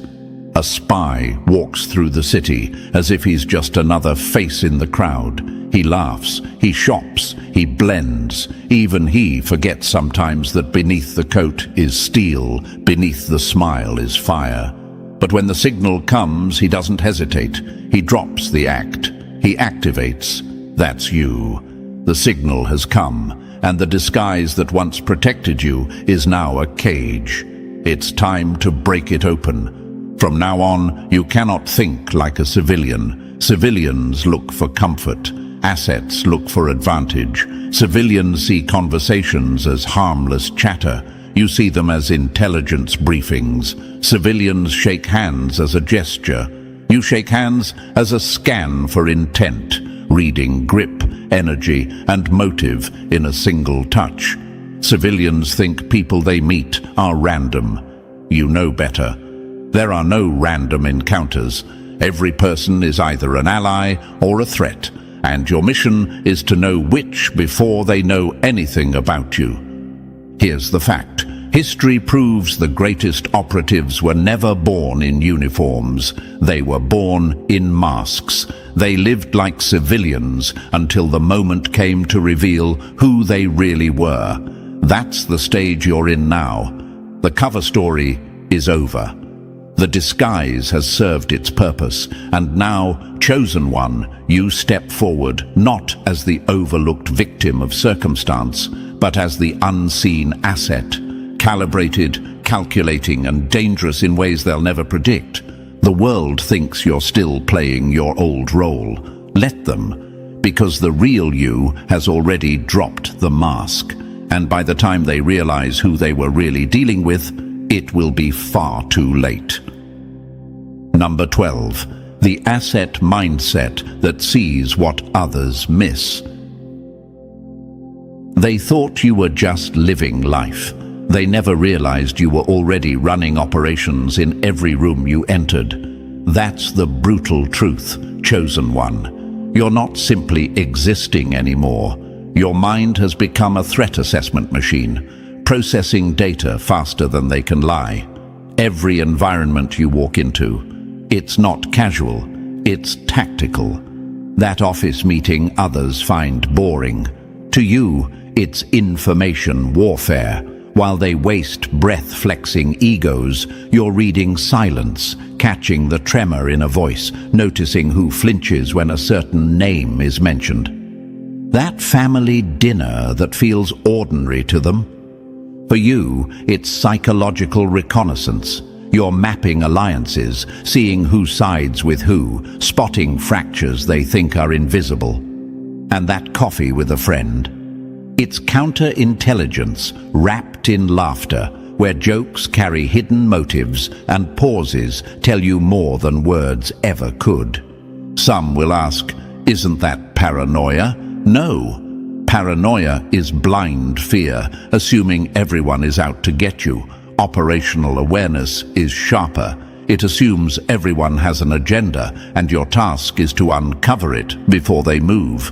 That's not fear. It's precision. You're not afraid of people. You're strategically cautious. You're not suspicious. You're professionally observant.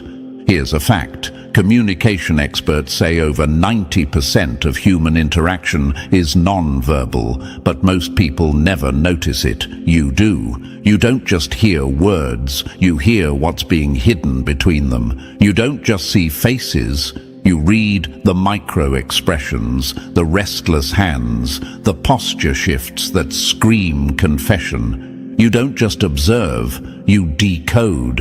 Imagine this. A soldier carries night vision into a dark battlefield. To everyone else, it's pitch black. To him, the terrain is lit up, every movement visible. That's you in the civilian world. They think it's casual space, but to you, it's a tactical zone lit with signals they can't even perceive. And that's why you're dangerous, because while they stumble through life blind, you move like an asset, collecting data, anticipating moves, dismantling illusions. You don't just live, you operate, and that's the edge that makes you untouchable. Number 13. The final evolution they never expected.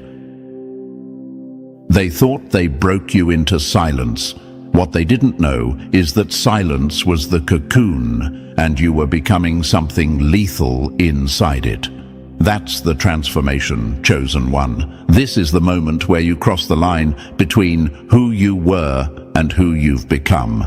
No longer victim, no longer reactive. You've shifted into operator, strategist, asset. You don't sit around asking why things always happen to you.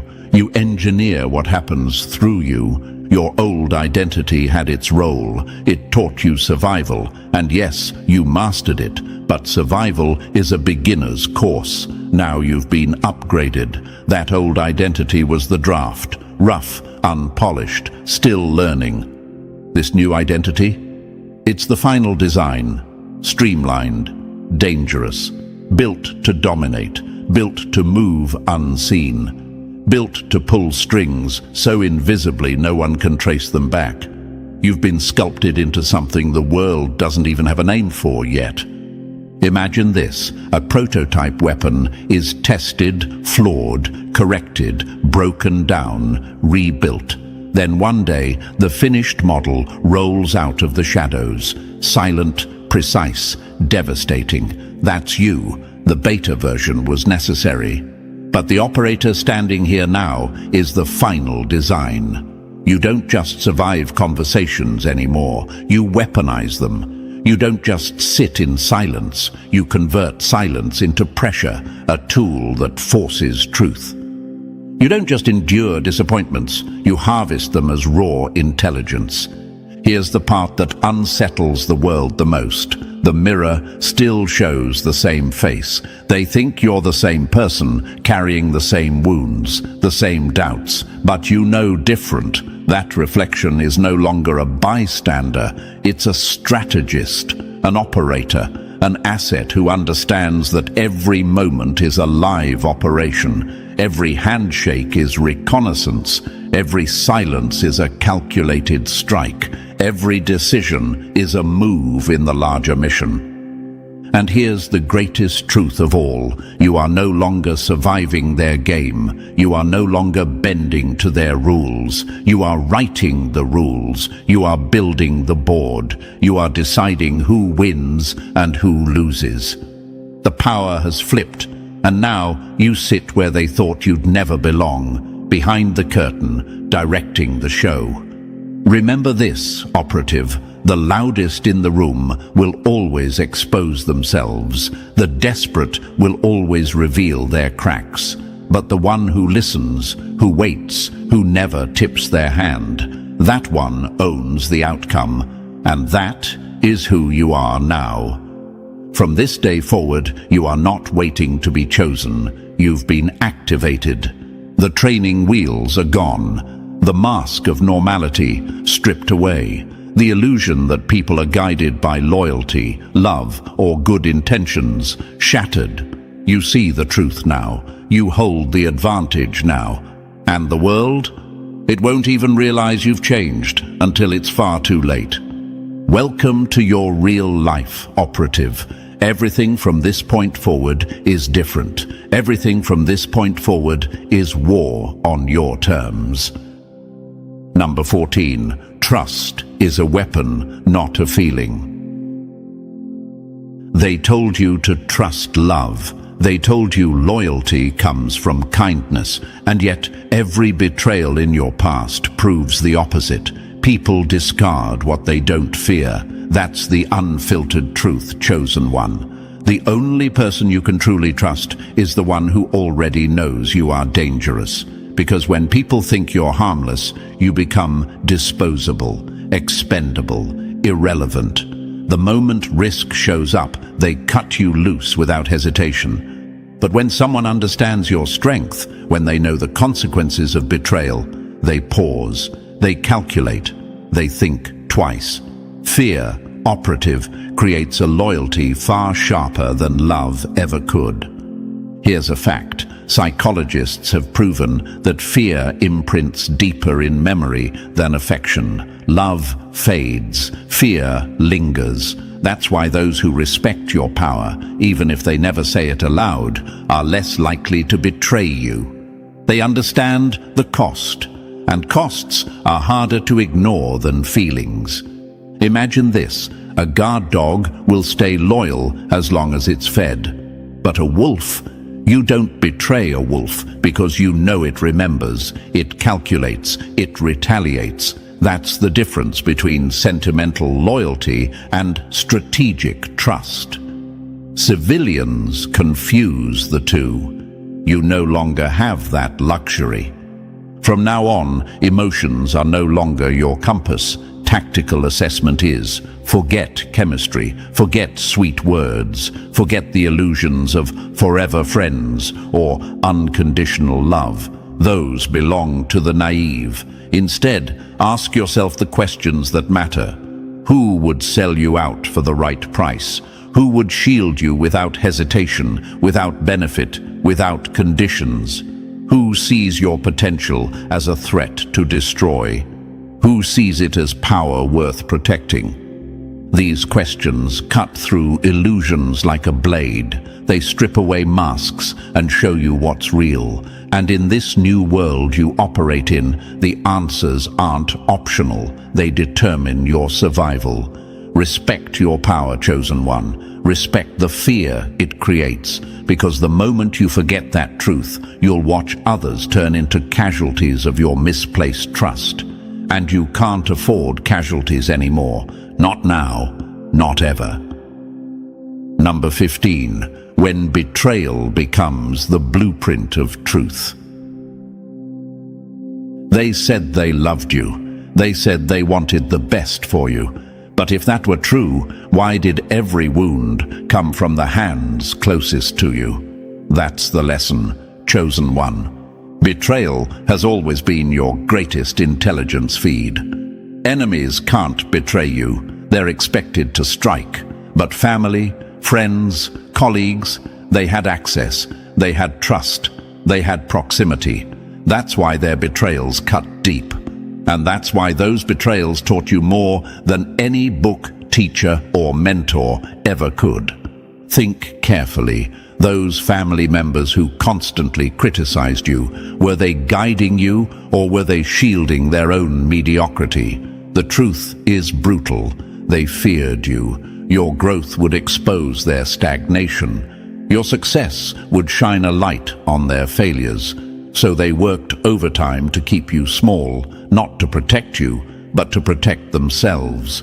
And those so-called friends, the ones who laughed at your ambition, told you to play it safe, mocked your dreams, they needed you weak. Your self-doubt was their oxygen. They needed you doubting yourself so they could pretend to be strong in comparison. They needed you caged because your wings reminded them of their chains. Now think of your colleagues, the ones who whispered in corners, sabotaged projects, undermined your progress. You thought they didn't see you, but no, they saw you more clearly than anyone. They recognized your capability, your precision, your potential, and that terrified them. They knew the truth. If you were ever unleashed, you would replace them, surpass them, eclipse them. Their hostility wasn't personal, it was survival. It was their self-preservation against the inevitable rise of your power. Here's the fact you can't ignore. Betrayal rarely comes from enemies. It comes from those with keys to your gates. Enemies you expect, friends and family, they infiltrate. They use trust as camouflage, loyalty as a mask, love as a cover story. That's why betrayal hits hardest. It's not just an attack, it's an inside job. But here's where the power flips. Every betrayal is intelligence. Every wound is data. Every knife in your back is proof of where the weaknesses are. In them, not you. Betrayal exposed their motives. It showed you who they really are. It revealed truths they worked desperately to hide. And now, you're not broken by it. You're armed with it.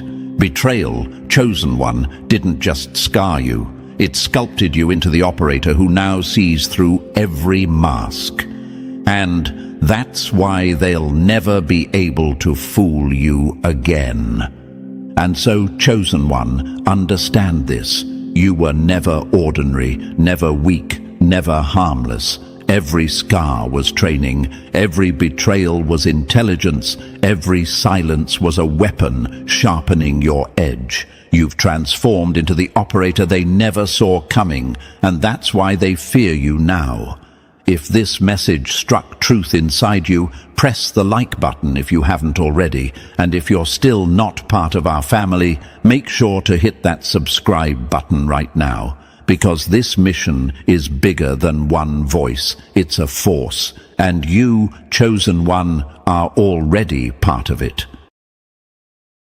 O chosen one, here's the truth that rattles them to their core. You stumbled into mastery while they were still begging for instructions. You became the exception to their sacred rules. And nothing terrifies them more than someone who didn't follow the script, but still arrived at the finish line first. Now imagine this for a moment. Chosen one. A soldier wakes up at 4 a.m. every single day for 20 years, dragging their body through the mud, sweating through endless drills, learning to endure pain most people would collapse under. They're told only the strongest survive, only the most disciplined ascend. And yet, you, without any of that preparation, did something in one fleeting moment that overturned decades of their hard work. That is why they choke when your name is whispered. That is why they seethe when your presence enters a room. Let me give you a fact that screams the truth. Elite units in the military often take 10 to 15 years of brutal training before one person is considered a true expert in their craft. They push through exhaustion, injury, and endless repetition. And still, even after all that, most never make it to the top. But you, chosen one, without the uniform, without the endless grind, cracked open a level of mastery that left them questioning whether their sacrifice was even worth it. That is not just a win, it's an insult to the entire system they worshipped. And thank you, chosen one, for being here with me in this moment. Don't forget to pay this message back by simply pressing like and subscribe to help spread this truth to more souls.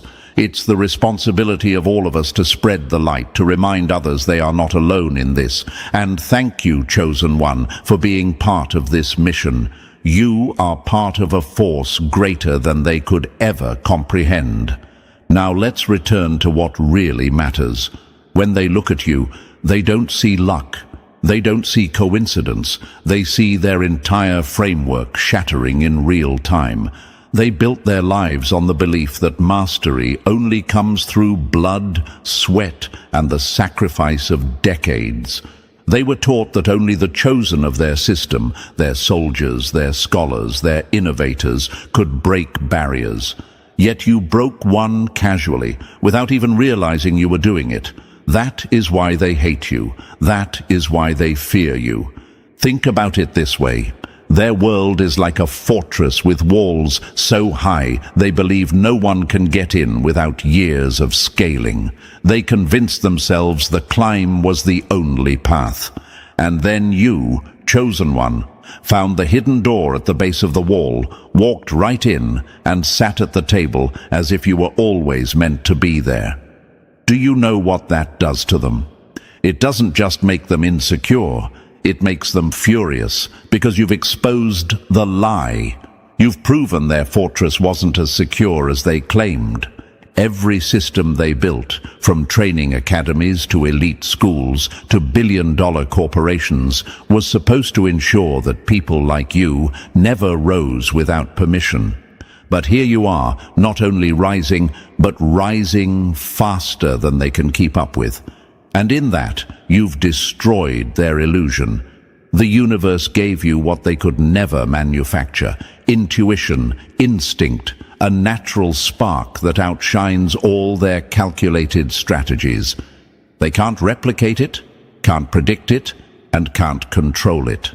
And that fact alone is enough to send their entire empire trembling. Here's another truth to chew on. History is filled with people who stumbled upon breakthroughs by accident. Penicillin was discovered because of a mistake. Microwave ovens were born out of a chance observation. The most world-shifting revolutions often came from people who weren't even trying to change the world at the time. That's what you represent, Chosen One. You are living proof that the universe loves to upset the script, to hand power to those who weren't supposed to have it. And because of you, their blueprint no longer matters. So as we go deeper into this, hold your head high. Because while they were breaking their bodies, worshipping discipline and guarding their gates, you were quietly becoming the disruption they never planned for. You are the glitch in their system, the beautiful accident that rewrote their rules. And from this point on, no matter how hard they try to explain it away, they will always remember that the one thing they trained for decades to master, you did by accident, without permission, and without apology. So, Chosen One, before we move forward, I want you to pause and claim your place in this message. Drop a comment below with the number 777 if you know deep down that what others grind decades to achieve, you've already unlocked by pure instinct. And if you feel the power in these words, don't forget to bless the force behind this channel with your support. Because every like, every share, every gift fuels this mission and keeps the truth alive. It doesn't matter if it's a small token or something greater. Every piece of energy you send helps carry this light to more souls who need it. And now, let's step right into it together. Stay with me until the very end, because if you really are the one who mastered by accident what they trained lifetimes to achieve, you'll feel the pull to keep going. Believe me, this ride will only get deeper from here. Let's begin. Number 1. The lie they preach, the truth you prove. They bend their backs until they break, and yet you bent reality without even breaking a sweat. That's the dagger in their pride, Chosen One. That's the wound they can't stop bleeding from. They've built their entire empire on one idea. That effort is the only road to greatness, that sacrifice is the sacred currency of mastery. And you shattered that illusion in a single breath. They tell themselves no one rises without the grind. Yet here you are, a walking contradiction to their holy scripture of suffering. Now imagine this for a moment, a line of soldiers crawling through barbed wire, blood dripping, lungs burning, every inch of progress paid for in agony. The instructors scream that pain is the price of power, that only those who embrace misery will taste mastery. For decades, this is how they program their disciples, blood in, greatness out. And yet, chosen one, while they worshipped the altar of effort, you stumbled across mastery by accident. No boot camp, no ritual, no gatekeeper, just one unguarded moment where instinct met opportunity, and the universe said, "Watch this." That moment exposed the truth. All their grind wasn't the requirement, it was the distraction. Here's a fact they'd never want you to know. Studies of innovation show that some of history's greatest breakthroughs weren't the result of endless grind, but sudden accidents. Penicillin discovered because mold contaminated a dish. The microwave born from a melted chocolate bar in an engineer's pocket. Even X-rays stumbled upon while experimenting with cathode rays. The universe doesn't always reward the most disciplined. It often rewards the most open, the ones willing to trip into something extraordinary. And that's exactly what you represent. You are the accident they can't replicate. You are the glitch in their system that proves effort isn't the only path. And this is what tortures them at night. They whisper, "But if effort isn't everything, then what was the point of my suffering?" That's the question that gnaws at their insides. They sacrificed sleep, relationships, sanity, and years of their lives to chase a dream, believing the grind was holy.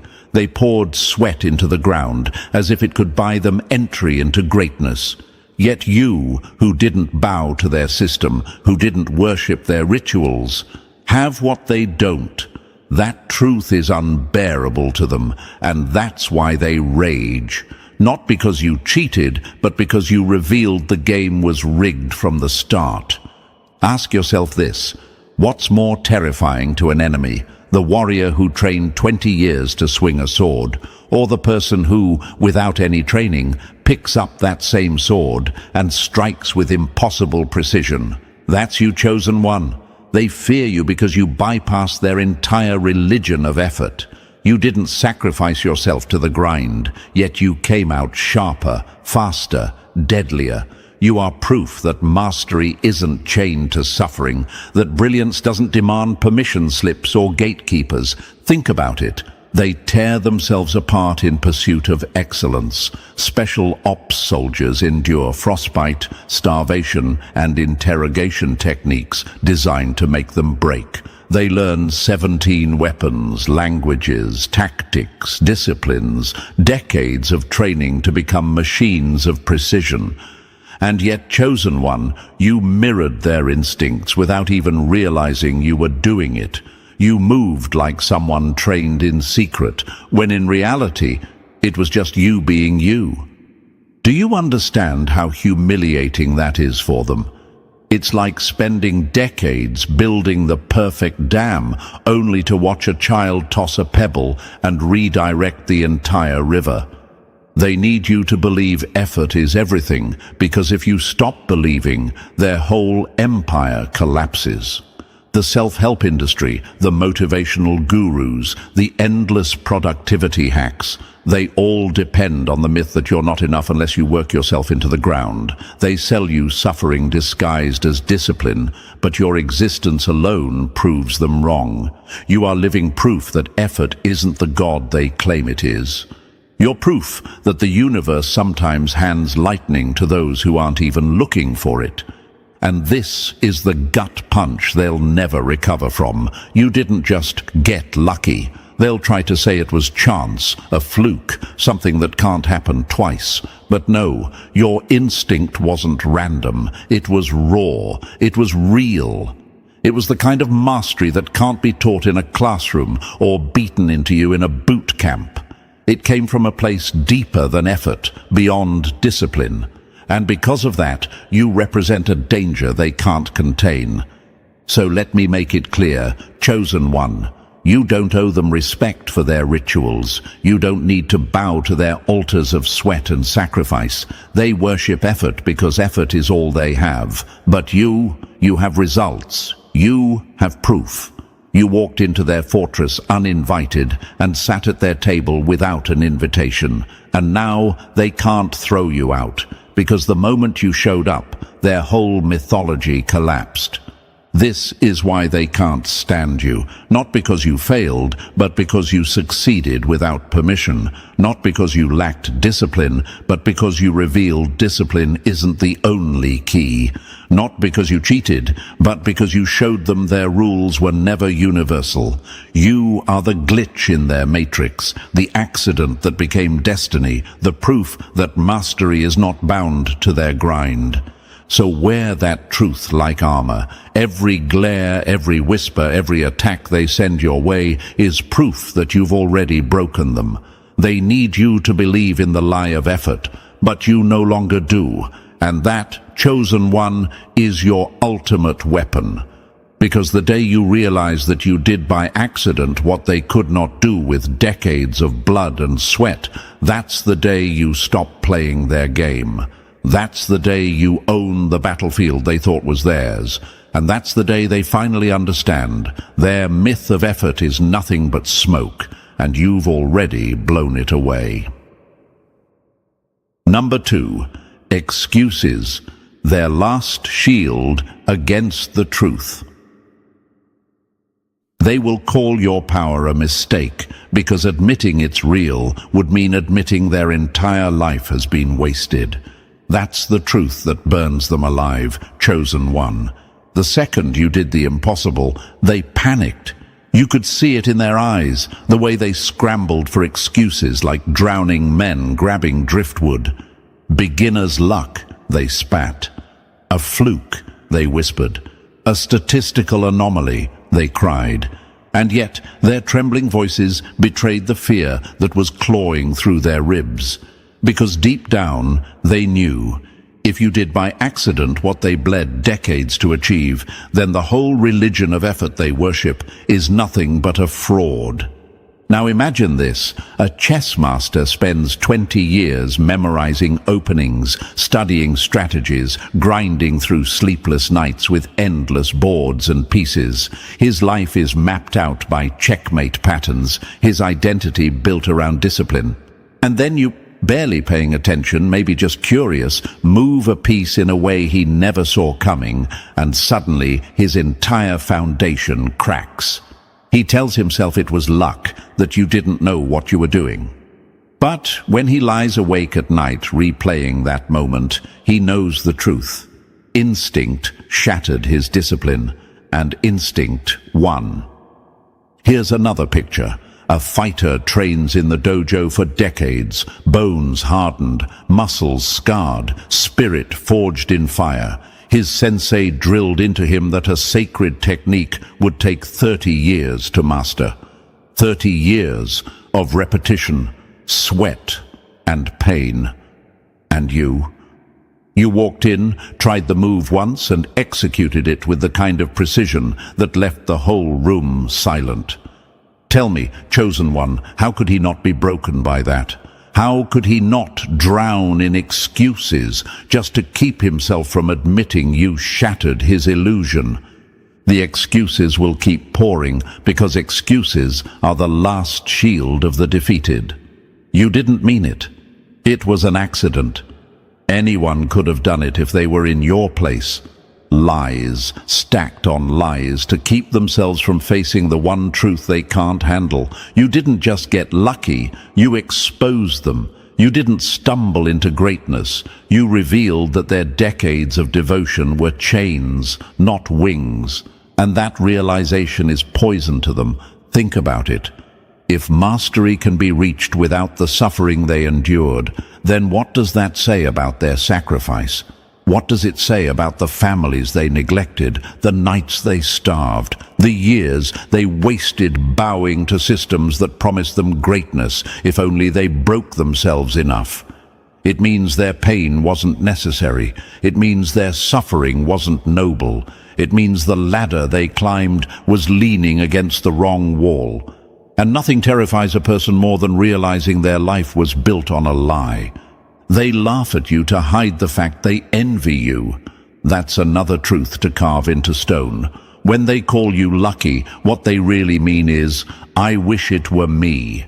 When they dismiss you as a fluke, what they're really confessing is, I can't stand the mirror you hold up to my wasted years.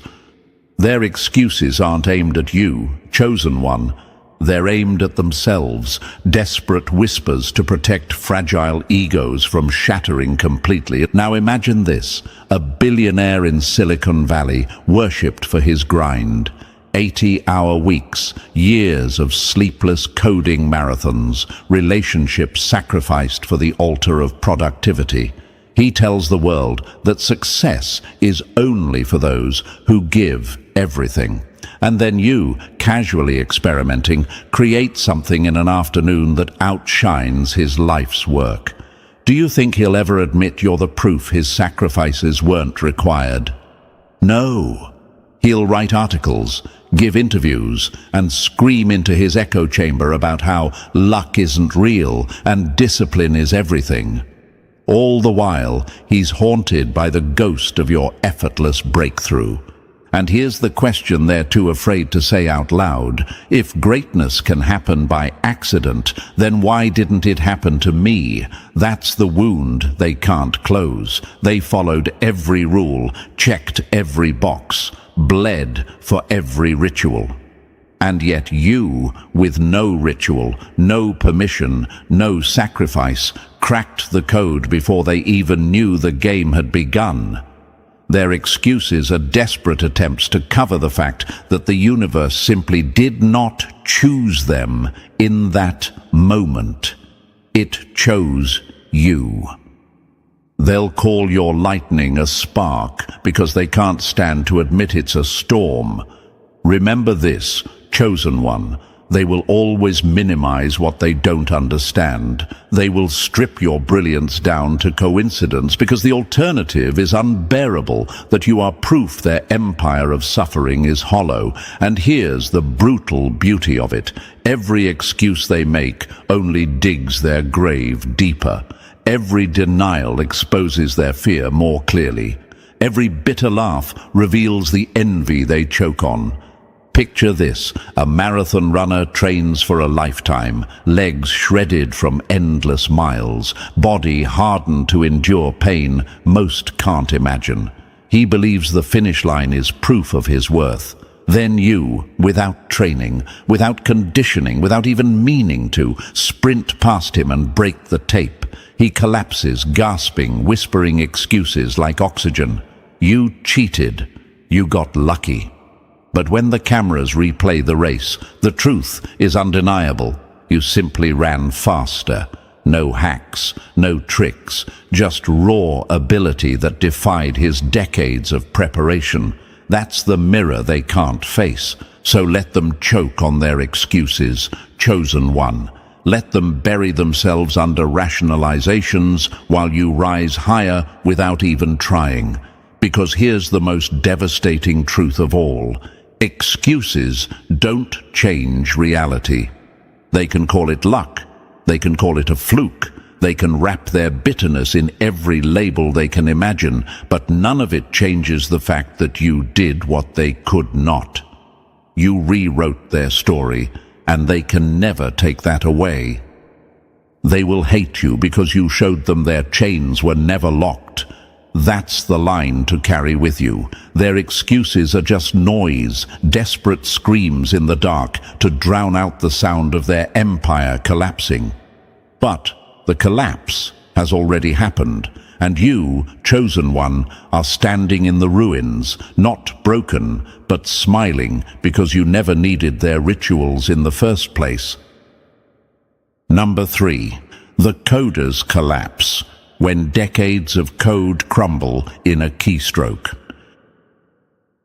They spent years building walls of logic, and you tore them down with a single careless tap.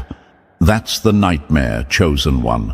Somewhere right now, a programmer is staring at a screen with hollow eyes, wondering how everything she sacrificed, her youth, her friendships, her weekends, was outdone by you in an instant.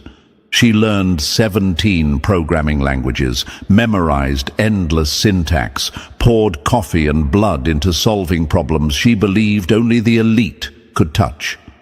And yet you, with no training, no textbooks, no rigid discipline, cracked the very code she worshipped, like it was nothing more than a puzzle in a child's coloring book. Now imagine this. She spent 10 years writing code so clean it could be framed like art. She tested every line, debugged every glitch, convinced that mastery belonged only to those who earned scars from staring at screens until their eyes burned. And then you, half distracted, maybe even laughing, typed a sequence of keys without thought.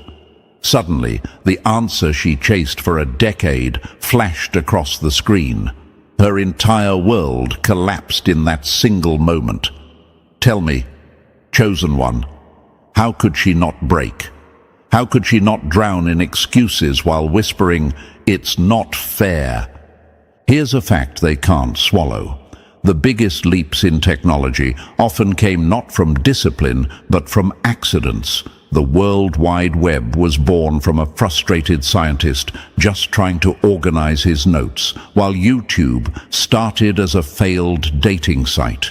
Innovation doesn't always come from the grind. It often comes from stumbling where no one expected. You are that stumble, chosen one, and your existence forces them to confront the truth. All their effort wasn't the requirement. It was the illusion. And now, emergency meetings are being called in boardrooms and labs. Experts and analysts are clutching their reports, whispering about the anomaly. They try to contain you, to study you, to put you under their microscope. But how can they dissect what doesn't fit their system? How can they chart a star that refuses to stay in their sky? You are not a data point on their graph. You are the storm that shredded the graph into confetti. So let them choke on their charts and equations. You don't fit their framework, chosen one. You are the glitch in their perfect code, the accident that rewrote the system, the proof that mastery does not bow to sacrifice. You didn't just solve their problem, you became the problem they can never solve. Number 4. Accidental arsenal, when your boredom became their battlefield collapse. They trained a lifetime to maximize power, and you stumbled into it like dropping a stone that caused an avalanche. That's the gut punch they'll never recover from, chosen one. In the military, they call it force multiplication, the art of making one move count like 100. Soldiers drill it endlessly, learning to stretch a single resource into a weapon of mass impact. Generals write manuals on it. War colleges study it. Entire campaigns are won or lost on it. And you? You force multiplied their entire reality without even meaning to, without war rooms, without calculations, without sweat dripping off your brow. You did it absent-mindedly, like brushing dust off your sleeve. Now imagine this.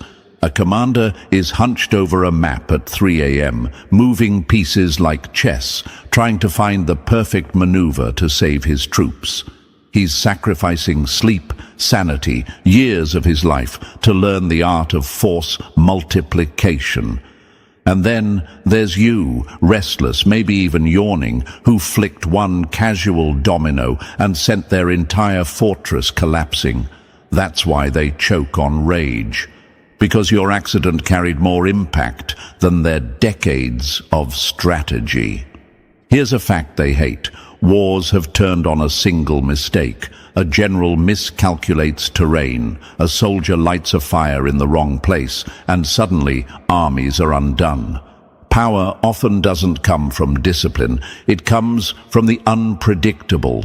You became that unpredictable factor. You are the accident that redefined their battlefield, and this is what keeps them awake at night. If you can multiply force without intention, then what does that say about their sacred grind? If you can bend outcomes without blueprints, what was the point of their sacrifice? Their entire game, their strategies, their rituals, their so-called rules, crumbled the moment you proved their fortress could be toppled by boredom. So let them clutch their playbooks, chosen one. Let them study your anomaly as if they can dissect instinct. The truth is, you aren't their equation. You're the chaos that exposes equations as fragile. You didn't just play their game better. You proved the game itself was meaningless. And that, more than anything, is why they'll never forgive you. Number 5. Breaking the holy sequence, when you leapt where they crawled. They worship steps, you worship nothing, and that's why you stand where they can't. That's the wound they can't close, chosen one. Their entire system is built like a staircase, each step guarded, each level requiring years of obedience before you're allowed to touch the next. They tell you, first master the basics, then climb slowly. No shortcuts, no exceptions. They built schools, academies, entire industries around this religion of progression. And then you appeared, not climbing, not crawling, not bowing, but leaping straight to the top without their permission. Now imagine this. A surgeon spends a decade in medical school, another decade in practice, his hands steady from thousands of hours of training. He believes no one can operate without enduring the same path. And then you, with no degree, no scalpel, no ritual, perform the impossible with a butter knife, singing to yourself while doing it. Not only does the patient survive, but they evolve, stronger than before. That's what makes their heads spin. You didn't just break their rules, you broke reality as they defined it. Here's a fact they choke on. In science, the biggest leaps often came not from steady progress, but from quantum jumps, sudden breakthroughs no one expected. The theory of relativity didn't grow slowly from centuries of physics. It detonated into existence because Einstein skipped the sacred steps. Jazz wasn't born from studying sheet music. It erupted from souls breaking rules. History proves it again and again.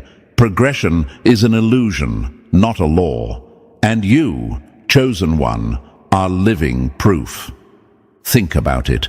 Every institution on earth, schools, corporations, armies, functions on the lie that greatness must be earned in increments, elementary school to high school, intern to manager, private to general. But what happens when someone teleports from the starting line to a finish line no one even knew was there? That's you, and that's why they fear you. Because if you exist, then their staircase is just theater. Their path is just a leash. They built ladders, but you sprouted wings. That's the metaphor they'll never forgive. They're now dissecting you under microscopes, whispering in boardrooms, counting your every move like accountants balancing numbers. But studying you is pointless. Trying to explain you with their systems is like trying to cage lightning in a mason jar. You didn't follow notes. You played music that came from somewhere deeper. You moved with raw, unfiltered intuition, something they've tried to bury for generations because they can't mass produce it, can't teach it, can't sell it. So let them choke on their syllabuses, their sacred tutorials, their endless checklists. You didn't just skip steps, you erased the staircase. And when you did, you proved a brutal truth. Progression was never necessary. It was just a leash to keep them obedient. You broke the leash, chosen one, and now they're staring up at you, broken because you leapt in a single bound to where they thought no one could ever go. Number 6. The outbreak of freedom, when your spark becomes their wildfire. They could handle your victory. What they can't handle is the plague of hope you've unleashed. That's the terror ripping them apart, chosen one. It's not just that you did the impossible, it's that you made others believe they could too. You turned your accident into an epidemic, a contagion of possibility spreading through minds faster than any system can contain. They're not afraid of you alone. They're afraid of what you represent when others begin to whisper, if they skipped the rules, why can't I? If they did the impossible by accident, what am I capable of on purpose? Now imagine this, a classroom full of students who've been taught to obey the syllabus, to climb the ladder one rung at a time. Their teacher tells them mastery will take decades of submission. Then they hear your story, that someone vaulted to the top without permission, without ritual, without waiting. Suddenly, half the class stops listening. Suddenly, their eyes shift from the chalkboard to the horizon. That's the virus you've planted. Not disobedience, not rebellion. Something far more dangerous. Belief.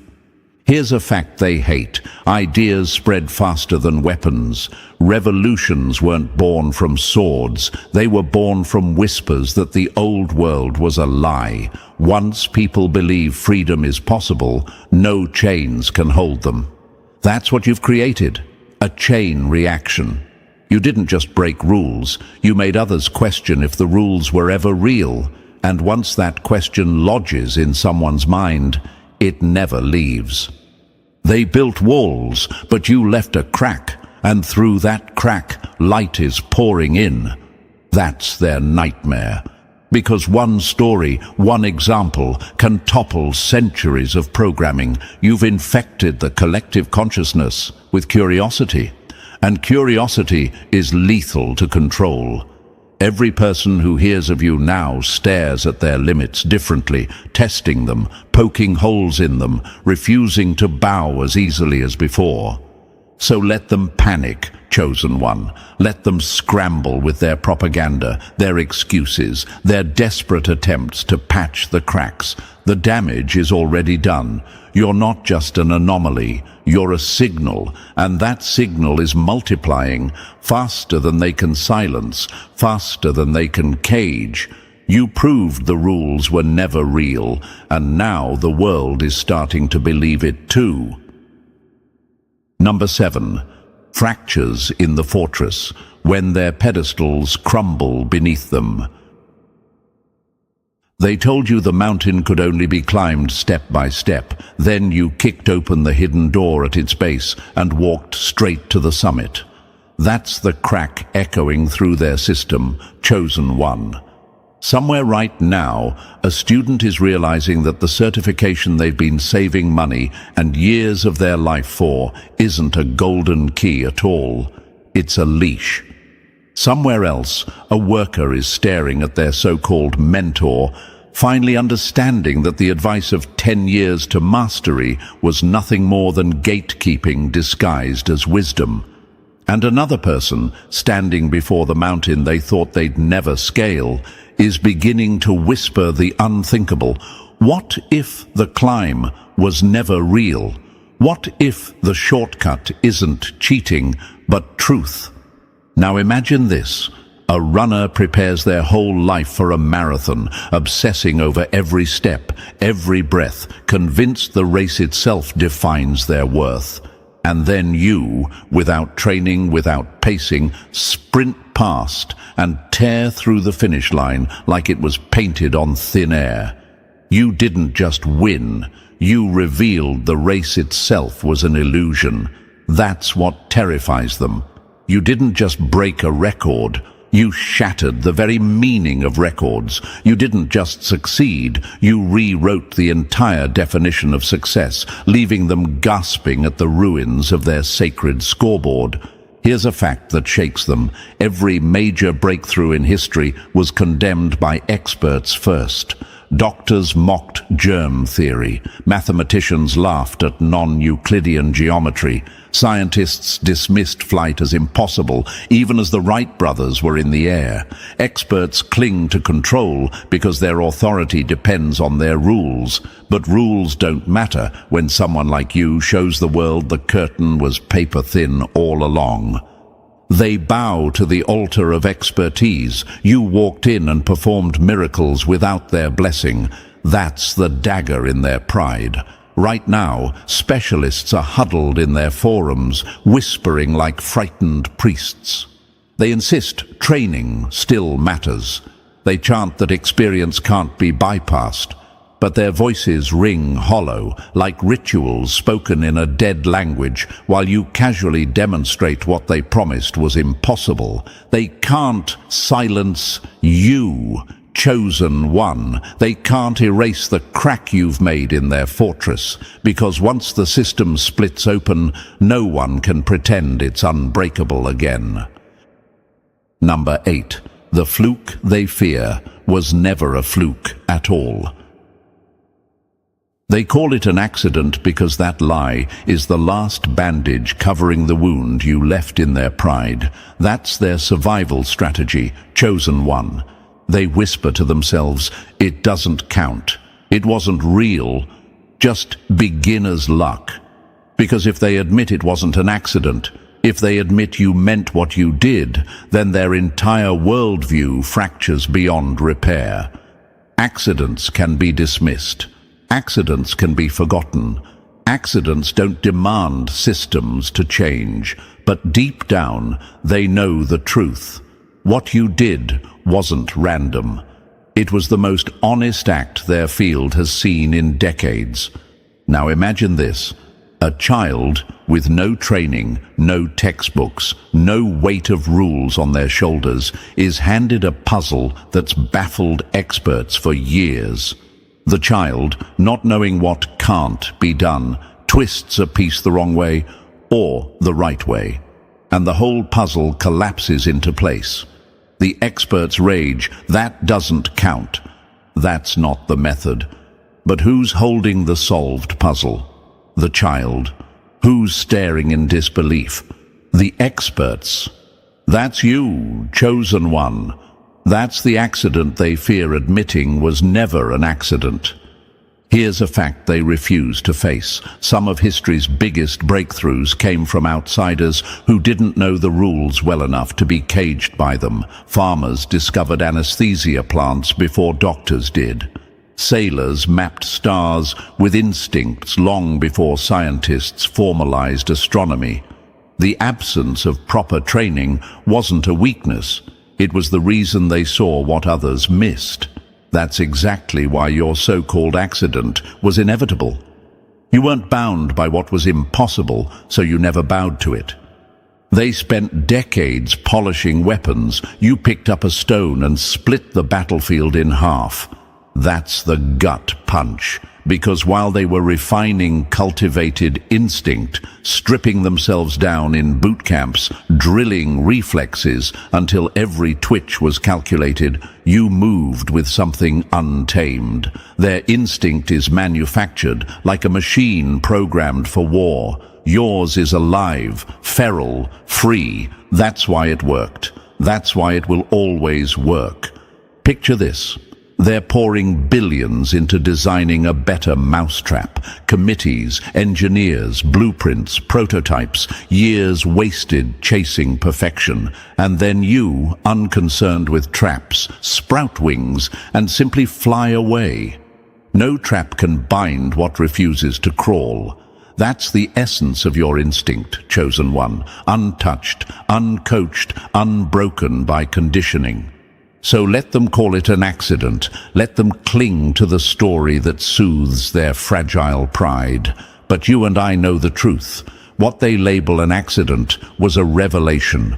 What they call a fluke was the purest form of power, the kind that doesn't wait for permission, doesn't need polishing, and doesn't care about their rules. It was never an accident, chosen one. It was inevitability dressed as chance. Number 9. The marketplace of chains, when you picked their locks with bare hands. They don't sell knowledge, they sell cages, and you walked straight through the bars. That's the wound that festers, chosen one. Make no mistake, there is an entire empire, a trillion-dollar machine built on the mythology of expertise. Universities stack degrees like trophies, convincing people that wisdom must come laminated. Certification boards reduce mastery to a badge. Licensing bodies decide who gets to touch knowledge and who remains in the dark. Professional associations guard credibility like it's gold.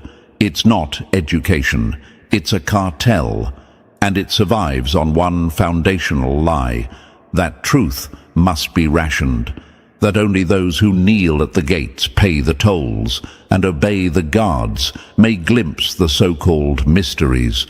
Now imagine this: a fortress stretching sky-high, guarded by watchtowers, moats, and armed gatekeepers. People spend their entire lives climbing toward the gates, years of sacrifice just to be handed a stamped piece of paper saying they are permitted to enter, and then you arrive. No ladder, no key, no blessing. You look down, spot a bobby pin in the dirt, bend it once, and in seconds the vault cracks open. The crowd stares. The guards freeze. The gates that were supposed to take lifetimes to unlock swing wide like they were never locked at all. That is why they hate you. That is why they fear you. Here's a fact they'll never admit out loud. Some of history's greatest minds never held a degree. Tesla dropped out. The Wright brothers were bicycle mechanics. Jobs left college after months. Genius often comes not from climbing their ladder, but from stepping off it. But they can't let the world know that. If people believe mastery can come without their approval, their empire crumbles overnight. That's why they cling so desperately to their rituals, their ceremonies, their laminated tokens of belonging. They built an industry to decide who gets to speak, and you spoke without permission. That's the gut punch. You didn't scale their walls. You didn't bow for their stamps. You didn't beg for a seat at their table. You broke the lock with instinct, tore open their vault, and exposed their illusion for what it always was: theater. They don't guard truth. They guard profit. They don't teach wisdom. They license obedience.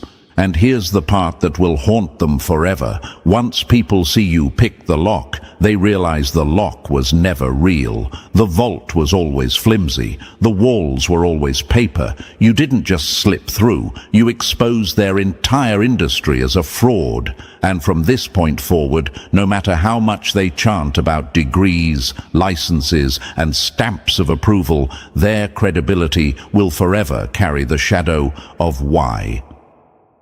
Number 10. When their towers tremble, boardrooms and pedestals reduced to dust. They built an empire selling locks, and you walked through the door without a key. That's why boardrooms across the world are in panic, chosen one. With no clearance, no badge, no sacred blessing, you did the one thing their entire system exists to prevent. You bypassed it. And now the keepers of the illusion are sweating through their suits, tugging at their ties, clutching their coffee cups with trembling hands. Executives whisper to each other, "If someone can achieve this without our training, our certification, our approval, then what exactly are we selling?" The answer slams into them like a tidal wave. They were never selling knowledge, only smoke. They were selling the illusion of necessity, the theater of authority, the performance of control. They don't trade in truth. They trade in dependence. And with one casual, almost careless act, you proved none of it was ever required. Their product evaporated in your shadow. Their marketplace of chains collapsed the second you showed the locks were imaginary. Now imagine this. A professor spends 40 years clawing their way to the top, pouring decades into chasing a riddle that defines their career. Their entire identity, their worth, their legacy is bound to that pursuit. And then you, bored, half distracted, maybe even procrastinating, stumble into the answer they were starving for. Tell me, chosen one, how do they recover from that? The truth is, they don't. They can't. That's why their voices tremble when they try to explain you away. Think of the consultant who bills $5,000 an hour, stringing clients along with insights that you uncovered freely in the space of a daydream. Think of the endless chain of coaches, gurus, and advisors, each perched on pedestals, propped up by nothing more than collective agreement that their gatekeeping mattered. And then think of how, with one uncalculated move, you revealed the whole pyramid wasn't made of stone at all. It was sand, crumbling the second you brushed against it. They worshipped their pedestals as indestructible until your shadow cracked the foundations. That's what's happening now. The titans of their industries are collapsing one by one because you exposed the fraud at the core. They weren't selling truth, chosen one. They were selling fear, fear that without them you'd never succeed. And you proved that fear was hollow. You didn't just climb higher, you toppled their towers. You showed the world that power wasn't theirs to give, it was already yours to claim. Number 11. The silent detonation when innocence wrecks empires. They train soldiers to rebel, but nothing terrifies them more than someone who destroys without even trying. That's the cut that bleeds deepest, chosen one. You weren't sharpening weapons. You weren't sketching blueprints of collapse or plotting sabotage in the dark.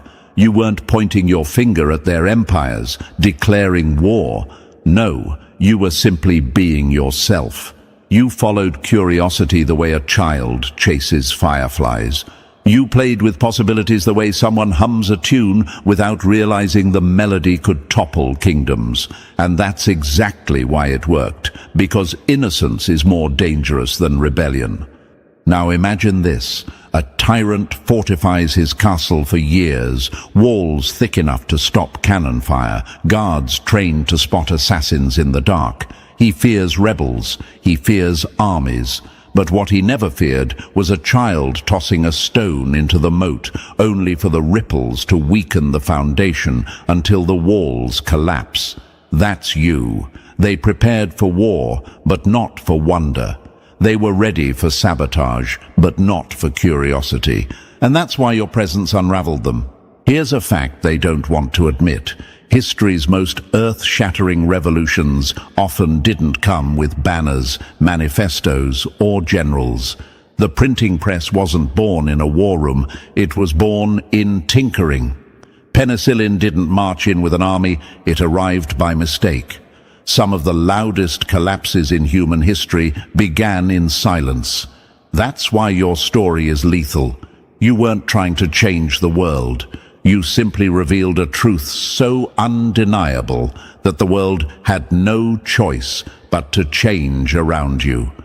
They expected a rebel with weapons. They got an innocent with wings. That's what scorches their pride. And now, terrified, the system shifts to its oldest survival instinct, absorption. They can't control you, so they'll try to consume you. They'll offer honorary degrees, shiny awards, titles carved from ivory towers.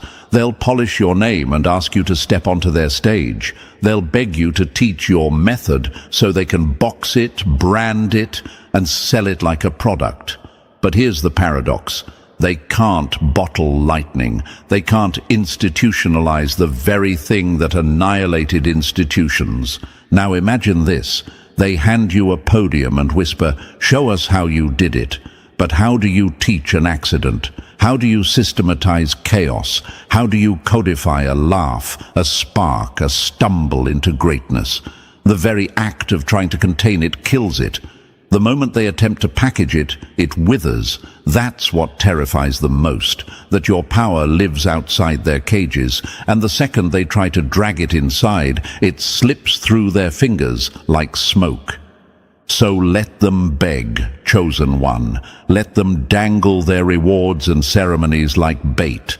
Because the truth is, you don't need their recognition. You never did. And every attempt they make to absorb you only proves what you've already shown. Their rules, their gates, their guards. They were never real. You didn't just escape the system. You proved the system was never a prison at all, only a painted backdrop. Number 12. The Desperate Inquisition, their hunt for a lie that doesn't exist. They don't want the truth. They want an excuse sharp enough to cut you down. That's the sickness eating them alive, chosen one. When denial isn't enough, when excuses no longer silence the gnawing dread, they launch the next phase, the witch hunt. They dig into your past like grave robbers, clawing for skeletons that aren't there. They scour every step you've taken, desperate to find a hidden tutor, a secret course, a dusty textbook tucked away that would explain away your brilliance. They whisper conspiracies in dark corners. They must have had help. They couldn't have done this alone. No one does that without hidden training. Now imagine this. An investigator sits in a dimly lit office, papers scattered across the desk, walls plastered with timelines, photographs, red string connecting dots that lead nowhere. His eyes are bloodshot, his hands trembling as he mutters, "There must be something, there has to be something." But every lead collapses, every theory dissolves, because there is no trick, there is no secret class, there is only you, raw, unfiltered, undeniable, and that drives them mad. Here's a fact they don't want to face. When systems are threatened, their first instinct is to discredit the anomaly. Galileo was called a heretic for pointing at the stars. Innovators are often smeared as frauds before they're celebrated as pioneers. They're not trying to find truth. They're trying to protect their own fragile order. Because if you stand as proof that instinct can bypass their ladders, then what happens to the billions invested in those ladders? What happens to the people who spent lifetimes climbing them? Their authority turns to ash. They'd rather brand you a fraud than face their own futility. That's why they'll keep inventing explanations. Because if they can't explain you, then they can't explain why everyone else should keep crawling up their staircase of suffering. They need you to be a trick, a fraud, an illusion, anything but the living proof that their gates were never necessary. But here's the brutal truth, chosen one. The spell is already broken. The curtain has already been pulled back. The mythology has already collapsed. No amount of digging will resurrect it. No witch hunt will unmake the reality you've revealed.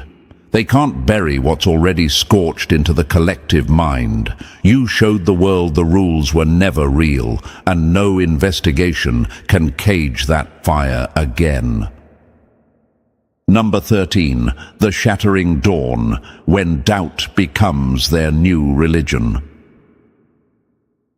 They worshipped suffering as the toll for greatness. Then you walked through the gate without paying.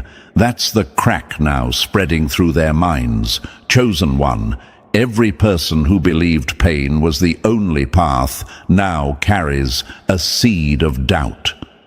Every institution that justified its existence by pointing to its rituals now stands exposed, trembling as people ask the question they fear most. If you surpass them without their rituals, then what were the rituals for? And every gatekeeper clutching their keys knows the truth deep down. You never passed through their gates. You appeared on the other side, as if the walls themselves were illusions painted on thin air. Now imagine this. A pilgrim spends their entire life climbing a mountain, convinced enlightenment waits at the peak. They endure storms, hunger, exhaustion, convinced the struggle makes them worthy.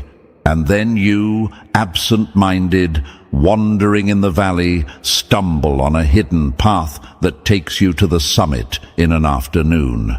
You arrive smiling, unaware of the weight of what you've done. The pilgrim sees you and collapses because your existence proves their decades of suffering weren't necessary. That is the awakening unraveling the world right now. Here's a fact that scorches them. Scientists, mystics, and philosophers have spent lifetimes chasing what you embodied without effort.